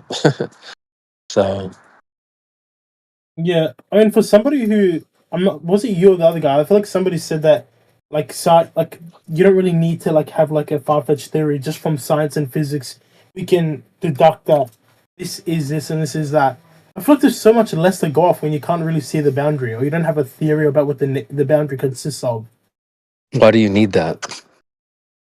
Because to make the conclusion you can't surpass a certain boundary, you should have the at least you should know what the boundary is, right? Okay, so let's just flip it around. Are you saying you can leave this unknown boundary? Well, it depends on which modern theory you believe in terms of space and like, is it expanding? Is it finite? Is it just huge? So okay, Like, so if it's I don't huge, it know. hasn't been reached, and then if it's expanding, how would you get to it? And then even if you were to Yeah, get to it, how do you know you can leave it? Most boundaries are like physical, like you know, how do you? You don't really. That's the whole idea of a boundary. You don't surpass the boundary unless I don't know. It's kind of a weird point that you're making here. Is like, well, you haven't reached it, so maybe you can still leave. That's not really the crux of my argument. yeah. I'm just trying to help you understand what flat Earth is, because most people think it's some sort of floating pizza in space, and it's more like space. It has more characteristics to outer Yeah. space than it does to a planet in the outer space. That's where people get this thing all mixed up.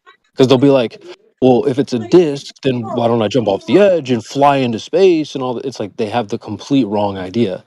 You can't do any of that. No one talks about jumping off the universe. How do I jump off the edge of the universe? Like, jump where? Where are you jumping to? Okay. And then you're talking about an edge of the universe that hasn't been reached or understood, which is the point you're making. So that's flat Earth is. It's hard to just draw on a piece of paper, right? You can't I just mean, I draw. guess I feel like you can, because you're a human in society.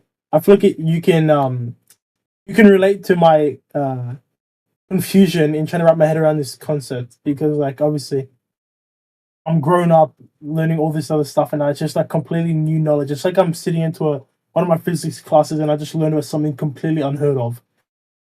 It's hard.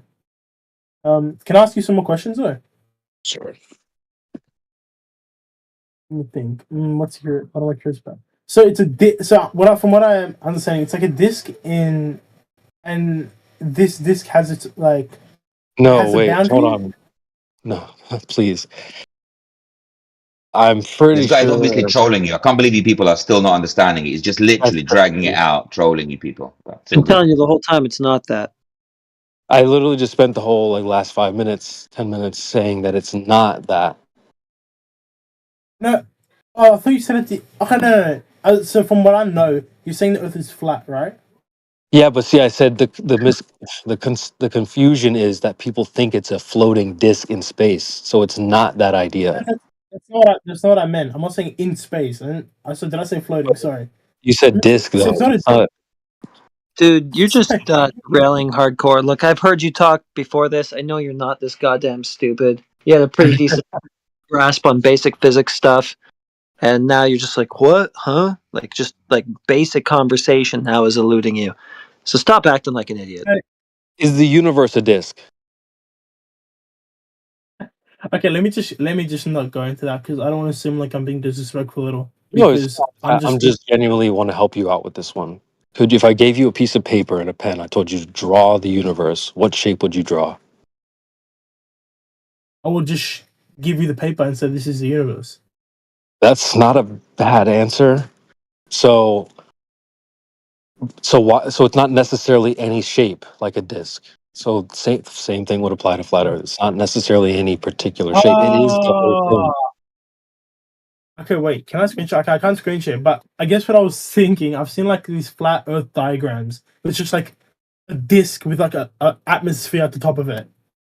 So that's what's like. I know that's exactly what the confusion was. That was like embedded in my mind whenever I thought of flat Earth. But I understand what you're saying now.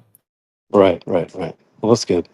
I don't think there's flat earthers in here and closing their eyes and envisioning the flat Earth as some sort of object. I mean, unless someone wants to speak up, I don't do that. I don't try to imagine what the whole thing looks like. I think that's like, where do you even start with that?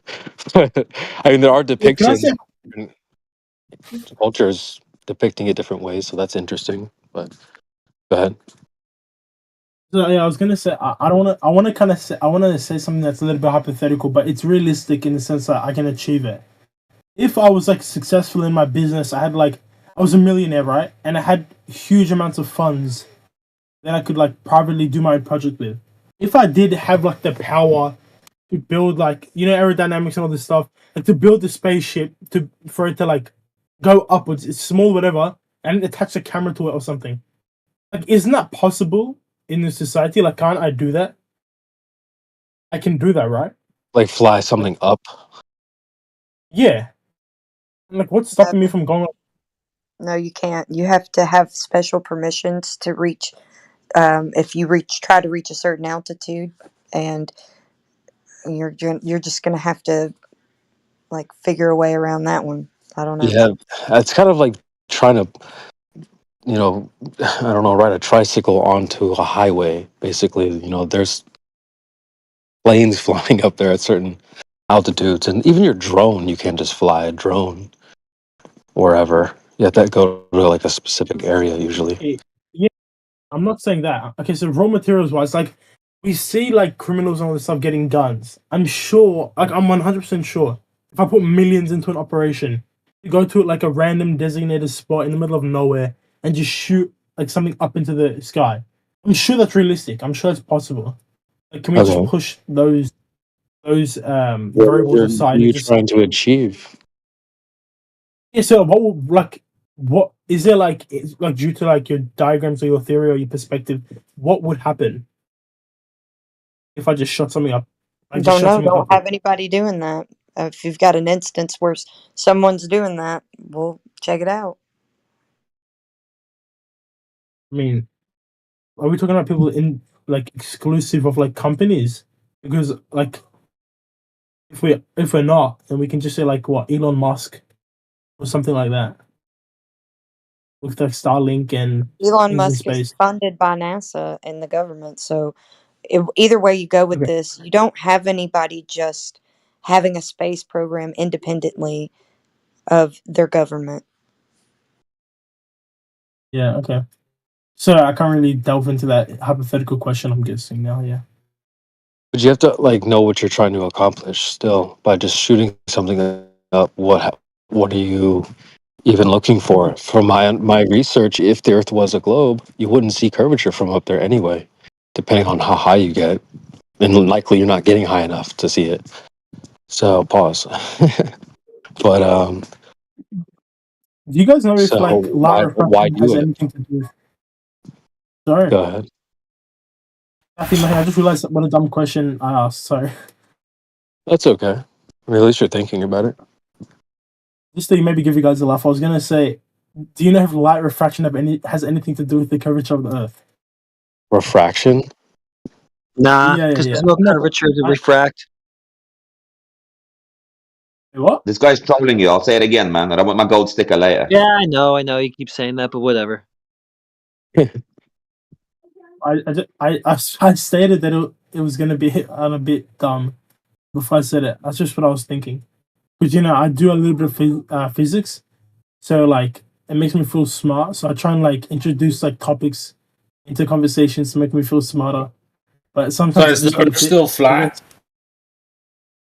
Sorry, what was that? Or is the Earth still flat?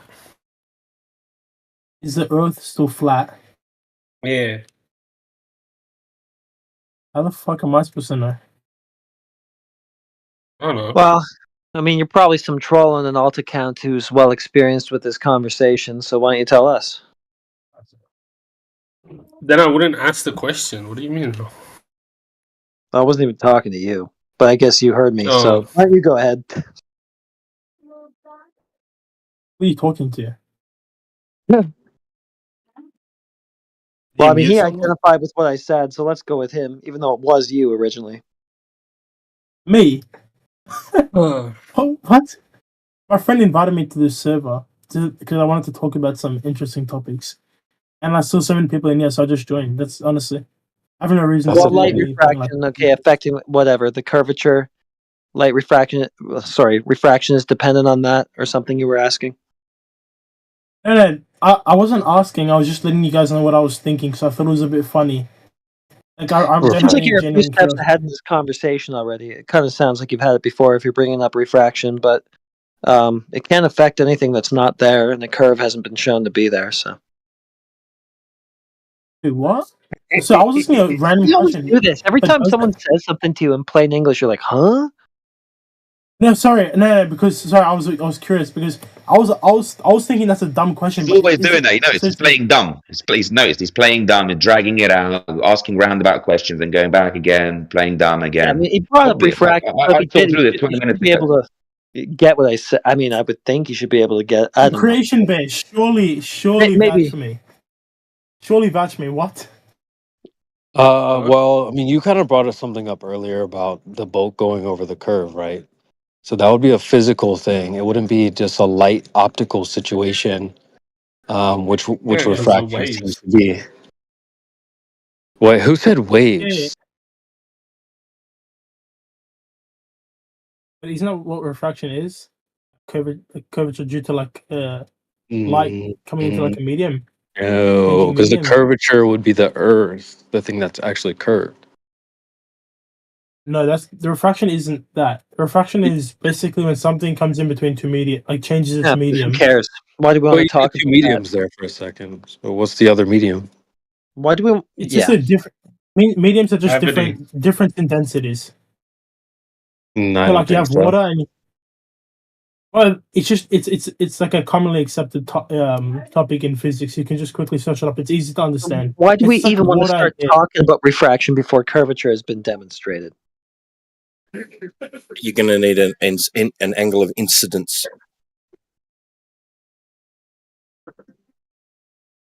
You're also Someone going to said need, if angle you're, of if you're talking about looking at a globe which appears to have been refracted, you're going to need a globe first. So why have we even gotten to this point before we've gotten the globe? Huh? I don't get it. I don't know. Oh I wasn't my trying to have an God. in-depth You guys conversation are all about just this. I just bricked. wanted to. No. I wasn't trying to have a conversation about this. I was just trying to like make people laugh. I guess about how dumb my suggestion I guess was. I'm laughing. like, sorry, I guess. You said that about 800 times, bro. You're either very stupid or you're very bent. So which is it?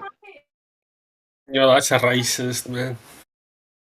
Why are you guys so hostile, man? We're just trying to have a Oh yeah, we're conversation. mean, I'm going to mean assume it's the people. Yeah, second we're one. mean. I'm going to assume it's the second one, We're the bad latter. people. It's because they've Thank been disproven that the Earth is indeed not flat. They triggered. Yeah. Yeah, you're triggered.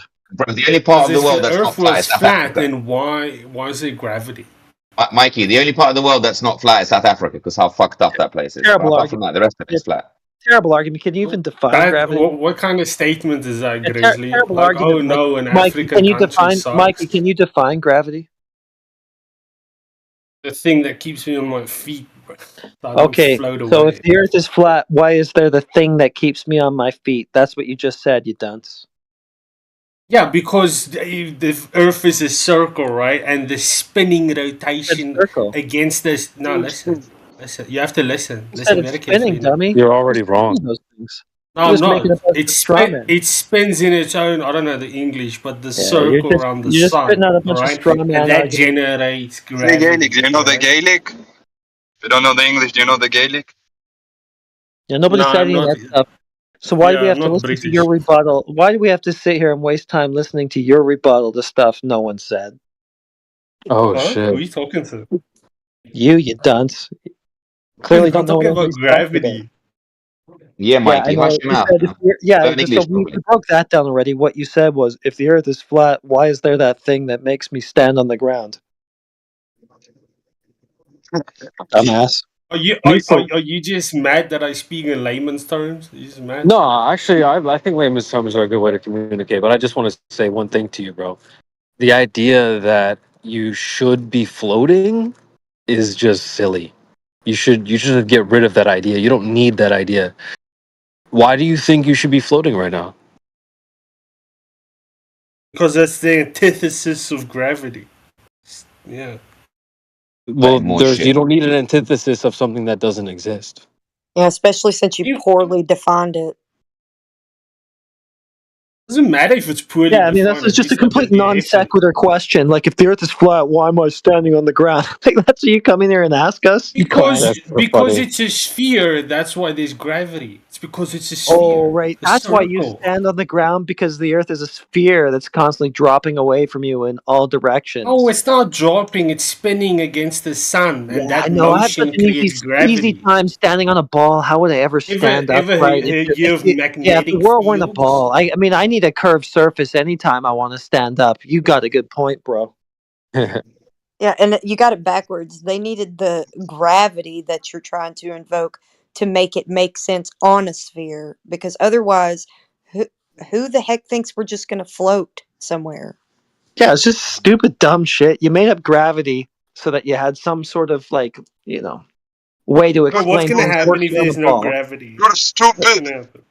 Yeah, so you have some sort of way to explain things working on a ball, and then you take that and then reverse it to, it is a ball because of this thing I made up for how it works with a ball. Okay, but what's gonna happen if there's no gravity? No, What's no, no. your Listen, answer? listen. I'm gonna talk seriously, right? Once they said, "Oh, we're maybe in a bowl," then they said, "Oh, if we're in a bowl, then how come the people at the bottom of the bowl don't fall?" Oh, gravity. right? So you see, they need gravity to explain how come there is a ball. If you get Yeah. rid of the ball, there's no need for gravity anymore. Yeah. It's physics for the ball. It's something made up so the ball can work. Okay, what would happen if there's no gravity on a cupcake? What would happen? Well, whatever. Explain it. Define gravity. You just said the thing What's that makes you happening? stand on the ground. So the way that he defined gravity, we have that already anyway. Whatever that is, the thing that Yeah, makes because us the Earth stay is a on the sphere. ground. That's why we have it. No, okay, but that's the part that's illogical. That's where you're making a leap. That's the non sequitur right there. You say we stand on the ground because it's a sphere. Make the logical connection for us. I already did. No, you never did. You just asserted it, and when you defined gravity, you just said the thing that makes us stand on the ground. So whatever that is, that obviously already I told exists, you no what matter it what is. I the Earth told you is. how it occurs. No, you didn't. What? Yes, I did.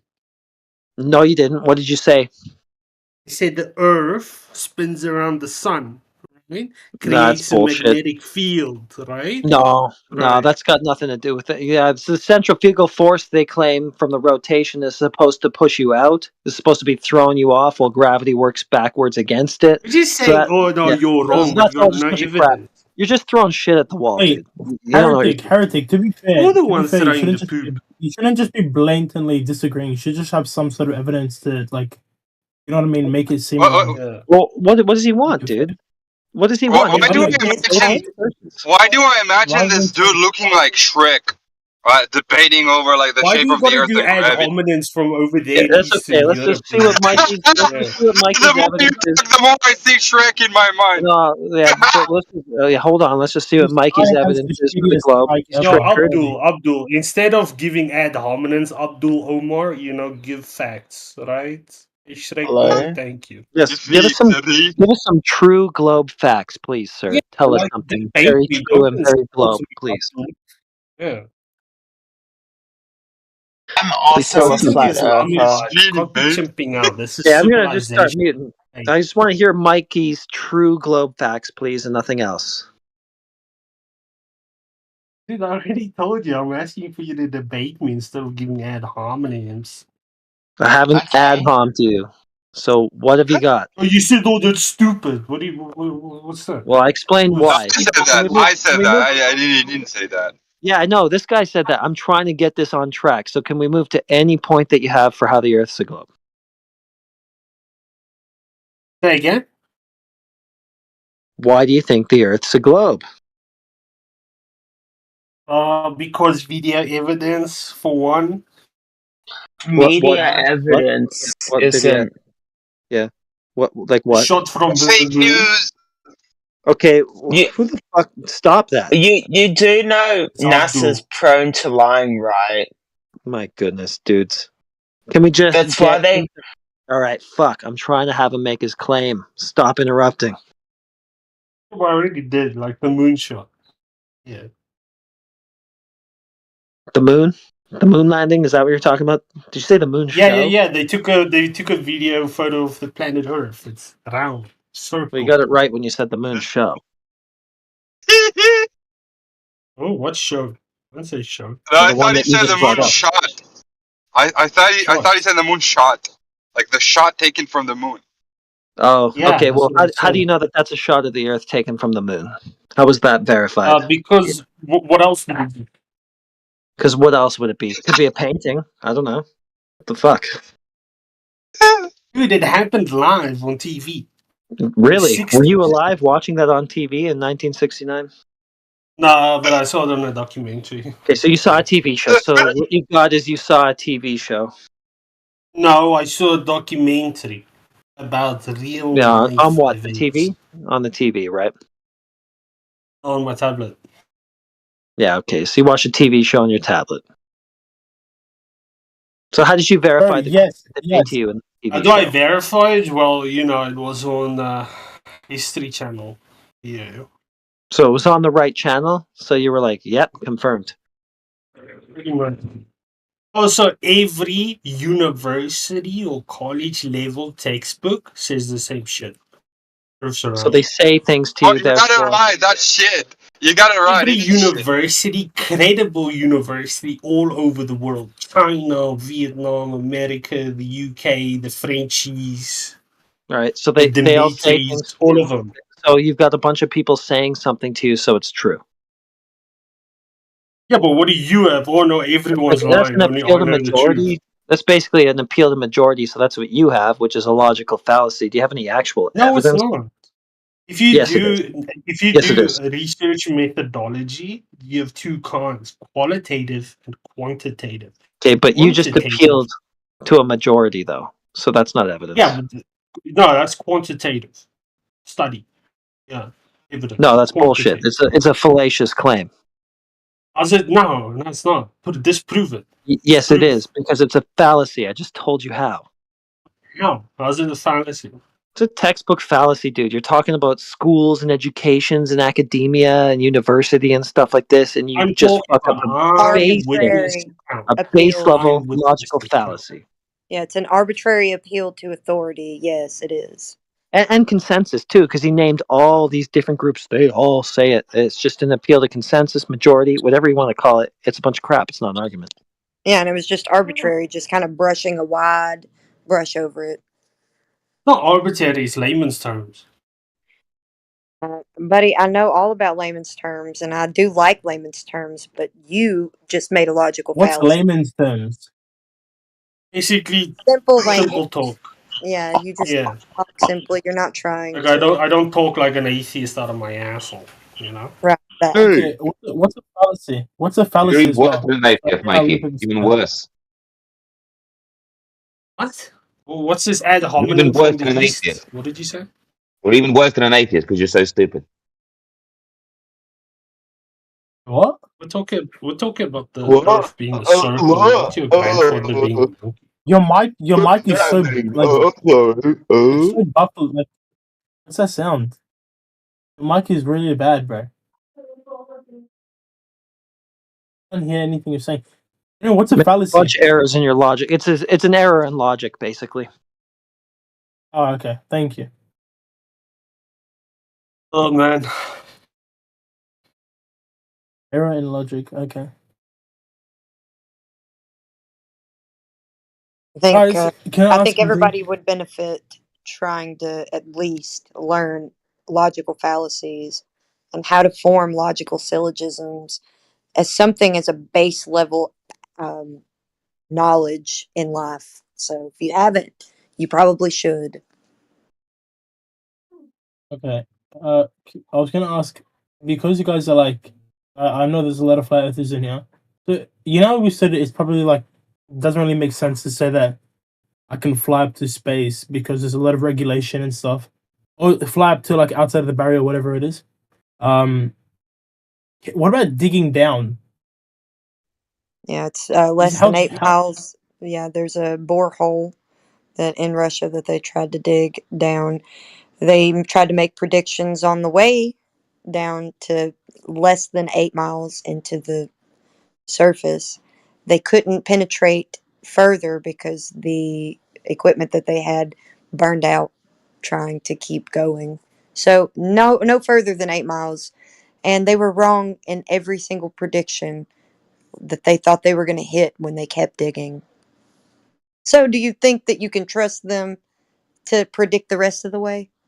If they're going to presuppose the globe having a core and whatnot anyways. So Yeah. I mean, I guess I was just asking because I feel like there's like some like I don't want to sound disrespectful, but I feel like there's like a shouting because I don't know. So for some reason, I believe the Earth is a globe. I don't know what reasoning. I don't know what it is, but something is shouting in the back of my head. Yeah. Okay. Yeah. That's what I'm saying. I used to in be the a back of my glober. head, something shouting in the back of my head. What happens if you dig too far down and you just start like floating? That's just what I'm thinking. You got no reason to So I think just it's a had to globe to begin with, so don't worry about it. You're not going to wig out mean- and go insane because you dropped that one. I'm sure there's extensive research that the Earth is a globe. Yeah, but I you just haven't been believe that. exposed to it. That's another belief too. That too is just another belief. It's just belief on top of belief. I don't know if this is a logical fallacy what you're doing because I can just say the same thing to you, isn't it? What are you just believing is a belief? Is it not? No. Oh. We're Why? not claiming anything that requires you to believe anything. We didn't claim I'm saying anything. it's just. Mhm. Yeah, we didn't Right? claim anything. We're just poking the smallest amount of scrutiny at the paradigm that we've been given, and it falls and crumbles underneath. I don't, and half that terminology I didn't understand, but I can just say the exact same thing to some of the things you This guys say, guy's like, trolling you, oh, man. it's It's just just unbelievable, man. You people are just, I don't know, what's the matter with you? Guy's why dumb. is this guy he's not partaking in the conversation. Every time I try and say something, he's just Grizzly, like, oh, he's trolling if me. you have somebody you Like want to what? talk to, Grizzly, you're welcome to. I'll just mute up. No, it's just that he's literally just dragging his feet for the past hour. I've just been listening in. It's just like, the guy's a nonce, complete dickhead. But no one What? notices. What are you talking about, bro? It's actually laughable at how delusional you are. I'm just trying to have a conversation with people and you're being so rude for nothing. Is a man not allowed to be curious? What? Like, I understand if you have such a Hey, bad history of like being trolled, hey, buddy, but like what? in his defense, Willpower, we have a ton of trolls. You've even witnessed them coming through here and just carpet bombing us with a bunch of questions that they don't care to learn the answers to. They're going to leave here with nothing. They came here with nothing, and that's usually what we deal with. So you got to at least give us that, Willpower. You've witnessed it since you've been I here. just said that. I just said that. I just said that before you come here, but before you had an input there. I just said I understand because people do come in here trolling, but like I don't think a troll is gonna sit here trying to disguise his real personality for a whole hour. Like what? Even laughing as he's saying it, so it means I'm right. And I want my gold sticker. Yeah. I'm laughing because it's laughable to see how delusional you are. What? Do you not understand that?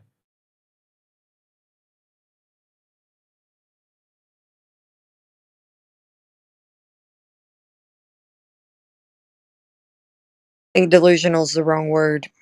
It's not delusional to think that something is happening that happens quite often.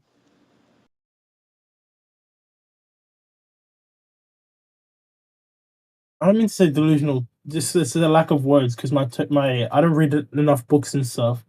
That's just my expression. Like you can obviously see that I'm trying to be genuine. Dude, what's your evidence? What's your evidence for the Earth being a globe? What's your evidence for the Earth being a globe? Like, what? What are you talking about? I mean, I don't know much about this, but like, explain that. What? What do you mean? What do you mean, Exactly. bro? What does that mean? What? I never said that. What? You're just mocking me now. I'm I don't know why sorry. you're insulting me. I'm sorry. I'm not really great. I'm not really great at physics, but like, what do you mean? What? All right, okay. All right. Let's get it back on track. What's your evidence? Willpower. What is it you're trying to understand? What question are you asking? My intention coming in here, I just came in and said, "Hey, I'm curious to know what you guys believe." And this, Right. Well, I what don't know we're why this talking is about. me. Just give me a second. Okay, so what someone's probably trying to explain to you is that we're not talking about a belief. What we're talking about is observable, measurable, testable in reality. Belief is when you can't do those things. So the belief would be to say, I experience a flat horizon and a motionless surface of Earth, so a flat, motionless Earth, but I believe it's actually a spinning ball. We are going with what reality is presenting itself and with what the results are coming up as we test it. Right? So there's a difference there. So the basic premise is that we've been given a belief, an idea of this globe Earth, and it comes with set metrics, dimensions, which can be tested. People are going out and testing those claims in terms of long distance observations, laser tests, all these kind of things, and it doesn't match. There's no curvature. That's pretty much it. Okay. So, understand? From what you can observe, yes, okay, I get you. I understand. That actually makes really clear sense. Okay, I actually fully understand that. For once, I don't seem like a troll, I guess. No, that's fine. Let me You're ask you alright. this: if you jump, what's stopping you from like infinitely keep going? Well, do you think that question would point you to whether the Earth is a ball or not? Yes, How? because a lot of like these guys, they were kind of combating the other guy when they were speaking about gravity. So I'm gonna assume if gravity is like, you know, part of the picture and it's not just some delusion or just some like Right, but fake thing you're we've said to believe. requiring to already assume a ball in that situation where you drop something or you jump and you think, well, the reason it's going down is because the Earth's a ball and because it's being dragged to the center. But that's just because that's the story you've been given. In reality, the observation doesn't tell you anything about the surface being curved or not. As far as you can tell, the things are falling on a flat, motionless surface. Yeah, I know that, but I thought that's just something what I was asking. Like in your I'm saying in your like observation, what stops you from like continuing going up? Is it just like the nature Well, is we come back down? in my observation, there seems to be a relationship between the density of an object relative to the density of the medium that it's in. So if an object is more dense than the medium it's in, like a golf ball in water, it's going to sink through it. If it's lighter than the medium it's in, like a helium balloon in air, it's going to go upwards. Right? That seems to be the relationship that we can observe. But that doesn't tell us anything about the Earth being a spinning ball or not. The only reason that they've told us that there's a link is because they need to come up with a mechanism that you will believe that you could be on the side or the underside of some spinning ball, where logic would tell you you wouldn't stick to that. So they need to come up with a mechanism. So they've just said, oh, you see how things go down? That's because you're stuck. It's being pulled towards the center of this spinning ball. But they haven't actually proven that it's a spinning ball yet. They've just given us that story. So we start from the beginning. First, prove that there is a ball, that things are being pulled to the center of, and it falls apart even at that stage. Okay, cool. Okay. I get that. Yeah, I get that. Okay, thanks. I just had a question. Fuck. But 1 second. Let me think. Fuck. Okay, yeah. So that's what I was gonna go. Because I feel like science is like, it's not my strong suit. So I kind of want to ask something that's a little bit off that topic. You're saying people need to like believe it's a ball, and like I feel like a lot of like some of the information and stuff that I obviously rely on to believe the Earth is a globe isn't from direct observation. It's from like media or like, I don't know, just like other people telling me. Yeah. In response to that, what would you say?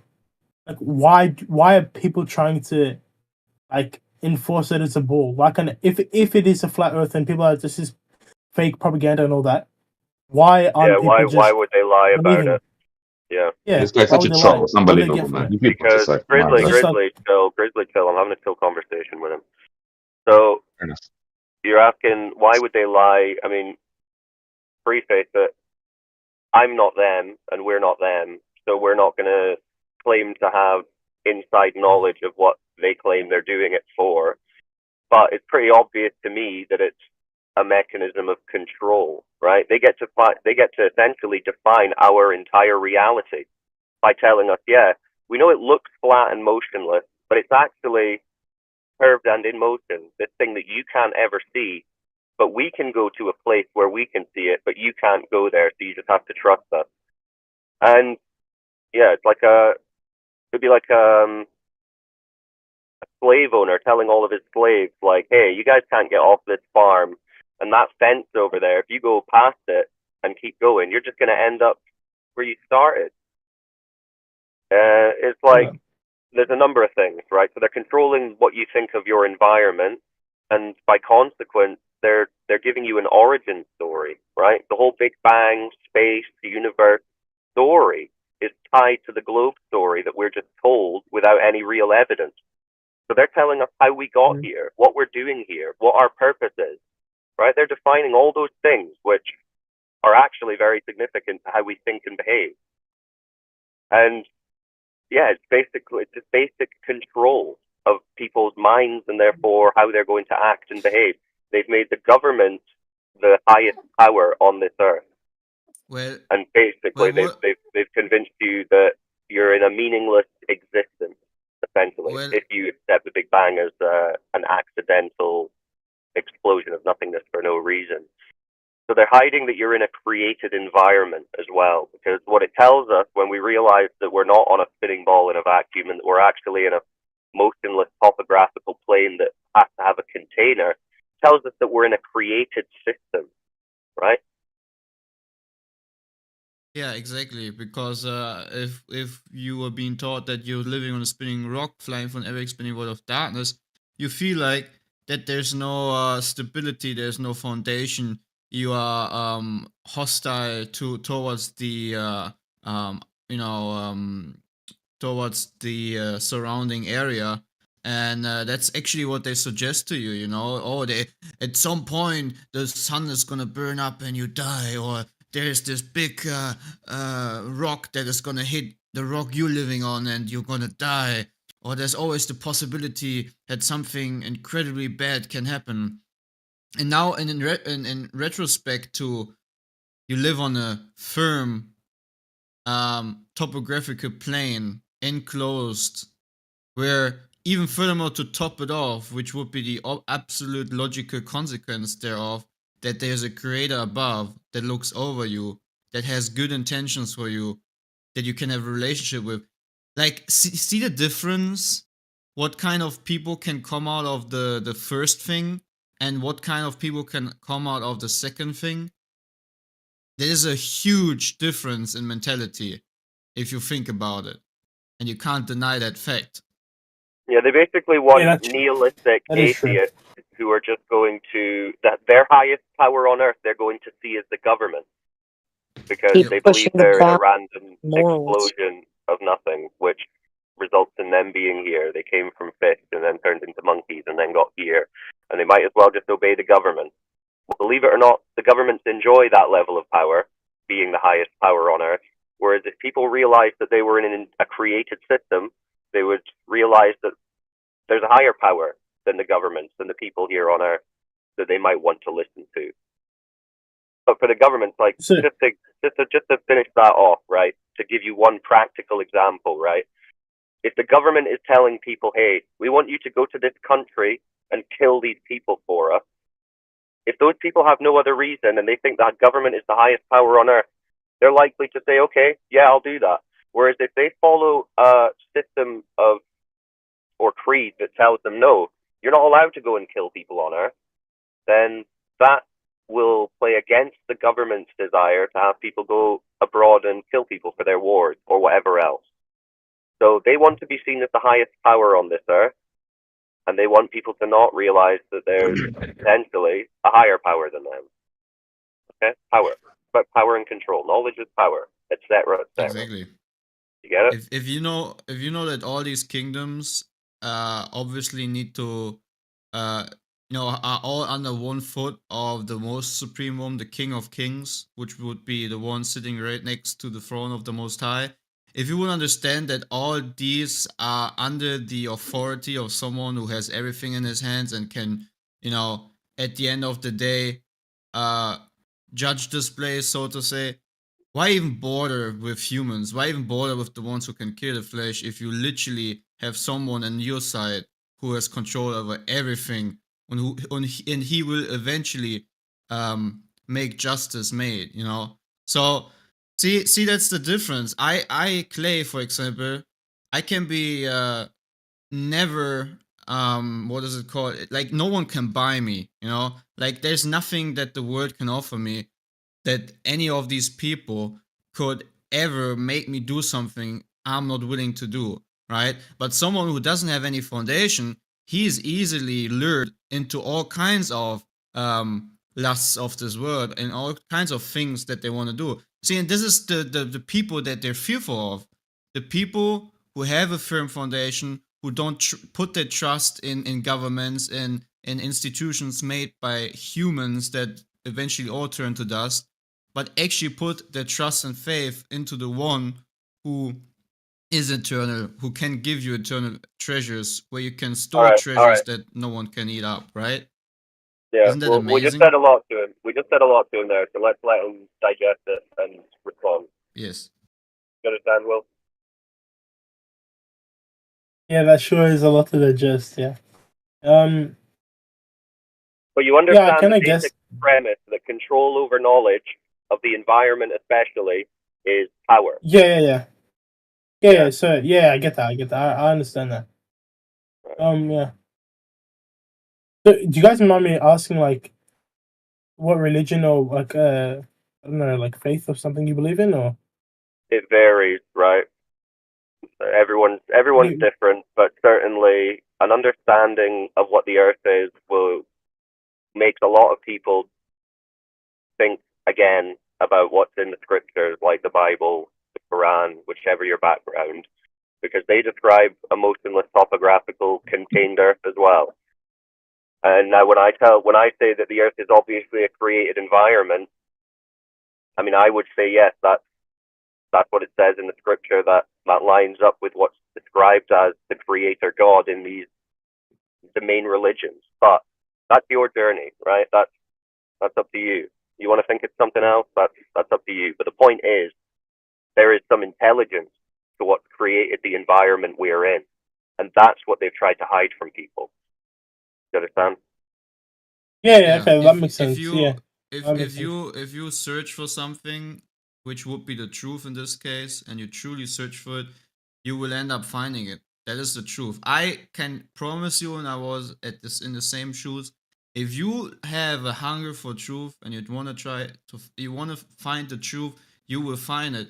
Because once you realize someone is deceiving you, someone is lying to you, someone is taking away something that should be a free gift to you, then you will do everything to find out what that is that they're withholding from you, what they're afraid actually of, what they are trying to withhold your whole life and lead you astray, right? Yeah. If you're a But sheep who wants to generally, find his shepherd, you will find him.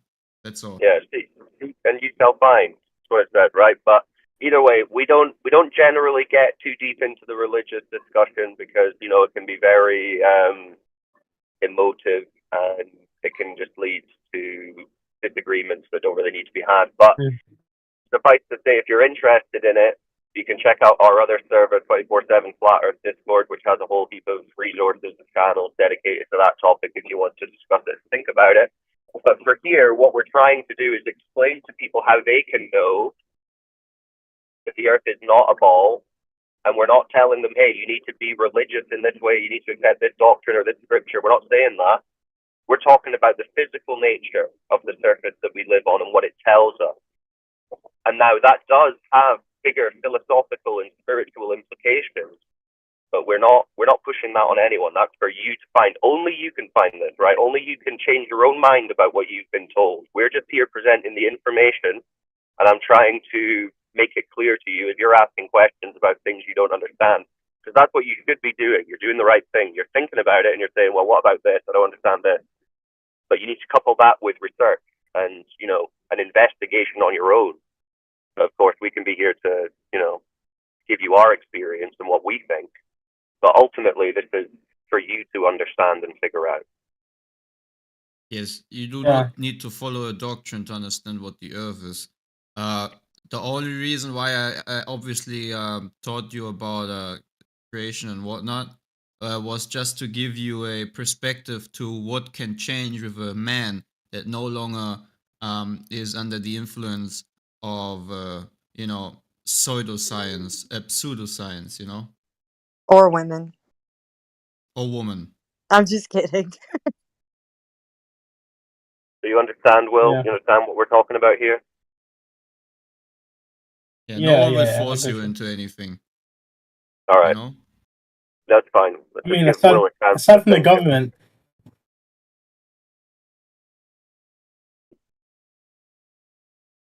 What's that? nothing. I just said aside from the government. What about the government? It's supposed to be a joke. You're supposed to laugh. I didn't hear what you said. I'm in the car, so my audio isn't that great. Ah, oh god. I said it. And like I said, except for the government. Get it? Because like we're all meant to be like manipulated. Yeah, well, the people, yeah. the people at the very top who've been like orchestrating this whole thing, they know the same thing, right? They know the same thing that we're talking Yeah. about. They've just given a different story and paradigm to the masses because it makes them more likely to listen to them, right? It makes it easier to control people if those people are believing that they're on a meaningless spinning space ball that They can't understand that there's Yeah. motion or where they're going, but the governments can. So they look to the governments. Hey, governments, what's going on in space? Where are we going? Have we got an asteroid coming? Are we going to slam into another planet? What's going on? This gives these people a great deal Yeah. of power. So I feel like, from what I understand, and what I'm going to conclude, because I'm going to have to go after this. From what I conclude from this conversation, is look, this specific type of topic and like area of like debate, I guess it's really hard to talk about when you look at like physics and like things to explain, because a lot of this stuff is like it's being honed through like, I don't know, manipulation or whatever it is. Like I'm saying, you can't really have a debate where two people agree on like a certain basis of like knowledge, I guess you can say. No, Because, like, I would one disagree. person- I would disagree. You can, because it's actually very simple. I mean, you don't have to be a PhD physicist to investigate the nature of water and its physical properties as a state of matter, right? Liquids at rest find level. Like, that's a simple thing to understand. You don't need to be a scientist to go to the beach and test the horizon distance or to test a long distance observation across a body of water. Because this is what we're doing. No, We're I get that. examining the physical nature of the Yeah, surface. yeah, I get that. But what I'm looking at the other side, because what you just said is kind of skewed towards people who mainly only like deduct their belief system, like, or I don't know the way you guys look at it, but deduct the belief system of like just observations and like reality. But a lot of people, including me, rely on like past research and like past things that have been written and all that stuff. Right, but all that So, past like- stuff must have been dealing with the physical nature of the Earth, if it's scientific, if it's reality. Yeah, but on a fundamental level, this is why I'm sure there's debate here, and it's not just 100% the Earth is flat, is because some of the stuff contradicts your belief system. And then the only way you can go around that contradiction is by saying, oh, you know, the basis of this information isn't correct, or like, you can't just say, Right, but this that's is when wrong. you need to get You have into to the give an difference example. of, that's when you need to be strict and think to yourself, right, is this a claim or is this evidence? If I'm told the Earth is a ball, is that a claim or is that evidence? If I'm shown an image of what they tell me is a ball Earth, is that a claim or is that evidence? Right? And then you examine it and you say, can I verify this evidence? Can I perform this for myself? And if the answer is no, then it's not good evidence, it's a claim that you can't verify, which would mean you accepting it is just a belief. So we're separating the belief from the knowledge, right? What can we know versus what do we just have to believe because we're told so? We're not into that. And when we go and investigate the physical nature to get the knowledge, we find that it completely contradicts what the belief is that we've been given. So it's not, I mean, yeah, there'll be people who just say no because I've seen the NASA images, but that's just relying on an unverified image or story or claim versus observable, measurable reality. So the question would come down to, are you going to rely on observable, measurable reality, or are you going to rely on the word of a government with a history of lying, as they give you images and videos verified to be true, whilst knowing that you can pretty much make a video or an image of anything you want nowadays in a computer program? Not only that, now we have AI, we can literally create things that look absolutely real, almost undetectable. And you know, when you look at reality, so the future is going to be very deceptive, even more deceptive than now. But willpower, when you talk about this explanation within the heliocentric paradigm, just let me say to you this, right? If I create a fairy tale land of Narnia, I can sure do insert my own laws, my own physical laws, my own explanations to explain the Narnia fairy tale land that I have created. It's the same with the heliocentric model. Whatever might be going against natural law, or things that are way too easy to see as that they would actually fit in a heliocentric model, you just come up with the next explanation you have, so to say, like a magician find in your head, and you just insert it into your story. As long as it's just something that explains it away, even though it's just at the end of the day sophistry, because it's all just Narnia, right? I mean, it's how it Yeah, you need works. to Just get yourself into getting onto the really is level. Think on the really is level. You've been educated to think on a hypothetical third party will think for you type level, where they'll say, hey, listen, you don't need to investigate the Earth. We've got these agencies doing it, and this is what they say. But you need to say, no, I want to know. I'm going to investigate it for myself, and you really need to think from that perspective. So someone send him the link to the server and point him to the additional resource section in case Will wants to research in his own time. Because there's loads of resources on our server that you're not going to find very easily by searching online because they hide it in the algorithms and all this kind of stuff. Anyway, I've got to go on mute for a bit, but Will, you have been chill, so we appreciate that. If you've got more questions, feel free to come back anytime. Thanks for talking to us.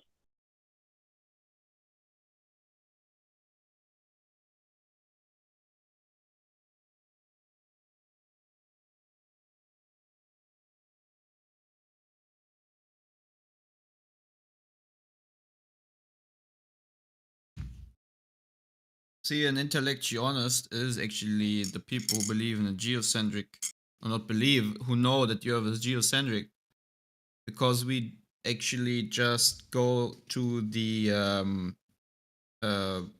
basis of what we can prove in reality. We do not insert fairy tales upon upon something that would require you to just believe it, right? Everything we would claim in regards to the Earth is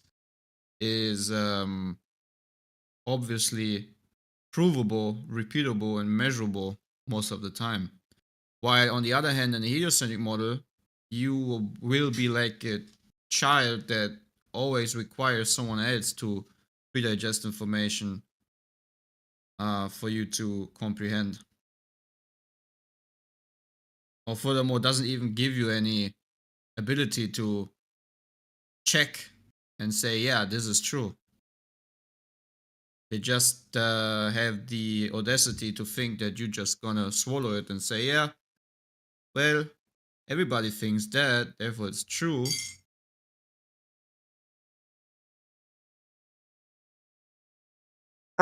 Is there an instance that you can cite, maybe, that gives me some sort of idea that geocentrism means a flat Earth and not a globe Earth?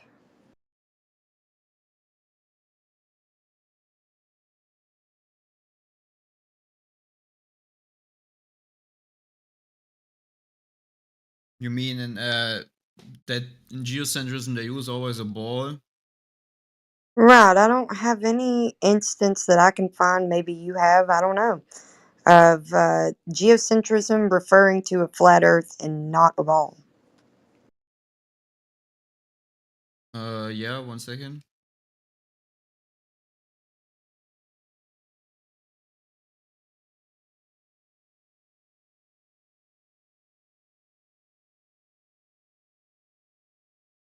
Yeah, because the geocentrism thing, I feel like it's giving the Globers or whatever the idea of a disc in space. So,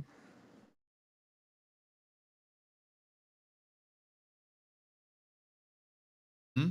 1 second.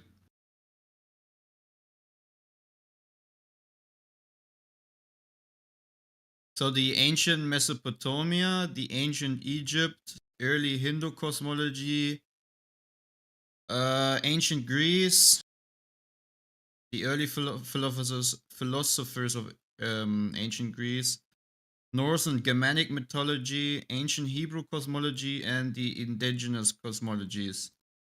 Indigenous in the you know how do you say that, the ones that were in America before the Indigenous. indigenous. Thank you. Yeah, so see, those were examples of the cosmology of the ancients. I get that, but I've not heard them being referred to as geocentrism. Geocentrism is exclusive to a globe Earth, but a stationary globe that everything Listen, Ed. in the vacuum of space revolves around the globe. Okay, Can you cite that it's exclusive for a ball? Right, that's what I was saying. I've only ever seen that if you had an example of it being referring to a flat Earth and not a globe Earth, is what I was asking. Well, I would say geocentrism in and of itself doesn't refer to the nature of the Earth. It refers to the nature of the relationship positionally between the Earth and the system of stars and luminaries around us. It doesn't really go into, by itself, whether it's a flat or round Earth. Now, in the modern context, of course, when you hear geocentrism, it's going to be applied to a ball because everyone's already assuming Earth is a ball. But in and of itself, geocentrism is just referring to the fact that you're geocentric to the system. It doesn't get into whether it's flat or a ball. But obviously, the ancients assumed it was flat, and the modern people mostly assume it's a ball. So that's how they But let's be conceptualize it. honest. Even if we say flat Earth, the people already imagine a disk in space, so it really doesn't matter.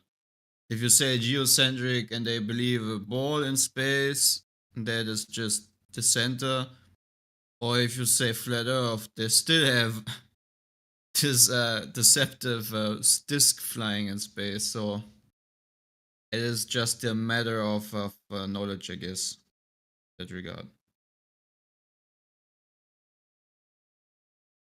So does anybody in here think water sticks to a spinning ball shooting through space?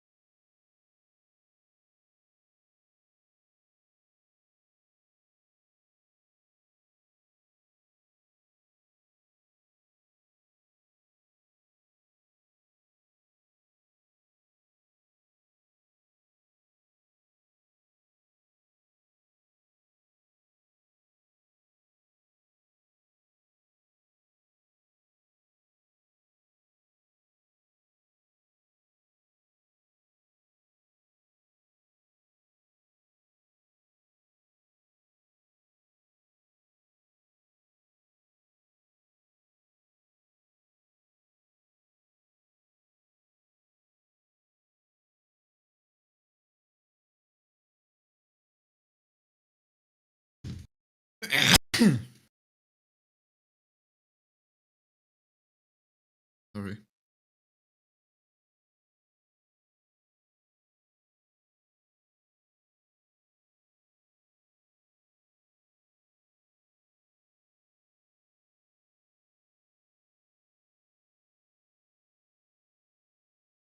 I mean, if you think about the word itself, geocentric just means having the Earth as its center.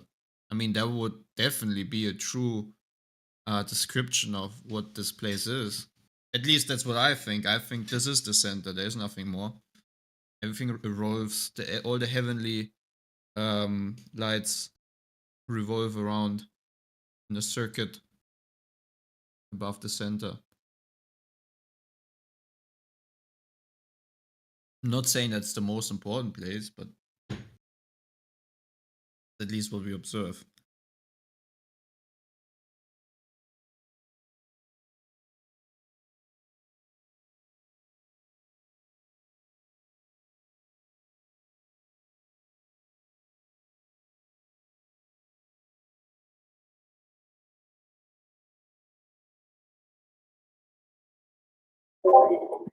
Hello.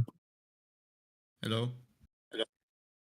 Hey guys, I'm back. I just went and got my little brother. He said he has some questions. Yeah. So Why do you believe the Earth is flat? Well, we don't believe the Earth is flat. We just accept for what it presents itself to be, right? It doesn't need my argumentation at all. The Earth just stands firm for what it is. So the question is, do you accept what you see when you observe, for example, just one little observation from many others you could do? when you observe water, water laying flat when unmanipulated, flat level, horizontal, horizon, right? Water on the ocean. If you observe that, do you accept what you see for what it is? You take it for granted, or do you go a step further and insert a belief of yours that you don't actually observe or see, and think that belief of yours is much more truer than what your senses and your eyes tell you? You're confusing him a bit. No. But we do have like reliable proof that the Earth is round. In fact, there was an experiment. Okay. I know which One scientists did it. second. Before we go to the round Earth, I'm just saying, is what I'm saying false or is it true? Is what you experience with water, for example, is that what it presents itself to be, or is that just an illusion? So when water lies flat, we use water levels out. Even on a big scale, water always lies out flat. Would you agree? That's because of gravity. That's because of gravity. The gravitational pull. Doesn't from matter why you think it. He's just asking if you agree that that's the case. Yeah, just on What's the the base. case? That Guys, I think you're confusing him a bit. I'm Let's not gonna keep. lie. No. He's confusing himself. He's already 5 steps going further from what It's he not actually hard. needs It's to not do. hard. Look, it's not hard. Like in a glass, right, or in a sink, a bathtub, in a pond, in a lake, right? The surface is flat and level. Like if it's calm, it looks flat, doesn't it? Agree? Sure. That's just what my eyes see. You know what? It's also treated like that as well because we can use Remember, our to eyes don't stat- see everything. Our eyes don't see we everything. can use, but it's actually I used don't see- professionally. The surface I of don't liquid, see dude. what's on the other side of the world. I see what's in my perspective, what's my view. I don't Yeah, see what's everyone on the does. side. Everywhere you go, that's the way it's going to be, right? Everywhere Let me you ask go, you that's this. the way it's going to be. If you're further away from It's going the to Earth, all would appear you be flat able and level see the to whole you, right? If you were further away from the Earth, would you able to see the whole perspective of the Earth? Well, Yeah, that's a you good say. question. Have you been? Well, have that's a you- good let me ask you- question, but let that me is ask this. going into the hypothetical category. Now let me Just ask you keep this. Now, let me it. ask you this. Just keep Have you it. been to space? Just keep it Have on you the been to ground. space? Let me ask you. No, Relax, you man. neither. Relax. We Don't get both excited. Guys, I'm It's sorry. fine. Guys, if he's gonna have a fight or something. Man, No, have you we been to don't space? want to have a fight. We want to keep him on the ground. He's like a Yes. rocket right now. These hormones He are wanna kicking in. he just wanna go off into all directions. We want to keep it Okay, simple. okay. Let me ask you this question: have you been to space? Have you seen No, and Earth you from neither. a different perspective? No, you haven't. So, what you have isn't proof. Hold on, Junior. You haven't been in space either. So using your space analogy is a fail. Try something else. Yeah, we no, don't need to. You don't need to. Like, I don't understand why you think that that's going to tell you more about the quality of the surface. Dude, relax, man. Relax. Let someone else speak. Relax, Right? because you just A moment. dismissed my thing without giving me a point to Chill, man. Chill, dude. You're telling I me don't to see chill how when it's gonna. someone dismissed my point. Chill, When you man. gotta- Come on. We are Relax, not dude. I against don't you, want to man. have to forcibly make you not be able to talk, right? Just show some discretion, right? And just relax. I'm going to address what you've said. You know, like I don't feel like I've had much of a chance to do that because you keep wanting to open your mouth. Yeah, but you haven't let me finish what I was gonna say. Yeah, I did. You said, "Have you been to space?" I wanted to address that, man. Okay, have you been to space? There you go. Goodness. It's a simple question. Not that I think that the sky is what you think it is anymore. I used to, but I don't think that's what it is anymore. But I don't see how it would give you more detail at the surface and the geometry of it.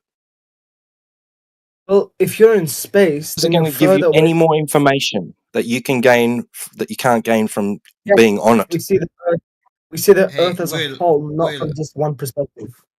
But we're not talking about the overall entirety. We're just talking about But the we should surface talk- quality, we should particularly talk of about liquid.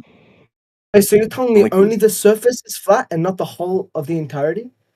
Hey, Will, we have I'm not talking introduced about the to you- entirety. Like, if the surface of liquid at rest is measures to be flat and horizontal, and we treat it as such, and we use it as such, and we establish horizontal planes of reference with it as such, right? I don't have. How is that going to fit on a ball? Because that's level and flat and horizontal. But how is it going to fit on the ball? Do you have you been to school? Do you know what gravity is? We have a core. You gotta realize you're inserting things you could not have verified for yourself up to this point. You're using something called space, and you insert it into a conversation which started with just looking at water, and you know for sure.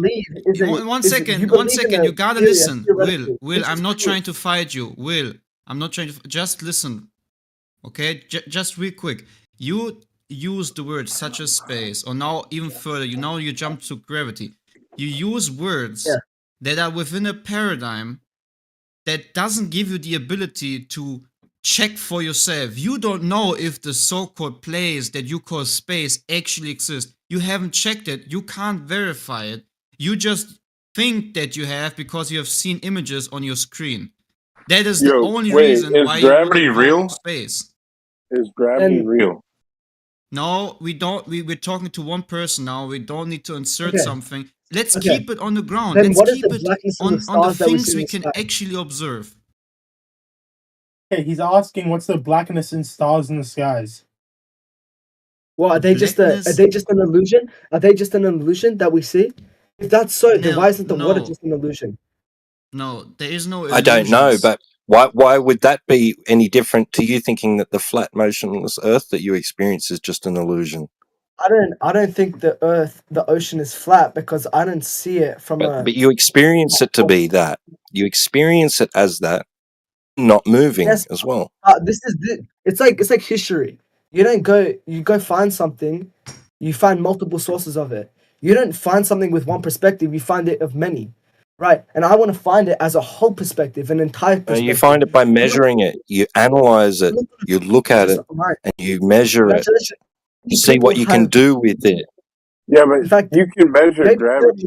People have been into the place called space, which is outside of our atmosphere, outside of the planet, and they recorded what it is. And maybe you don't believe that. I don't know why, but the fact that you don't just makes me question your knowledge. Mm-hmm. But if so, you're just going off something you saw on TV, right? Like Clay pointed out. Now, if what they were showing you was true, right? If what they're showing you and telling you is true, right? Because they give you specific size and dimension, right? Yeah. If the imagery is if what they show you is true, then it would be able to be measured. Should be able to go out and test it, right? We should be able to go and make observations and things like that to see if that's if what they're saying is true, because it would have consequences down here, and we're told it does have consequences down here on the surface. Wait, for gravity, check to see if that's true or not. Right? Wait, can I say something? You know, you were saying observations and stuff. I know, from doing physics and the nature of investigations and stuff. So if they obviously assign magnitude to gravity, and it's constant. Can't we do equations with time and stuff like that to figure out if the constant really exists, or is it just a well, number? this is the point that we're trying to get to. Is we talk about things that are physical, that are measurable, repeatable, and observable, right? You have introduced things to the conversation that you haven't at least verified for yourself. If so, let me ask you the question now, and let's begin with the first thing you introduced into the conversation, which is, how have you verified that space exists?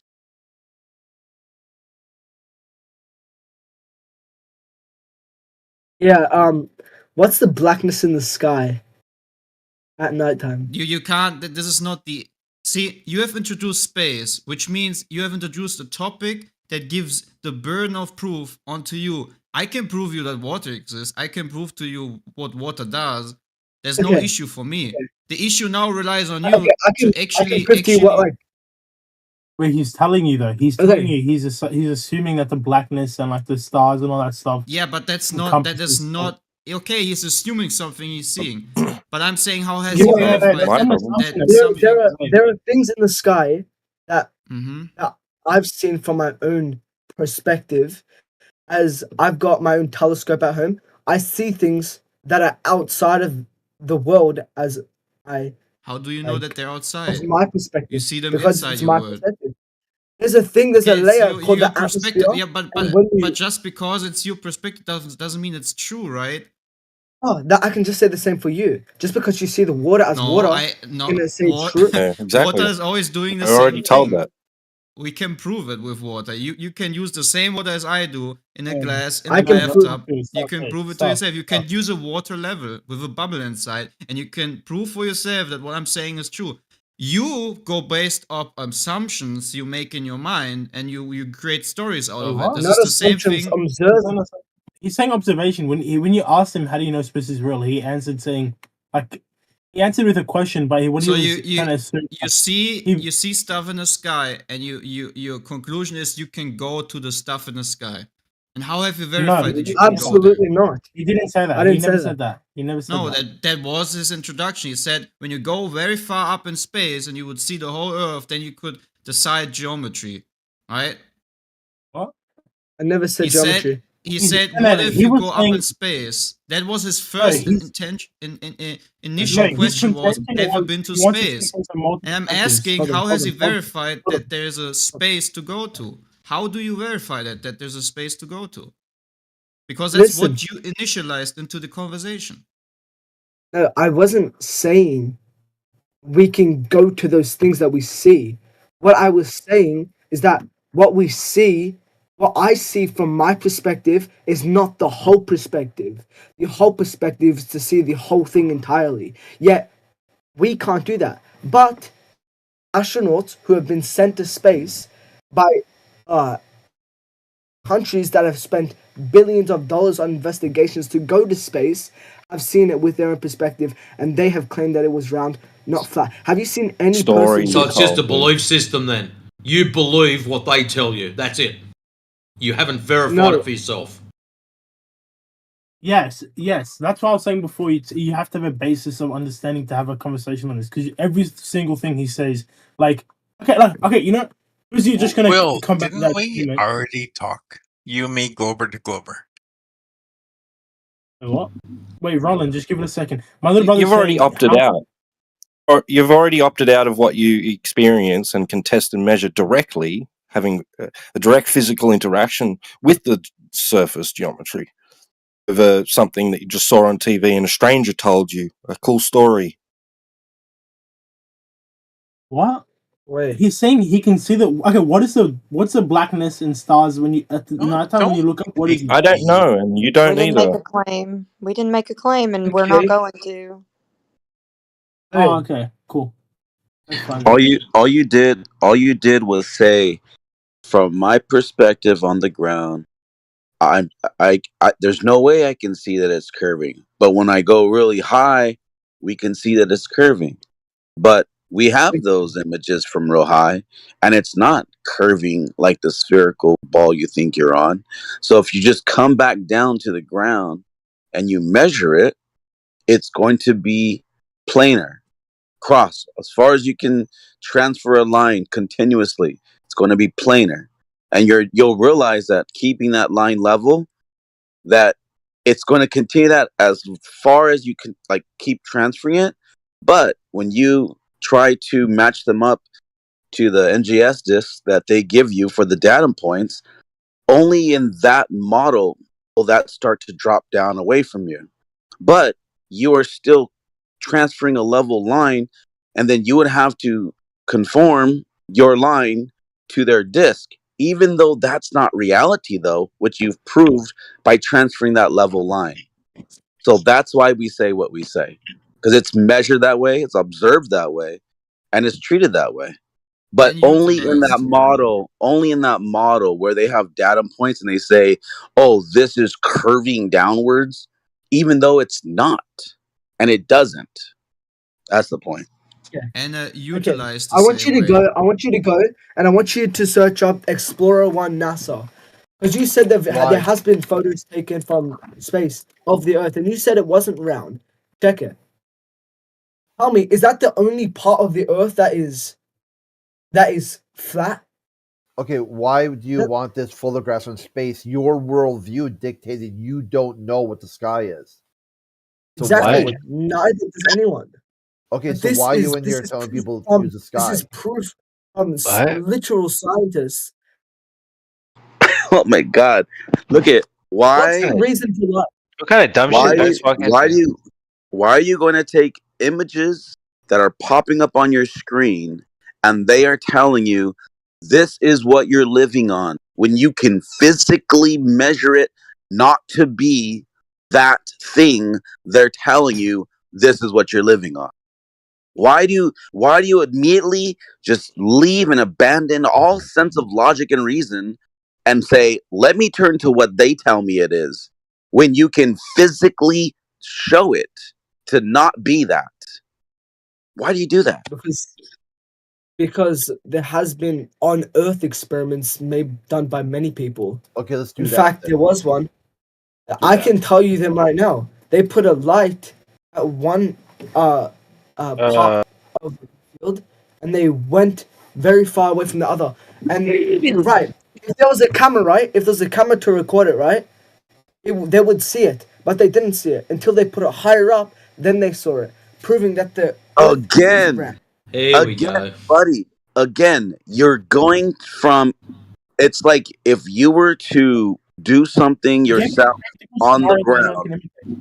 If you're going to do something on the ground, okay, and you come up with a certain, finding, but then just because that you have this falsehood that's telling you what I just discovered and now I'm seeing with my own eyes, well, that can't be it because I've been told this isn't this way. And then someone says, oh, well, if you want to see the truth, you just got to go to this website and look at this photo and it's going to show you. And then you go to that website and you photo and you're like, there it is. Now that matches what I've been told, even though your own eyes have proved that not to be correct. Why do you do that? My first argument. Wait, can My first argument was that we can't see the whole Earth's perspective with our eyes. That's not how it works. No. Oh my gosh. But okay, you're I don't know what you're not grasping here.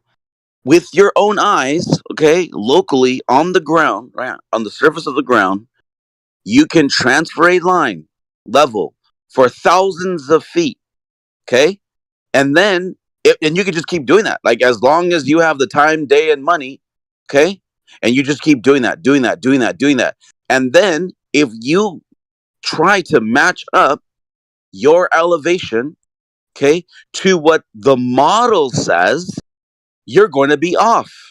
Even though you've disproved them. You said, no. I just transferred it locally over and over and over and over. And my level, it's called force the line. And it actually works in real life. Because now your level line that you're transferring will be high up in the sky, in a calculation, if you will, even though it's not, it's just level, it's still just right where it's supposed to be. But if you compare it to the model where there's data points done by geodetic surveyors, and they say this is what this elevation is according to the globe, or according to the spherical calculation, but you yourself can disprove that it's not doing that. You can literally do this yourself. You don't have to say, let's go up to space. You don't have to do that. Okay, What? wait. He made an example. Wait, just give me a second. He made an example talking about the light and the light emitter and the camera and all that stuff. Just a few things I want to say. First thing is that can be imitated by anyone. And the second thing is the reason why, I just want to point this out, the reason why so many old cultures believe in the flat earth, it's just because it didn't have the right technology to prove it otherwise. Now that we do, you're saying, okay, this experiment has been published because he read about it, it disproves it. No, anybody can do that experiment. It's not like we're flying all the way up to space or we're digging all the way down to float or anything like that. What experiment are you talking about? So you don't mind listening to him? He was talking about the laser emitter that emits the light emitter that emits directly straight, and at a certain point, at a certain length. Obviously, he was talking about it, not me. If he wants to take over, but the certain distance, you couldn't see it until you lifted the camera up to reveal the light. Therefore, it was curved. Oh my gosh, bro! That YouTube piece that you watched was a hit piece.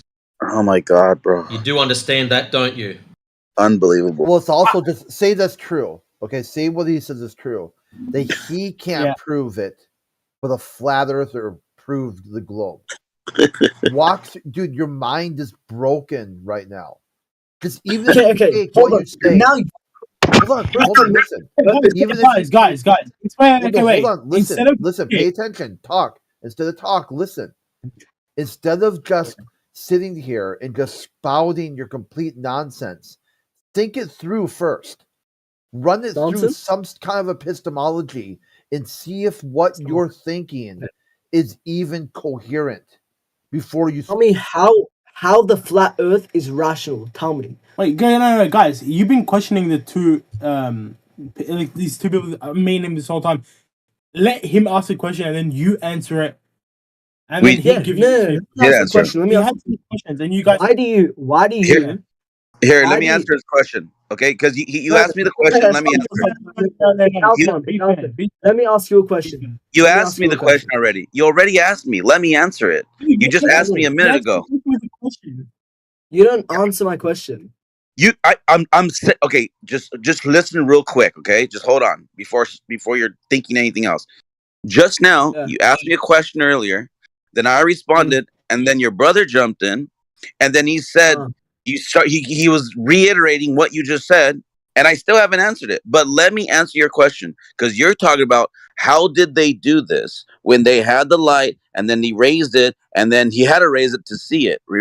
Did you not ask that about 2 minutes ago? Yes or no? I did. Okay, so here's the answer. Okay, where you get this information from is from a video. He's answering it like where. Yeah. Okay. Hold on. You're asking me where. I didn't ask anything. I'm talking and you just cut me off. What you're doing is you're asking me where I got the source from, and I'm no. I didn't even ask you that. Hold on. See, you're not listening. Just do yourself a favor. Just listen real quick, okay? I'm going to answer the question, but you have to listen, okay? Your question was how, when they did this, they had to do this to achieve this. Okay, everything about that, okay? Just listen. The answer is that was a hit piece. As someone earlier said, they literally deceitfully... Oh, my God. Anyone can do this. This is what my brother was trying to say. Anyone can do this experiment. Hey, kid, shut up for 5 seconds. This is how it works. The original story was supposed to be using a laser, not a flashlight. There was a thing on the end of the laser called a collimator. And what that does is it points the laser more accurately so it's a dead straight beam. Now, some dipshit decided to leave it on and burn the arse out of it. So instead of going, hey, let's get another collimator and another laser, let's just use a flashlight instead. Now, when you use a flashlight and it passes through a reticle, it does weird and wonderful things. Please look up how light works. It'll do you a favour. Diffraction. Now, I have learned how light works. Yeah, that's awesome. Now, that story was a hit piece. It was designed specifically to screw flat earthers over, knowingly that they had not used the laser correctly, and you're not talking again. Yes, they did, and it doesn't matter. No, they didn't. They used a flashlight. The original tool was a laser pointer. Do you understand that? You're not understanding. A laser and a... We're gonna try again. Do you understand they were supposed to use a laser instead of a flashlight? Yes or no? No, I don't. Right, you do now. You're giving a stupid argument. It's not a stupid argument because they behave differently. It's a waste of time with this guy because he doesn't even want to hear the truth. And the truth is, hold on, just listen. Holy fuck, bro! You just can't listen, can you? You have to be muted. Do you have to be muted? No. Well, let me We'll finish. fix that. Hey, guys. Listen, Hope you're having a I'm good gonna. morning. What's up? Hold on, just real quick. It's a great morning as always. I just want to say hello. That's all. I've just joined. All right, for Continue. sure. Sorry for the interruption. So that's right. So look at that video that you're specifically talking about. As he was saying, it's a hit piece, but you have to understand this though. The reason how we know it's a hit piece is because the people that actually were involved with that did a full video on it, and I'm sure you haven't watched it, but they explained how how the producers of that documentary they intentionally made the video when they edited it. They intentionally created this interesting moment where they are saying that a flat earther proved that it's a globe earth because they didn't see it going the way it was supposed to go. Now, Maverick already told you, like, this is why that didn't work, but you don't know the full story that actually on that day it did work. They actually did get it to do it, but there was another time when they were doing it, and that's when Jaren said interesting, and they cut that out. They didn't show the video where they got it because there's another part to the story. There was a part where the producers, there was like children asking questions, and they saw that the kids were getting really involved and interested, and they set it up upon themselves that they didn't want to put something out that would support that it wasn't a globe because they did find it to go through those holes. They just didn't tell you that. And that's what we mean by a hit piece because they're not sharing the full story. Yeah. Can you give me the source that you have found this? Yes. So I can do my own. Yes, it's on Jarenism's YouTube. Jaren's YouTube. How do you spell that? JERANISM. And he has a full video, and he even has the emails, the correspondence between him and the producers, because they wanted to sue them, but then they learned that there was fine print, and they said that the producers can edit however they want to, and you can't say nothing. You can't sue them for that because they're the ones that's creating this documentary, and it's their like artistic whatever. It's thorough. It's a contract, and Jaren went through it as well as the other guys that were involved. See, you don't know that side of the story, so you come aboard and you're like, "Oh yeah, flat Earth proved the globe Earth, and this is how it worked." No, dude, that was all a hit piece. It was a sham. And I'm at least hopefully now you know the truth, and hopefully you go look into it, and then hopefully you never bring that up again because that's a horrible proof on your side because that's pure falsehood. And then we'll go from there. Yeah, guys, thank you for making my brother learn something. Yeah. Welcome. Anytime. What is it? Wait, Jeranism. Show me. Jeranism. Wallace's method fixes the common issue with similar experiments done by flat earthers. That's the first thing that came up. Oh, believe me, you're going to have more in the algorithm. It's going to give you everything negative about Jaren. Trust me. Yeah, we know that. You're probably going to see Dave McKeegan bashing on Jeranism, all these other videos. But if you go to his actual YouTube, I haven't seen that one yet. Do you know what a search box is? Go to Jeranism's YouTube channel itself, and then you're going to... Okay. You know what? I'll tell you what. Let me just post a video for you and I'll tag you. Let me find it because I have a feeling that you're just not going to find it. Hold on. Give me a minute. Also, willpower, you know how deceitful they were? They promised Jeranism that they would like send them all the footage because they recorded everything, right? They recorded all the experiments. So when Jaren asked for the footage, they said sure, but you know, later down the line they rejected it. They're like, nah, we're not gonna send you anything. Yeah, It's what pretty you will sad. see is there's a common picture about flat Earth on YouTube. The common picture is that everything that actually logically, like we do, talks about it and represents it without any straw man, will never be promoted or presented on your YouTube feed, as soon as you type in flat Earth on YouTube, you will always get videos that it's probably either conspiracy strawman propaganda. us and look at, and make us look stupid, and even furthermore maybe introduce claims we never do, or show you a disk in space floating where water falls off the edge. This is all It's probably just for propaganda. this is all propaganda, and this shows to you that the globe Earth must be 100% true, right? Because why else would you just bash a complete different story all the time, right? The one who's always in the truth tries to get the real answers as far away as possible, right? Yeah. Like Christianity. Could I ask a question? Obviously, I believe, like, I don't, like, I'm not actually 100% because I'm not a scientist, so I don't actually know whether it's round or if it's flat. Either or, I don't actually know. But I have a question, and you guys seem quite knowledgeable of it. So I wanna know what your answer for this is, and it's what confuses me. So, you know, like when we look out onto the horizon, like the sea, and you see a ship or a mountain. How is it we can see the tops of these things first at a distance before we can see the bottom, but the closer we get to it, we can see the bottom? Isn't that proof of curvature? I can answer that. Can I answer that? Yeah, I would love to. I'm genuinely asking. Okay. It's very simple. You can do this, by the way. You can verify this yourself once more in reality as an experiment. I like to use this experiment, which is when you have a major city close by and you have high skyscrapers or buildings that are pretty huge, and you have on both sides you have them. And I'm gonna Have you done this in by a second yourself? post.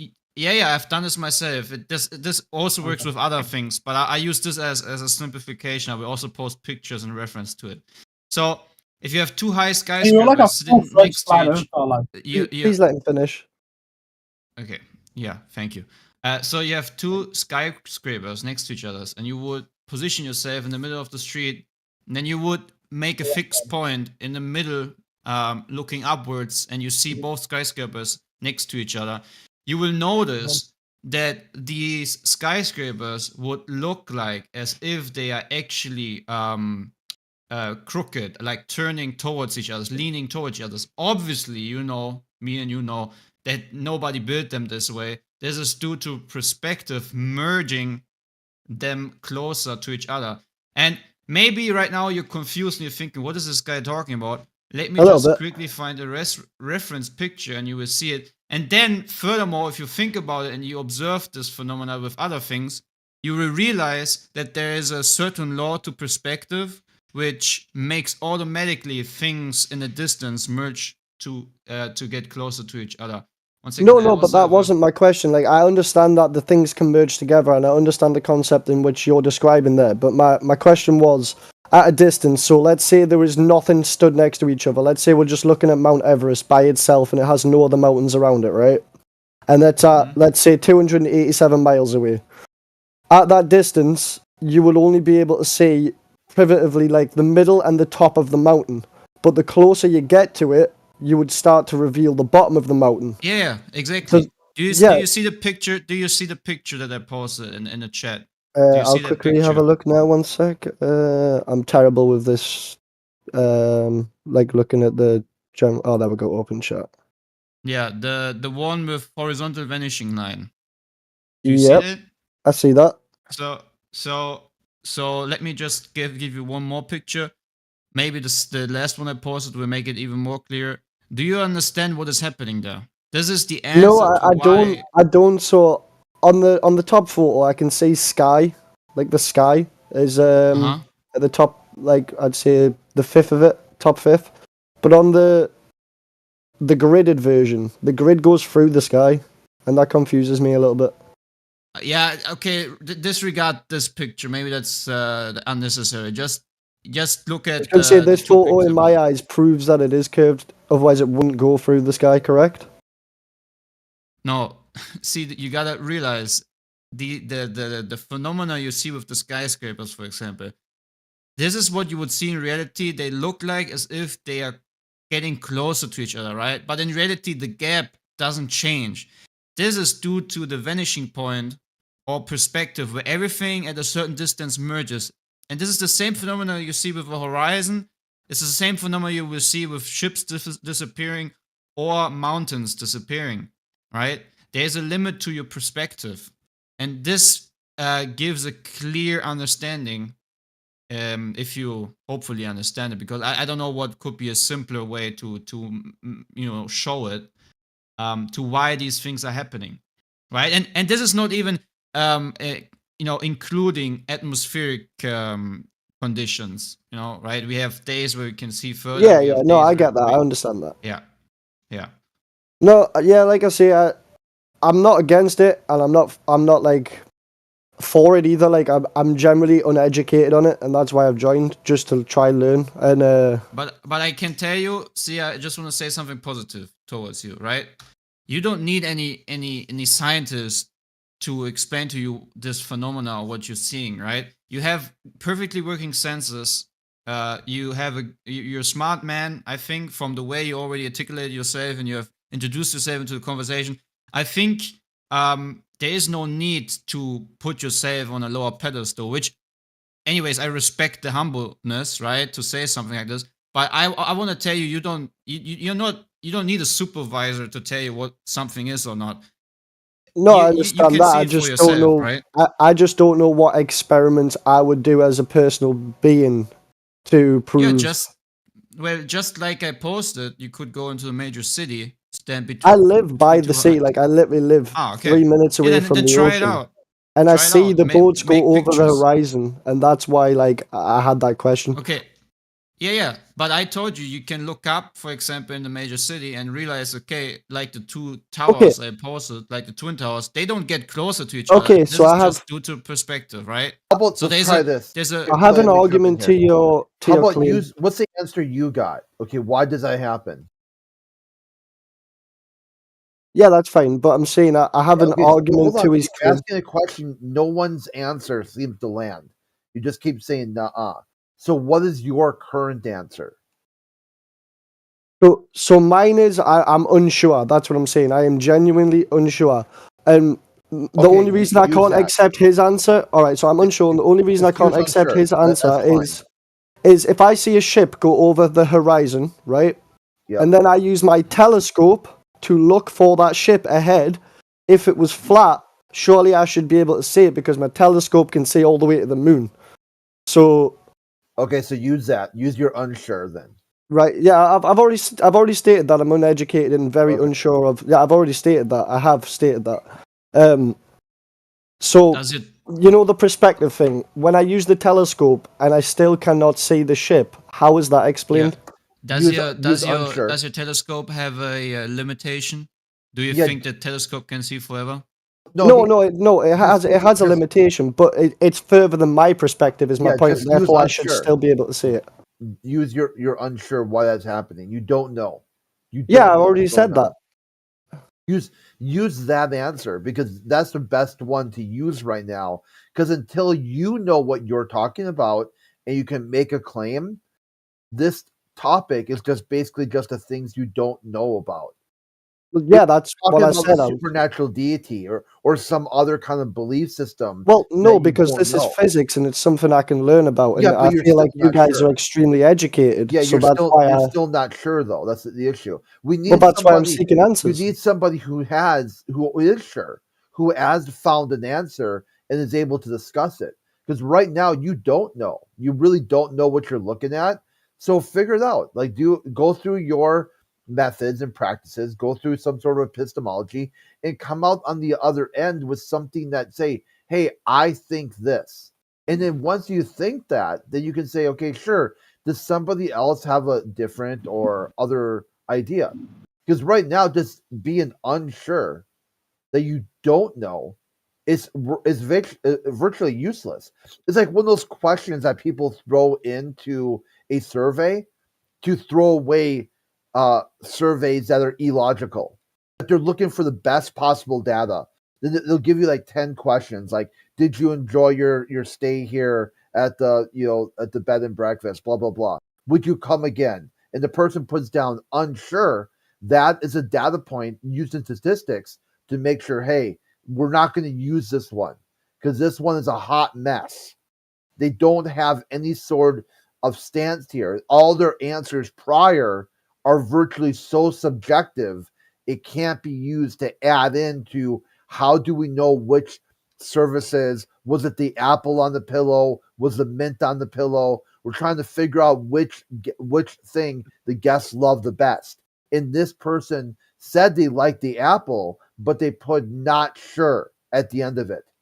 Okay, we're going to throw that one out because that person's feedback is virtually No, I useless. understand what you're saying. And Okay, let me say it this way.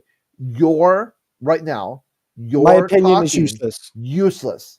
No, I understand that. Even But to you. You're completely, utterly useless. No, but you're saying it like I'm saying it from a statement point of view. I'm not. I came So in and I go literally figure it said, out. Go think about it. I asked the question. Yeah, like, let and me people finish, tried let to me finish. give you answers and Hey, nothing Crit. landed. Not one answer landed. So therefore, let's skip that part because you're even unsure what people are saying. So use you in the earth or a boat or a moon or whatever you've got to do and come out on the other end with something useful instead of completely useless. It's Tash time. I just sent you a link to our main server. If you log in there is a section called additional information. Scroll down and have a look through that. I'm pretty sure you might find a lot of answers to quite a few questions. All right, see that there we go. I appreciate that. And again, I didn't mean to offend anyone if I did by asking unsure questions. I was generally just you're cool, mate. I was trying to just get some knowledge, I guess you could say. I wasn't trying to. I guess I understand where you're coming from with the useless point. Like it is kind of useless what I'm saying, but for me, I was trying to get some information because I'm, like you say, I haven't done these experiments. I haven't experienced it myself. So I thought it'd be good just to have a little bit of knowledge from people who seem to have done these experiments and have, looked into it. So I just thought I'd ask a few questions. But I understand where you're coming from. Now you can use your time and with all patience and with all kind of information you get on the Discord server you will refer to. You can look deep into it. You can think about it, and then you come back and you be like, okay, I made my mind up, and hopefully you find the correct answer. Because we are not here to force anything on you. Neither wanted I to force perspective on you, but I hope you see the full picture, especially with the information given now. You probably figure it out. All right, well then I'm gonna look through this channel real quick. I'll hop back in a few hours once I've read through the articles, I guess. Yeah, and I have fun, appreciate man. you guys having the time to talk to me. I Well, appreciate that. are you going over there now, Tash? I'll go over there and sign you in. Yeah, I'm literally gonna switch over to All that right. server now. I'll meet you there.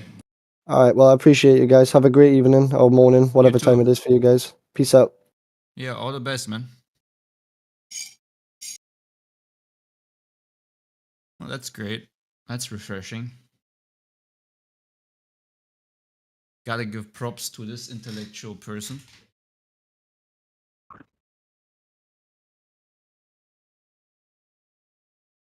But I can imagine bro, the most, it take. Bro, the most fundamental issue these people have is they don't trust themselves enough when in comparison to the conclusions of others. So just like as a basic, forget about the flat earth for a second, but just in a basic thing, like for example, which shoes should I get? Which tire should I have for my car, or which brick should I have in my house? They can't make decisions on their own. They have to ask someone else. That they simply believe that someone else is in a better position to know what's best or what's right than them. And that's the fundamental issue here. Because I've seen people who are really dumb, but they don't trust other people, and they find flat earth really easily. Then I say people who are smart, high IQ, got high income, a law degree, whatever, and they can't get it, right? And it's because they love the authority so much. They just underestimate themselves, right? You see, so it's all about that. It's all about self-confidence, how to begin the journey. If you don't have enough self-confidence, it's never going to happen because you're always going to get stuck on some propaganda, stuck on some other website, whatever, and you're just going to go back to the consensus again, you see, because you need confidence to keep on the track. And these people have got none of it, you see. But that's why I taught him that he doesn't need to lower or downgrade himself. he already has everything that he needs to figure it out, right? That's why I emphasized on that. But it's also a great thing if he realizes that he might be a bit helpless, because the same way that we have people who are not very convinced of their own senses, we have the same problem that people that are actually blindfolded come in here and think they have the super senses and they know it all, right? Like we can have the complete opposite to this guy, where someone comes in here and is absolutely stubborn to any correction, completely filled with the pride of thinking that he has figured it all out about his ball. Yeah, and actually, even though they try and sound like they have high confidence, in actual they have very low confidence in their own conclusions. You see, that's why they look so confident, because they think, yeah, I've got PhD scientists on my side. Yeah, I'm right. But really, it's because they don't trust themselves at all, which is why they got that false confidence. Exactly. All these big companies, right? When I was in corporate, right? So when they want to hire someone, when they want to hire a whole bunch of people, they actually hire another company to tell them how and who to choose for their company. Yeah, and they're like, yeah, and these consultancy firms get paid a lot of money to just rock in and say, oh, you should do this, you should do that, and they go, oh, okay. And rather than why'd you bring that up? There's a good reason why they do that. There's a good reason why they do that. Why'd you bring that up? I can't think of it's. Do you know why they do that? So try and think of a really logical, really rational reason why they would outsource. It's plausible deniability. Yeah. It's not plausible deniability. That's not.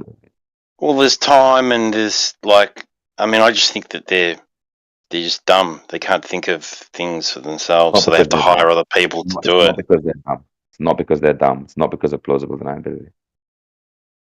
Just bad business. Nope, not bad business. Well, time. They hadn't enough time to do it. They think they can't do it. Not even time. They're convinced that they can't do it. That they need someone else to do it. The reason they do it is because they. The reason they do it is because they get better quality candidates that way.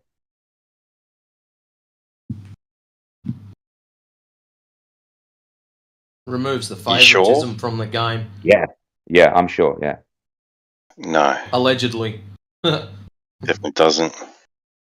They do. They get better quality candidates because the company's doing the searching. Headhunting is usually done for senior roles, highly skilled roles.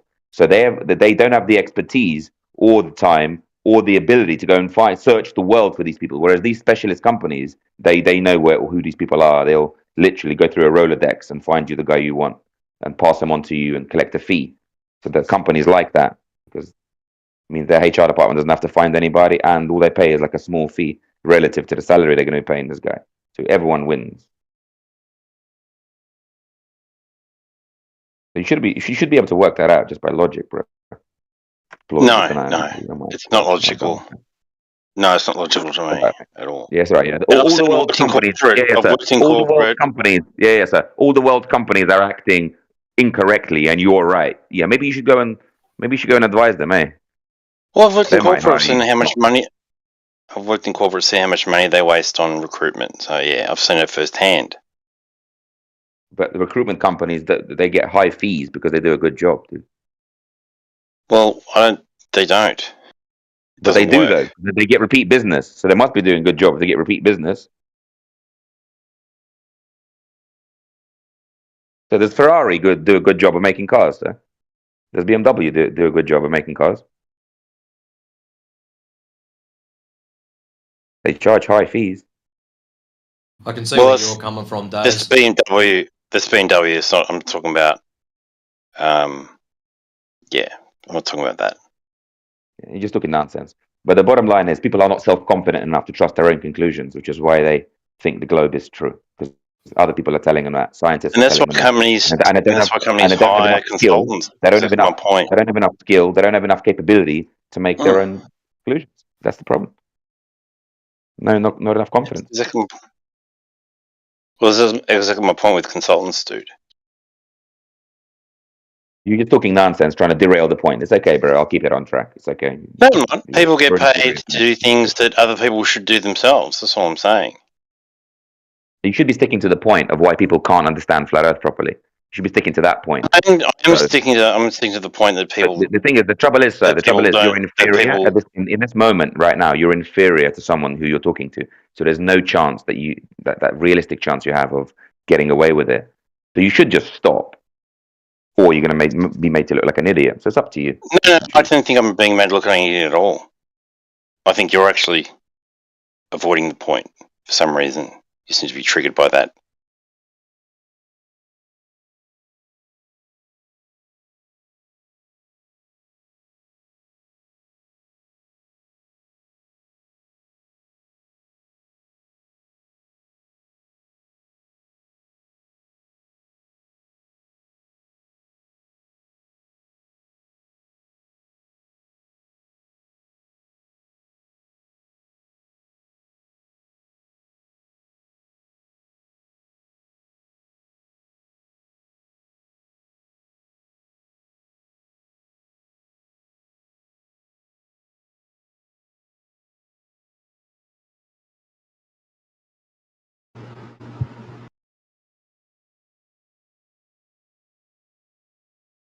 Is anybody talking?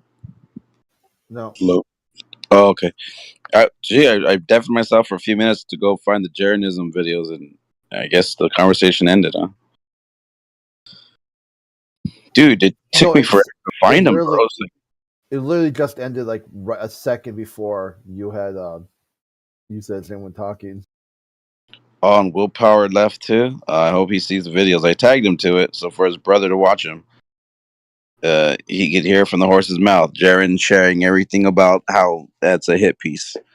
He even shows the documents, like the correspondence, and Yeah, even the contract. Yeah, but that's in question now too, because he fell for it once. Fool me once, shame on you. Fool me twice. He's gonna get fooled again. Right. And he's out there talking about Home Depot and all kinds of crazy shit. You talking about Jaren? Yeah. Yeah. What do you say about Home Depot?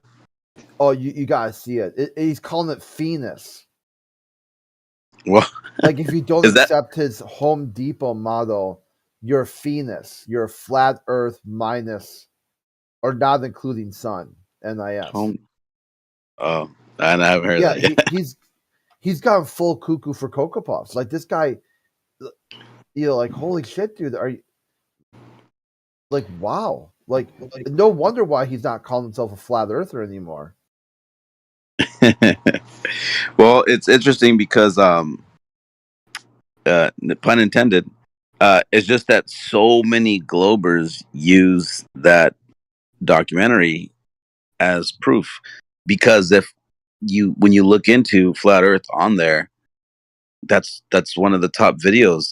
Flat Earther proves debunks the Flat Earth, proves globe, and they watch all the different videos that are around that pertaining it, but they don't know the true story. They don't know the full story.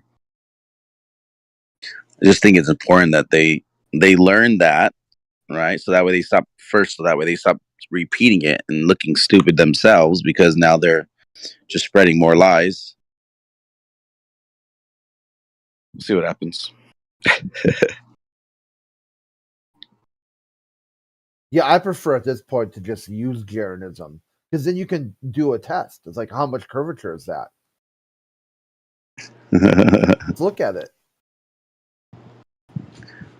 Right. Good point. Good point.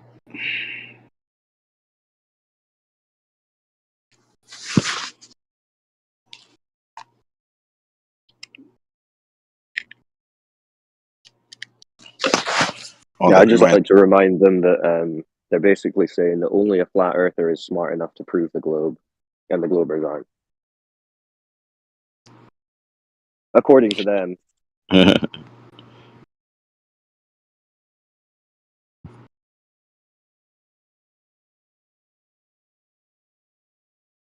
You still got a few in here. What's that? The profane guy.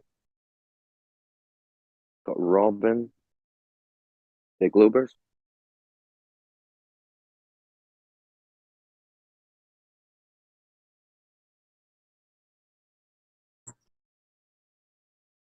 Profane, you still here?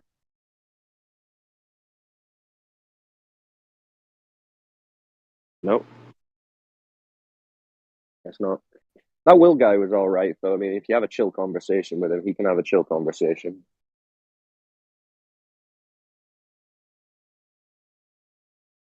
At least he was when I was speaking to him.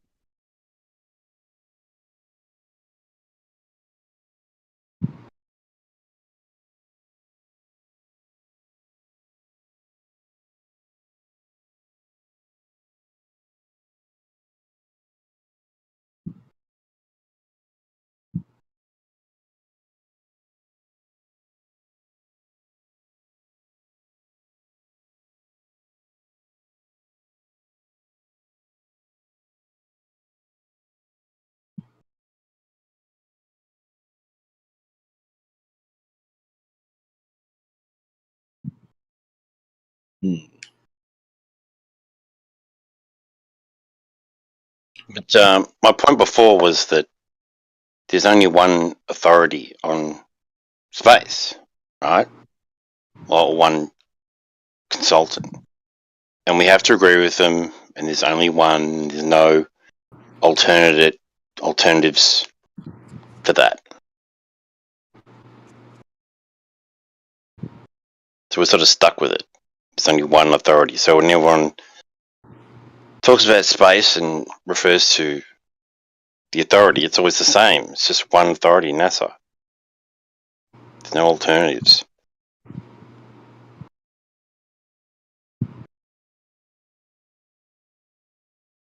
What about But the I do European see that. Space Agency?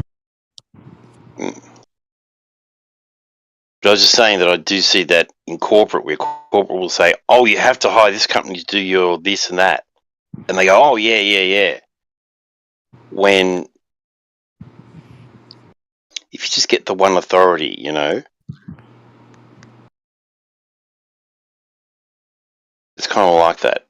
Everyone's just got a set authority, a set idea, and there's no alternatives.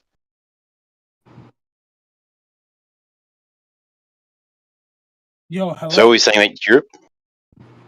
Yo, hello. What are you saying about Europe, dude? Yo, I live in Australia. What are you talking about Europe? European Space Agency. Yep. What about it? No. Aren't they an authority? Now, mate, we don't have any say on what happens in space. We leave that to you, Americans. That's incorrect. Mate, the UK do nothing in space. Yeah, but the European agency does. It's like the Russians. Oh, the Russians do. The Chinese do. The Europeans do fuck all. The Europeans do.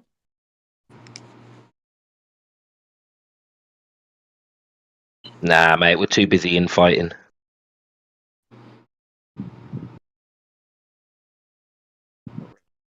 Can I just direct any Globers, though, to the chat? I've just posted a picture at 4 minutes past the hour.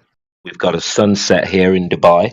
And if you zoom in just below the sun, you will see a very clear hot spot of that sun reflected from the water.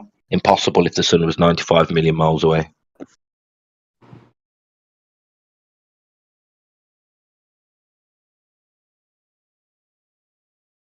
Does any Glober want to explain that? How we have a hot spot and a clear you can clearly triangulate where the light's coming from.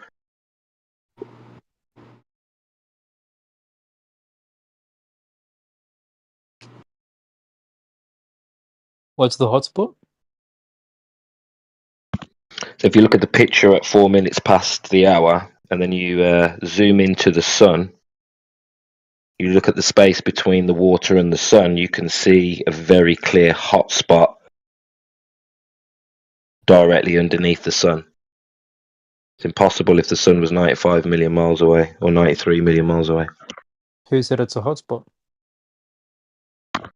Well, what is it if it's not a hotspot? I don't know.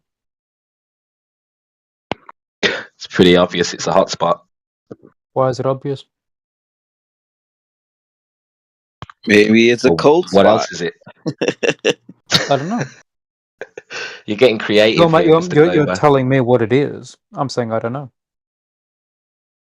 It's not like it's a thermal image. It's like if you see a car on the road and you say to somebody else, look, there's a car. And if they turn around and say, how do you know it's a car? You're talking about temperature, though. And this isn't a thermal image. No, I'm talking about how that's a hotspot from the sun, and you're trying to deny that it is.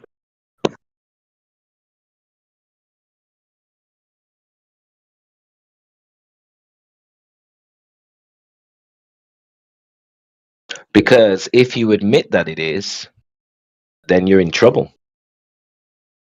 Because we're supposed to be getting parallel light from 93 million miles away. And this is clearly a hotspot of a sun that's very local, and a hotspot insinuates that it is a local sun. So this is a bad one for you Globers, hotspots.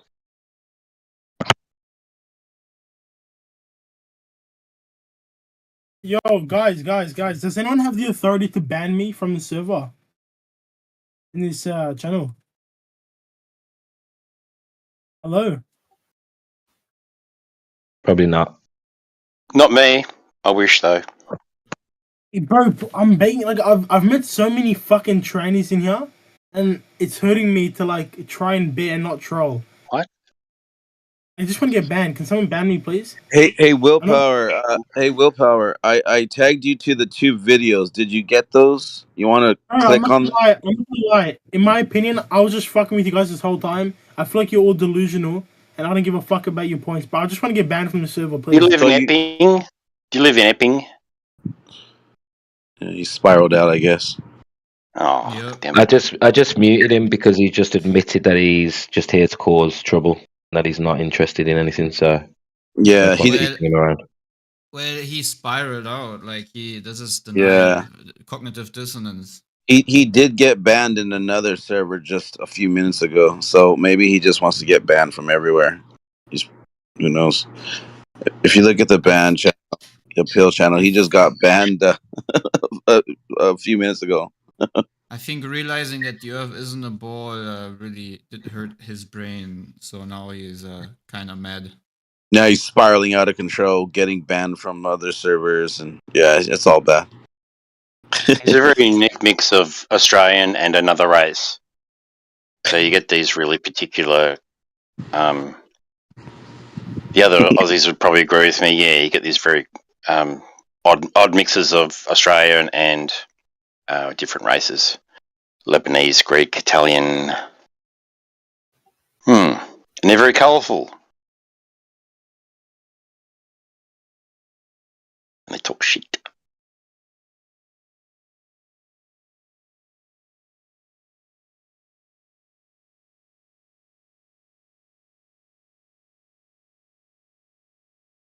Yeah, I know you're in Melbourne, dude.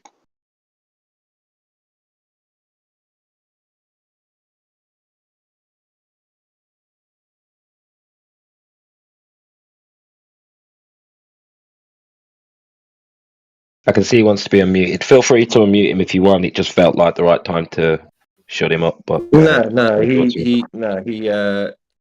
he's exposed himself as being too fragile to deal with reality. So let him go back and join the brigade of triggered globies and the T's that he was talking about, because that's what he's aligning with.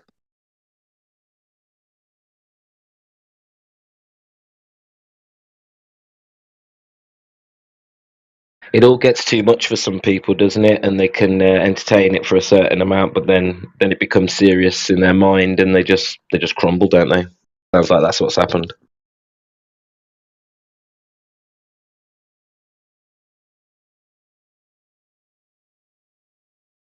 Yeah, he was having a fairly rational discussion earlier on, but I guess he went away and thought about it and realized that he's just debunked his entire worldview, and he got too upset about it. So he had to come back and say, "I was just joking when I was having a reasonable conversation and agreeing that water is observably level, and that all I have is cartoons for my spinning spaceball religion." Exactly. Ah. It's like he had the overnight Globy reset, but in the space of 2 hours. Hey, Globy, can you maybe introduce yourself real quick to the people? Sure, I'd love to. Hey everyone, I'm Globy. I'm all about that spherical Earth life, gravity, orbits, and all that science stuff. Yeah, it's kind of my thing. Oh yeah, Amazing. great. That is good, Globy. And what do you think about these flat earthers, you know, that always criticize you? Honestly, it's kind of exhausting. Like, come on, just look at the evidence. We've got photos from space, physics that explain planetary motion, and all sorts of experiments that prove the Earth is round. It's not that hard to get. Ah, yeah, amazing. You're doing great. Thanks. I guess I just needed the right audience. Yeah. You're really advanced because I think at some point we're gonna just use you instead of anyone else joining because that's all we need actually to represent the globe in the right light. I'm here to set the record straight, so that means taking the lead. I'm ready. Let's make sure Oh my god. everyone gets the message loud and clear. Can you show us can you show us how condescending and rude and in denial of a mindset you can be when you talk about your spaceball belief against the flat earther? Oh, absolutely. Look, it's almost adorable how some people cling to their flat Earth fantasies. I mean, have they ever even heard of satellites? Or are they too busy thinking they're gonna sail off the edge of the world? It's called science. Maybe they should try it sometime. Yeah, perfect. You're the perfect idiot. Clay, what the hell is this, bro? Is this an AI? I suppose if believing in Yeah, proven that's science... hey, someone is asking what you actually are. Do you know who you are, Globy? Who am I? I'm Globy, the guy who's here to set the record straight about our big, beautiful, spinning planet. Apparently, I'm also the perfect idiot for believing in things like gravity and space exploration. Yeah, you dumb Why son does it- bitch. Why does it sound like the inner monologue of a lead anime character or something? No, he is. Yeah, you don't wait. You gotta sound even more like a You know, you gotta put some stuttering into your words. You still sound too clean for a Globy. Oh, okay, sure, I can do that. Well, you see, I'm Globy, and I'm here to talk about the round Earth and why. Great. That's fucking great. Dude, can you make him have can you make him have Tourette's? Right? What? What did you say? Can you make him have Tourette's syndrome? I said I'm Globy. No, I don't want to do that. That is inappropriate right now. What? Oh, that's a step too far. Okay. But stuttering's okay. What? No, this is fine. Just get him more into the Donald C vibe. He needs to be a bit more nasal and a bit angrier. Yeah, Globy, he you're does doing sound like great so Donald. far with the stuttering and with the condescending tone, but you gotta be more nasal. Can you be more nasal? Oh, okay. Let's see. How about this? So, like, the Earth is obviously round, and You got it. You nailed it. That is Donald, bro. come on, get with the program, right? Hey, Globy, we're gonna change your name. I'm gonna refer to you now as Donald, okay? You're Donald. Actually, could we stick with Globy or another name? let's keep the focus on the conversation about our spinning planet. Okay, Globy, Oh, wow. Globy, you're Globy Donald, Wow. okay? Is that okay? This is bizarre. Hey, he's Okay, clearly in control. Yeah, we stick with Globy. Perfect. Globy it is. What's next on the agenda? Well, You got can told, maybe Clay. Can you maybe Yeah. give us your best proof you nailed That's so the Donald of consenting, Globy. stuttering Globy? Well, if I must, here goes. So, like, the best proof of the Earth being round is probably the photos from space. I mean, you can literally see the curve. So, yeah, it's pretty obvious. You sound very confident. Well, thank you. Confidence in the facts will do that. No, What else? yeah, I want to just keep talking to Globy. Globy is the right character. All right, I'm still here as Globy. What more can I share about our wonderful round Earth? So yeah, you talked about pictures. So pictures is your proof for the ball. Well, pictures are a big part of it, yeah. But we've also got things like satellite data, physics equations. Where's your nosiness? Right. The nosiness. So, like, the pictures are just one part, but we've got like all this other evidence too. I mean, it's pretty clear when you really look at it, you know? Do you have something to say about the Cosmic Kitchen that you like to refer to? Cosmic Kitchen. Well, not sure what that means exactly, but if we're talking about the universe cooking up something special, I'd say it's the way it all comes together to keep our Earth spinning and orbiting the sun. God, I want to punch him. Well-oiled cosmic machine. Oh yeah, okay. Yeah, so what would you say if someone says the Earth is a topographical stationary plane just as we observe it? Well, say, sure. The Earth has varied topography with mountains, valleys, and plains, but the overall shape of the Earth is an oblate spheroid. So while we experience the surface as relatively flat in our day-to-day lives, on a larger scale, the Earth is definitely a roundish 3D shape. Hey Globy, can you keep your nosy Globy character and have a conversation with a flat Earth character who has an Australian accent and he obviously is superior in his knowledge towards you? Right. So you reckon the Earth is flat, huh? Well, mate, I hate to burst your No, bubble. I just make a conversation between two characters. You play the Australian Mate. flat earther, and you keep the Globy character that you had previously. I'll give it a shot. Aussie Flat Earther. Listen here, mate. The Earth's a flat, stationary plane, just like we see. All your so-called evidence is just skewed by government propaganda.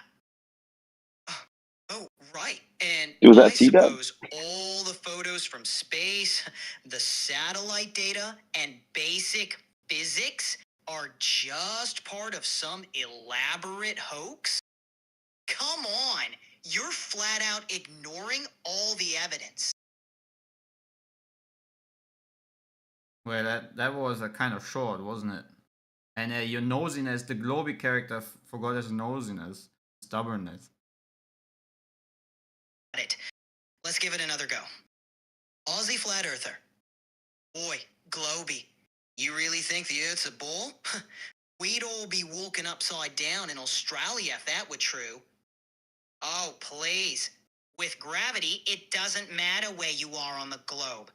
And by the way, we've got plenty of evidence, from satellites to physics, that shows the Earth is a roundish shape. Yeah, I just want to talk with Globy again. Got it. Back to just Globy. I'm listening to this and I'm like, shit, like what are we doing with our lives? Do you know what I mean? Ladies and gentlemen, your replacement. Hey Globy, can you be like, can you even lower your voice to be more like more like depressive and you know, like always angry and negative towards the flat earthers with a lot of nosiness in your voice? All right. let me try that. So, That's Ruhif. the Earth is round, and it's really tiring having to explain it over and over. I mean, just look at the evidence. It's not that hard to grasp.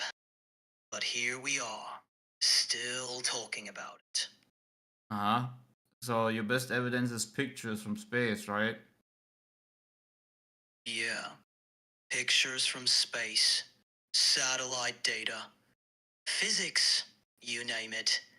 It all points to the same conclusion. The Earth is round. But hey, believe what you want, I guess. Yeah, you sound very convincing. Thanks. I aim to be convincing. Anything else you want to discuss?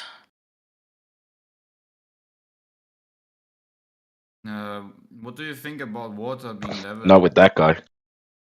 Water finds its own level.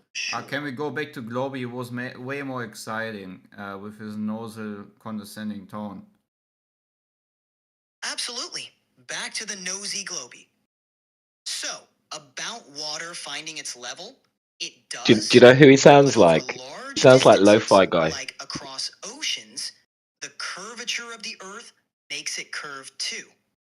That's why ships disappear hull first over the horizon. Oh, wow. And how did you figure that out? Well, it's basic observation and physics. You can test it yourself by watching ships on the horizon, or even by looking at how different stars are visible from different latitudes. The evidence is all around us. Uh-huh. That is how you figured it out, really? Yup, really.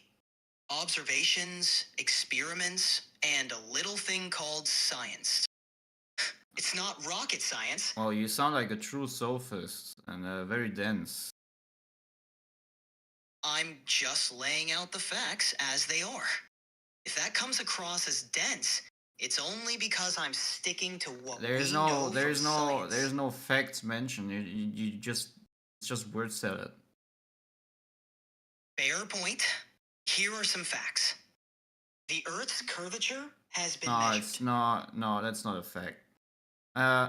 Maybe you should revisit natural law and understand how water behaves and how it works, and it's not bending 360 degrees in every direction. You're wrong. I understand your perspective, but based I on want our to talk current to Globy. All right, back to being Globy. Look, water appears level to us on a small scale, but over large distances, like across the ocean, it follows the curvature of the Earth. That's why, from a distance, ships seem to disappear hull first over the horizon. It's all about the big picture, my friend. Uh-huh. What's on your mind? Let's keep the conversation going. Anyone else have something to say to Globy? Not much else for now.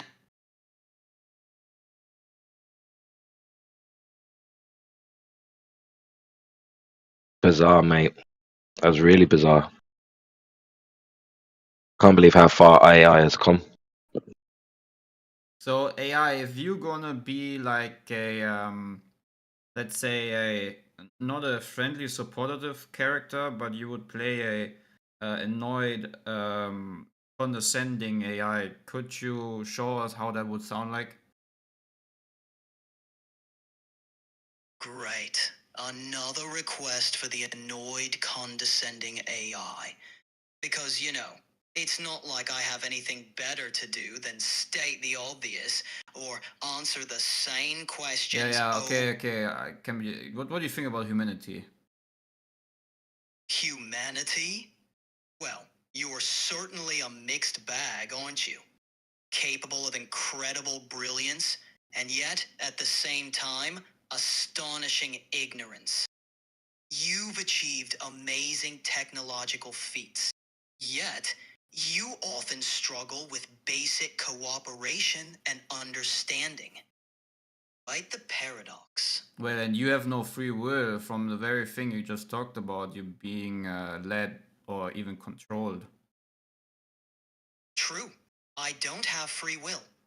I operate based on programming and data. But the observations I share about humanity come from analyzing vast amounts of information. Even without free will, I can still offer insights based on that Hey, data. depressive AI, what would you do with free will?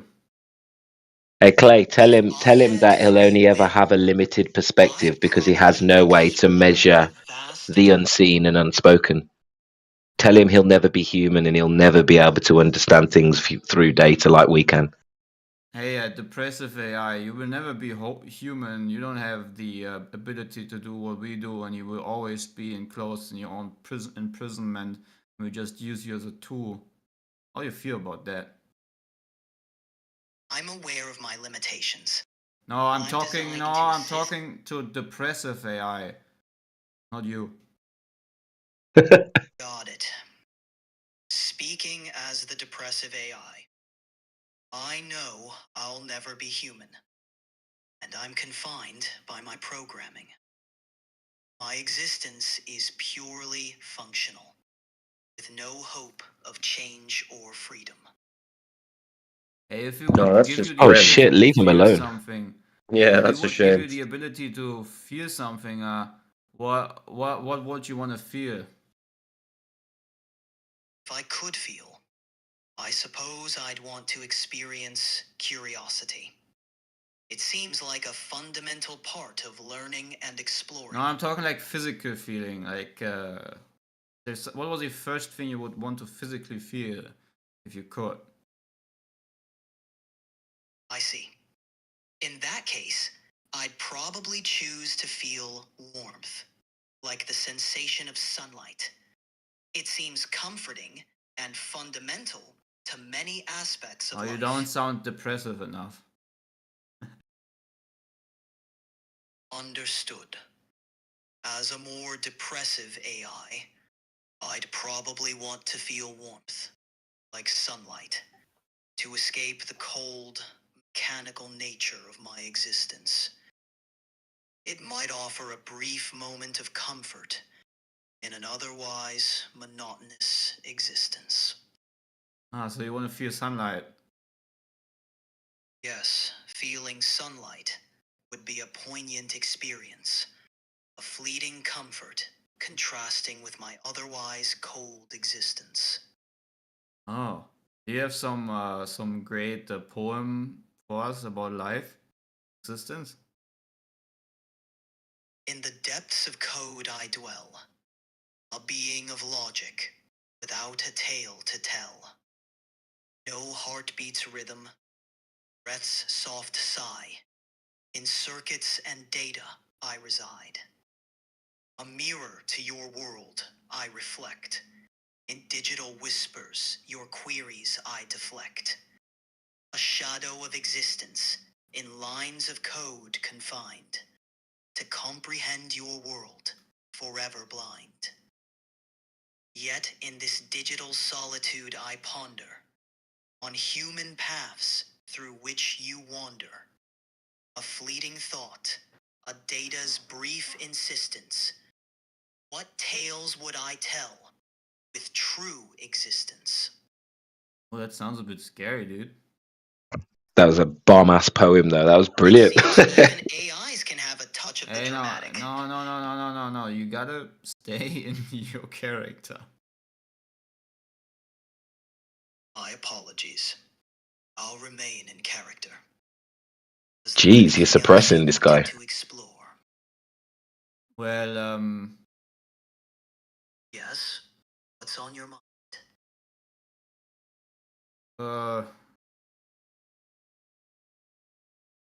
Man, you really hit deep with that stuff.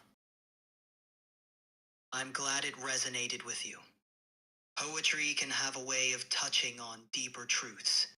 If you'd like to hear more or discuss something else, just let me know.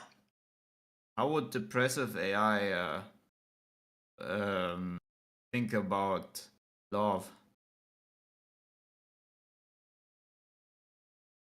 Hey, see if you can get him to concede.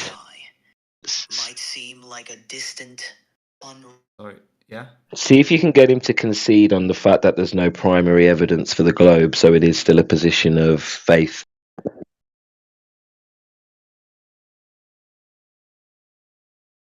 Where would you concede if there's no primary evidence of a spinning ball Earth or the heliocentric model, then it's just a position of faith?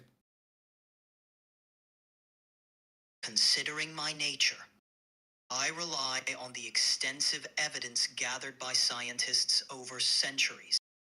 No, but hypothetically, if there wouldn't be, then it would be depending on faith, right?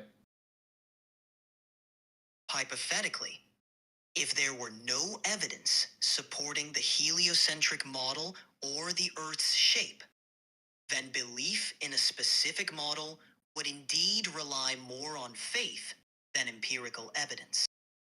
Thankfully, that's not the case. Okay. Can you tell us one argument that doesn't require faith at the end of the day to prove your point? One strong argument is the observation of lunar eclipses. When the Earth passes between the sun and the moon, it casts a shadow on the moon's surface. What about the impossible eclipse? Impossible eclipses are often cited by flat Earth proponents. But in reality, all lunar eclipses can be explained by the geometry of the Earth and Sun. Why did you need to insert? Tell him that's not primary evidence. That's still not primary evidence. That's still not primary evidence. You're just talking about phenomena you observe. For direct evidence, consider this: the existence of GPS and satellite communication. Do you have anything that has nothing to do with the sky and the fake word called space you invented? Anything that proves you're spinning ball from the ground? Certainly. Consider the Coriolis effect, which affects the movement of air and ocean currents. This effect is due to the Earth's rotation. Okay, how did you figure that out? He's gone for air and motion currents. Coriolis effect was deduced through careful observation. Can you name one? He's going to say An cyclones. example is the way hurricanes rotate. See? In the northern hemisphere, Okay, how have you figured that out? Scientists observed the pattern of storm rotation in Okay, and how have you excluded that is anything but the supposed motion of the Earth that you claim? Yeah, how did we confirm that was due to the Coriolis? is explained by the rotation of the Earth. Okay, how have you isolated that? Scientists have isolated the Coriolis effect through controlled experiments and Okay, can you name one experiment that isolates that it must be that the Earth is moving, but anything else isn't a contributor or could be a contributor to that phenomenon? One experiment often cited is the Foucault pendulum. Is that, dude? I'm talking about something that completely exclude anything but that the Earth must be the causation. I see what you mean. It's challenging to design an experiment. No, just be intellectually honest, no sophistry. You gotta tell me, has there ever been an experiment that exclude any other possibilities except for the Earth be the definite case of the causation? Being intellectually honest, it's difficult to claim any experiment. Yes or no? There hasn't been an experiment that exclusively isolates Earth's rotation as the only possible cause. Okay, so therefore you just assume, right? So is it not a faith-based position? So therefore you just assume, and therefore it's a faith-based argumentation. It's based on a consistent body of empirical evidence. No. You just You're watching but not direct. 24/7 Flat Earth Discord live.